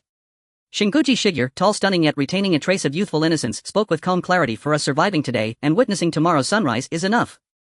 Maki Kawara studied her carefully before asking, "How much food remains here?" "Mr. Maki, though we ration strictly, our numbers are many, and daily consumption remains high." Nishizuru Miho evaded a direct answer. Maki Kawara gave a slight thoughtful nod, confirming the urgent need to raid supermarkets and secure vast supplies. "I'll deliver more provisions tomorrow. I also expect you to prepare thoroughly and swiftly." Then he departed with Hazukawa Haruka and Takasaji Suzun, returning to the 4th floor apartment. After dinner, Takasaji Suzun instructed Hazukawa Haruka in helicopter theory. Meanwhile, Maki Kawara ascended to the rooftop terrace, intending to practice marksmanship using ordinary infected. He strode to the ledge, drew his firearm, scanned left and right, and spotted number 2 flanked by 2 subordinates crouched like loyal hounds atop a nearby residential roof precisely 100 meters away. The moment he appeared, number 2 surged into motion with its underlings, hunting wandering infected within Maki Kawara's line of sight as if performing for his approval. After driving them off, it roared fiercely toward him, exaggerating its loyalty. Yet this very devotion proved inconvenient. Without infected approaching his apartment, how could he refine his shooting precision? Just as he raised his hand to shoo them away, he spotted Nishizuru Miho, clad in her teacher's uniform, dashing toward him clutching a walkie-talkie, glancing wildly around in palpable alarm. Number 2 and its minions instantly noticed her, but recognizing her connection to Maki Kawara, they actively barred other infected from nearing her. Maki Kawara descended rapidly, unlocked the 3 steel gates and rushed out to meet her. Relief flooded Nishizuru Miho's face at the sight of him, yet before she could speak he cut in inside the safe room. Now, he led her in and sealed the iron door. She sank onto a chair catching her breath, while he asked, "Sensei Nishizuru, what urgent matter brings you here?" "Mr. Maki, our walkie-talkies remain constantly active so you may reach us anytime. Moments ago someone contacted us, a man named Katsugaki Daisuke. He expressed deep disappointment at failing to reach you directly. Upon learning we knew you, he implored us to relay an urgent critical message. But since we couldn't establish contact via radio..." She paused briefly, then added, "Originally Shinguja-san offered to come herself, but as an adult I refused to send students into danger." Maki Kawara admired courage in women. Extending his hand he grasped hers firmly and pulled her upright. Together they ascended to his room. Hazukawa Haruka and Takasaji Suzan stared in astonishment. What brought Nishizuru Miho here? Maki Kawara summoned them both and the 4 gathered on the rooftop. The moment Nishizuru Miho activated her walkie-talkie, Katsugaki Daisuke's frantic voice crackled through. "Mr. Katsugaki, what's happened?" "Maki-kun, after returning to our temporary shelter, disaster struck." Katsugaki Daisuke whispered, trembling. "We encountered something unspeakably horrifying." At those words all 3 women blanched, dread coiling cold in their chests. Not only Takasaji Suzan and Hazukawa Haruka, but even Nishizuru Miho instinctively edged closer to Maki Kawara, seeking sanctuary in his presence. Maki Kawara remained impassive. "What kind of creature?" "Maki-kun, it stands over 5 meters tall, and its entire body is covered in human heads. It crushed a compact car beneath a single foot effortlessly." Katsugaki Daisuke's voice shattered with terror. "We fled instantly, but only 4 of us leapt into the river and escaped. Now we're hiding somewhere, desperately trying to reach you. Please, come meet us. Let's evacuate Chiyoda Ward together." Maki Kawara frowned. Hearing no reply, Katsugaki Daisuke pressed urgently, "Maki-kun, even if you can defeat 40 men alone, the thing is beyond your power." Hazukawa Haruka and Nishizuru Miho stared at Maki Kawara incredulous, while Takasaji Suzan blurted, "Stunned, what did you say?" Her voice cracked with disbelief. The words of Guyuan Dafu were like a terrifying hurricane that swept through their souls in an instant, leaving them utterly stunned. Although they knew Chuan was formidable, they had no clear concept of it. Hearing Guyuan Dafu say that one person could take on over 40 others felt completely absurd, as if they were watching an exaggerated movie, making it hard for them to accept and believe, which left their minds completely frozen as they stared in shock at Chuan. Meanwhile, the anxious and fearful voice of Guyuan Dafu continued to come through the walkie-talkie. "Chuan-kun, we really can't stay in Chiyoda anymore, we have to escape quickly." Chuan remained silent. He knew that the infected person Guyuan Dafu was referring to was definitely the one from Bunkyo. Yet he felt a bit shocked inside. He had heard from the 2 survivors from Bunkyo a few days ago that it was only 3 meters tall, yet within such a short time it had already surpassed 5 meters. Chuan calmly thought it over and found himself no longer surprised. Given that he could detect number 1 in Fujimura Yuka, it was clear that the mutated infected ones could sense the existence of their kind within a certain range. Thus the mutated infected in Bunkyo should actively seek it out to attack and devour it, perhaps not even needing to search for it actively. Moreover, it had subordinates that could be sent out to search. After all, as long as they couldn't beat it, unlike number 2 which excelled at fleeing, the only outcome would be death. Furthermore, regardless of the circumstances, since it was here, it indicated that it had found no more mutated infected in Bunkyo, and now it had no choice but to search elsewhere. This strongly proved that it had devoured quite a bit, naturally becoming stronger and more terrifying. The real super big boss has arrived.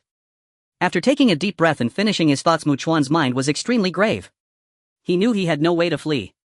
First of all, Nishikaze Meiho and Hashimiya Shizuku were not prepared yet, and secondly, where could he run to? There would definitely be mutated infected in other unknown and unfamiliar places.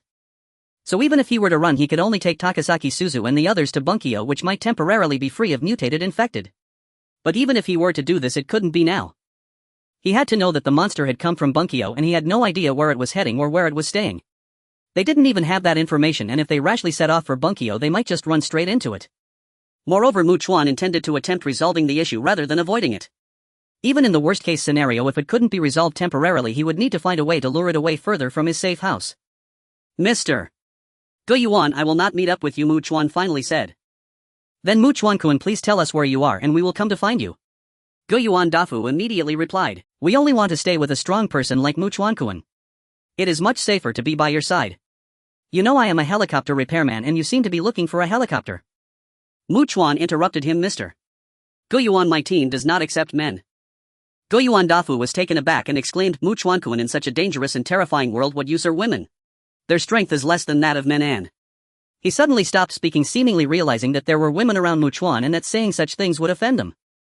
So he changed his tone to confirm, is it true that apart from you all the members of Chuan's team are women? They must all be very capable, right? Otherwise how could a powerhouse like Chuan take notice of them? Chuan nodded slightly. Guyuan Dafu remained silent for a long time before saying, alright, if I were Chuan I certainly wouldn't take in male survivors. I hope that we can still meet alive someday in the future. He decisively ended the call. Mr. Chuan listened to what that person said. Nishike's Meiho's face showed concern as she bit her red lip with her silver teeth. Although she had never seen the mutated infected from Bunkyo with her own eyes, just hearing the description had already allowed her to imagine its terrifying and shocking appearance. Nishikaze-sensei, how is the theoretical knowledge you have about driving the boat? Chuan asked. It's possible, but about flying a helicopter. Nishike's Meiho hesitated and Chuan calmly said, I will go look for that mutated infected. If it can be dealt with, I will deal with it. If it can't be resolved, I will only give you 3 days if I can lure it away. Of course, Chuan felt there was another troublesome matter. Currently number 2 was lurking around him, acting like a loyal dog trying to display its worth. Since number 2 was nearby, the likelihood of the mutated infected from Bunkyo coming to this area was even higher. Moreover, considering that number 2 was very timid yet clever, if it encountered the mutated infected and couldn't win, it might just run to him seeking protection. It might bring it straight to him, giving him a huge surprise. After thinking this through, he decided to step out and take Nishike's Meiho back, saying, Nishikaze-sensei, I will take you back first. Nishike's Meiho nodded and left with Chuan. The two descended the stairs, passed through 3 iron gates and walked out. Nishike's Meiho affectionately linked her arms with his and walked closely beside him. Now only by being very close to him did she feel a stronger sense of security. Naturally, Nishike's Meiho didn't dare to make any sound and felt fortunate she was a woman. If she were a man like Guyuan Dafu, there was no way she could stay by Chuan's side. She also didn't bring up or suggest doing anything with Chuan, as Chuan had initiated the embrace, which was a different nature. She wasn't foolish, understanding that by following Chuan she was waiting to see when he would bring it up with her. She could refuse, but if she did, could she still stay in this team? Without Chuan's protection, how long could she survive? Even now, clinging to Chuan, she wanted to gain something without giving anything in return. To be honest, if she were Chuan, it would be perfectly normal to kick this woman far away. Chuan had been paying attention to his surroundings and sensed that number 2 was hovering nearby, providing protection. Soon the two arrived in silence at the entrance of the 3-story private clinic. As Nishike's Meiho was about to knock, Chuan wrapped his arms around her waist, and while she was momentarily stunned, gently kissed her luscious red lips. Although it was sudden, Nishike's Meiho did not struggle or push him away and cooperated. Chuan even naturally took a moment to feel her ample bosom, judging that she was not much inferior to Hasegawa Haruka, belonging to the kind of figure that required bending down to see one's own toes. After their lip duel ended, Chuan turned to leave while Nishike's Meiho's face flushed. Originally she wanted to say that it was her first kiss, but the words remained unspoken on her lips. Otherwise it would seem like she was intentionally telling him, making him understand what she had lost, which might backfire.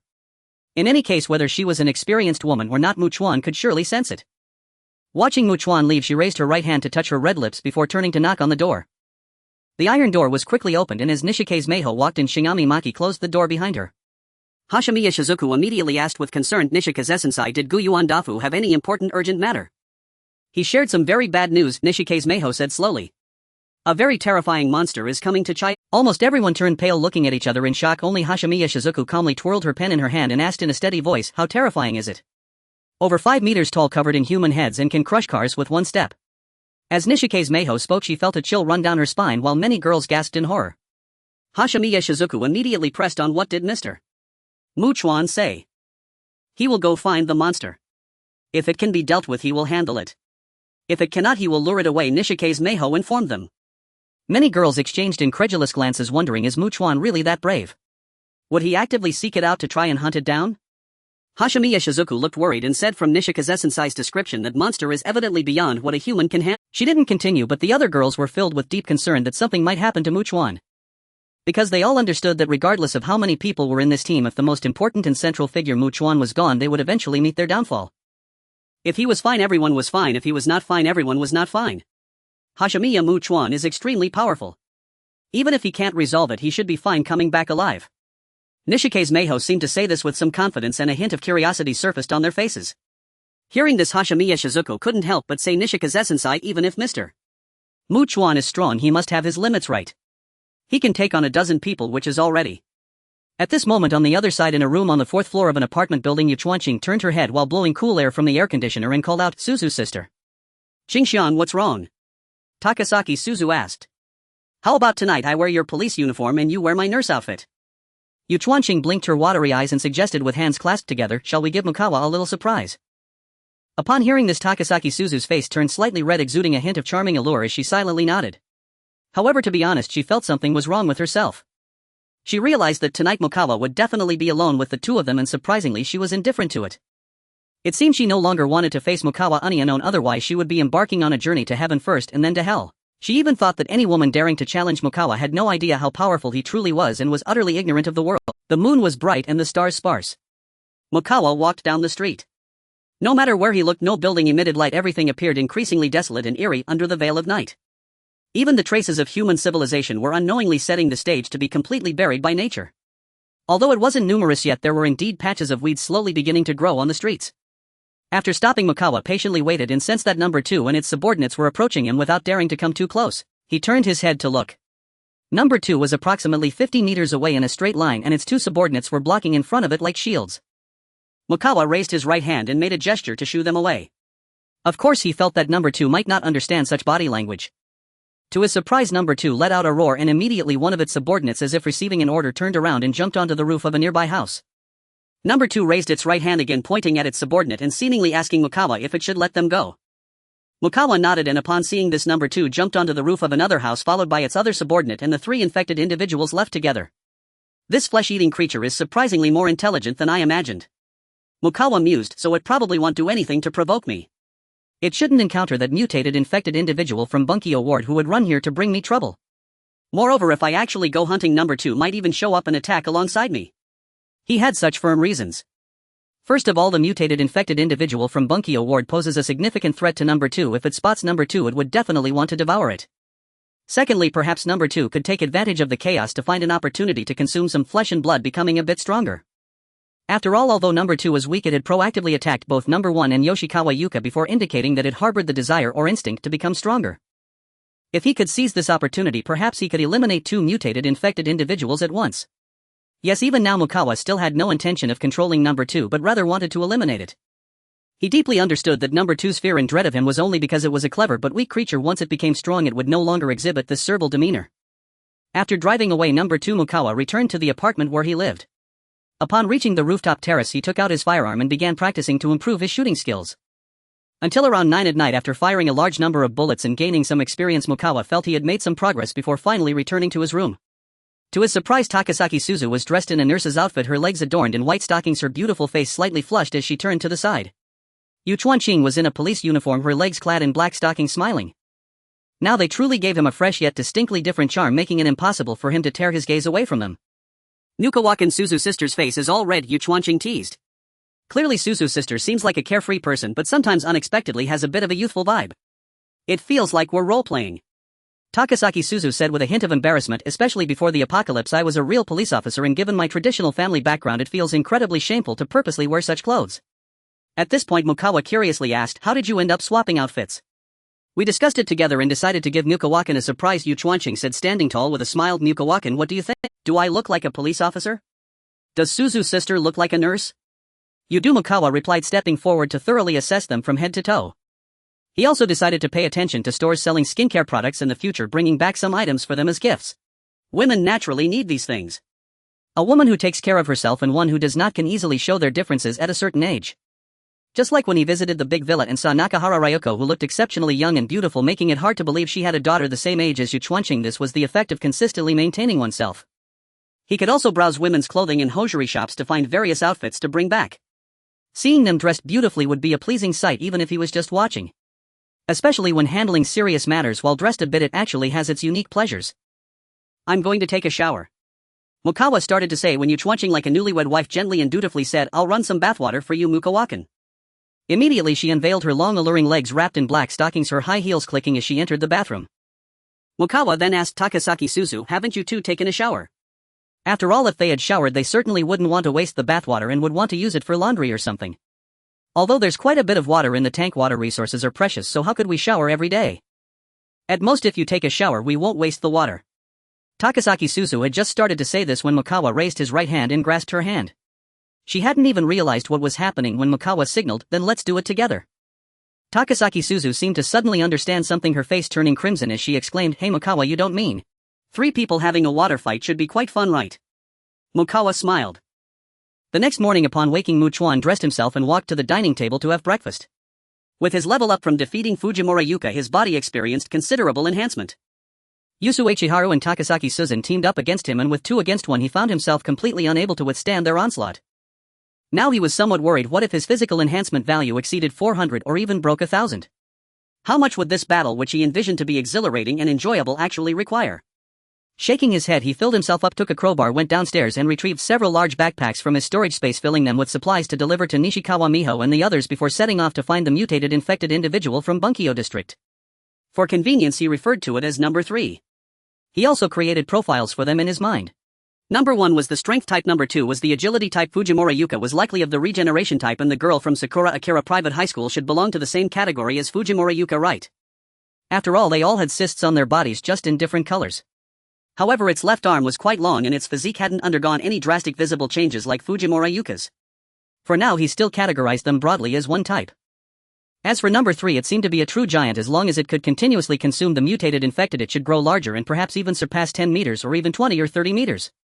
While pondering, Chuan arrived at the door and knocked. Soon Nishikawa Miho opened the door. Upon seeing him, recalling what happened the night before, a faint blush appeared on her face. However, she quickly composed herself, her stunning and mature features breaking into a charming smile as she naturally said, "Good morning, Mr. Chuan." After Chuan responded, he entered with her, and the girls who were still awake and reading greeted him. Chuan nodded as he emptied the supplies from his backpack, surveying the room. To say that every girl here was beautiful, worthy of the title goddess, would be unrealistic. However, he could honestly say there were no ugly ones. Some girls might appear a bit ordinary compared to the exceptionally beautiful Shinguji Shizuka, Shinguji Yuki, and Kamiyama Maki, but some truly excelled in figure. Moreover, as long as they knew how to dress up and apply makeup, they could significantly enhance their appearance. "Mr. Chuan, may I ask when Miss Takasaki will arrive?" Nishikawa Miho quickly replied with concern, "We must prepare for the worst. We will learn as much as we can within the deadline, Mr. Chuan has given us."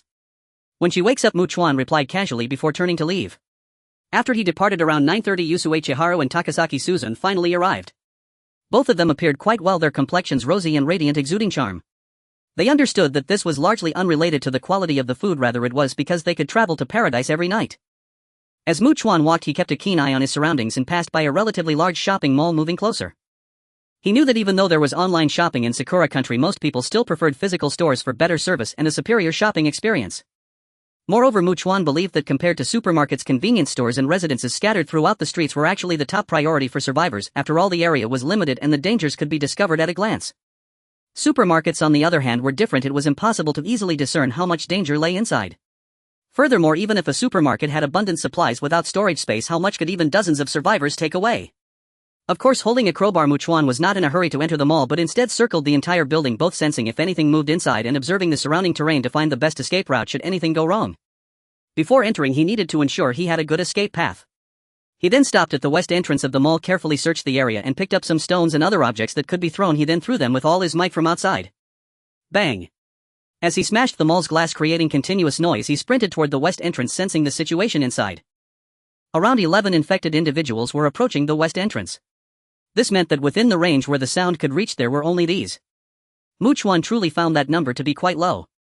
After all, with his current capabilities, encountering 30 infected individuals would not faze him. He could even kill them all. Moreover, he felt that there shouldn't be too many infected inside the mall. They should primarily be concentrated on the first floor, and the other floors likely had very few, if any at all. This was not baseless speculation. After all, from the last words written by that female doctor in the clinic, it indicated that the outbreak occurred during morning working hours. At this time, the mall certainly hadn't opened. No matter how large the mall was, there definitely wouldn't be a single customer. So there would only be those who wandered in during the night, seeking shelter from the sunlight when the sun rose. How many could that be? Moreover, if they were not attracted by the noise, they would never specifically go upstairs. Previously, when Chuan and Yusue Chiharu hid in a two-story residence, many infected individuals came in, but they all stayed on the first floor. Not a single one went up. Chuan then turned on his powerful flashlight and swiftly entered, killing all the approaching infected and gaining a wave of experience points before quickly moving to the escalator on the first floor, glancing at the floor directory. The basement level 2 was the underground parking lot. The basement level 1 housed a large supermarket and various eateries, including Japanese home cooking, Chinese home cooking, and Western home cooking. The first floor featured shops selling luxury goods, cosmetics, skincare products, perfumes, flowers, and women's miscellaneous goods. The second floor had stores for women's shoes, women's clothing, men's clothing, socks, handbags and jewelry, while the third floor sold watches, gold glasses and globally selected clothing. The fourth floor offered outdoor supplies, children's clothing, school supplies, swimming gear, barber shops and school uniform shops.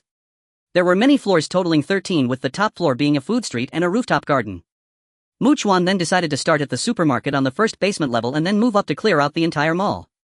But since the elevator was out of order, he could only take the non-moving escalator or stairs down. He descended to the first basement level, located the supermarket entrance and entered. Then he began to act. The supermarket was stocked with a variety of supplies. Unfortunately, most of the vegetables and meats were already spoiled, so he could only take items like pumpkins, onions and winter melons that could be stored for a while without being cut.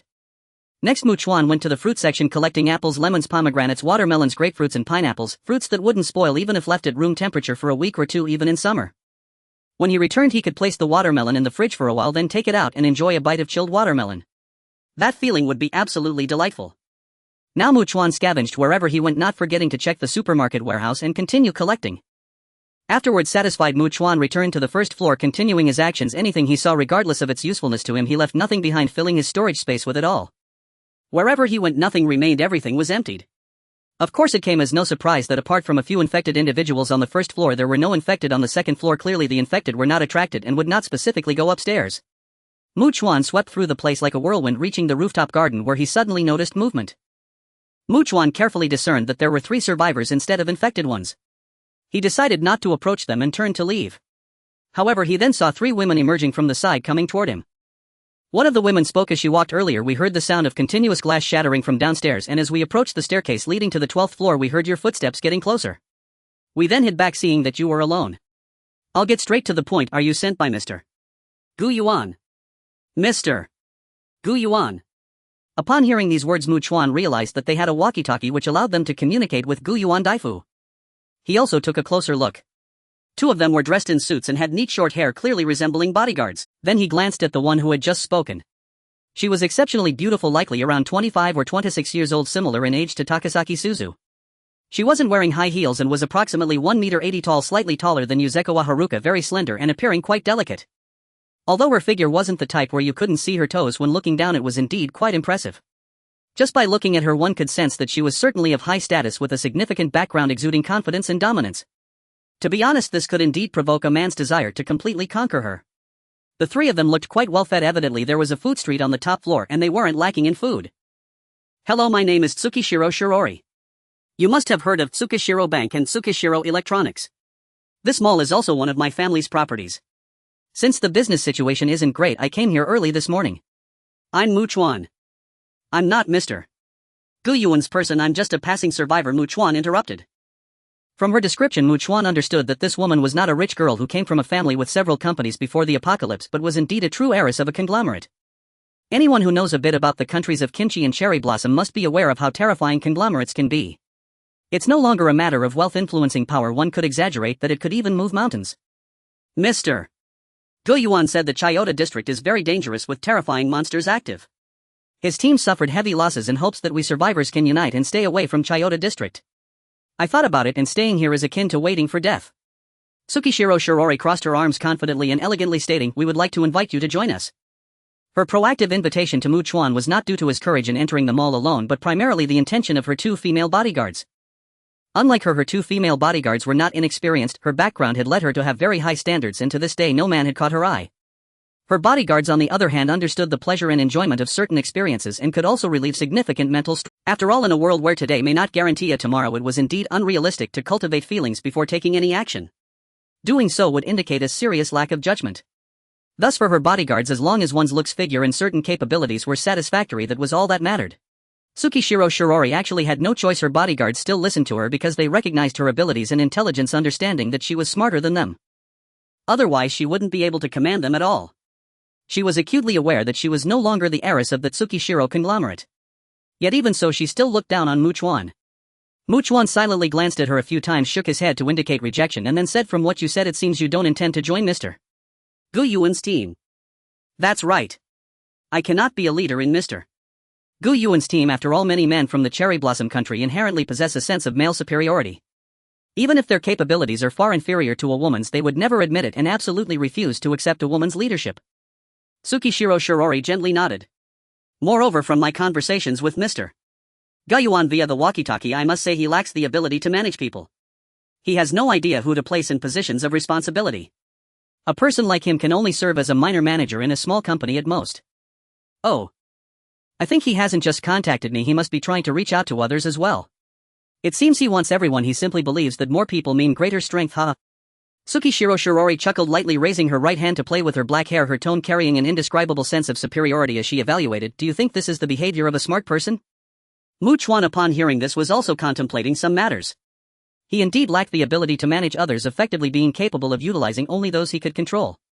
But he also understood that this was a profound subject and he wasn't sure if he possessed any talent or aptitude in this area. Even if he did without anyone to teach him, he would undoubtedly have to navigate many detours to figure it out. So if someone could teach him, he considered Tsukishiro Shirori.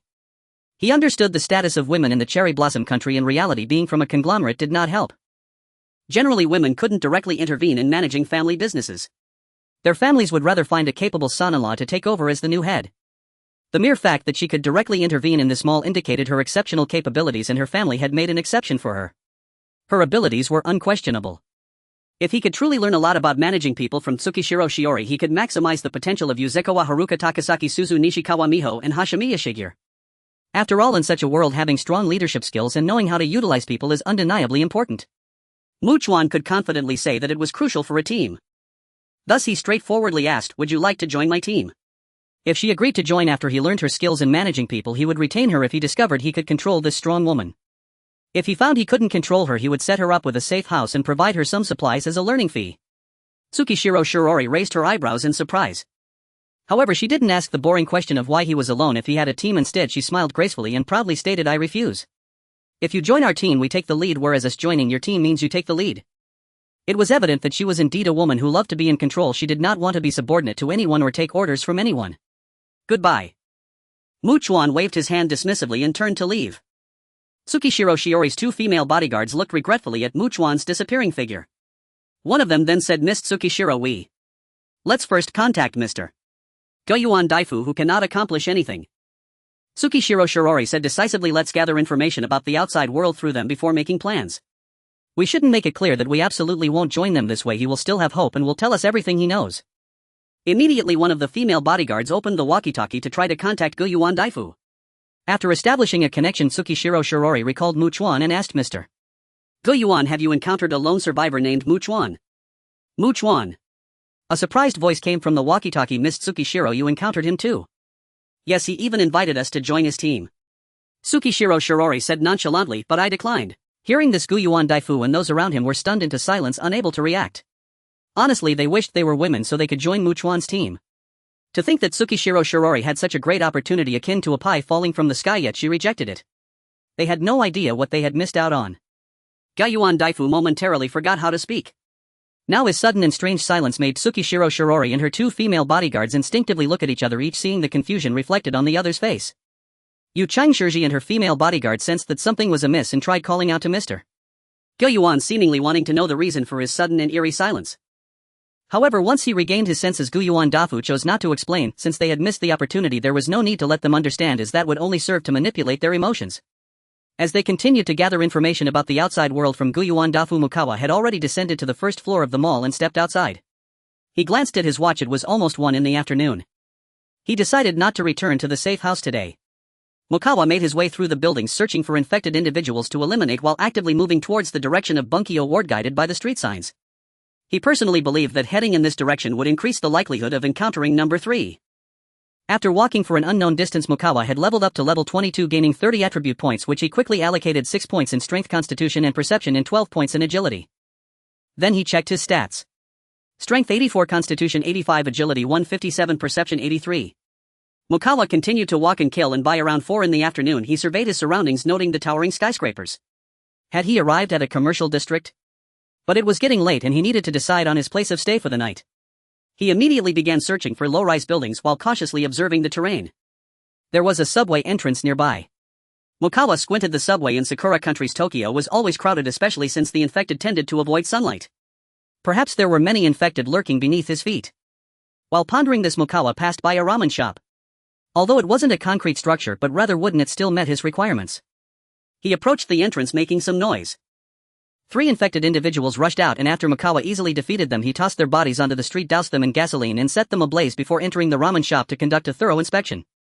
Confirming that there were no dangers, he immediately barricaded the doors and windows with tables and chairs, proceeded to the second floor, sat at the stairway, took out some drinks and food from the storage space, and feasted heartily before closing his eyes to rest and regain his energy, waiting for the onset of night. Gradually, chilling and low growls began to echo from all directions. Mukawa, through the incessant sounds, confirmed that the number of infected in the vicinity was undoubtedly beyond his imagination. He quickly rose and moved to the window on the second floor, taking out the binoculars he had scavenged from an outdoor goods store in the mall to look outside. There were numerous infected densely packed together. Mukawa then re-entered the room, constantly changing his view to observe all around him. To be frank, even he couldn't help but take a sharp breath in. He wasn't exaggerating when he said it felt as if he was hiding in a tiny crevice amidst a sea of monsters. Roar! At that moment, a loud roar echoed from a great height. Hearing the sound, Mukawa quickly moved to the window that could see the direction of the source, using the binoculars to look. In an instant, his pupils constricted in disbelief. A massive infected creature resembled a giant cockroach firmly clinging to the outer wall of a skyscraper.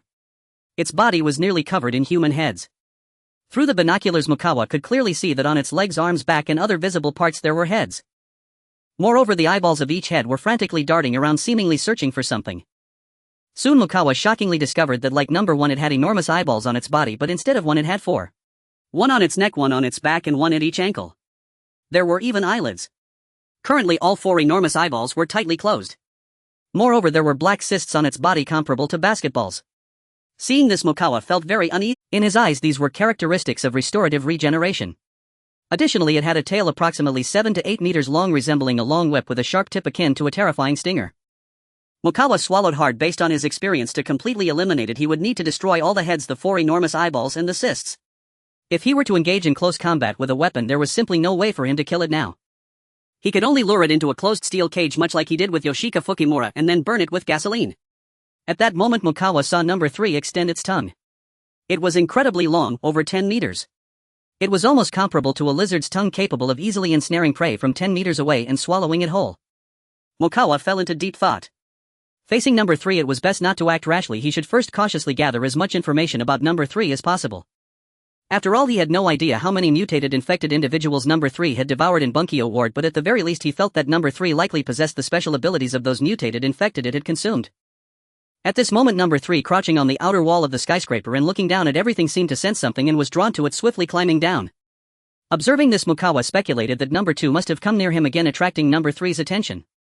Moreover, number 2 would undoubtedly initiate an attack to hunt number 3. After all, when number 2 initially didn't know the strength of number 1 and Yoshika Fukimura, it had attempted to hunt them, only fleeing once it realized their power. Yet number 3's speed was astonishingly fast, akin to a cockroach desperately escaping in the blink of an eye. It had already descended 20 meters. Despite its massive size, it moved with incredible swiftness, leaving Mukawa in deep disbelief. When number 3 was still about 15 meters above the ground, it directly jumped down. Bang! The moment it landed, it produced a deafening sound, causing cracks to appear in the ground, and this noise attracted quite a few nearby infected individuals toward it. Then number 3, like a terrifying giant on the move, crushed cars on the street and sped off towards a certain direction. Through the binoculars, Mukawa saw number 2 quickly leap, shattering the glass of a 3-story wooden building and jumping inside. Number 3 raised its massive hand and effortlessly smashed a terrifyingly large hole in the structure. Such terrifying, destructive power. Mukawa, increasingly serious, observed number 3 turning its head, seemingly able to lock onto number 2's position, knowing where number 2 was trying to escape, and then number 3 directly roared and charged forward. A large number of ordinary infected followed suit. This place, which was originally quite lively, suddenly became much quieter. However, Mukawa did not let down his guard. He calmly considered that if number 2 could escape, it would be good news for him, indicating that number 3's speed was considerably slower than number 2. If number 2 couldn't escape and got stuck, unable to shake off its pursuer, it not only meant that number 3 was not far behind the agile number 2, making it even harder to kill, but also that number 2 would definitely come toward him. If it couldn't escape, it would essentially mean that there was nowhere left for it to go. It would only be relentlessly hunted down by number 3 and its numerous minions, ultimately leading to its certain demise. Therefore, it was predictable that it would come to him seeking protection. While Mukawa was deep in thought, he soon sensed a significant disturbance approaching him. He quickly walked into a room on the second floor and grabbed the binoculars to look straight ahead. Number 2 was rapidly rushing towards him. Number 3 and a multitude of infected were hot on its heels. Moreover, number 3 was continuously trying to attack number 2 with its tongue, aiming to ensnare and swallow it whole.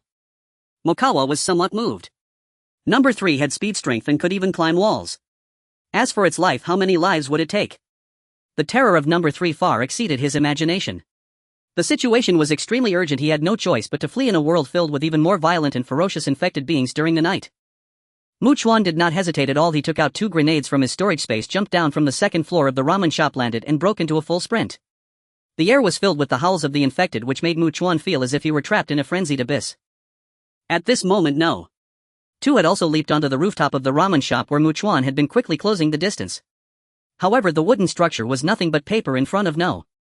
3 had crashed through without any hindrance. Boom!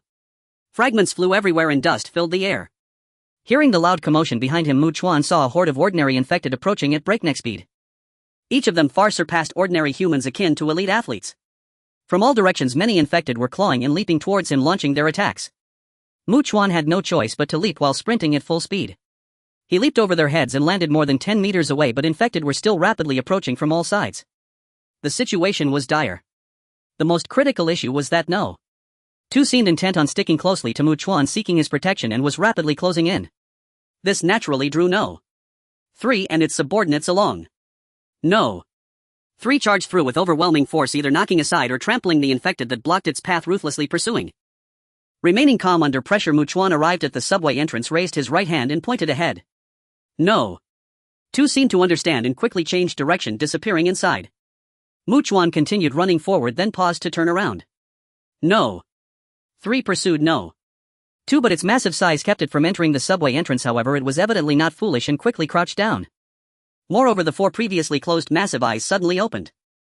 Chuan felt a chill run down his spine. He had not expected that each massive eye was composed of at least thousands of blood-red smaller eyes, entirely different from No. 1, resembling enlarged fly compound eyes. It seemed that this allowed No. 3 to see clearly in the pitch-black environment, perceiving it as if it were daytime even in the utter darkness. No. 3 rapidly burrowed in like a giant cockroach. It seemed that in No. 3's eyes only the mutated infected were worth its time and effort. A lone survivor like Chuan was probably no more than a tiny morsel, barely significant enough to warrant its pursuit. Chuan believed that going underground would actually make escape easier for No. 2. With its smaller size, it had a significant advantage. It could even crawl through ventilation ducts, not to mention that there were certainly stopped subway trains on the tracks. This posed an obstacle for No. 3. However, No. 2 could escape from above the subway cars. Chuan quickly turned and continued sprinting, wanting to find a river, but realized that this plan was unfeasible. In the darkness, even with the bright moonlight, his vision was nowhere near as effective as during the day. The visibility was extremely limited, far inferior to his perception range. Especially with the infected seemingly ambushing him from all sides, each charging at incredible speeds, he found it impossible to smoothly break through their encirclement. Left with no choice, Chuan threw a grenade into a car. Bang! The grenade exploded with a deafening roar, igniting the car's fuel tank and causing a massive explosion. He aimed to lure the nearby infected from the towering buildings, leaving fewer behind. This way he could charge in later and go up. As long as he made no noise, he could shake off these ordinary infected. If he couldn't shake them off, it didn't matter, he could throw another grenade to lure them away. With a plan in mind and not being chased by No. 3 and a horde of infected, Chuan remained relatively calm. He then circled around a tall building like a king around a pillar for several rounds, then leaped to the 2nd floor, crashing through the glass and rushing into the office, quickly locating the stairwell and dashing up to the 6th floor, where he abruptly stopped, remaining motionless. He sensed a large number of infected rushing up. However, upon reaching the 4th floor, they lost their target because of his silence and began to wander aimlessly. Chuan sighed in relief, took out 2 bottles of drinks from his storage space, gulped them down to replenish his energy, then paused for a moment, raised his right hand to wipe the sweat off his face, and continued up the stairs. Now, as long as the infected were not attracted by noise, they wouldn't go upstairs, so the higher he went, the safer it became. He reached the 11th floor, intending to explore the area and ensure it was safe to spend the night. Soon Chuan approached a larger office and sensed that many people were nervously whispering about something. Were there survivors here? Chuan had no intention of going over. Instead, he decided to go upstairs. Just as he was about to turn around, he saw 2 men walking out. He recognized one of the middle-aged men. It was the one who had abandoned his father-in-law, Shan Muyangtai. Both of them were startled to see Chuan, almost calling out in shock. Then the young man beside Shan Muyangtai, looking at most 18 or 19, seemed to explode with rage, his eyes white, face contorted, and angrily accused, "So you're the one who brought those monsters in?" Earlier the commotion outside had been so loud, and since it was their group's turn to keep watch tonight, they had no choice but to come out and check the situation. Indeed, they were a large team, but there was no clear leader, and internally they were divided into many small factions. "Gu sure." Shan Muyangtai called out softly, then apologized to Chuan. "Sir, I'm sorry. Our team members are ignorant and have said some ridiculous things. I hope you won't take it to heart." Of course he could understand why Nung Tang Guisher had such an attitude. After all, anyone could face today without it tomorrow, and the howls of the infected outside only amplified the fear in one's heart during such a dark night. The key point was that they had already entered and now they could hear their terrifying howls coming from below. Under such circumstances the mental pressure was undoubtedly immense. It is no exaggeration to say that many could not remain calm and were extremely irritable. A trivial matter could cause an explosion of rage leading to extreme actions that were not surprising at all. Chuan looked at Shan Yangtai without saying anything, turned around and returned to the stairwell, then went upstairs. Brother Yangtai, it's all his fault. We chose to take refuge in a high building precisely because the floors are high enough, it's safe in a way, as those monsters won't specifically come upstairs. Gishi, the young man called out with clenched fists, anxiety and fear evident in his voice. As long as we throw many things down tomorrow during the day to create noise, we can lure them in one direction and then we can escape from the second floor. He paused, his face paling considerably. What if they come up? Gishi, calm down, this is not our home. To put it harshly, anyone can come in.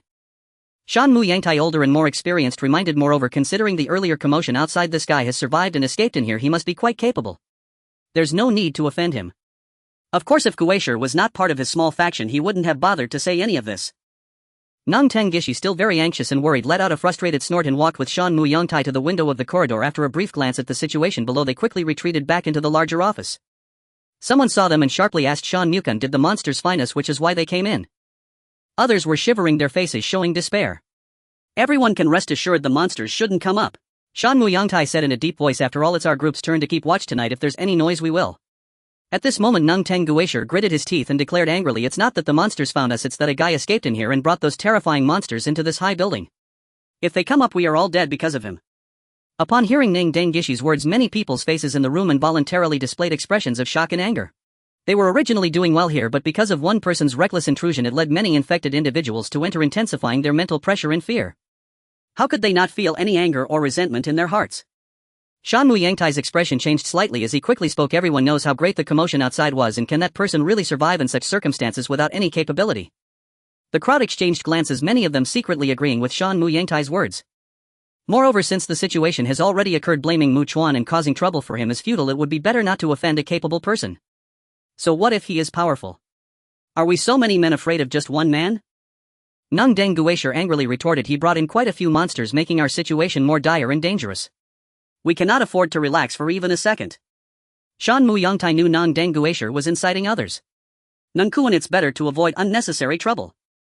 A bald and greasy middle-aged man quietly expressed his opinion. Shan Mukun is right. That person is definitely quite capable, so I think we should try to recruit him. This way our team's overall strength will increase. At his age he had long surpassed the phase of youthful bloodiness. Moreover, rather than offending others, it was wiser to absorb capable individuals and strengthen the team's overall power. What? We should actually recruit him. Nang Deng Guisher seemed unable to believe what he was hearing.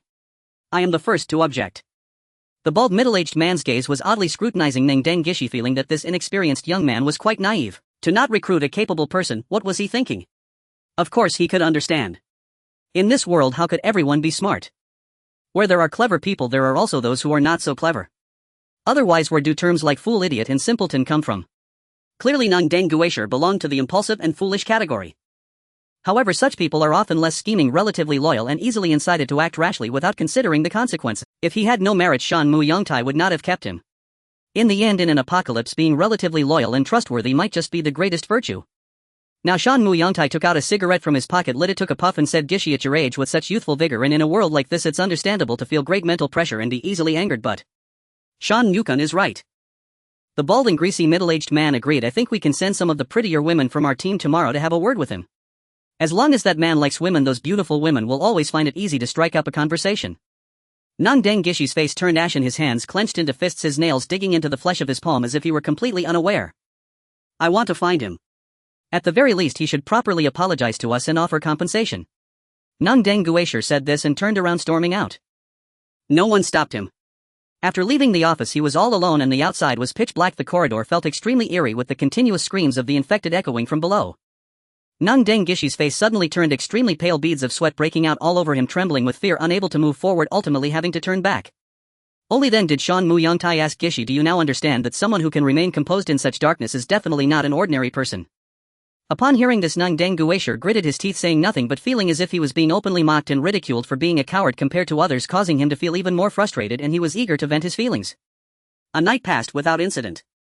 Chuan opened his eyes, finished breakfast, moved the desk and chairs blocking the office door and went downstairs, clearing out the infected in the 4th floor and below, gaining quite a bit of experience. He was about to level up again. Feeling quite good, Mu Chuan stepped outside, stretched lazily, and took out his walkie-talkie, preparing to try to contact Yuhei's Chica and the others to see if he could reach them here. Suddenly he sensed something falling from above. He leisurely looked up and had enough time to step back. Bang! A computer monitor nearly hit the spot where he had just stood. Following that, more than 10 monitors fell, landing very close to him. It was evident that someone above had intentionally thrown them down to hit him, causing quite a ruckus. If the infected here had not been cleared out, they would have rushed out upon hearing that noise. Even if he was physically robust, now being struck would certainly injure him.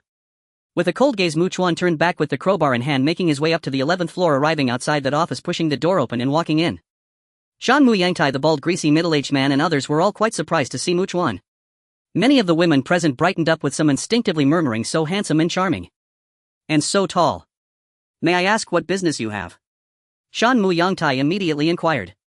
"Someone from your team is deliberately scheming against me," Mu Chuan said flatly, and upon hearing this the crowd exchanged glances, each of them immediately having an answer in their hearts. It was likely Nang Deng Gishi, who had gone to the restroom in the morning and had yet to return. But no one spoke up. Even the bald, greasy, middle-aged man remained silent. Anyone who spoke would be seen as betraying their teammate. Even in an apocalypse, who would dare to associate with someone like that? Shan Mu Yangtai pondered for a moment and said, "Sir, you must have misunderstood us." He also decided to have a good talk with Nang Deng Guisher later. More than 10 monitors fell and the landing spots were very close. "It's clearly intentional to hit me," Mu Chuan asked nonchalantly. "You want to tell me it's a misunderstanding? Do you think I'm an idiot with no brain?" At this moment, a man stepped forward with a somewhat displeased expression and said, "Do you have a persecution complex? Who would deliberately scheme against you? Don't go looking for trouble and then blame us." Mu Chuan glanced at him, maintaining an air of indifference, and asked who did it. Or rather, how many people were involved. Not just the man who stepped forward, but also Shan Mu Yangtai, the bald, greasy, middle-aged man, and the other men present felt that Mu Chuan was being overly arrogant. He was clearly looking down on them, acting as if they were beneath him, completely disregarding them. "We haven't even blamed you for bringing in so many monsters last night, making our situation even worse, and you're being so arrogant." The man who stepped forward sneered, "Do you really think all the men in our team are just for show?" As he spoke, he raised his right hand as if intending to do something. Mu Chuan reacted quickly, slapping him across the face. Slap. The sound of the slap was loud. The man's teeth mixed with blood splattered out, and he flew through the air like a kite, with its string cut, crashing into the wall 20 meters away, falling down and not moving again. Now in the wide-open eyes of everyone there was a blend of disbelief, shock, terror, and various other emotions. How could Mu Chuan actually knock someone away with a single slap? Even though they witnessed it with their own eyes, it was still hard to believe. Moreover, everyone understood that it was only natural for that man to die after receiving such a slap. Now it's truly a case of whoever goes up dies. Mu Chuan really has the qualifications and confidence to look down on them. Under the astonished gazes of the crowd, Mu Chuan rested the crowbar on his shoulder, his calm voice carrying an immense pressure as he asked, "I will ask again, who or which group did this?" Upon hearing his words, everyone felt as if a divine being was issuing a cold and merciless decree from above, filling them all with an overwhelming sense of dread and reverence. Big brother, it was that guy Nang Deng Guisher. He's with Shan Mu Yang and his group. It really has nothing to do with the rest of us. We are innocent. The balding, greasy, middle-aged man finally regained his senses, seeming adept at reading the wind, and quickly knelt with trembling knees, saying, "Although we were together, we have many small factions among us. We are not in league with Nang Deng Guisher or Shan Mu Yang. Our little circles are very distinct. We are just acting as one group." At his shout, the others seemed to awaken from a dream. Shan Mu Yang and his wife turned pale instantly. The others also felt as if they were on the brink of death, all shouting in a panic, "It wasn't us. Besides, we really have many small factions. We are not with Shan Mu Yang's group. It was Nang Deng Guisher. Perhaps it was instigated by Shan Mu Yang. Big brother, it really has nothing to do with us. You can ask him. Please ask him quickly." As they spoke, they looked towards Shan Mu Yang and his wife, their eyes filled with hatred and blame. If it weren't for the foolish actions of Nang Deng Guisher from their small group, how could such a terrifying presence be drawn here? Don't talk nonsense, I didn't instigate him. Shan Mu Yang argued desperately, "It has nothing to do with me. Really? I can swear." The balding, greasy, middle-aged man suddenly yelled out, shifting the blame, "Don't you admit it? Are you a man if you dare to act but don't dare to admit it?" Mu Chuan looked at Shan Mu Yang. Instantly Shan Mu Yang felt as if he were being targeted by a fierce tiger, shivering in fear, nearly suffocating, with beads of cold sweat oozing from his face and body. Honestly, Mu Chuan was not someone who blindly believed everything others said. He had his own judgments, but the key point was that Nang Deng Guisher was part of Shan Mu Yang's group. For instance, if someone brazenly killed one of Mu Chuan's own under his nose but spared Mu Chuan even if he missed the chance, if he ever got the opportunity later, what would he do? Thinking in this way, he could not naively believe that Shan Mu Yang would simply ignore the fact that someone had killed his own. In such a world one must be ruthless and calculating to be safe. Since he had already cut down the grass, he should completely eradicate the roots and deal with everyone closely associated with Nung Denggishi, ensuring he wouldn't have to worry about any future troubles. Just then Nung Dengguisher walked in and everyone turned to look in unison. Nung Denggishi, seeing Mu Chuan's back, was evidently stunned, as if he had never expected Mu Chuan to appear here. Earlier, from a vantage point, he had seen Mu Chuan exit the tall building and immediately threw all the prepared items inside. It was purely a release of suppressed negative emotions. But he wouldn't go looking for his team members, nor would he be foolish enough to pound on walls or tables. He could only find Mu Chuan the outsider. After all, he didn't need to worry about what Mu Chuan would do to him. After all, Mu Chuan was alone. A normal person certainly wouldn't consider that Mu Chuan could be powerful enough to take on a dozen or even dozens of people, something beyond the comprehension of one individual which would instinctively be dismissed as impossible. Just like if someone told Mu Chuan that he came from the future, Mu Chuan would just think he was a madman. Gishi, what exactly did you do? Young Tai, I just threw down some things to create a noise to attract those monsters downstairs, making it easier for us to leave later. Otherwise, how could we go down? Nung Dengguisher shrugged, speaking sarcastically. Why are there so many monsters downstairs? It's because of this guy. Now his eyes were fixated on Mu Chuan, ignoring everyone else, completely unaware of the tense atmosphere. What was Mu Chuan doing? Coming to seek justice? Didn't he see how many men were in their group? Although they all belonged to different small teams, they were still part of a larger collective, and it wouldn't be possible for them to face an outsider without standing together. Or did Nung Dengguisher really think he could swagger around this world just because he had some skills? Nung Dengguisher kept his gaze fixed on Mu Chuan, casually asking Young Tai, how was that guy who attracted the monsters here last night? Mu Chuan turned around looking at Nung Denggishi and said flatly, naturally, I came to kill you. Upon hearing this, everyone felt a jolt in their hearts, their clothes drenched in cold sweat. Nung Denggishi's eyes widened in disbelief, his expression exaggerated as he mocked, kill me? Let me ask you, foolish idiot, do you really think you have the right to look down on so many of us? What, just because you can talk tough? Just as Mu Chuan was about to act, the balding, greasy, middle-aged man had already lunged forward. Nung Dengguisher never expected such a situation, completely caught off guard as he was tackled to the ground, feeling a painful impact, yet he shouted in confusion, what are you doing? You brat have no idea how big of a fool you are. The balding, greasy, middle-aged man slapped Nung Denggishi's face with a fierce expression, then turned and slapped him again, completely dazing Nung Dengguisher. The balding, greasy, middle-aged man spitted on Nung Denggishi's face without any courtesy, angrily saying, how can there be such a ridiculously foolish idiot like you? Other smarter men quickly came over, immediately restraining Nung Denggishi, thereby completely distancing themselves from him. The balding, greasy, middle-aged man turned his head and with a humble and fawning smile asked, Big brother, how should we deal with this fool? Should we just throw him down from here? Nung Denggishi, hearing this, felt he was spinning in a violent whirlwind, completely unable to understand and terrified. Why were they so afraid of Mu Chuan?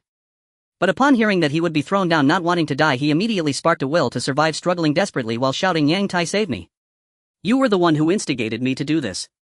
Shan Muyang trembled, both shocked and angry, as he had treated Nung Dengguisher quite well.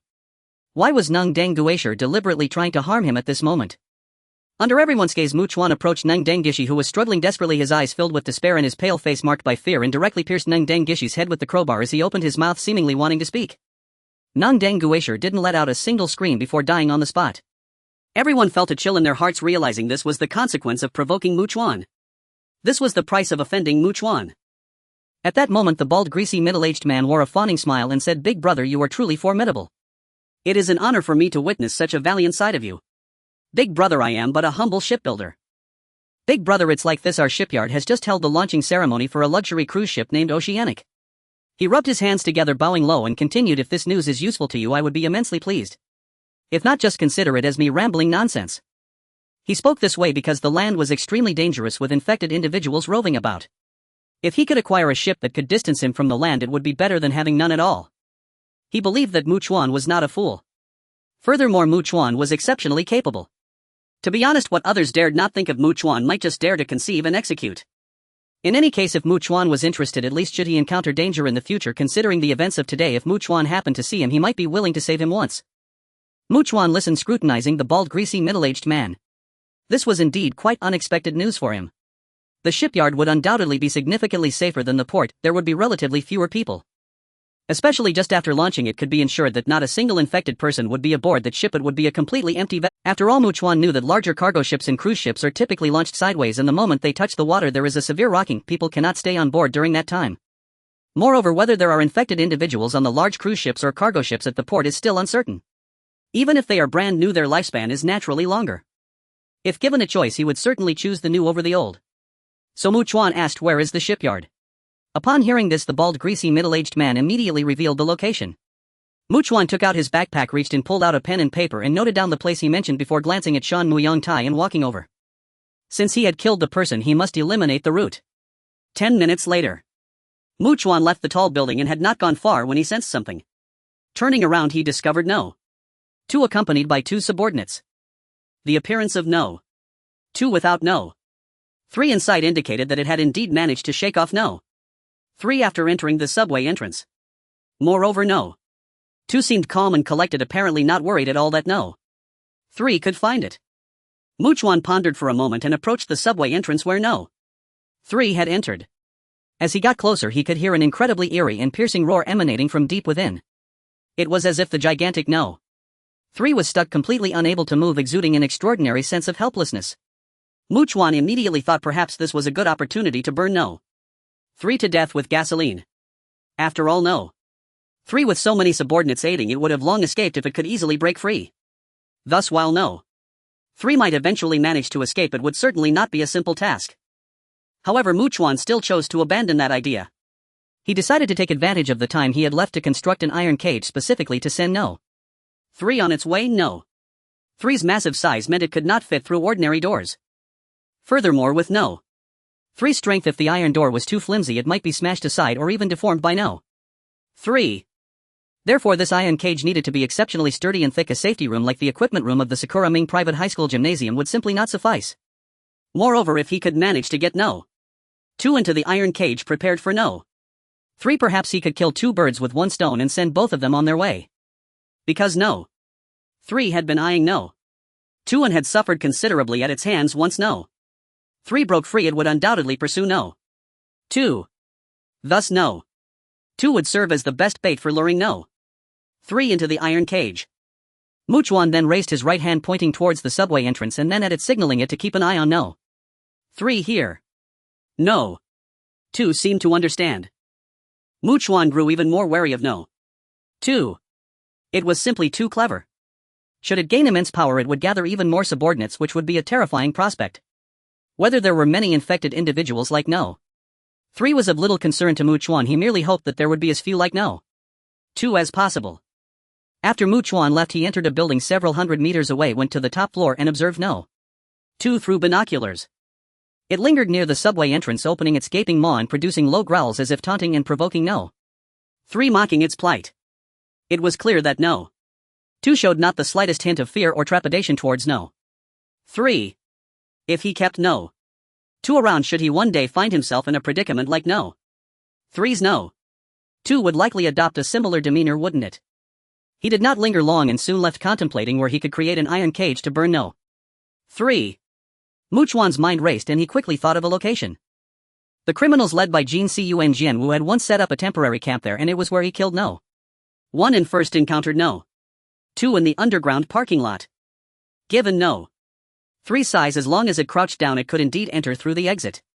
Moreover, the underground parking lot would surely be extremely solid and sturdy. No. 3 wouldn't be able to escape unless it left through the exit. No. 3 had also never been burned with gasoline, so it was completely indifferent to the scent. Even if he doused the place with gasoline in advance and set up many gasoline barrels, while No. 2 could be disregarded, No. 3 would surely not care about the gasoline inside. Not to mention the numerous vehicles that could catch fire or even explode inside. In his eyes, the feasibility was quite high. However, he was a rational and calm person, fully aware that any plan devised was not guaranteed to succeed and could fail. It could only be said that if the feasibility was high enough, it was worth attempting. I need to prepare a backup plan. I can set up something that may not be used, but I cannot do without it. Otherwise, if No. 3 survives, I will be left with no options. With that thought, Chuan decided to first seal off the 3 exit points of the parking lot, thoroughly ensuring he had a plan that could be implemented before considering what kind of backup to prepare. Upon arriving at his destination at full speed, he checked his watch and realized it was still just past 8 in the morning. After entering, he did a quick sweep and killed over 30 infected individuals hiding from the sunlight, gaining considerable experience points and leveling up. He allocated his points and checked his stats. Strength 90, Constitution 91, Agility 169, Perception 89. Then he hastened to get to work. He completely sealed off the west, north and east entrances of the underground parking lot with construction steel, piling up a large amount of steel materials. He then pushed several small cars over. Chuan truly did not believe that No. 3 could defy the odds and break through so many cars stacked together with its flesh and blood, let alone the construction steel piled up with the last wall made of several layers of welded steel plates and rebar reaching a thickness of 70 centimeters. Next he took out gasoline barrels in advance, hiding them inside, and crafted a 20 centimeter thick steel door at the south entrance using steel plates and rebar closing it to prevent anyone and any infected individuals from entering. He then checked his watch. Unbeknownst to him, it was already past 4 in the afternoon. He set off back towards the apartment building and made a stop to visit Nishizuru Mayo and the others. Arriving at the entrance of the 3-story private clinic, Chuan took out 6 relatively large watermelons from his storage space. He believed that giving small favors occasionally could enhance the loyalty of these women who would undoubtedly belong to him in the future. He had never been a leader, had no experience whatsoever, and had no one to guide him. He could only explore gradually on his own, knowing he might take many detours before he could draw conclusions. Then he raised his hand and knocked on the door. Soon the mature and beautiful Nishizuru Mayo opened the door, looked at Chuan and smiled, saying, "Mr. Chuan, welcome back." Chuan nodded slightly, carrying the watermelon inside. The girls who were not sleeping turned to look at him, their eyes lighting up at the sight of the watermelon. Many of them had already started swallowing their saliva. If there was a fruit that must be eaten in the midsummer, it would undoubtedly be the watermelon, the undisputed king. "These are for you," Chuan said, turning to leave. Nishizuru Mayo followed him out and softly asked, "Did you find that monster and deal with it?" "Not yet. It is even more terrifying than I imagined," Chuan informed her. "Then there's no need to worry too much." After Chuan said this, Nishizuru Mayo nodded reassuringly. Since Chuan said so, it indicated that the situation was not as dire as it could be for him. Indeed, this handsome and powerful man could make a woman feel an overwhelming sense of security just by looking at him, even causing her to be infatuated with that sense of safety. It was not a matter of liking or disliking Chuan, it was the desire for that sense of security that made them want to stay by his side. After watching Chuan leave, Nishizuru Mayo turned back, noticing that the girls who had been sleeping were awakened by those who were still awake. They wore delighted smiles and excitedly chatted. "I never expected to eat such fruit in a world like this. It feels surreal, almost like a dream. Mr. Chuan is truly impressive. I want to be Mr. Chuan's woman. That way I can surely have more delicious things." Various voices filled the air. However, it was evident that some girls were not afraid of Chuan at all, rather they looked forward to it, wishing he would take them directly to the apartment. As Chuan was on his way to the apartment building, he sensed 2 figures moving approximately 30 meters to his left. "It should be Chuan Xiang and Takasaki Sojuan, right? Why are they outside?" He didn't rush over immediately, but instead reached the iron gate of the apartment building first. He took out some fruit from his storage space, put them into a bag, and then took out a considerable amount of women's skincare products, clothing, stockings and so on, placing them into 2 large backpacks before finally going over to check the situation. Not far into his walk, he spotted the 2 of them armed and drenched in sweat. Upon seeing Chuan, their faces lit up with joy and they quickened their pace to approach him. Chuan asked, "Why are you outside?" "I brought Xingxiang to the nearby residential area to create some commotion. If a monster appears, just 1 or 2, we can work together to deal with it. If there are more, we also have an escape route to quickly retreat back to the apartment building." Sojuan raised her hand to wipe away the sweat on her face and said regretfully, "This was both a test of courage and an attempt to improve ourselves through practical experience, but unfortunately there are no monsters in the nearby residences at all. Chuan, every time we enter a house I feel so tense." Chuan Xiang seemed to find it amusing and said, "But I know I can't be afraid. I must truly overcome the fear within me, so even though there are no monsters, it has still trained my courage and I have gained quite a bit from it. By the way, Chuan, about that terrifying monster that Gayuan Dafu mentioned?" Takasaki Sojuan asked with some concern. Chuan then led the 2 of them talking as they walked to the iron gate, where they saw the bag filled with fruits including several watermelons, and both Chuan Xiang and Takasaki Sojuan displayed expressions of surprise. Then they noticed 2 bulging backpacks as well. Chuan lifted them up and went upstairs, with the 2 of them arriving in a room filled with cool air where they could do everything possible to keep themselves cooler. They were completely unrestrained. After all, their relationship was already like this. What was there to be cautious about? "Chuan, what's in the backpack?" Chuan Xiang curiously asked. "Women's clothing, skincare products, stockings," Chuan replied. "Chuan." Takasaki Sojuan raised her right hand to her forehead, pursing her red lips as she said, "You don't need to risk yourself to collect these things that are completely unimportant." Yet they certainly found the skincare products useful, and honestly they felt quite happy and pleased that Chuan brought them back for them. "Consider it a gift for you," Chuan said lightly. "You can use the skincare products to maintain yourselves well every day. It's definitely a good thing, and seeing you dressed beautifully brings me joy." Chuan Xiang and Takasaki Sojuan exchanged glances. As the saying goes, women adorn themselves for those they admire, and since Chuan was willing to appreciate them, they naturally wanted to dress up well. Then Chuan Xiang clasped her hands together, her smile radiant, and said, "Chuan, I'm really happy, and I'm sure Suzuani feels the same. Isn't that obvious? It would be strange if a woman didn't feel happy receiving a gift from her man." However, Mokuchuan, you really don't need to bring these things for us in the future. We don't want you to face more danger because of us. As she said this, Mokuchuan embraced her and kissed her red lips directly. Her words were abruptly cut off. Takasaki Sojuan immediately closed her eyes. While the two of them were locked in their kiss, Yu Chuanqingxiang did not mind and began placing the fruits into the refrigerator. She then came over to organize the backpack, taking out skincare products, new clothes, stockings and so on. At this moment, Mokuchuan finally released the blushing Takasaki Sojuan, who had a look of embarrassment on her face. By the way, after dinner I'll keep watch. You two bring me a chilled watermelon around 9 o'clock and you can have one watermelon, half for each of you. It's not that he's stingy towards the women who truly follow him and give him everything, but half a watermelon after a meal can actually be quite. Moreover, he didn't plan to engage in serious matters with Yu Chuanqingxiang and Takasaki Sojuan. He had no idea when number 3 would be able to escape, so he had no clear understanding. But perhaps tonight he could escape. What if number 3 was chasing after number 2 and number 2 fled here? So he needed to be prepared at all times. Although he didn't need to be overly tense and vigilant, he still had to be aware of movements from all directions every second. That way, if there were any significant disturbances, he could react as quickly as possible and have enough time to respond.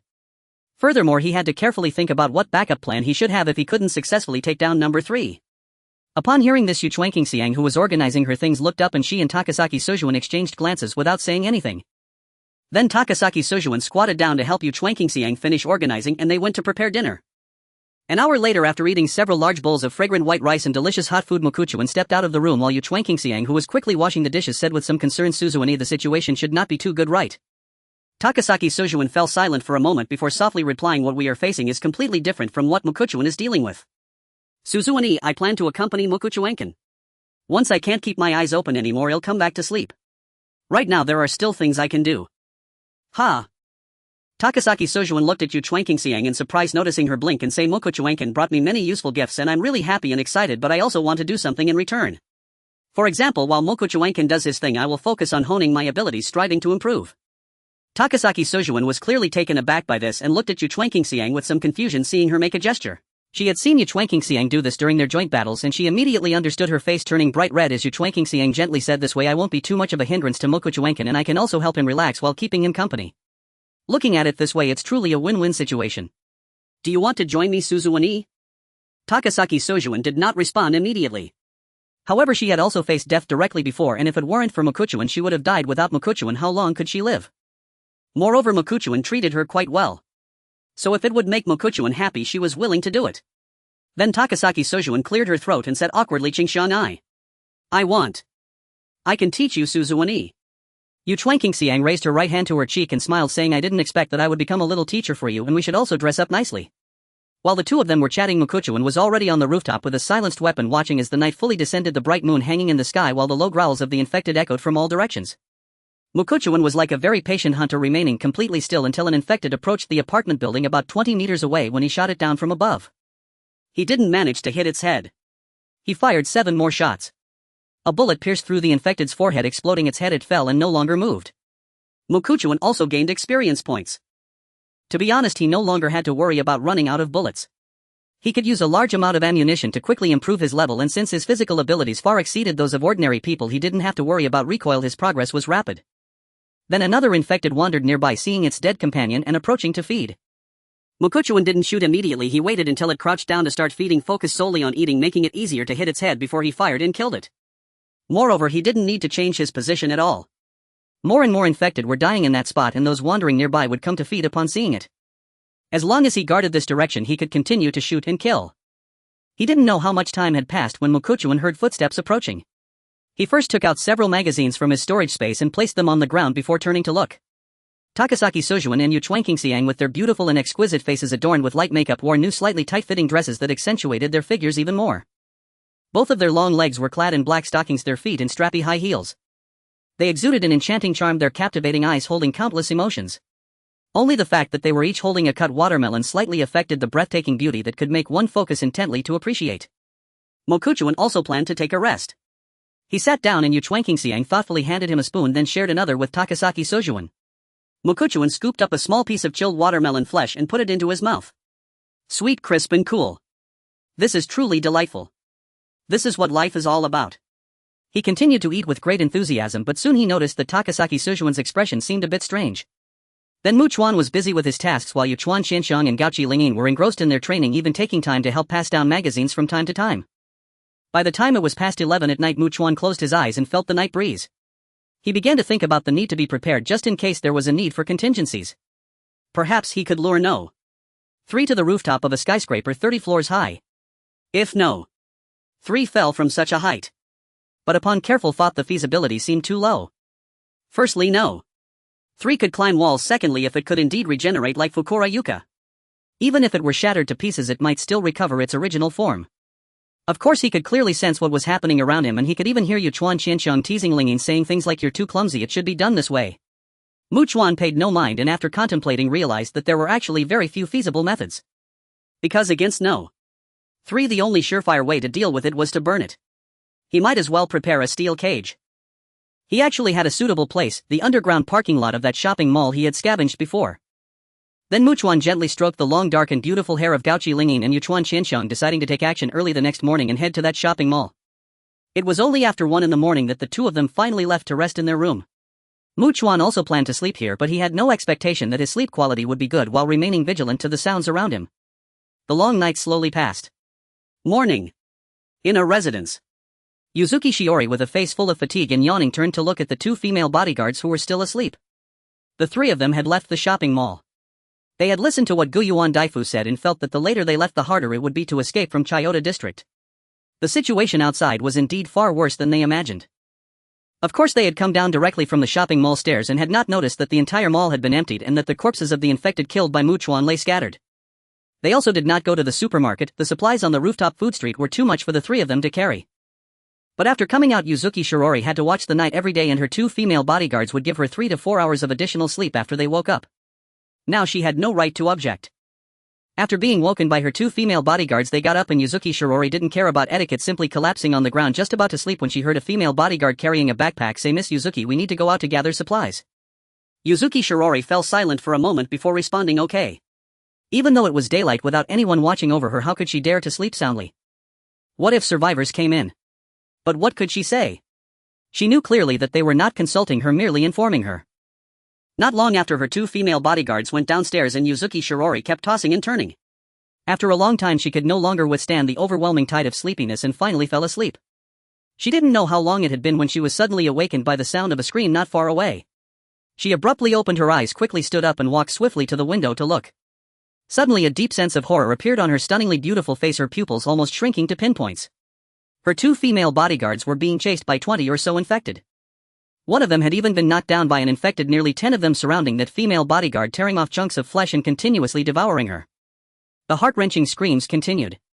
That female bodyguard was still alive, being devoured alive by those infected. Yuzuki Shirori had always thought of herself as someone with strong mental fortitude, yet upon witnessing this extremely bloody and horrifying scene, feelings of fear and terror surged from the depths of her heart, instantly spreading throughout her entire body. It was as if a mysterious force had completely bound her, rendering her unable to move even a finger.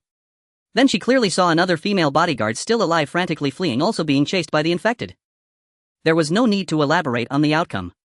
Yuzuki Shirori felt as if she had fallen into a deep abyss of despair and coldness, almost losing the strength to stand, and collapsed to the ground. She had lost those 2 female bodyguards, relying on just herself. How could she survive in such a world? After the ordinary infected had completely devoured the 2 female bodyguards, they moved like a pack of wolves, all entering a nearby residence to hide from the sunlight. Now only torn clothes and a blood-stained walkie-talkie remained there. Yuzuki Shirori swallowed hard, deciding to go out and retrieve the walkie-talkie. A tool for contacting others was truly very important. She took a deep breath, removed her shoes, found a pair of socks in the residence, and quietly went downstairs, gently pushing open the door to step outside. She took 1 step at a time, her heart racing as if it might leap out of her body, her eyes shimmering with fear, yet she kept her gaze fixed on the residence where the infected were. Then she slowly approached the walkie-talkie at a turtle's pace, quickly crouched down to pick it up, and just as she was about to stand up to return, she suddenly spotted a figure ahead. Yuzuki Shirori was startled, thinking it was an infected. But when she focused, she realized it was Mu Chuan, who was carrying a backpack and holding a crowbar. He was alone again. She had to admit that she truly felt Mu Chuan was incredibly bold, wandering around outside every day, seemingly completely unaware of the meaning of death. However, Yuzuki Shirori was also afraid that Mu Chuan would make a sound upon seeing her, perhaps calling out to her, attracting the infected from the residence to her left. She immediately raised her hand, placing it in front of her mouth, signaling with body language. She then quickly returned to the residence where she had been, while Mu Chuan arrived at the spot where she had just been, noticing 2 puddles of blood and pieces of suit fabric on the ground. He looked around at the surrounding buildings. Perhaps there were infected resting nearby that had devoured Yuzuki Shiori's 2 female bodyguards. How many could there be? Chuan planned to inquire. He appeared as if he were out for a picnic, calmly and collectedly approaching the entrance of the residence Yuzuki Shiori had entered. Before he could knock, Yuzuki Shiori had already opened the door herself, lowering her voice, her expression flustered, and quickly signaled, "Come in fast." Chuan entered the entryway and Yuzuki Shiori swiftly closed the door, letting out a sigh of relief. Chuan-kun, I'm so glad to see you again. Your 2 female bodyguards are dead, right? Chuan asked casually.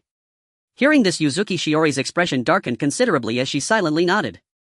Did you see how many infected attacked them? Chuan inquired. A lot.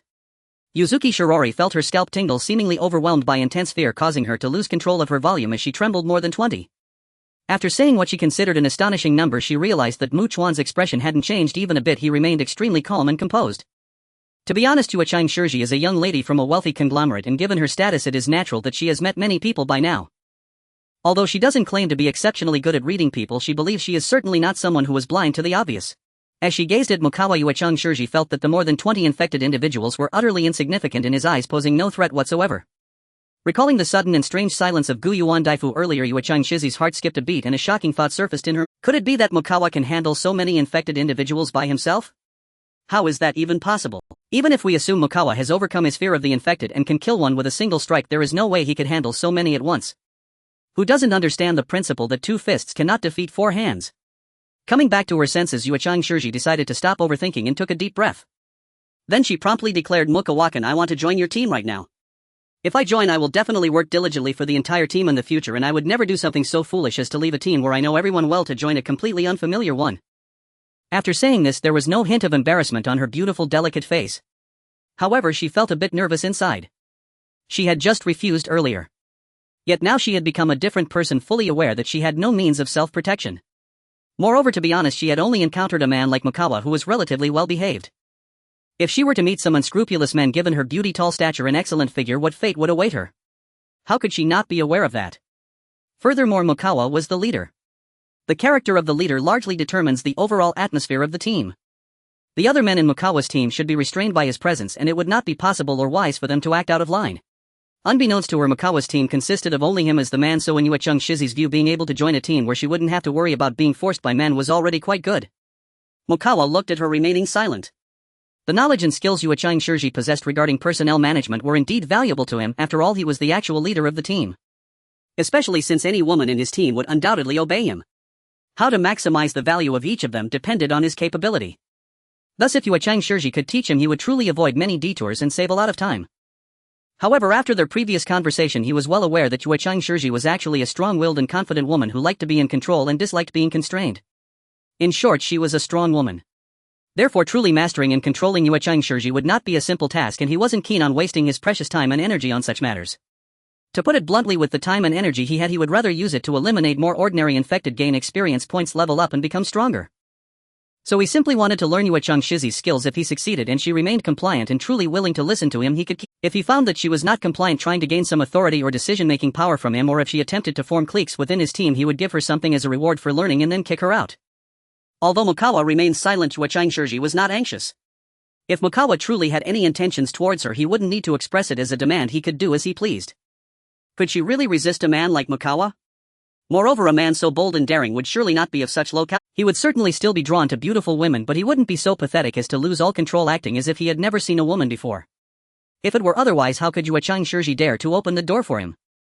Let him in. Miss Yuecheng, have you seen where those infected have gone? Mukawa asked. He intended to gather some experience points while also making Chuan Shirji understand that she was facing someone who could easily control her life and death. She needed to maintain a sense of awe forever. Only then would Chuan Shirji remain compliant and dare not do anything that might anger him. When Chuan Shirji heard that Mukawa neither agreed nor refused but instead changed the subject, it indicated that he did not want to discuss the issue of her joining right now. They went into the place where you saw me earlier, in the house on my left. After saying this, Chuan Shirji quickly urged Mukawa-kun, we should get away from here as soon as possible. Mukawa simply asked casually, all of them? Yes, all of them. Chuan Shirji nodded affirmatively, noticing Mukawa raise his right hand to his chin. It seemed that even without the guidance of the mutated infected, ordinary infected would still act as a group. Did they possess collective consciousness? No. Perhaps it had always been this way from the start. He just hadn't paid attention and overlooked it. Just like when a dozen or so infected entered the house of him and Yuzukawa Haruka, and on the way to search for the library they encountered the house where the infected had gathered in large numbers.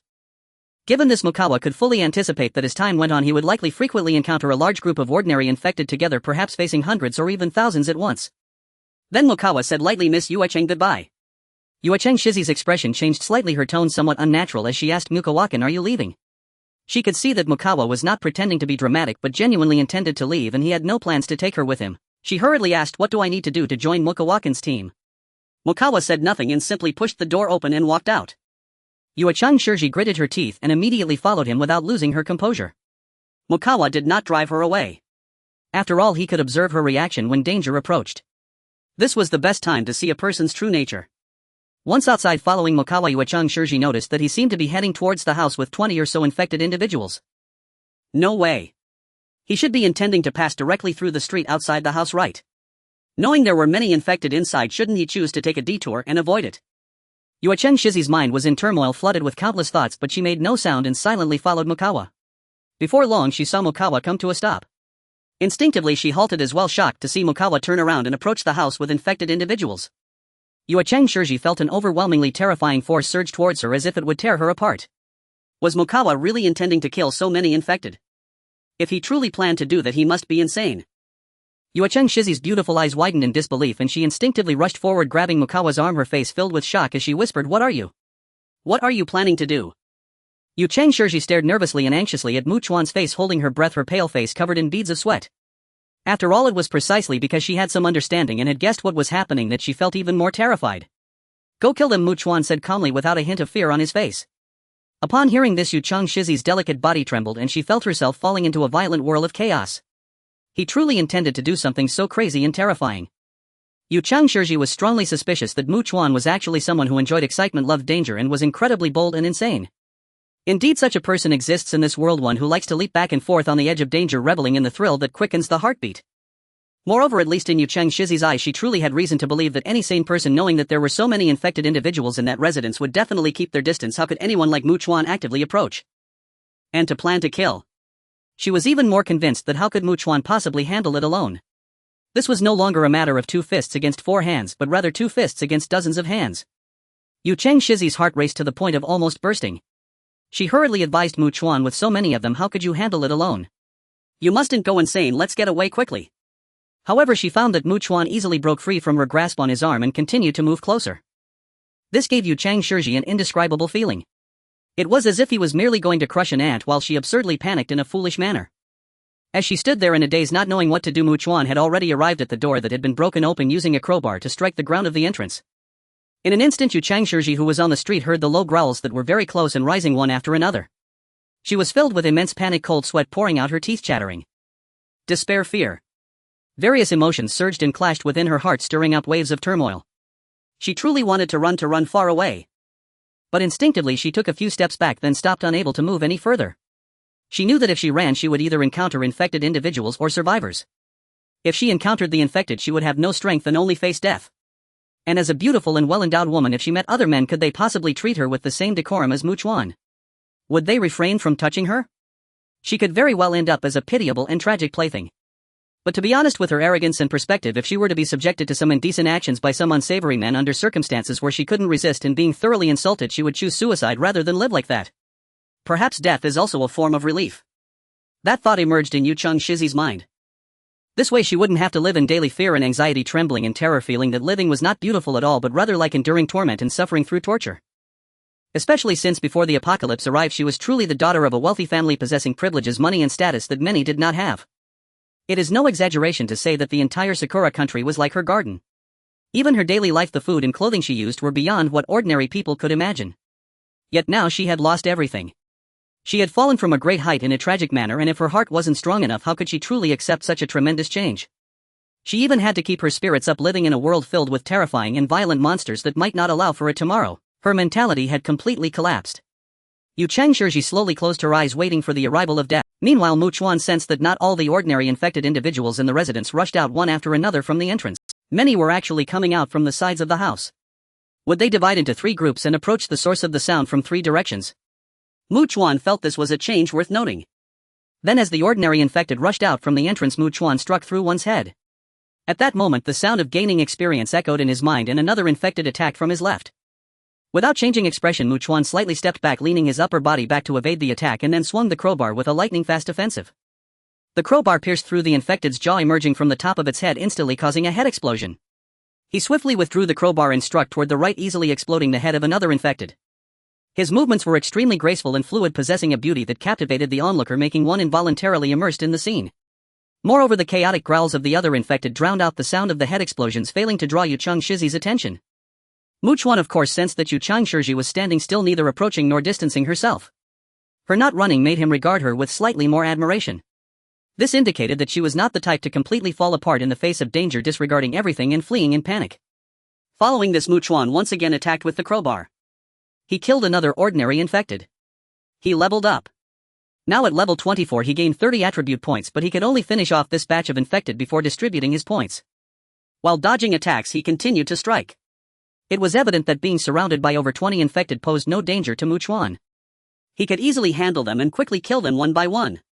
These ordinary infected fell continuously in rapid succession. Bang!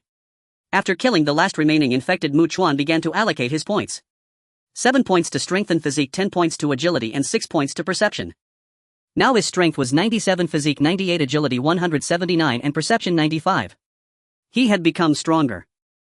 But he also knew that this meant even if Chuan Saika and Takasaki Suzun fought desperately against him, they could not provide him with the thrill he sought. He would at least have to take on 3 at once. Then Chuan turned and walked back onto the street outside the residence, calling out. Hearing no growls from the infected, Yu Shizi, puzzled and curious, suddenly opened her eyes wide, seeing Chuan not far in front of her. Moreover, Chuan showed no signs of exertion, as if he had merely gone to admire the scenery. She examined him closely and found that he was completely unscathed, and even the crowbar was dripping with dark blood. This scene sparked a thought in Yu Shizi's mind, one that she could hardly believe. Could it be that all those monsters had been killed by Chuan in such a short time? Without thinking, she instinctively quickened her pace, hurrying to Chuan's side, then turned to look. Yu Shizi immediately saw all the infected individuals lying motionless on the ground, clearly all dead. Her mind had gone completely blank, immersed in endless shock, unable to return to her senses, standing there as if utterly petrified, wide-eyed and dumbfounded. How powerful is Chuan really? Has she encountered a man who far exceeds her understanding, one who is simply beyond her imagination and indeed the strongest in this world? No wonder he has a team, yet has been wandering alone. As Yu Shizi thought about this, various emotions stirred within her. Shock, confusion, horror, incomprehension, secret delight, excitement, enthusiasm. And a deep sense of regret for previously refusing to join Chuan's team. Only then did she realize how foolish her actions had been at that time. Moreover, this world having transformed into such a state might not be worth remembering. Death might truly be a form of liberation. However, being by the side of a powerhouse like Chuan certainly holds places worth cherishing. Thus her state of mind was exceptionally chaotic. She slowly turned her head, looking at Chuan with an extremely complex gaze, instinctively speaking, "Can I?" Chuan, while walking forcefully, swung the crowbar, shaking off all the blood on it, resting it on his shoulder, interrupting, "I have things to do. You can wait for me in that house." He still had work to do at that mall and didn't have the time to take her along or escort her to his safe house right now. Upon hearing this, Yu Shizi displayed a look of surprise, but then heard Chuan say, "I know what kind of woman you are, so I want to remind you now, join my team. My words are absolute and you must not make any small moves. Chuan, please rest assured I am not a foolish woman. I naturally know what should and should not be done." Yu Shizi responded, "I will do everything that Chuan assigns me, and I absolutely won't do things that I'm not supposed to do. Moreover, Chuan's strength far exceeds my imagination, while I am but a weakling thus." She said this without any hesitation, decisively stating, "Everything I have belongs to Chuan." Not knowing how powerful Chuan was before, she now understood that in this terrifying world where danger lurked everywhere, which woman would not desire such an extraordinarily powerful and quite handsome man? She even wanted to be valued more by Chuan, wishing for a better life, and viewed her body merely as a necessary gesture of sincerity rather than a decisive factor. After all, no matter how one puts it, they really have no such relationship. She was not even his woman. What trust could the leader of Chuan's team have in her? How much could he value her? Chuan slightly nodded and turned to leave. Yu Shizi instinctively quickened her pace, running to catch up with Chuan, wanting to stay close to him. However, Chuan quickly vanished from sight. She was left all alone, scanning her surroundings anxiously like a frightened bird. Then she hastily walked back to that residence, closed the door, leaned against it, and slowly sat down. She finally understood why Guiyuan Daifu had suddenly gone eerily silent upon hearing her refusal of Chuan's invitation to join his team. If the positions were reversed, she feared she would be laughing at Guiyuan Daifu for being so foolish, missing such a great opportunity. But if it weren't for seeing it with my own eyes, who would dare to imagine someone could be this powerful? Yu Shizi murmured in a daze, even seeing it with my own eyes, it's still hard to believe. As Chuan made his way just reaching near the mall roughly 600 or 700 meters away, he suddenly sensed something entering his perception range. He abruptly stopped and turned his head to look. It was the terrifying No. 3 covered in heads with 4 enormous eyes, black cysts on its body, and a tail measuring 7 to 8 meters long, far exceeding his imagination and incredibly terrifying. No. 3 had successfully escaped. Moreover, No. 3 was now approximately 130 to 40 meters away from him. Immediately Chuan took out a pair of binoculars from his storage space, seeing No. 3 holding a severed arm that looked very small to it, seemingly gnawing on it piece by piece in extreme hatred. Could it be that No. 2 has been eaten? Chuan raised an eyebrow. No, if No. 2 was eaten, No. 3 shouldn't be looking for me.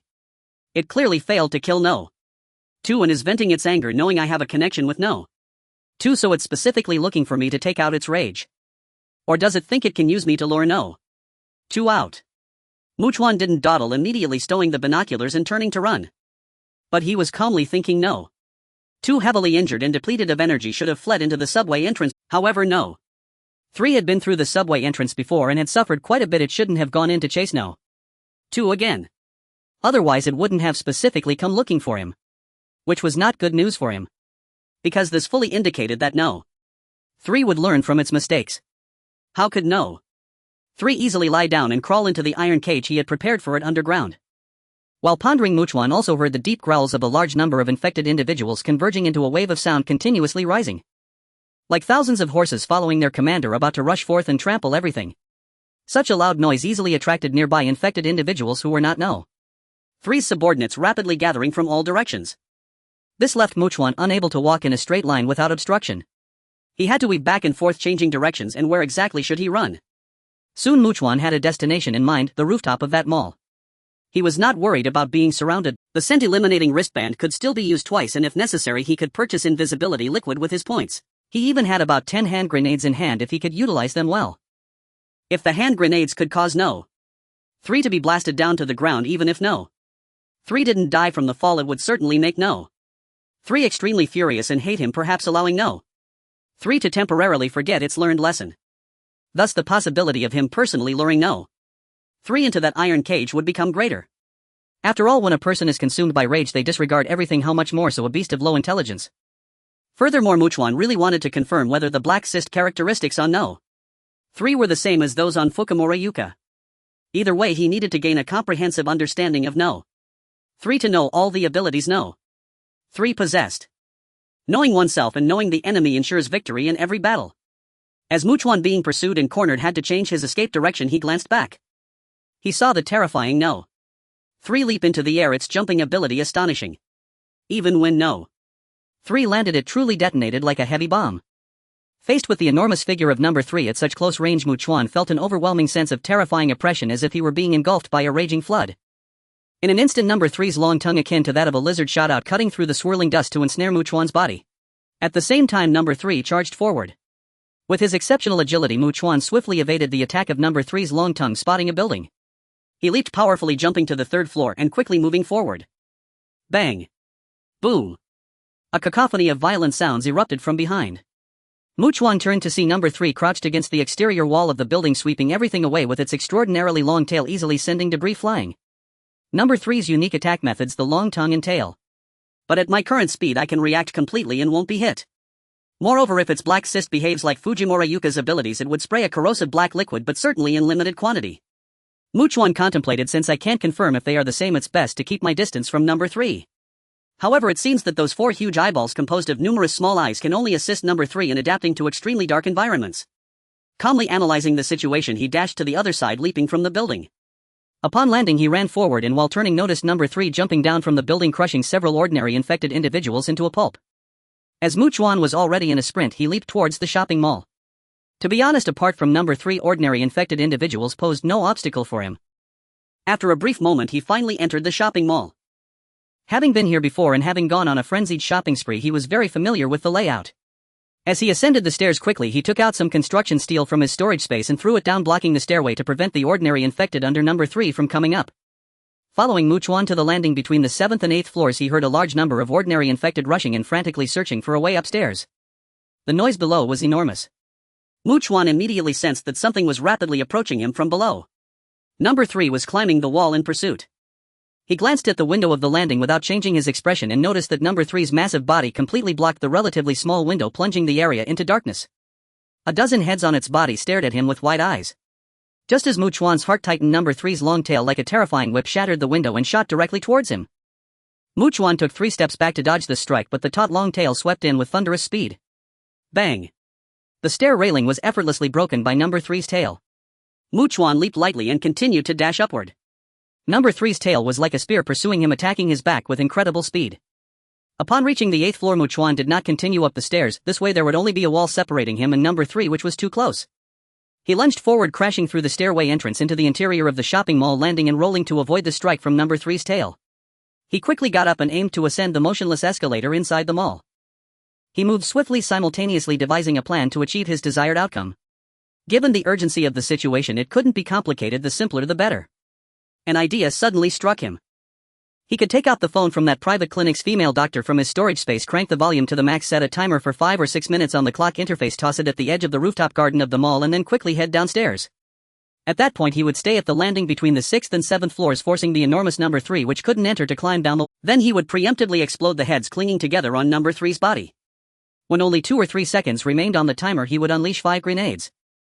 Entering through the stairway door into the mall, he would use the scent-eliminating wristband to completely mislead number 3. When the phone goes off, if number 3 is indeed attracted, given the height of at least 6 or 7 floors, it would be impossible for number 3 to reach the rooftop garden in just 2 or 3 seconds. The grenades would also require 4 to 5 seconds to explode, and number 3 would likely be at a height of 10 to 11 floors when all 5 grenades detonated simultaneously. This explosive force would undoubtedly be immense. Moreover, when number 3 is climbing up, that should be the moment when it is most vulnerable to being blown off. If number 3's limbs are firmly gripping the exterior wall, how can it climb? How can it move? Like a person walking, even if they lift their foot and land quickly, there is always a moment when at least one foot is off the ground. To be honest, he truly has only about 7 or 8 seconds for action. If it weren't for his continuously enhanced body far beyond ordinary people, he wouldn't be able to think this way. Because there wouldn't be enough time. He even had to keep an eye on his watch, calculating the remaining time at the fastest speed. Of course, even if he fails, even if number 3 endures the 5 grenades, the concentrated explosion would still cause serious pain, definitely making number 3 extremely furious and hateful towards him, increasing his chances of luring number 3 into that underground parking lot.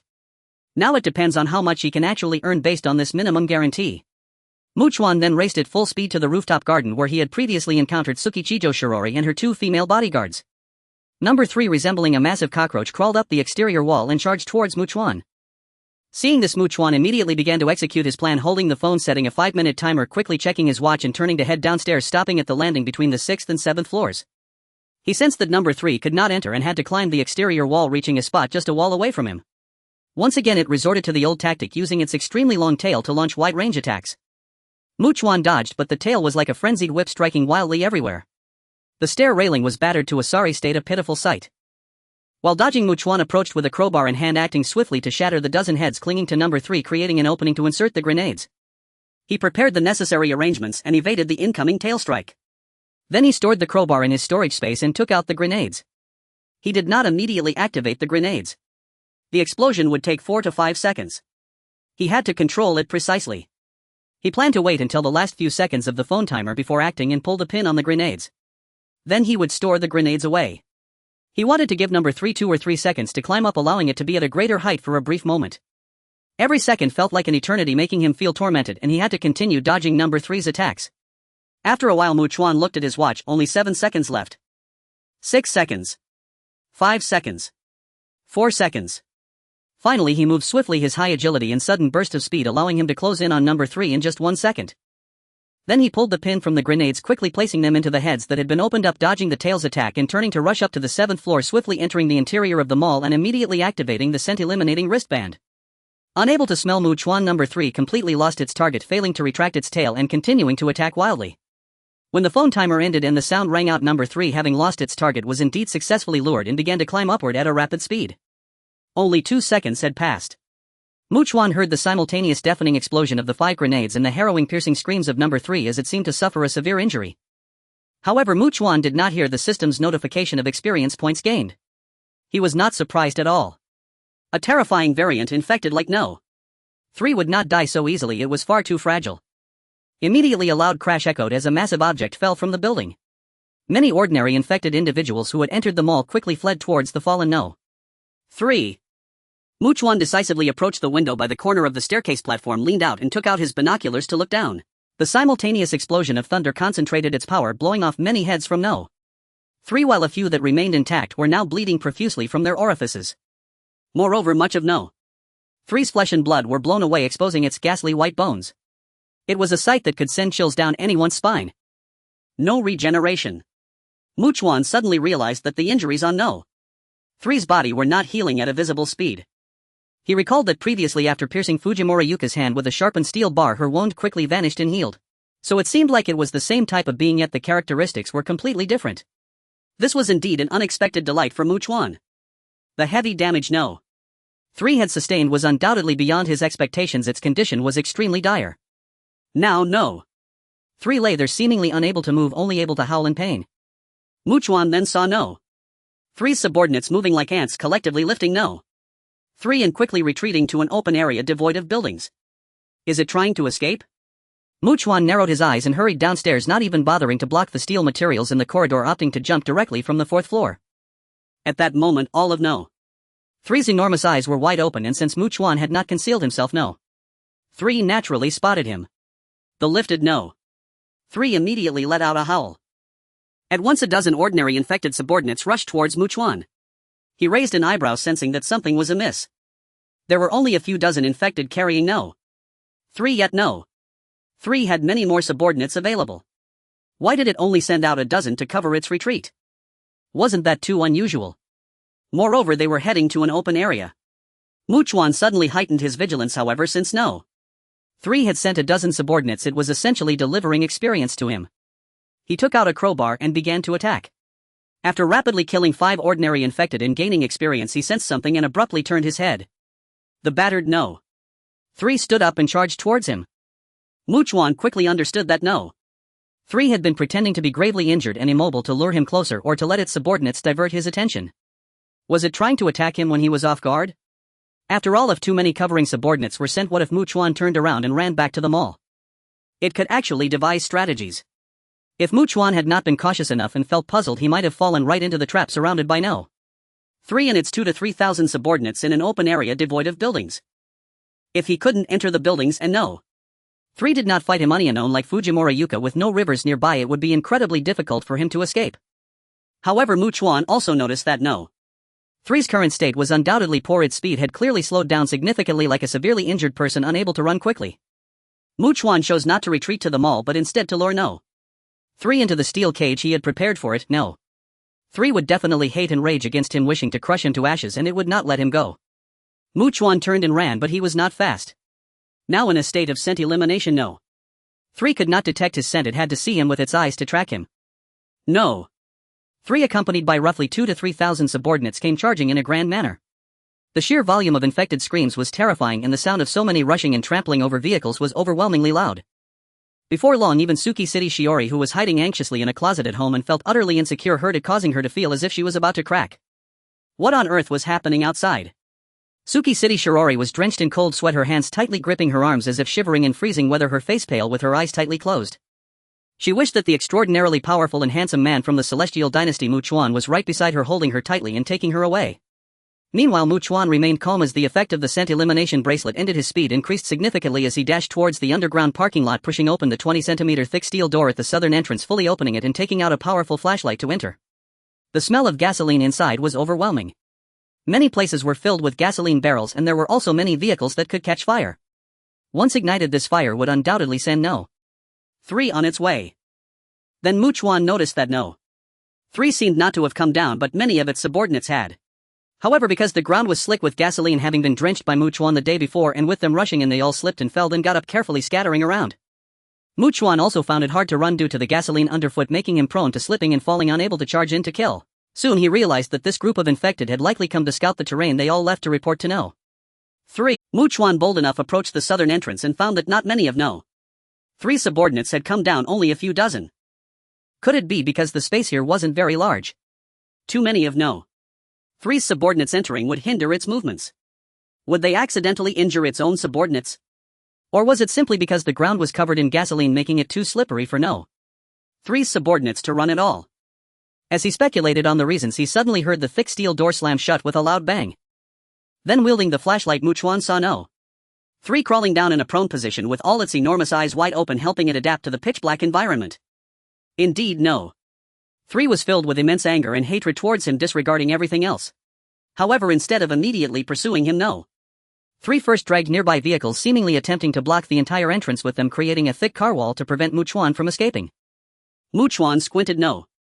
3 was quite clever, but now it was outsmarting itself, actively cutting off its own retreat. After all, this underground parking lot must have ventilation ducts. He could easily escape through them, and there was no way it could truly trap him. While No. 3 was busy blocking the only exit, Chuan seized the opportunity to move quickly, observing the ceiling of the underground parking lot, searching for ventilation ducts. Soon Chuan discovered one, noted it in his mind, and continued searching. After finding 4 or 5 ventilation ducts in quick succession, he suddenly heard No. 3's voice, seemingly filled with extreme rage, roaring continuously, sensing that it was bringing dozens of subordinates towards him. Chuan took a deep breath. He couldn't ignite the gasoline immediately and then quickly escape through the ventilation ducts. He had many things to do next. He needed to pour a large amount of gasoline over No. 3, ideally igniting it directly to ensure that wherever No. 3 went it would burn. He also had to circle back to the southern entrance, stack a considerable amount of building steel, greatly reinforce the already fortified base No. 3 had prepared, ensuring it could not escape, and then place several gasoline barrels after soaking it all in gasoline. The order of operations didn't really matter. However, actually going about these tasks would undoubtedly be extremely dangerous. He had to turn off the flashlight to ensure no light would give away his position to No.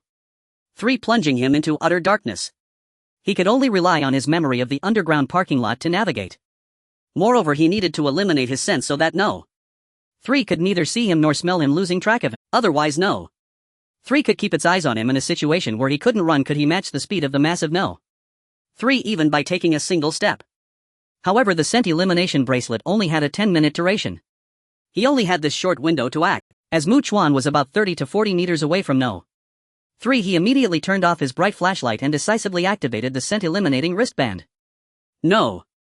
3, which was approaching, suddenly lost all trace of Chuan's scent, completely losing its target and becoming motionless. Even though its enormous eyes allowed it to see clearly in the pitch-black environment, just like during the day, it was crawling on the ground rather than standing upright, preventing it from observing its surroundings from a higher vantage point. Additionally, there were numerous support columns and several parked cars around. This not only provided cover for Chuan but also obstructed its line of sight. No. 3 and its dozens of subordinates continuously roared, echoing throughout the enclosed underground parking lot. This noise masked the slight sounds made by Chuan as he bent down and moved quickly. He was now moving slightly away from No. 3 and its group, taking a wider detour. The underground parking lot was relatively well connected. It wasn't limited to a single path. Moreover, his perception helped him constantly track No. 3's position and the distance between them. This allowed him to maneuver quite smoothly. It was as if he were sneaking quietly, moving in the darkness towards the southern exit. When Chuan finally reached the southern exit with great difficulty, he first doused it in gasoline, then tossed a dozen gasoline cans there and took out a large amount of construction steel to pile up. Naturally, this made noise. No. 3 heard it and immediately rushed over with its dozens of subordinates. Fortunately, they were currently unable to run and could only walk, moving at a slow pace. After finishing, Chuan took out his bright flashlight from his storage space and turned it on immediately. With the light, he glanced at his watch to calculate the remaining time of the scent elimination. Then he turned his head and immediately saw No. 3 clearly. Without any hesitation, he first took out 2 cans of gasoline, opened the lids and hurled them with all his might, then quickly grabbed 2 more cans and threw them. Bang. Bang. The gasoline cans collided with the enormous No. 3, producing a loud noise. No. 3, now smeared with gasoline, crawled and roared. It resembled a terrifying monster that had emerged from hell. Chuan immediately turned around, shining the flashlight ahead, and walked briskly, turning a corner and hiding behind a column. He chose not to crouch behind a car. No. 3 had enormous eyeballs on both ankles which could possibly see him. As No. 3 approached the area, it continuously roared angrily, starting to attack wildly with its tail.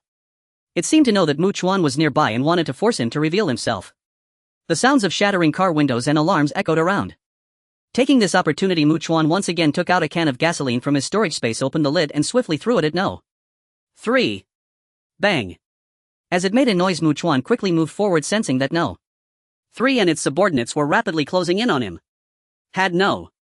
3 spotted him with its massive eyes. He had no choice but to turn on the flashlight to assess the path ahead, seeking a route to evade No. 3. At that moment, he caught a glimpse of No. 3 crushing one small car after another through the rearview mirror of a nearby sedan, its gaping maw wide open, pursuing him with a terrifying ferocity. Chuan swiftly turned again, turning off the flashlight to lose no. 3's sight, taking out a steel bar from his storage space and throwing it to the other side, continuing to hide behind a column. The steel bar smashed through a car window, producing a sound. No. 3 immediately led its subordinates to that location. However, its enormous eyes were also spinning wildly, seemingly frantically searching for Chuan. Chuan, using his perception, ensured that no. 3 could not see him as he slowly adjusted his position. No. 3 continued to attack wildly with its tail and long tongue. Its range of attack was vast. Chuan quickly retrieved 2 more cans of gasoline, opened them and hurled them at no. 3 while turning on the flashlight to check his watch, then retraced his previous path. He was forcing no. 3 to turn around to chase him. After all, no. 3 was massive and the ground was slick with gasoline, making it difficult for it to turn quickly, giving him more time to create distance. Chuan walked in a straight line, using his perception to gauge no. 3's position and confirmed the distance between them, then he stopped and hid behind a column. He remained as still as a patient hunter in the darkness, planning to wait until no. 3 and its dozens of subordinates came nearby before throwing 2 more cans of gasoline. While he still had a bit of time, he aimed to douse no. 3 in as much gasoline as possible. Once I prepared, I should head to the ventilation duct, but if I want to get there quickly, I must turn on the flashlight. No. 3 will definitely see the light, allowing it to constantly pinpoint my location. Chuan thought to himself. Moreover, due to the size difference, no. 3 is undoubtedly much faster than me in terms of movement. He quickly devised a plan to change into a new pair of shoes and escape from a car park without gasoline. After all, he could leap quite far, ensuring he would not fall to the ground. Thus Chuan took out a new pair of shoes from his storage space, changed into them, and as soon as he sensed no. 3 approaching, he hurled the gasoline can and immediately turned on the flashlight, jumping onto a car's roof. He also held a lighter and solid alcohol blocks in his hands. Next, Chuan illuminated the path ahead with the flashlight, jumping from one car roof to another, moving swiftly in this manner. Suddenly he sensed something rapidly flying towards him. Bang! It collided with a nearby car, creating a loud sound. As Chuan jumped, flashlight in hand, he turned to look. It was a regular infected one. Then another regular infected one was thrown over and landed on the ground beside him. After jumping onto a sedan's roof, Chuan turned to find no. 3 continuously using its long tongue and tail to ensnare 2 regular infected ones, hurling them like projectiles. Even the regular infected ones thrown over quickly scrambled to their feet, leaping from their positions and roaring as they lunged towards him. However, compared to his speed, they were as slow as snails. Chuan easily leaped over them, reaching beneath a ventilation duct. He paused, observing no. 3 and its subordinates approaching, quickly igniting the solid alcohol block in his hand and hurling it at no. 3 while leaping into the ventilation duct, moving rapidly. He needed to escape as quickly as possible. Roar! No. 3 engulfed in flames emitted a scream of agony far surpassing that of a fall from a building, with its black swellings continuously spraying forth large amounts of spreading black mist instead of darkness. Meanwhile, its dozens of subordinates rolled about in the sea of flames, but they could not withstand the heat as no. 3 did, soon becoming motionless. In fact, due to the regular infected ones becoming increasingly formidable, he gained 100 experience points for each one kill. The dozens of burnt subordinates of no. 3 combined with those he had previously defeated accumulated a significant amount of experience, allowing him to level up twice. He even believed that with how terrifying no. 3 was, its demise would yield a great deal of experience. He estimated he could level up at least once more. However, Chuan soon sensed that the ventilation duct was shaking violently as if he were on a tumultuous sea, a very unstable situation. No. 3 seemed intent on forcibly pulling down the ventilation duct, but it should be noted that the duct was composed of segments and Chuan had already passed beyond the section no. 3 could tear down. He continued moving forward, spotting the ventilation duct's exhaust fan. Changing position, he kicked it open with force, letting light flood in. As he was about to exit, he sensed something. He suddenly turned to the side. He saw no. 3's gaping maw covering the entire opening of the ventilation duct, dark as if it were bottomless, and its horrifyingly long tongue over 10 meters in length shot out like a lizard aiming to snatch its prey at incredible speed. In this moment of extreme urgency and danger, Chuan had no time to think at all. Instinctively, he took out a crowbar from his storage space, unleashing all his strength and charging towards the terrifying long tongue that seemed intent on dragging him into the abyss. After all, with his agility, even if he jumped out, he would surely make it in time, but one must understand that the tongue of number 3 was over 10 meters long and could probably still reach him. Moreover, he didn't believe that the hardness of this long tongue could rival steel and that it wouldn't break. Naturally, he wouldn't use a large machete to strike, as the ventilation duct was too narrow to swing it with full force and unleash its maximum potential. Thud! The crowbar pierced through the long tongue shot out by number 3 in an instant, producing a muffled thud as it sank into flesh. The long tongue of number 3 recoiled instinctively from the pain. Chuan quickly returned the crowbar to his storage space, burrowed forward, rolled upon landing, and swiftly stood up to look around. The roar of number 3 echoed as he could see that number 3's subordinates were completely ignoring him, frantically gathering towards the southern exit, attempting to break through and allow number 3 to escape. But how could that be possible? The 20-centimeter thick steel door combined with the car wall that number 3 had reinforced after coming down, and the fact that Chuan had stealthily reinforced it in the dark again. Furthermore, the flames had ignited and the steel door was now a scorching hot iron plate. It wouldn't be an exaggeration to say that an ordinary infected person would be burned to death by a collision. Then Chuan quickly distanced himself, entering a nearby building in the underground parking lot. Has number 3 not been burned to death yet? Chuan frowned. Number 3's vitality is terrifying. His mind was heavy. After all, not to mention the entire world and the Sakura country, even in Tokyo, which has 23 districts, the number of mutated infected individuals would definitely not be small. Moreover, the key point is that those mutated infected individuals he couldn't yet contact or see were actually becoming increasingly terrifying. After all, mutated infected individuals would fight and kill each other, devouring one another to grow stronger. As time passed, the mutated infected individuals he encountered in the future would undoubtedly be far more terrifying than number 3. Even if he truly encountered a mutated infected individual that could grow to a giant size, reaching heights of over 10 or even 20 meters, Chuan would not be surprised, rather he could understand. Then he glanced at his watch. About 17 seconds later, he finally received the system notification of acquired experience points. Experience points 3700. Current host experience points 39152600. Host level increased.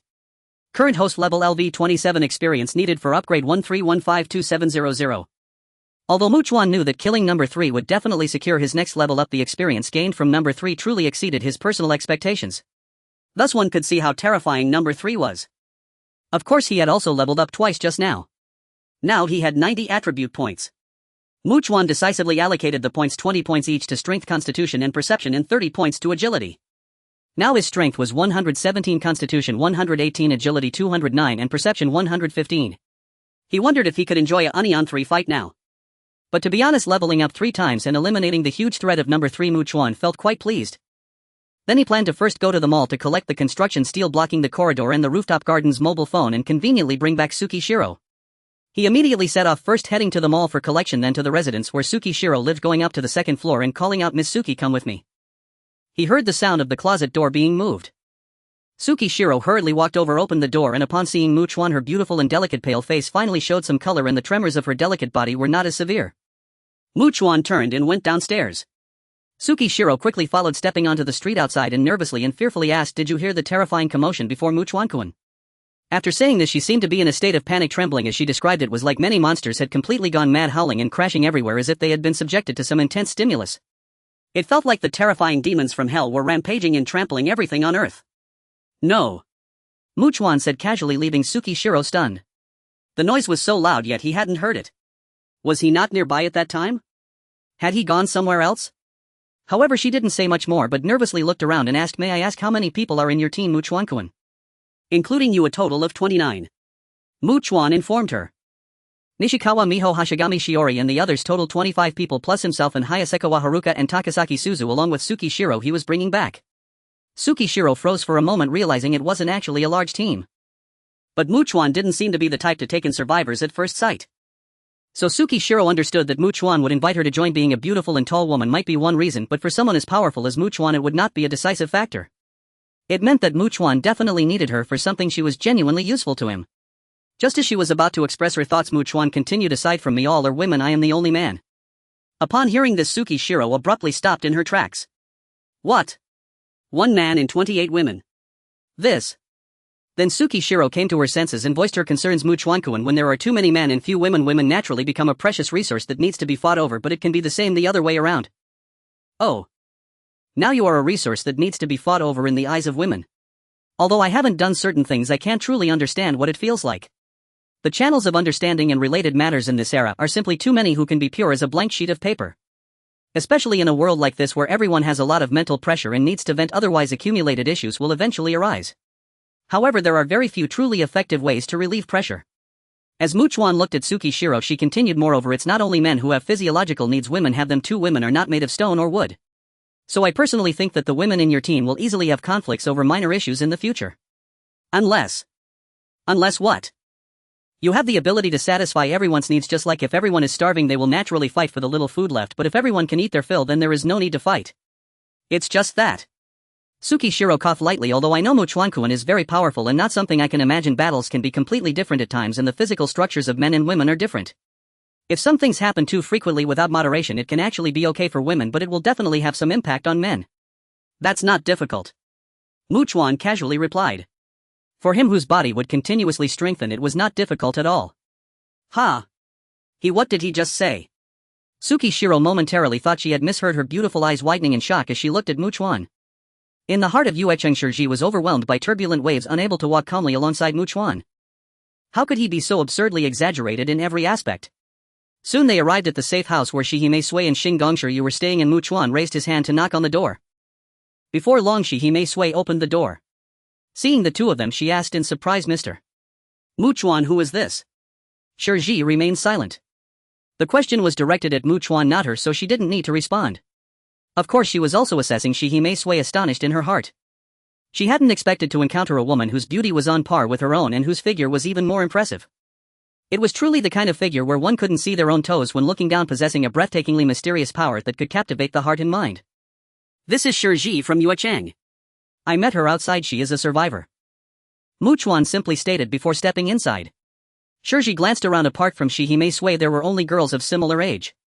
She quickly realized that these individuals were probably brought back by Muchuan from some girls' high school.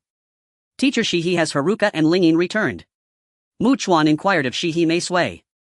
Miss Takasaki taught us the theoretical knowledge of flying a helicopter, and she left with Haruka around 3 o'clock this afternoon. After conveying this, Shihime Sui raised her right hand to her mature beautiful cheek, pressed her lips together and asked with considerable concern, Mr. Muchuan, how much time do we have left? I have already dealt with that mutated infected person.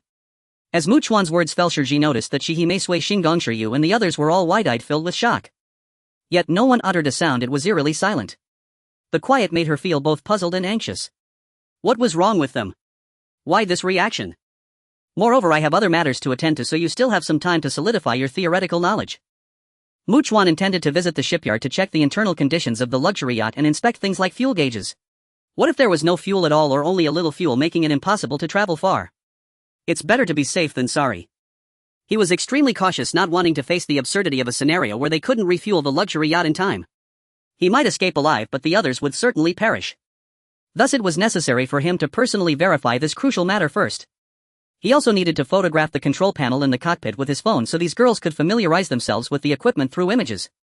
This way they could operate it more smoothly and quickly when the time came.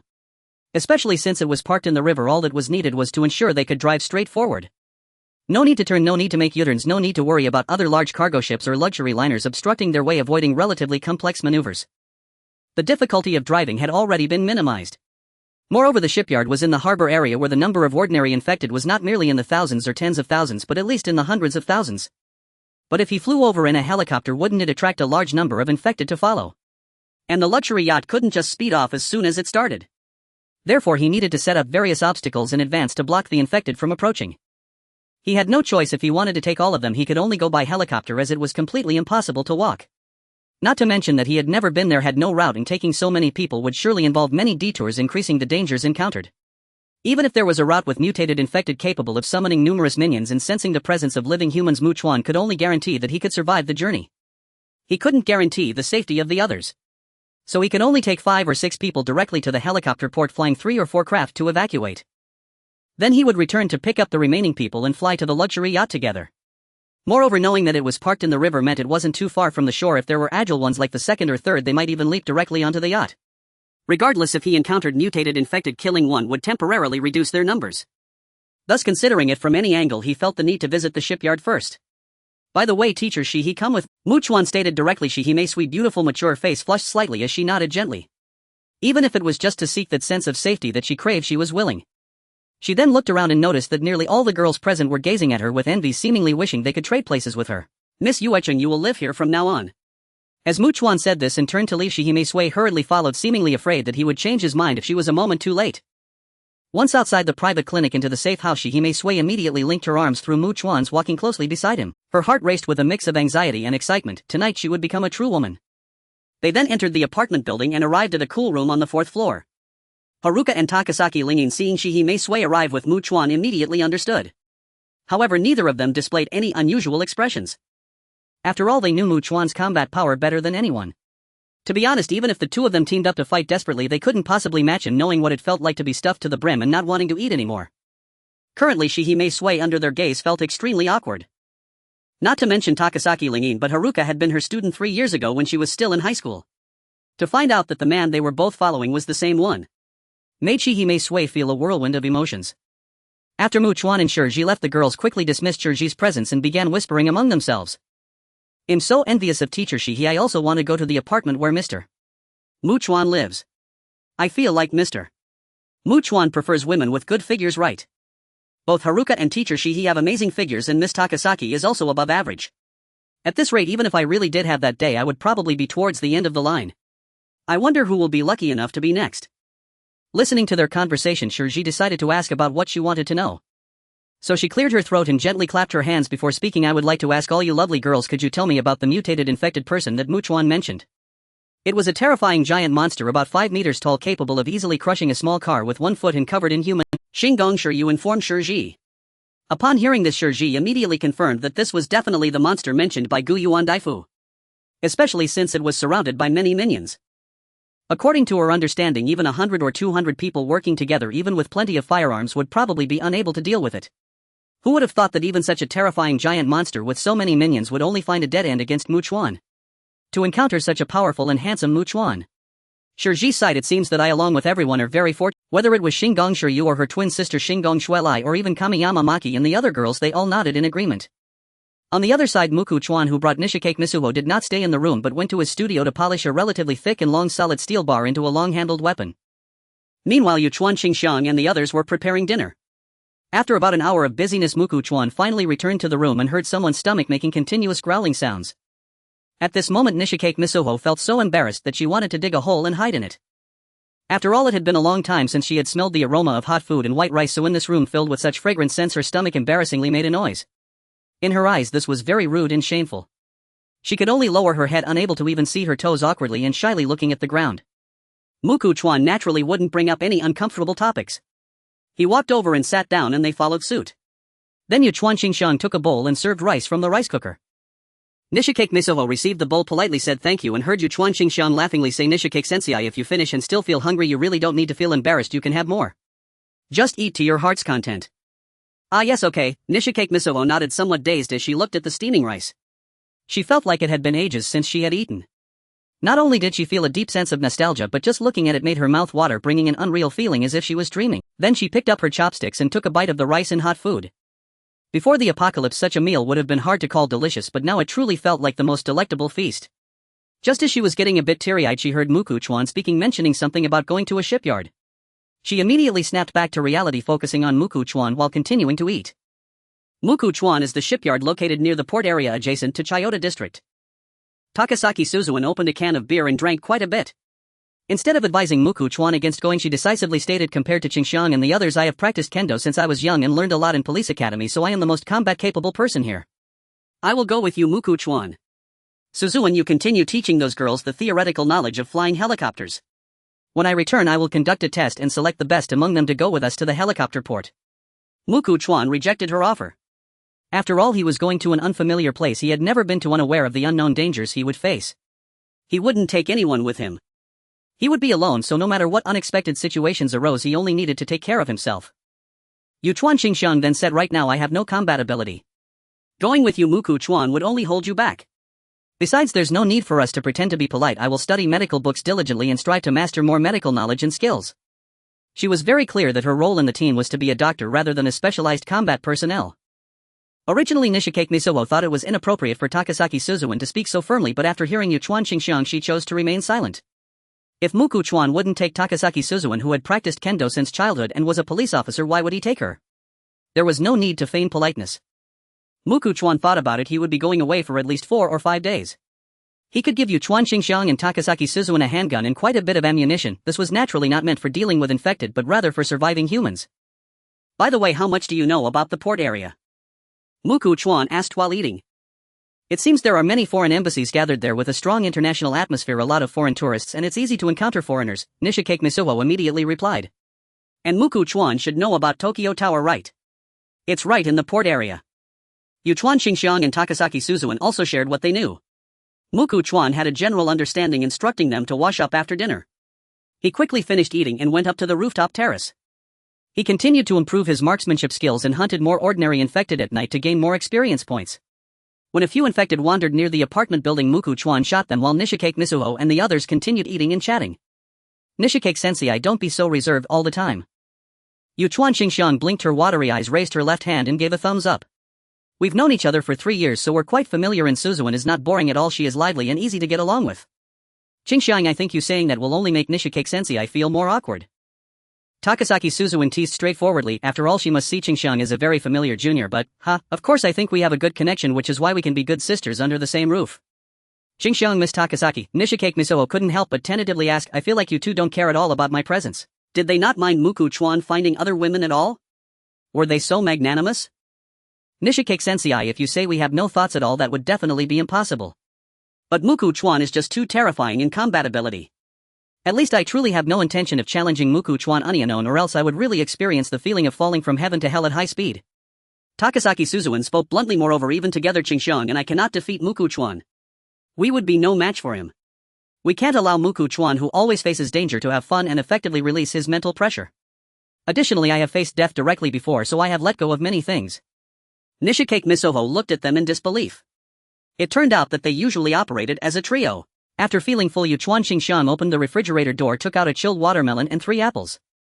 Then she walked to the kitchen, cut the watermelon and apples, inserted several toothpicks and brought over 3 portions to place on the dining table. Next she picked up a small piece of cold watermelon from her portion, put it to her red lips, and while eating said, Nishikake sensei, it's because of Muku Chuan that I have this kind of life, so some trivial matters really don't need to be cared about. After all, in this world, living with a big heart is much happier than living with a small heart. Nishikake Misuho silently watched them while eating rice, then suddenly spoke, by the way Xingxiang, could you lend me a set of clothes to change into after showering? Yu Chuan Xingxiang nodded, walked to the side, opened the wardrobe, took out a set of clothes, and while showcasing them sang cheerfully, Jiang Jiang Jiang. Nishikake Misuho was dumbfounded. Then her face turned red as she exclaimed, Xingxiang, don't be ridiculous. I'm already 28 years old, how could I wear a high school girl's uniform? Well, Nishikake sensei, I can also choose a nurse outfit or a police uniform, 3 options to choose from. Ha! Nishikake Misuho was clearly stunned and then heard Takasaki Suzuan say, it seems that Muku Chuan has a bit of interest in that aspect, but it's not strange for men. I think Muku Chuan might even bring back a wedding dress in the future, which is fine, I actually want to wear a wedding dress. Suzuan, me too. Yu Chuan Xingxiang said longingly, after all, for most girls wearing a wedding dress is a wish or dream, right? Listening to them for a while, Nishikake Misuho finally spoke in a voice as soft as a mosquito, well, I think I'll wear the school uniform instead. After they finished eating and tidied up a bit, Yu Chuan Xingxiang hummed a song and cut a chilled watermelon around 8:30, bringing it to Muku Chuan. Nishikake Misuho, who had already taken a shower, looked at herself in the full-length mirror. The white shirt had a tied bow at the collar paired with a navy blue British-style coat, and the pleated sailor skirt reached her thighs. A pair of attractively long legs were clad in black knee-high stockings, making them even more enticing and creating a graceful and absolute realm with the skirt. However, Nishikake Misuho felt that dressed like this she was simply shameless to the extreme. Nishikake sensei, I will also practice kendo now. Muku Chuan is going to the port area, so I must work hard to protect everyone.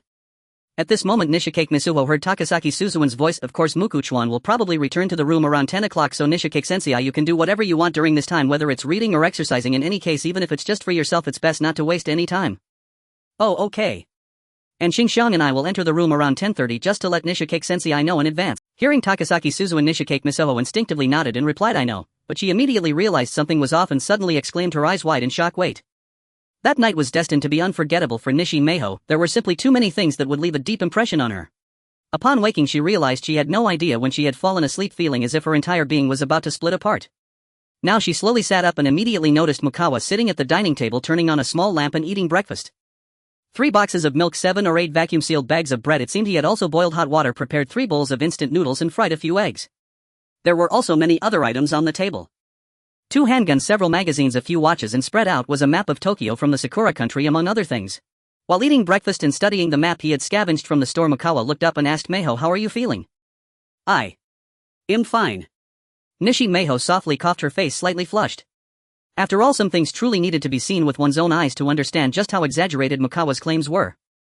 She then stood up and walked over, sitting in a dining chair, and Mukawa handed her a bag of bread, a fried egg, and a box of milk. Thank you. After expressing her gratitude, Nishi Meiho curiously asked, are you heading to the shipyard in the port area today, Mukawa-kun? Mukawa nodded as he resumed studying the map. Hearing this, Nishi Meiho felt a wave of concern wash over her. What if Mukawa went and never returned? She nervously bit her red lips. How many days do you expect to be gone, Mukawakan? About 4 or 5 days. Nishi Meiho lowered her gaze. Previously she had been able to see Mukawa almost every day, even at night, knowing this pillar of support was nearby. But now, during the days he would be absent, who could possibly feel even the slightest sense of security? It seemed that Uesegawa Haruka and Takasaki Suzun had also been awakened by their not-so-subtle conversation, and they both stirred awake.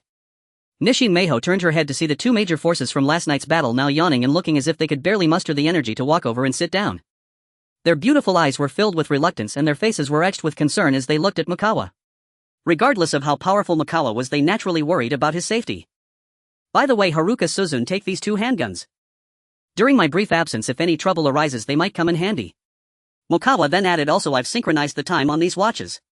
With them you 3 can easily check the time. Mukawakan, I don't need the handguns, just give them all to Suzun and E.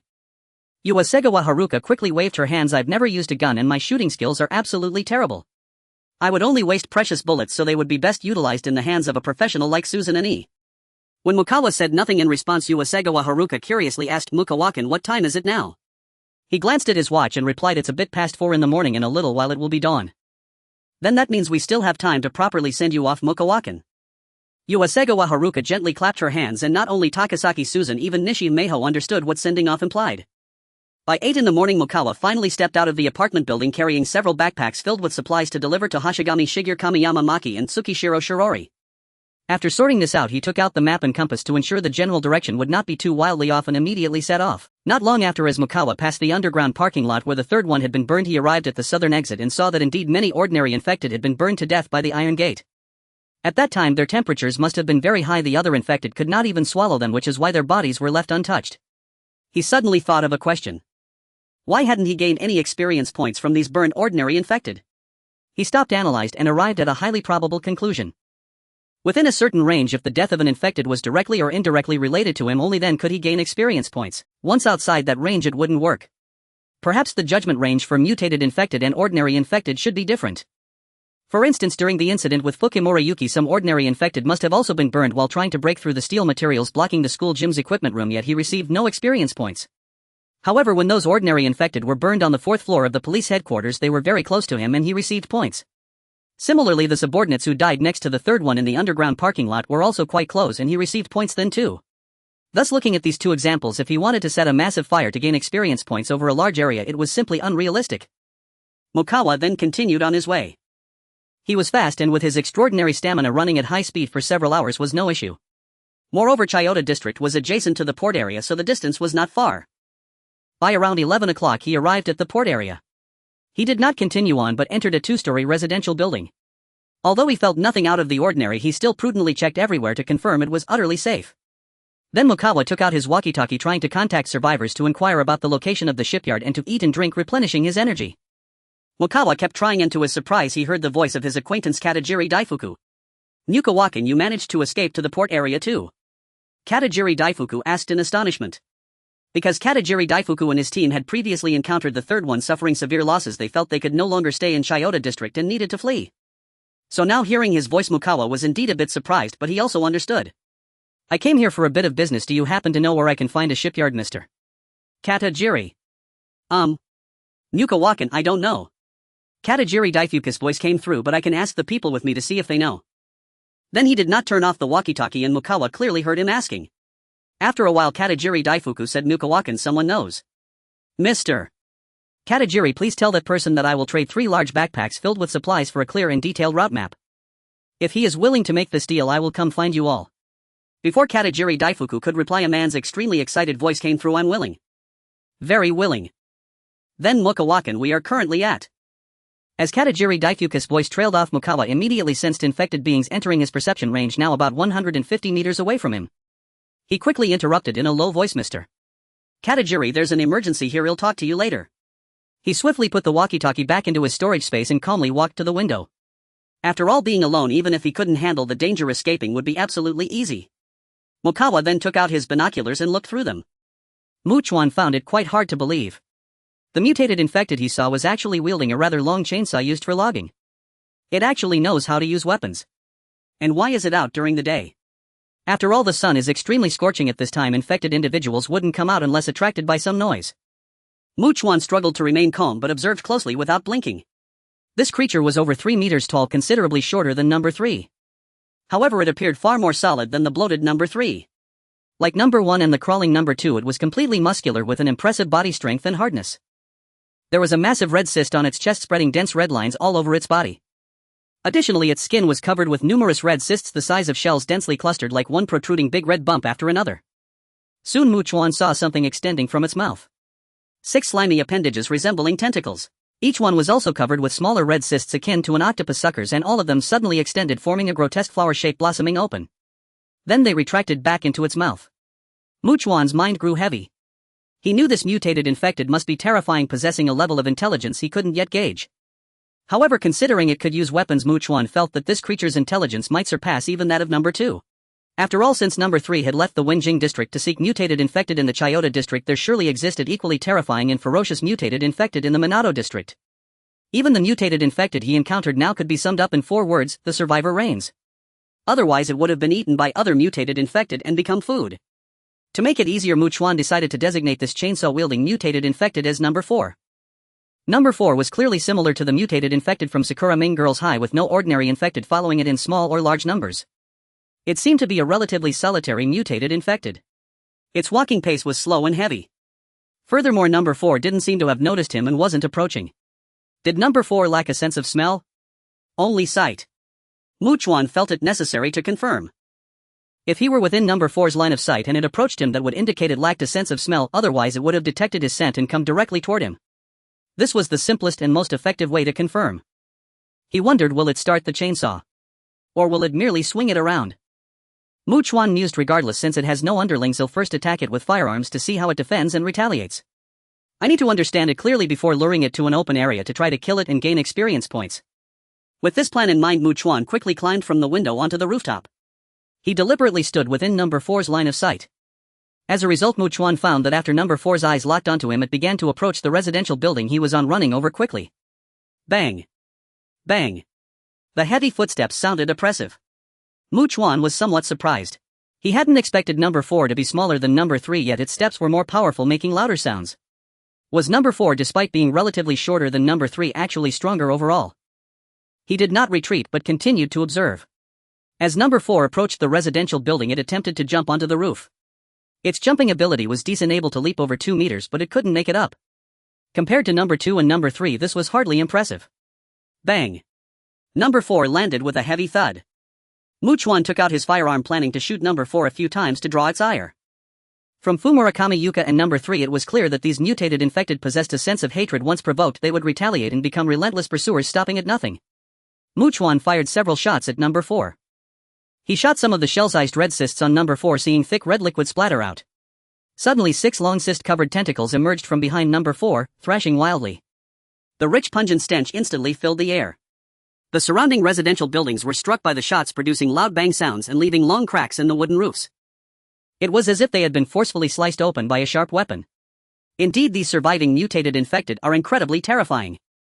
Mu Chuan squinted and said, even mutated infected from other places, as time passes, each one I encounter is like facing a real superboss. He quickly leaped backward, jumping onto the roof of a building behind him, firing at the long tentacles extending from number 4's back. Bullets found their mark. Number 4, struck by the attack, swiftly retracted and disappeared. The bullets immediately ejected from its body, falling to the ground with a crisp sound. Number 4 let out an enraged roar directed at him, the sound carrying far.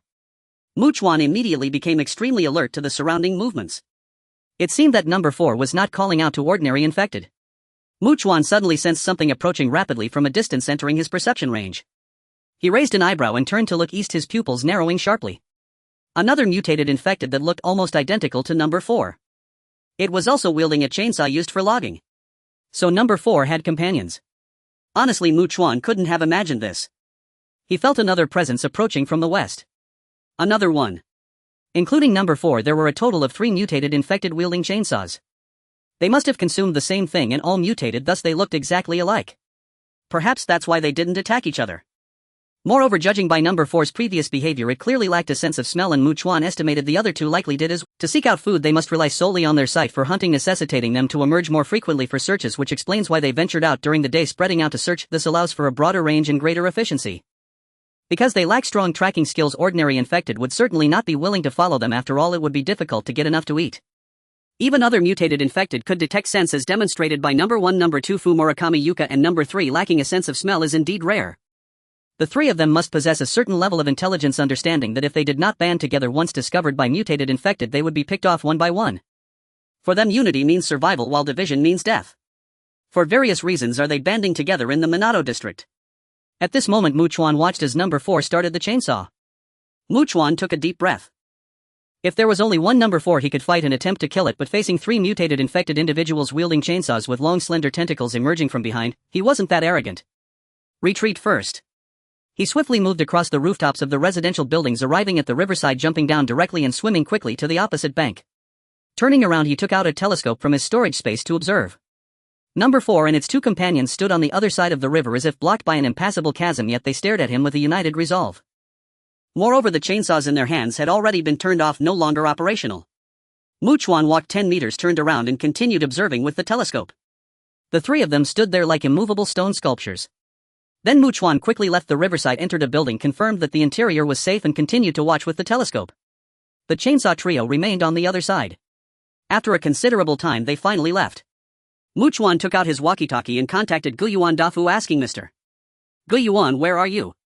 "South of Tokyo Tower," Guyuan Dafu informed him. "Alright, I'm nearby and will contact you again, Mr. Guyuan." Chuan simply concluded before putting away the walkie-talkie. With such an iconic building, it became quite easy to locate. He took out the telescope, ensuring he could see the tall Tokyo Tower from a distance, then proceeded quickly while occasionally checking with the telescope. After about an hour, he reached the south side of Tokyo Tower. He then took out the walkie-talkie and contacted Guyuan Dafu again to get the specific location. They were in a 25-story high-rise building. He took out 3 hiking backpacks, packed some supplies, and entered the building, arriving on the 15th floor, where he saw Guyuan Dafu waiting at the stairwell with 3 members of his team. "I'm really glad to see you, Chuan-kun." Guyuan Dafu laughed heartily. "Come with me." He followed Guyuan Dafu into a larger conference room. Chuan noticed that there were about 40 people present. Moreover, there were many foreigners, while Sakura country individuals were quite few, with only 9 in total, including Guyuan Dafu and his 3 companions. "Allow me to introduce, this is Chuan-kun, a person from the Celestial Empire."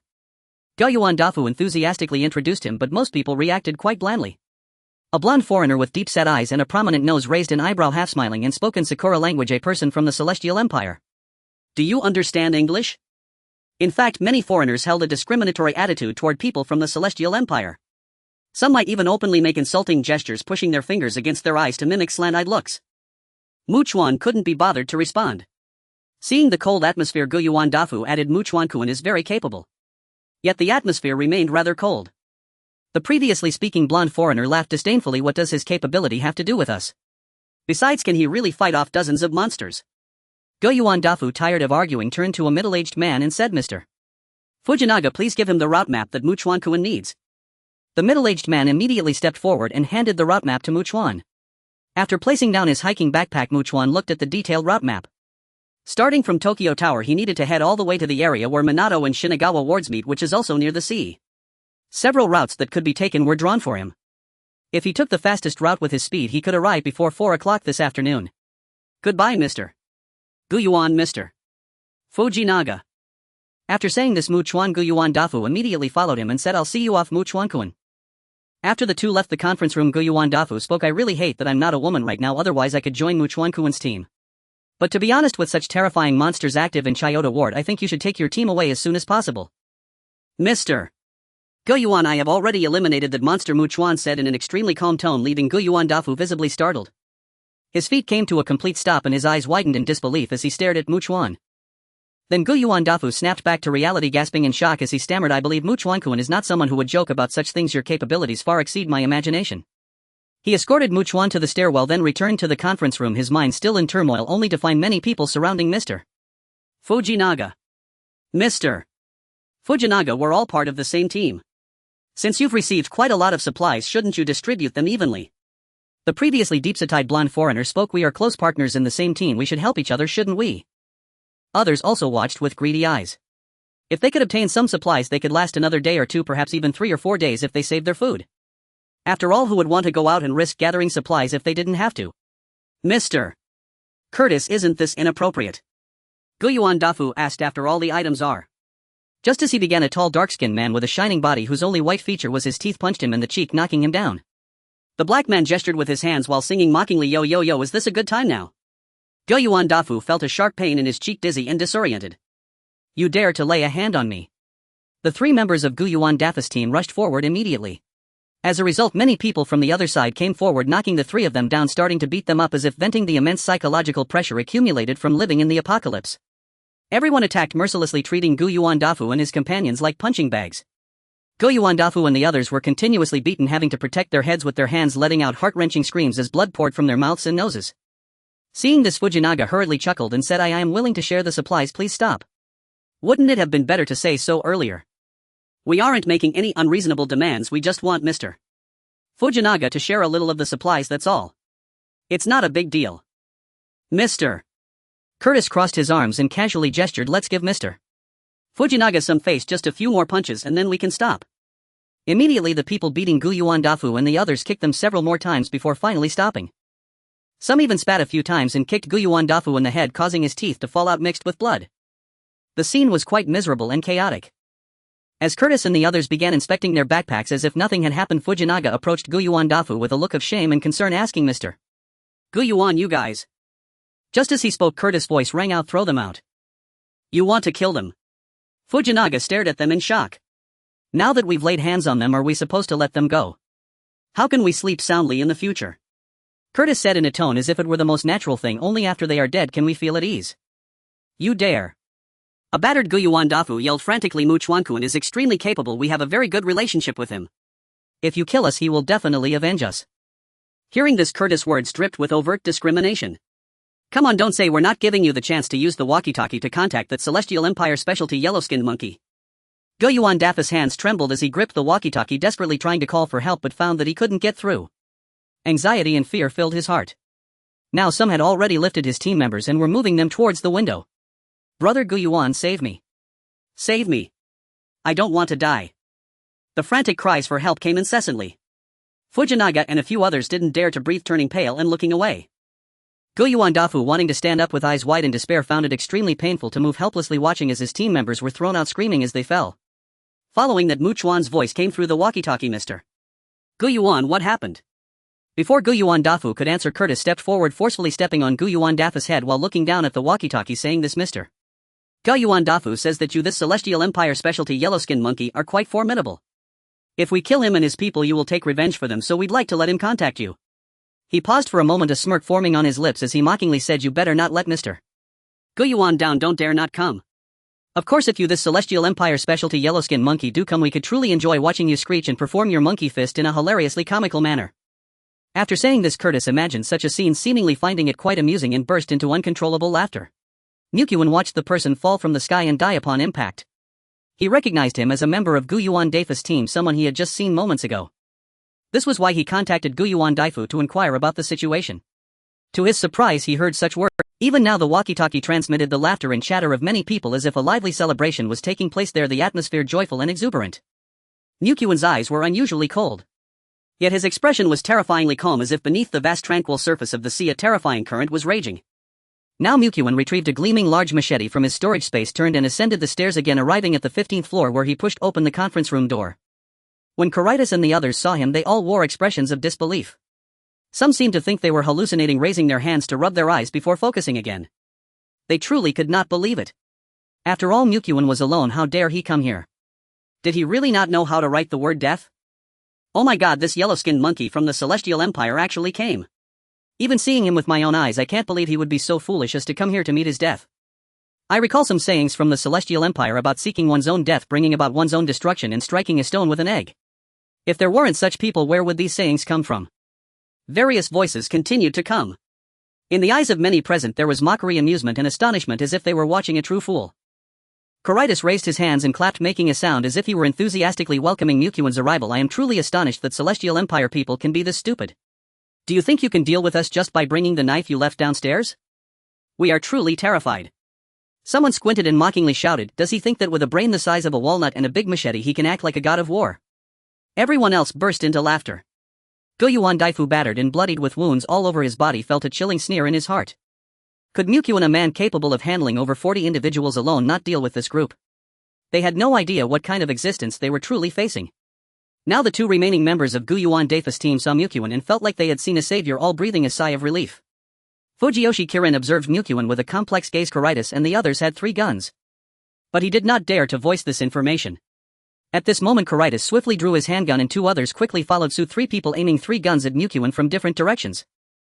Fujiyoshi Kirin and the others merely watched from the side, feeling the oppressive aura emanating from the dark gun barrels, panic rising within them, their breathing quickening as they noticed others picking up bats and iron rods.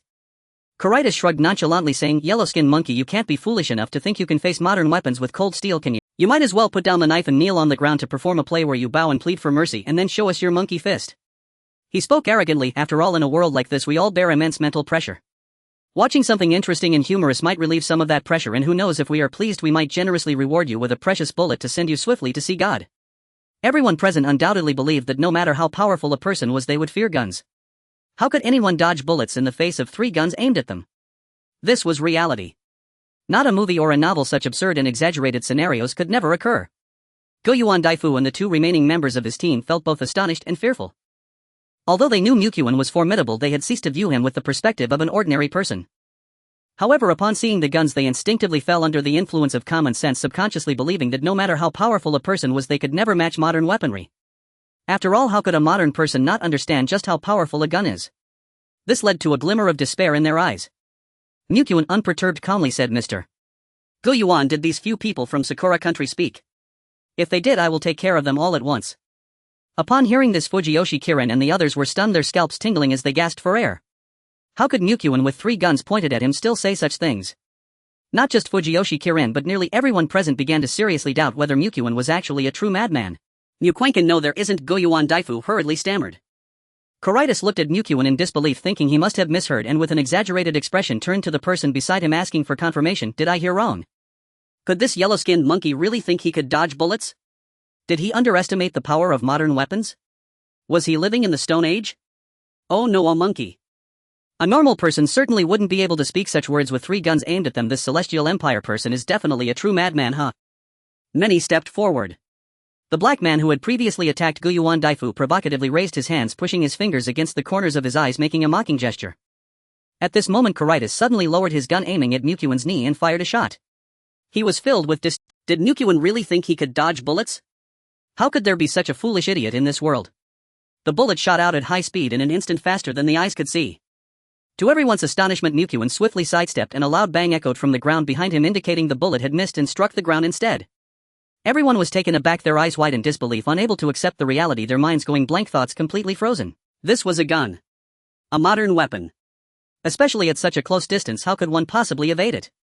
As everyone present felt as though they were falling into an endless abyss of shock, Mukyuan moved swiftly forward, swinging the machete with great speed. However, Mukyuan did not entertain the notion of letting Karitas die easily. He directly severed Karitas' right hand holding the gun and swiftly swung again, cutting off Karitas' left hand. His hands and the gun fell to the ground with a crash, blood gushing from the wounds. The scent of blood immediately filled the air. Karitas' face turned pale, his features twisted as he stared at his exposed flesh, revealing white wrist bone, trembling as he screamed, "My hand!" This caused everyone to feel as if they had awakened from a nightmare, their faces going pale and cold sweat breaking out. The remaining 2 gunmen, their hearts racing and fear evident on their faces, were about to fire when Mukyuan swiftly swung his machete again, severing the hands of the other 2 gunmen, blood spraying. 6 hands, 3 guns, all fell to the ground. And of course the anguished screams of the 3 individuals echoed deeply within the souls of everyone present. Now everyone's legs trembled violently, and many were so terrified that they collapsed directly onto the ground. Even modern weapons like guns could not contend with Chuan. This had completely surpassed common sense. What kind of existence had they provoked? The burly black man with his teeth bared and his body glistening black suddenly regained his senses and hurriedly began to flee. Chuan picked up the handgun that had fallen to the ground stained with blood and without turning his head fired a shot. The bullet pierced through the black man's thigh, blood splattering out like fine threads. The black man collapsed, crawling desperately towards the door. Instantly Chuan fired another shot, hitting the black man's body, causing him to hesitate to crawl out any further, or else he would encounter another bullet. Indeed, this was effective. The black man dared not move. At this moment, aside from Guyuan Daifu and a few others, everyone else had turned pale, beads of sweat dripping down their foreheads, yet no one spoke. Ha ha ha ha ha. At this time Guyuan Daifu seemed to reluctantly accept reality, tilting his head back and laughing maniacally. He laughed so unrestrainedly, so joyfully. Even as he looked at Karitas, who had once been arrogant and seemingly invincible but now lay there with both arms broken and his face twisted in agony, he felt a sense of satisfaction like never before. Even if it meant death, it was worth it. With a knife in one hand and a gun in the other, Chuan approached Coritis, who had lost both arms, exposing his wrist bones and raw flesh, and kicked him. Coritis fell down. However, the intense pain had nearly driven him to madness. "If you make even the slightest sound, I will chop off another of your arms." Hearing Chuan's voice so close, Coritis finally regained a semblance of clarity, only to see Chuan swinging the large knife. His eyes widened, and in that moment his pupils shrank to pinpricks as an intense pain shot through his left shoulder as if it were tearing at his very soul. One of his arms was brutally severed, blood gushing out in torrents. Coritis was in so much agony that he was on the verge of losing consciousness. Yet fearing Chuan would strike him again, leaving him unable to live or die, he gritted his teeth fiercely, nearly grinding them to dust. The black man, who had already taken 2 bullets along with the other 2 disarmed men, dared not make a sound. Their eyes were filled with tears, their pale faces drenched in sweat, desperately enduring the pain that drove them to the brink of madness. The entire scene was one of dead silence. Not even the faintest sound of breathing could be heard. Chuan then picked up a baseball bat from the table and tossed it in front of the black man. "I'm giving you, this black gorilla, a chance to commit suicide with the bat. If you fail to die, I will first chop off your 2 legs, then your hands, and finally your arms." Everyone's heart sank at these words. This was forcing the black man, who had mocked and insulted them, to beat himself to death with a bat. The black man immediately took the bat, striking his forehead with all his might, making loud bang sounds as he endured the excruciating pain of suicide. Then Chuan looked at the others, and one young man suddenly lost his balance and collapsed fearfully, saying, This has nothing to do with us. I really didn't say anything just now." "Neither did I. The ones who mocked and insulted you were only those few," they shouted in a panic. "So it seems that the many voices I heard just now were merely hallucinations," Chuan casually remarked, swinging the large knife towards the young man who had sat down. In an instant, the young man's head and body were severed apart. He died instantly. Blood gushed from the severed neck, spraying several meters high, easily splattering onto the ceiling. Those watching, including Tang Yongjing and others, felt that Chuan was extremely ruthless and that it was better not to provoke this killing god. Once provoked, there was only one path: death. At this moment, the other foreigners began to flee in panic. Chuan swiftly and decisively killed everyone he deemed necessary, leaving not a single one alive. Then Chuan, holding the dripping bloodied knife, approached Coritis and lifted him up. Coritis, still conscious but in excruciating pain, seemed to realize what Chuan intended. Even in his pitiful state, a sudden surge of strength came over him and he began to struggle violently, crying out in fear, "No. Please, please. Please." Just moments ago he had been so arrogant, now he was utterly humble. As Chuan approached the window, he looked down and saw something. It was number 4. And 2 of number 4's companions. They were coming this way. Why were they coming here? Chuan suddenly doubted whether they had been attracted by the loud tragic screams of the person thrown off the building from Guyuan Dafis. Chuan dragged Coritis before the black man, who was desperately striking his own forehead with the bat. Blood flowed continuously from the black man's forehead, staining his entire face red. But the black man was not dead yet. Upon seeing Chuan approaching, his actions quickened out of fear that Chuan would use the large knife on him, and the stench of blood began to seep from under him. Chuan swiftly pulled him out, leading both of them away from the conference room to the top floor. Standing on the 25th floor, Chuan felt extremely high.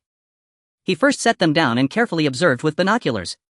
Number 4 and his 2 brothers dispersed as they approached the eastern side of the tall building, as if searching for something. Then Chuan lifted Coritis and the black man, walking them to the western edge of the rooftop. As their faces changed drastically, Chuan completely sealed their mouths and forcefully threw them into the sky, hoping they would fall farther. He wanted to see how sensitive number 4 and his companions were to sound and whether they could hear from a distance. He used binoculars to watch as Coritis and the others crashed through the roof of a house on the west side of the high-rise and fell inside. Here he could hear not a single sound. Then he quietly hurried to the east side, discovering that number 4 and his 2 companions seemed to have spotted the corpse of the person who fell and quickly approached, devouring it before immediately heading towards the direction where Coritis and the black man had fallen. Indeed, they really have no sense of smell, otherwise they would definitely detect the rich blood scent in this building and the living scent of Guyuan Daifu and the others. They wouldn't abandon so much food for just 2 people. Moreover, their hearing seems to have been greatly enhanced. If I hadn't jumped into the river to escape earlier, I would have found it very difficult to shake them off. Chuan squinted, realizing their hearing was indeed formidable. As long as he moved, even if they couldn't smell him, they could still pinpoint his location. After all, it was because of their exceptionally acute hearing that they could accurately determine which sound came from their fleeing prey and not be easily misled. They likely wouldn't be distracted by noises like breaking glass.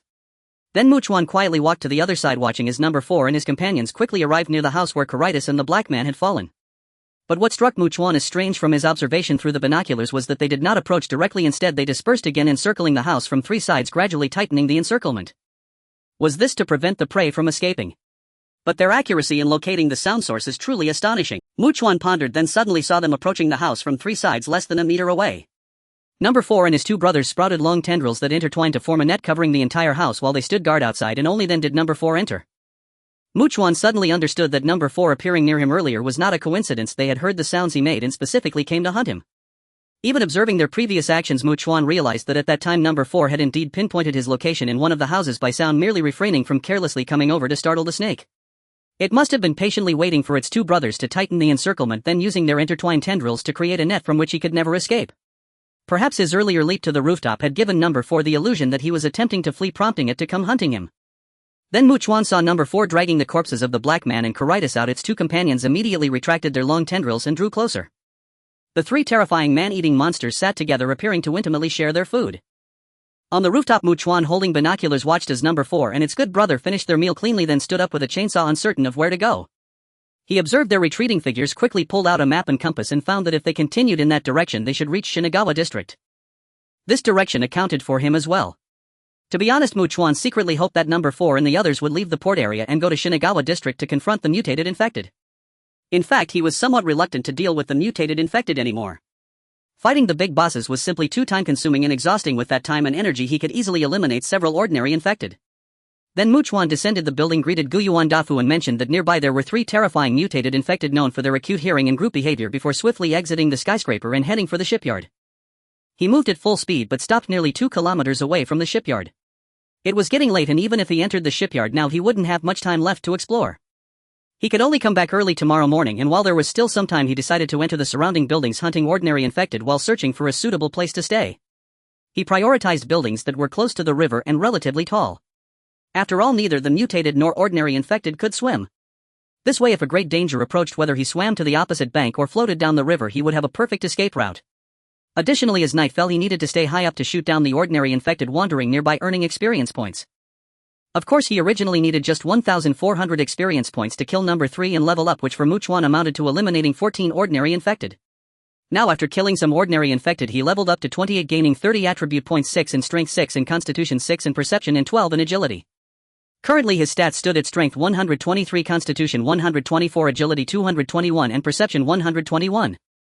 As he was close to leveling up to 29 and realizing it was getting late, Chuan immediately headed to a building about 8 stories high made of reinforced concrete, and upon entering found there were no infected present. He felt somewhat disappointed. Moreover, he hadn't specifically reinforced it. Given its size, he couldn't possibly complete such a massive reinforcement project, so he merely blocked the stairways on the 3rd and 4th floors with steel materials. This ensured that ordinary infected could not come up at all, and in case of a major danger he could jump down to the 5th or 6th floor to reach the riverside. Then he went to the rooftop terrace, sat down, and began eating his dinner. By the time he was about to feast, the sky had completely darkened and eerie low growls from infected echoed from all directions. There were many of them. Even within his sensory range there were at least hundreds of ordinary infected scattered all around him. This puzzled him. Why were the infected in this area so densely packed? Indeed, as night fell, it truly felt like horror had fully awakened. The only thing survivors could do seemed to be hiding in the crevices, shivering and praying not to be discovered. However, after eating his fill, Chuan stood up, took out a silenced firearm from his storage, and moved to the edge, only to find he could no longer see any solitary ordinary infected. The few that remained were at least 3 or 4 together, moving as a group. They behaved like small teams, colliding and merging into slightly larger groups, wandering about, and when they encountered other teams they would amalgamate into an even larger whole, becoming increasingly spectacular. It seemed as if they could easily form a sizable torrent of frenzy. Chuan observed this change. He began to vaguely understand why there were so many ordinary infected in this area. They probably had wandered in groups last night, and today as the sun rose they hid inside buildings to rest, only to come out at night and continue moving together, right? Moreover, they were constantly entering and exiting various buildings, searching for food rather than aimlessly roaming the streets.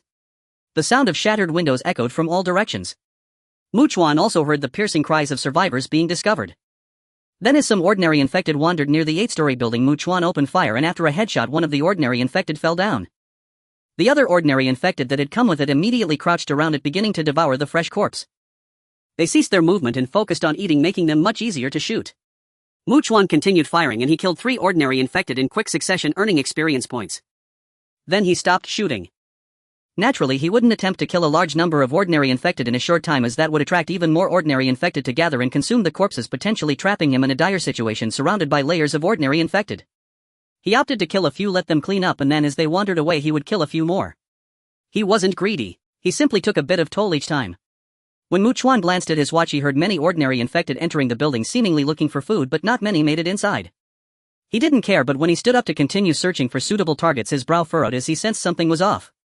Generally speaking, ordinary infected who relied only on sight and hearing without a sense of smell wouldn't deliberately go upstairs unless attracted by noise.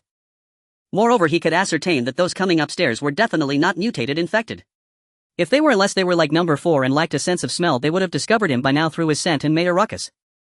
In fact, the ordinary infected seemed to want to break through the steel materials blocking the stairway but found it impossible. Chuan then sensed that its roar sounded distinctly strange. Chuan immediately suspected that it had probably encountered similar situations before and had accumulated experience, so when it came in it instinctively went upstairs knowing there was a way up, but now it couldn't ascend being blocked. There was likely food up there which excited it. It seemed that the roar was also conveying some useful information as if to inform nearby kin that there was food above and similarly calling other ordinary infected to come and break in to explore thoroughly. Roars erupted nearby, seemingly transmitting information from further away. Soon roars sounded from a distance, then even further away. Chuan suddenly heard the sound of windows breaking from below. He sensed that many ordinary infected were rapidly coming up, working together to break through the steel materials blocking the stairway. Soon they found that they couldn't break through and jumped out of the windows. While Chuan was in shock, he sensed that they clustered together, seemingly forming a mass, continuously howling as if madly calling more of their kind to come here. He vaguely felt that this situation was not right. He decided to leave, jumping down from the 6th floor and swimming away in the river. After all, it was too high here. The rooftop on the 8th floor was exceedingly high. With his current physical strength, jumping down, he might get injured or he might not. But for him there was indeed an uncertain risk. As he prepared to act, Chuan sensed something and quickly looked down. His eyes widened considerably. Many ordinary infected nearby were already spreading below, seemingly trying to form a human wall. In just a few seconds they had formed a not insignificant slope thick wall that looked 2 or 3 meters high. It appeared like a mass of gigantic maggots writhing together. This scene was simply breathtaking. Because ordinary infected were converging from all directions, this wall was rapidly growing larger. Chuan also heard many thuds and plops as they fell into the water. He quickly moved to the side to look, discovering that even the ordinary infected across the river were rushing over, but they couldn't swim, thrashing wildly in the water, splashing countless droplets. Now how could he possibly jump into the river to escape? Chuan quickly walked in other directions, continuously observing ordinary infected were gathering around here in massive numbers. He felt like he was on a small island with no way to escape. Now Chuan found it hard to calm his mind. Although he understood that the mere fact that ordinary infected individuals could group together, hunt everywhere, and exhibit collective consciousness indicated they were not entirely mindless creatures devoid of any intelligence, he was still astonished to discover that ordinary infected could rally together at the call of one. It was akin to a village where at night when one dog barked, the nearby dogs immediately joined in, and soon all the dogs in the village were barked. The fact that just one could easily trigger such a terrifying chain reaction, attracting numerous ordinary infected individuals from all directions, effortlessly creating a raging tide, was truly astonishing. What shocked Chuan even more was that they could find a way into a high-rise building blocked by obstacles by forming a human wall outside. From this perspective, Chuan felt that no matter how solid a safe house on land or how impregnable a steel fortress might be, once discovered by mutated or ordinary infected individuals, it would only be a matter of time before it was breached. Mutated infected were dangerous, but the sheer number of ordinary infected could be even more perilous. Chuan's mind was racing with thoughts. Wait. This is also a prime opportunity for me to gain experience points. I'll pour gasoline down first. Ignite that rapidly spreading human wall. Fire attacks are always the most effective. The more urgent the situation became, the calmer Chuan was thinking. Even if this commotion attracts mutated infected, it's hard for 2 mutated infected to exist in the same area. After all, they would fight each other to become stronger, usually only one. For him, if it were a smaller creature like the number 2, he likely wouldn't even need to buy system items to defeat it. And if it were a giant like number 3, he could detect its approach early and escape in time. Thus Chuan first approached the human wall, pouring 6 barrels of gasoline down, then took out a lighter, igniting a block of solid alcohol and throwing it down. Instantly flames erupted below, accompanied by the agonized wails of ordinary infected. Chuan looked down and saw many ordinary infected were engulfed in flames as if suffering unbearable pain, frantically fleeing and crashing into houses or other buildings. Some were completely on fire, turning into fiery figures rolling on the ground, spreading flames everywhere. Other ordinary infected trying to approach the human wall were now motionless, seemingly unable to get close due to the terrifying heat wave rushing towards them. Ordinary infected were not resistant to burning. Those Chuan could see fully ablaze ceased to move after just a few seconds, completely charred. Yet the flames on them continued to burn unextinguished. Chuan immediately gained over 1,000 experience points, leveling up to level 29. He quickly allocated his points 5 in strength, constitution, and perception, and 15 in agility. Those who crashed into wooden houses and other structures seemed to ignite the flammable materials inside. Nearby buildings also began to catch fire. Chuan paid no attention to these, swiftly moving to the other side, pouring several more barrels of gasoline, throwing down ignited solid alcohol blocks to light them up. A blazing fire erupted once again. Heat waves danced wildly from both sides. Chuan realized he could ignite anywhere there was danger against the ordinary infected. Now some ordinary infected were caught in the flames, emitting urgent cries of pain, quickly becoming Chuan's experience points. Those ordinary infected, watching their burning kindred from different directions, felt the relentless heat wave coming and also began to roar, seemingly conveying or sharing some information with other nearby infected. In any case, the sounds echoed in waves, continuously transmitting into the distance. Chuan had no idea how far the message would travel. But he immediately sensed that the ordinary infected surrounding the buildings were all slowly starting to retreat. It seemed they were now wary of this place, daring not to approach. Huff. Chuan took a deep breath, but suddenly realized that even ordinary infected now knew to retreat, unlike before when they only acted on their frenzied feeding instincts. Indeed, various aspects were strongly proving that they were continuously evolving. He took out 2 bottles of coffee from his storage, opened them and drank them in one go to perk himself up. Tonight was too dangerous and he had to remain vigilant, not allowing himself even a minute of sleep. Then he began to contemplate. Since they could form a human wall, setting up layer upon layer of obstacles at the shipyard would be utterly useless, achieving no effect. He had to ignite the entire shipyard when he arrived by helicopter, using a magnificent inferno to prevent the large number of ordinary infected from following the sound of the helicopter. Otherwise, if they fell into the water, the river would be filled with struggling ordinary infected, which might cause a slight hindrance to the ship's. He pondered back and forth, feeling he needed to place a large amount of flammable materials all around the shipyard in advance, ensuring that the flames could spread at the fastest speed, burning fiercely and buying him ample time. However, he hadn't relaxed for long when he heard a very loud and urgent roar coming from across the river. Chuan's heart tightened. Was it another wave after just calming one? He didn't lament his bad luck or anything. Instead, he immediately took out his binoculars to look. Although the bright moon hung in the sky and there were still flames near the building, the visibility in the dark was nowhere near that of daytime. Chuan could only vaguely see a crawling mutated infected dashing towards the river at an incredible speed, leaping into the air. Its jumping power was astounding, easily clearing the river, landing with a thunderous bang. Chuan felt the entire building beneath him tremble violently. Now that it had jumped over the river and was closer, Chuan realized this crawling mutated infected was significantly larger than number 2. Its body length was at least 7 meters, with its crawling limbs resembling thick cylindrical pillars, and if it stood upright it would tower over number 3. It truly looked like a fearsome prehistoric beast, fierce and terrifying appearing in modern times, leaving one awestruck at the mere sight. Now Chuan could clearly see that no 4 and its 2 good brothers had thoroughly plunged their long slender tentacles into the body of the mutated infected being, comparable to a prehistoric behemoth. The 3 brothers resembled parasites that had attached themselves to it, clinging tightly. Moreover, they extended a sticky, rather disgusting mouthpart resembling flower petals from their mouths, biting down tightly while frantically cutting into its flesh with chainsaw-like movements, intent on tearing it apart. Blood and flesh splattered chaotically in all directions. The scene was extremely gory and impactful, striking to the eye. Chuan did not find this spectacle surprising at all. Although the 3 brothers lacked the sense of smell, other mutated infected beings did possess it and would surely seek them out to devour them, becoming stronger. In simple terms, the 3 brothers of 4 were indeed experiencing a case of trouble coming from the sky while the person sits at home.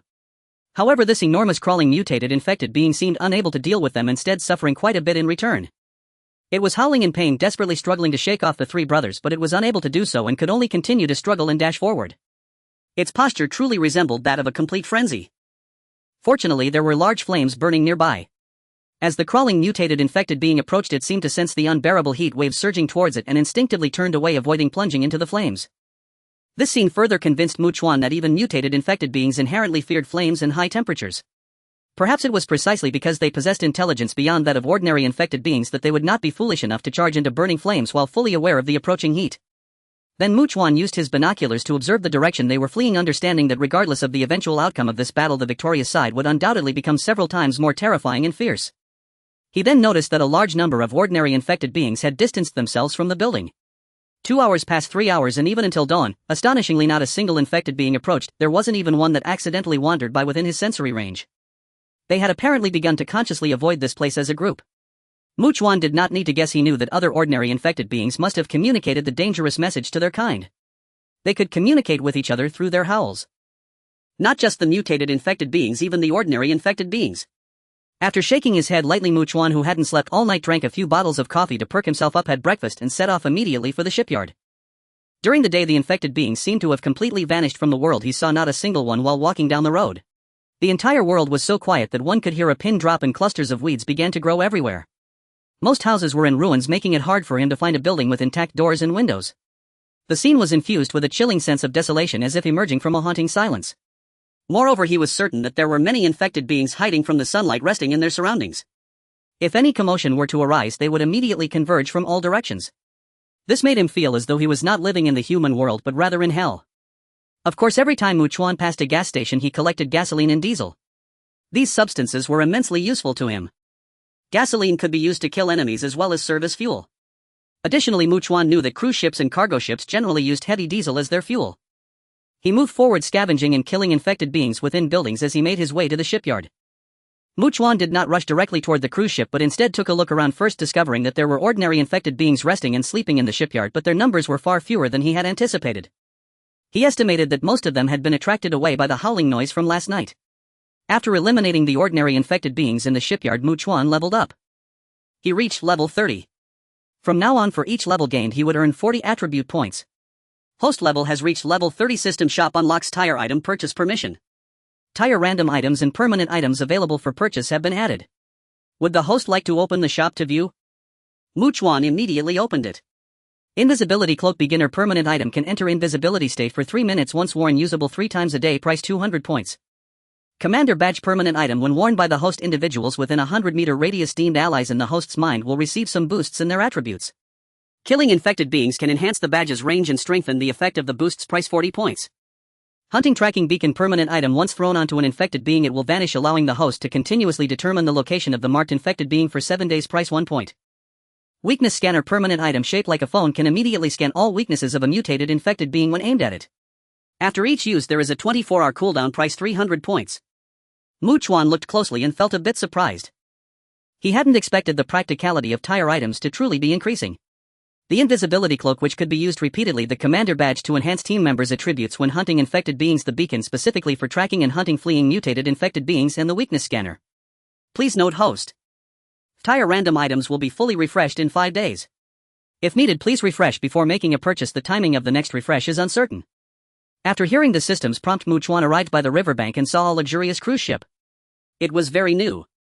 Very large. From his estimation it was over 200 meters long, at least 35 to 36 meters wide, and approximately 40 meters high at the waterline. This was the first time Chuan had seen a large cruise ship, feeling as if he was facing a colossal object. Honestly, even the 5 turtle no. 3 in that enormous crawling mutated infected being appeared very small in front of it. Now it was quietly anchored in the very wide river about 10 meters from the shore. Chuan retreated several dozen meters, sprinted forward at full speed, and jumped in a running state. He could now jump very high and far, landing on the cruise ship's deck, rolling to a stop and quickly standing up to look around.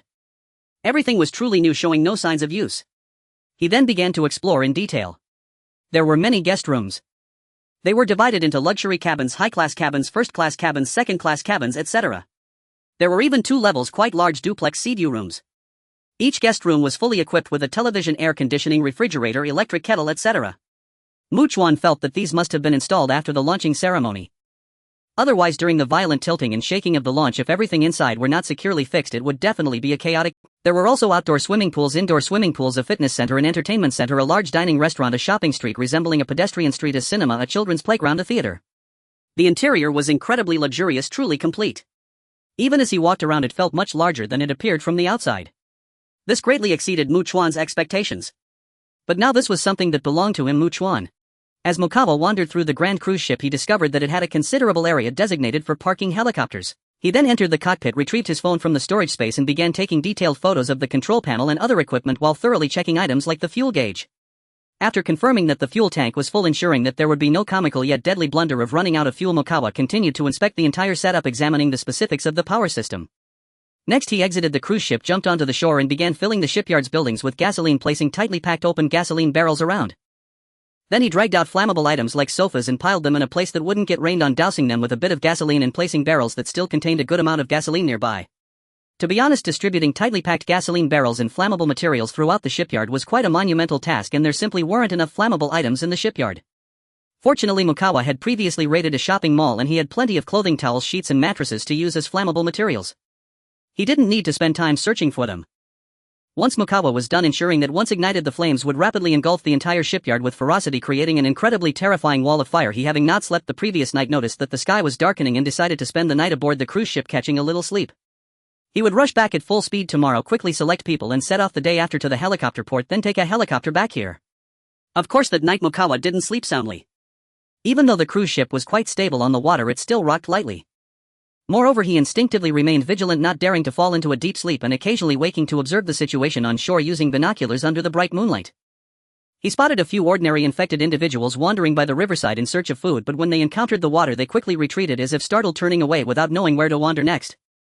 When dawn broke, Mukawa jumped to the shore, glanced back at the cruise ship and swiftly exited the shipyard, racing back to the safe house in Chiyoda district. Now he moved faster and ran longer. By noon, Mukawa had arrived nearby and heard a familiar roar. He easily leaped onto the roof of a house and pulled out his binoculars. Indeed, it was number 2. It had lost an arm. However, Mukawa was somewhat surprised to see that the severed left arm of number 2 had sprouted a small new arm that would clearly no longer resemble a human arm and was filled with a terrifying ferocity. Mukawa recalled that number 2 had been exposed to the bone when attacked by Yuka Tamamura in the police headquarters, but it quickly grew back new flesh, indicating that number 2 possessed the ability of regeneration. Before escaping the police headquarters, it must have successfully fed on Yuka Tamamura's flesh, right? But certainly not much. Could just a small piece of flesh allow number 2 to perfectly integrate Yuka Tamamura's traits? Was number 2's ability of absorption and integration really that strong? Yet now it seemed to fear him even more, keeping its distance and hiding behind 2 of its subordinates while outside his perception range. Mukawa felt that number 2 had probably confirmed that number 3 had also been killed by him, right? Then number 2 crouched down, completely pressing itself against the roof, quivering in humility, and pointed to a certain direction. Mukawa noticed that it pointed towards the direction of his safe house. He jumped down from the roof and approached the 4-story apartment building where he lived, seeing dozens of gasoline barrels stacked here. Number 2 had followed him, entering his perception range. Yet it still hid behind its subordinates, using them as shields while letting out a roar. It seemed to convey that these gasoline barrels were gifts from it, begging him to spare its life and not to pursue it relentlessly. Then Mukawa first collected the gasoline barrels and entered the apartment building, finding that Haruka Hayes, Suzu Takasaki and Miho Nishikaku were all absent. So he rushed to the 3-story private clinic, and after contacting them via intercom on the way, upon arrival he discovered that not only the 3 women with whom he had substantial ties but also Shiki Hashimiya, Shirori Tsukijo and Maki Kamiyama were all outside. The sleep-belied women all looked pleasantly surprised, joyfully gazing at his return. "Let's talk inside," Mukawa gestured, and they promptly stood aside, facing each other and making way. This instantly gave Mukawa a feeling that was hard to describe with words. He paused for a moment, and after entering they quickly followed one by one, all focusing intently on Mukawa. To be honest, the difference when Mukawa was present and absent was immense. Even though Shiki Hashimiya and Maki Kamiyama lived here, when night fell they knew that Mukawa was not far away, which provided them with some sense of security. When he was gone, no one felt secure at all. At night no one dared to sleep. They would read books and study theoretical knowledge until dawn before sleeping. At this moment Mukawa asked, "Did anything happen while I was away?" Nuka walking, "Yes, the monsters would constantly come in and out of the buildings at night."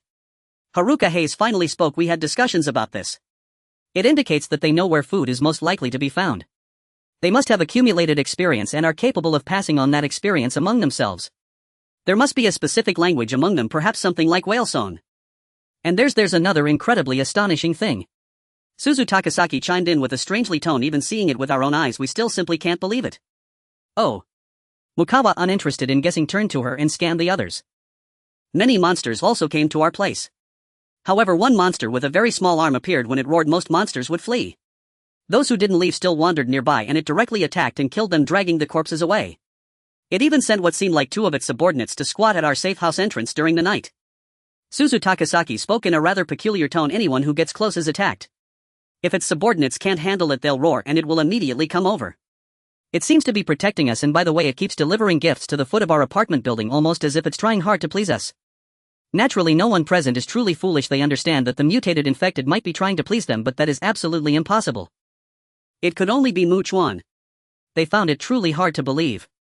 To be honest, they were not unaware of how formidable Chuan was, capable of taking down more than 40 people, able to handle number 1 Fujiwara Yuka as well as the tall and incredibly fierce number 3. However, they never expected that such a powerful mutated infected who had subordinates would so fearfully respect Chuan and perform such astonishing acts. This was indeed a chilling matter to ponder. Just how terrifying was Chuan in the eyes of that mutated infected? Thus they increasingly felt from the depths of their hearts that if there were a place in this world that could be considered relatively safe, it could only be by Chuan's side. "It is called number 2, encountered on the night I killed number 1. Number 2 is much smarter than the average mutated infected." Chuan calmly informed them, "It never approaches me or attacks me, always maintaining a distance from me." He naturally understood that number 2 was extremely powerful against ordinary infected, truly capable of resembling an invincible war god. A mutated infected is still a mutated infected, do not mistake it for a useless being. Number 2 merely appears weak and pathetic against its mutated kind, often fleeing like a frightened creature.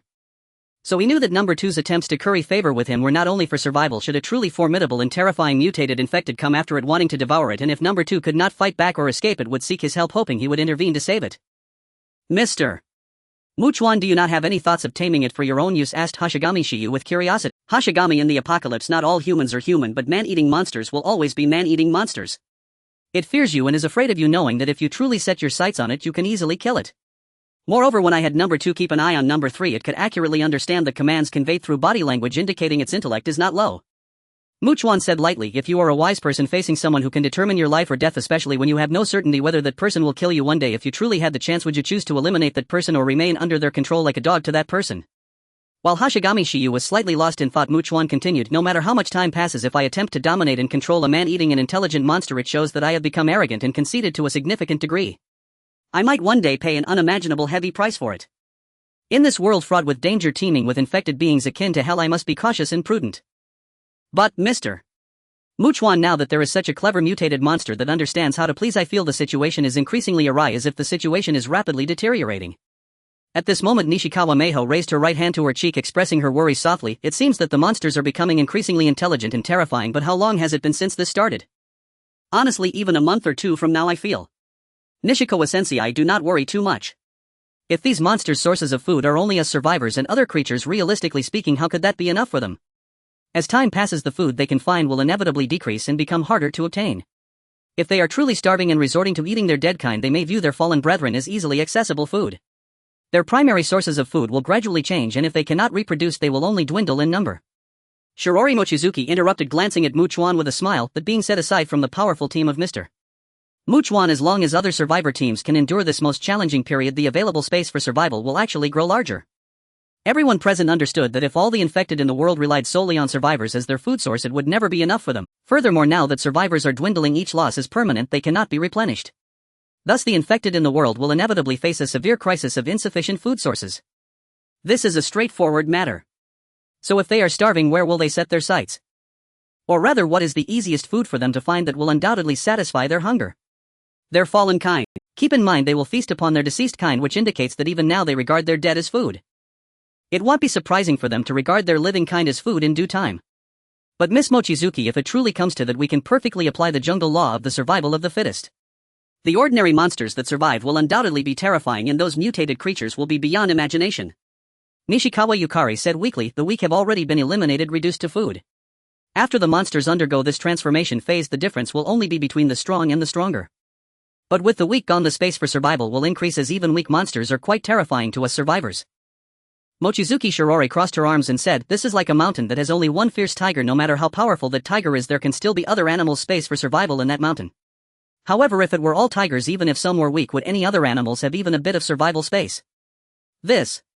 Nishikawa Yukari bit her lip, and as she pondered, Chuan spoke, Susan, around 3 o'clock this afternoon, please test their theoretical knowledge about flying helicopters. I need to step out for a while and will likely return around 4. He also needed to go nearby to hunt ordinary infected beings to level up. Then he took out his phone and handed it to Nishikawa Meiho, saying, Meiho, this contains detailed images of the cruise ship's cockpit and more. You can use these images to simulate the operation. After saying this, Chuan walked to the door and everyone was watching his back. At this moment he remembered something and added, when I return I will bring back plenty of rice, canned goods, and long-lasting vegetables and fruits. There will be enough for everyone to eat to their heart's content. This was something they had previously agreed upon. As a man, he would keep his word. Nishikawa Meiho, Yohasakawa Haruka, and Takasaki Susan observed the girls present, noticing that even calm-looking figures like Hashigami Shiyu and wealthy young ladies like Mochizuki Shirori were swallowing hard, their faces filled with excitement. Chuan moved in and out of the building without pause, hunting down infected individuals everywhere, continuously gaining experience points until he stumbled upon a shopping mall, which he then ransacked, emptying the entire place. He had now leveled up to level 32 with a total of 80 attribute points for 2 levels. He used his points to purchase a commander badge and quickly allocated his points. 15 points in strength, constitution, and perception, and 35 points in agility. His current stats were 151 strength, 152 constitution, 280 agility, and 148 perception, having gained some points when leveling up to 30 at the shipyard. He then returned to the entrance of the 3-story private clinic, taking out 6 bags of rice, 3 multi-port plugs, 10 electric hot pots for cooking a rice cooker, a large number of canned meats, onions, pumpkins, and various vegetables, along with a fair amount of fruit. Watermelons, apples, pomelos. 5 boxes of drinks piled up here, resembling a small mountain. He then raised his hand and knocked on the door. After Nishikawa Mieko opened it, Chuan said everyone come out and help move the stuff. Immediately several girls came out and within 2 minutes everything was moved inside. They all wore expressions of joy and excitement as they busily chatted among themselves in hushed tones. Kozaki Suzun walked up to Chuan and quietly asked, how many people do you need? Count me and Suzun in and add 4 more. We'll pair up to take 3 helicopters, that should be enough to evacuate the remaining people here. Chuan continued, as for the remaining helicopters at the airfield, we can take one back with us later, completely evacuating them. Even if we have to dismantle them for spare parts upon return, it will still be worthwhile. He felt that the helicopters might be extremely useful for him. After all, he could attempt to hover several dozen meters above the ground, creating a loud commotion to attract a large number of ordinary infected from all directions while he remained safe and dropped gasoline from a high vantage point. If he could effortlessly gather a massive amount of experience points within such a range, then the helicopter would be a super artifact for him to farm monsters and gain vast experience. But Chuan about the fuel issue. To be honest, gasoline would be manageable, but if we need aviation kerosene we would have to go to the airport to find enough fuel. Kozaki Suzun said with furrowed brows, the fuel station at the helicopter airfield will definitely have limited supply, and according to Mr. Gu Yuan's notes, those that require a key to start are likely gasoline powered. Most helicopters that can start without a key use aviation kerosene. So if we go, we can only take the helicopters that use aviation kerosene. Although there were indeed some gasoline powered helicopters, it seemed they had no real choice. To put it bluntly, where are they supposed to find keys now? Perhaps they could be on some infected individual. But helicopters also need fuel. Without it they would just be useless scrap metal occupying space, possibly even quite an eyesore. However, everyone knew how large the daily foot traffic was at places like airports. Suzun, which 4 people? Chuan asked. One of my good sisters Mieko, as well as Hashikawa Yukari Kamiyama Maki and a girl named Hanada Eri. Of course Hanada Eri is the most capable among them. After Kozaki Suzun finished speaking, Chuan was already familiar with Hashikawa Yukari and Kamiyama Maki. He was also quite surprised by Kamiyama Maki practicing with a composite bow and learning it so well. He then called out, Mieko, Hashikawa Yukari Kamiyama Maki and Hanada Eri, come upstairs with me. Suzun, you come too. They then went up to the 3rd floor of the clinic. Now Chuan was observing Hashikawa Shizuku's twin sister Hashikawa Yukari. The sisters' appearances and figures were almost identical, yet they gave off distinctly different vibes. The elder sister appeared to be a rather calm and strong girl, while the younger sister seemed soft and weak.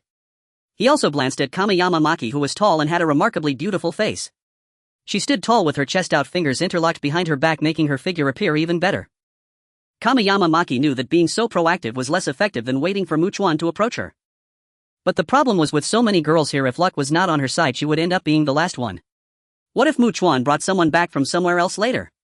She thought that being with Chuan earlier would only bring her benefits, not drawbacks. She was not afraid of what Chuan would say to her, she was only afraid he would say nothing. As long as he asked her to follow him, she would happily stay behind. Chuan's gaze then shifted to a girl he had not paid much attention to, dressed in the Sakuraming private high school uniform, standing about 1.65 meters tall with a slightly round face that gave her a youthful appearance, looking rather cute. To put it simply, she looked like someone who enjoyed reading a lot. Her proficiency was impressive, making Chuan feel quite normal about it. Everyone please take a seat. Chuan gestured, we need to set out early tomorrow morning to the helicopter airfield. We might encounter significant dangers along the way. Not to mention these 3 girls who were still in high school. Even Nishikawa Mieko and Kozaki Suzun had serious expressions upon hearing this. As Chuan observed them, he did not consider anyone else. For instance, kicking someone out to bring along a calmer girl like Hashikawa Shizuku, who might not be as skilled. After all, if these 3 really did not want to take the risk, they could easily play it safe and claim poor test scores. There was no need for them to avoid risk while scoring better than others. They were willing to go and had earned this opportunity through their own knowledge, so Chuan naturally respected their efforts. Suzun, please explain the general situation. Chuan said again. For example, the distance. From here to Chiba Prefecture it's about 40 kilometers or so. Kozaki Suzun replied, on average a normal person can walk about 5 kilometers per hour. If we don't consider breaks, dangers or going the wrong way, we should be able to reach there in about 8 to 9 hours. Chuan thought for a moment. With the commander badge he could definitely slightly increase their traveling speed. Perhaps he could reduce the 8 to 9 hours to 6 or 7. So if we set out at dawn, say 5 a.m. and everything goes smoothly, we should arrive by 2 or 3 in the afternoon. If we walk a bit faster, the time could be even shorter. Kozaki Suzun added, actually there shouldn't be much danger during the day since the monsters won't come out unless attracted by noise. It's just that when we reach the helicopter airfield. She hesitated. At that time I'll find a safe spot for you all, then I'll go in alone to scout, eliminate the infected inside and confirm the fuel situation for the helicopters. If it's insufficient I'll fill it up first. If there's enough time left we'll go directly and fly the helicopter back here. Chuan said if it's late we'll stay overnight and leave first thing tomorrow morning. As he finished speaking he looked at Hashikawa Yukari, Kamiyama Maki and Hanada Eri and said, you 3 should go downstairs, have dinner and then rest well. Tomorrow we will have a long journey without stopping. After the three nodded as they turned to go downstairs, Kuzaki Suzun elbowed Chuan in the waist and said with a bright laugh, Chuan, I discussed with Haruka and tonight Mieko will lead the way. After all, Mieko was with you that night and you left for the port the next day, right? Kuzaki Suzun teased with a hearty laugh. So tonight let Mieko experience what truly makes her want to go to that wonderful paradise. With a flushed face, Nishikawa Mieko raised her right hand to her forehead, biting her silver teeth in extreme embarrassment. Meanwhile, Kamiyama Maki, Hanada Eri and Hashikawa Yukari, who had not completely gone downstairs, exchanged glances, all noticing the curious spark in each other's eyes. Half an hour later, in the reinforced private clinic turned safe house on the first floor, numerous pots were simmering with hot food, the tantalizing aroma wafting through the air, stimulating everyone's taste buds. Except for the three of you Chuanching, everyone else was swallowing hard, their faces glowing with immense joy and anticipation. Some even had their stomachs growling, leading to playful teasing from those nearby, causing them to blush and lightly punch each other in jest. As Makawa descended the stairs, he spoke, we need to set out for the helicopter port early tomorrow morning, and there are a few things I must explain in advance. Everyone immediately turned their attention to him, watching intently and seriously. Once we arrive by helicopter, we will contact you via walkie-talkie before reaching, so keep your ears open. As soon as you receive our call, you must immediately split up and douse the apartment building and the private clinic with gasoline from all sides, including the nearby buildings. After igniting, make sure to soak the first and second floors of both buildings with gasoline before quickly heading to the rooftop. A large number of infected individuals will definitely come following the sound of the helicopter, and the flames and heat can hold them off, buying us some precious time. Everyone took a deep breath upon hearing this. When the helicopter arrives, it will undoubtedly attract a large number of infected individuals, and those surrounding will converge here. The perilous danger they would face was evident. Each person felt a tightness in their chest, sweating profusely. I will place 40 barrels of gasoline on the first floor of both the clinic and the apartment building for your use. After accounting for the 6 of us departing, there will be 23 remaining, with 15 on the rooftop of the apartment and 8 on this clinic's rooftop. The 2 helicopters will hover above, and even though this clinic has fewer people, 1 helicopter can definitely take everyone if we squeeze in. So after dinner we will fairly decide the groups by drawing lots and then determine the boarding order. Anyone who acts out of turn will be kicked out of my team. Of course, anyone who wishes to be last can also express that. He had to consider how to distribute the 11 here and 12 in the apartment. If they were split this way, perhaps both helicopters wouldn't be able to evacuate everyone, requiring a third helicopter to make 2 trips. This would end up taking more time. It would be better to concentrate most people on the apartment rooftop. If one helicopter can't take everyone, the other can come back to finish the job, allowing for an immediate ascent. Of course, if it turns out both helicopters can accommodate a dozen people, then reassigning via walkie-talkie beforehand is also an option. Many were now casting anxious glances at one another. Mukawakan will be in the apartment group, will take the last position. Yu Chuanqing smiled warmly like a gentle older sister and said, so those of you boarding from the apartment building, please don't be nervous or afraid. Take your time and remember to be orderly. We must believe that Mukawakan will definitely get everyone out safely. We all will survive. Just as Tsukigami Shirori and some girls were about to speak, Hashigami Shiyu unexpectedly jumped in ahead. Yu Chuanqing senpai, how about we switch? You'll stay in the apartment building as the last one and you take the rooftop of this less crowded clinic. Sitting beside Hashigami Shiyu, Hashigami Yukari looked at her sister in disbelief, immediately tugging at her sister's sleeve. Shaya senpai, I am Mukawakan's woman. I will be last so everyone won't feel so anxious or frightened. After shaking her head, Yu Chuanqing replied, then I'll take the last spot on this private clinic. Shiyuka and I want to be the last one too. Tsukigami Shirori smiled slightly, knowing full well that being the last to board was undoubtedly the most dangerous. Not only would a large number of infected come, but the burning flames would also grow fiercer. However, this was a direct indication of their willingness to stay behind to make sacrifices for the team, and at the same time it showcased their courage, expressing unconditional trust in Mukawa to ensure their escape no matter how dire the situation. This conveyed a powerful message to Mukawa. Should danger truly arise, they were willing to cover for him, to make sacrifices, even expressing an almost foolish trust in him. Even if Mukawa pointed them towards a dead end, they would not hesitate to follow without a moment's pause. To earn a strong person's trust, one must seize any opportunity to demonstrate their value. If one has the courage and boldness to do what others dare not, then they will certainly gain a higher regard. After all, as long as a group exists, anyone who can perform better than the rest will naturally stand out. Where there is great danger, there lies great opportunity. It all depends on whether one has the audacity to seize it. At this moment, Hashigami Shiyu turned to Tsukigami Shiori, saying, Miss Tsukigami, let's decide by drawing lots. Tsukigami Shirori nodded slightly. Mukawa glanced at the few of them but said nothing. As the rice finished cooking, everyone gathered around a pot of hot food in groups of 3 or 4, holding bowls in one hand and chopsticks in the other, chatting and laughing as they ate. At this moment no one was holding back or concerned about their image. They were all eating heartily with abandon, resembling a whirlwind of consumption. From what Mukawa observed, it was clear that cliques among the girls were quite evident, those with good relationships grouped together. Someone like Tsukigami Shiori, who had suddenly joined, seemed only able to mix with the Hashigami sisters, who were extremely close, making it difficult for others to integrate. With her mouth full, Tsukigami Shirori remarked, the sauce of the hot food tastes as if it carries the flavor of happiness rolling around in my mouth. Another bite of rice, chewing and swallowing it spreads throughout my body. I never expected such simple food could be so delicious. Miss Tsukigami, to be honest, this is the happiest moment I've experienced since the apocalypse began. Hashigami Shiyu said with a hint of a joyful smile, I feel like I'm no longer a timid little mouse hiding away but rather a living person, and with Mukawa sensei I believe better days are ahead. With a look of yearning she slightly turned her head, gazing at Mukawa with a focused yet dreamy expression. Her identical twin sister Hashigami Yukari was also eating heartily. With so many people around she didn't ask any questions. Moreover, she felt that the hot food with rice was truly a rare delicacy that made her appetite soar. She could eat 8 bowls of rice. She could even drink beverages and eat fruits until she was completely stuffed. It was like a divine and blissful existence. In fact, it wasn't just her, many others present had been rationing their food due to scarcity and had forgotten what it felt like to be full. Chuan, Nishikura Miho and Takasaki Suzun were also looking around. They too could now enjoy meals like this, unlike the other girls. Compared to these girls, they were indeed quite fortunate. After finishing their meal, some were drinking beverages heartily while others were grabbing fruits to eat, and some lay on the ground contentedly rubbing their round bellies. Mukawa glanced at his watch, stood up, went upstairs to prepare for the drawing, and quickly returned to complete the lot drawing, telling Takasaki Suzun and the others, let's head back. As they followed Mukawa out, they heard the girls' laughter. Thank you, Mukawa sensei. No matter what you ask me to do, I'm absolutely willing to do it. He turned to look. Another girl beamed at him, expressing her gratitude.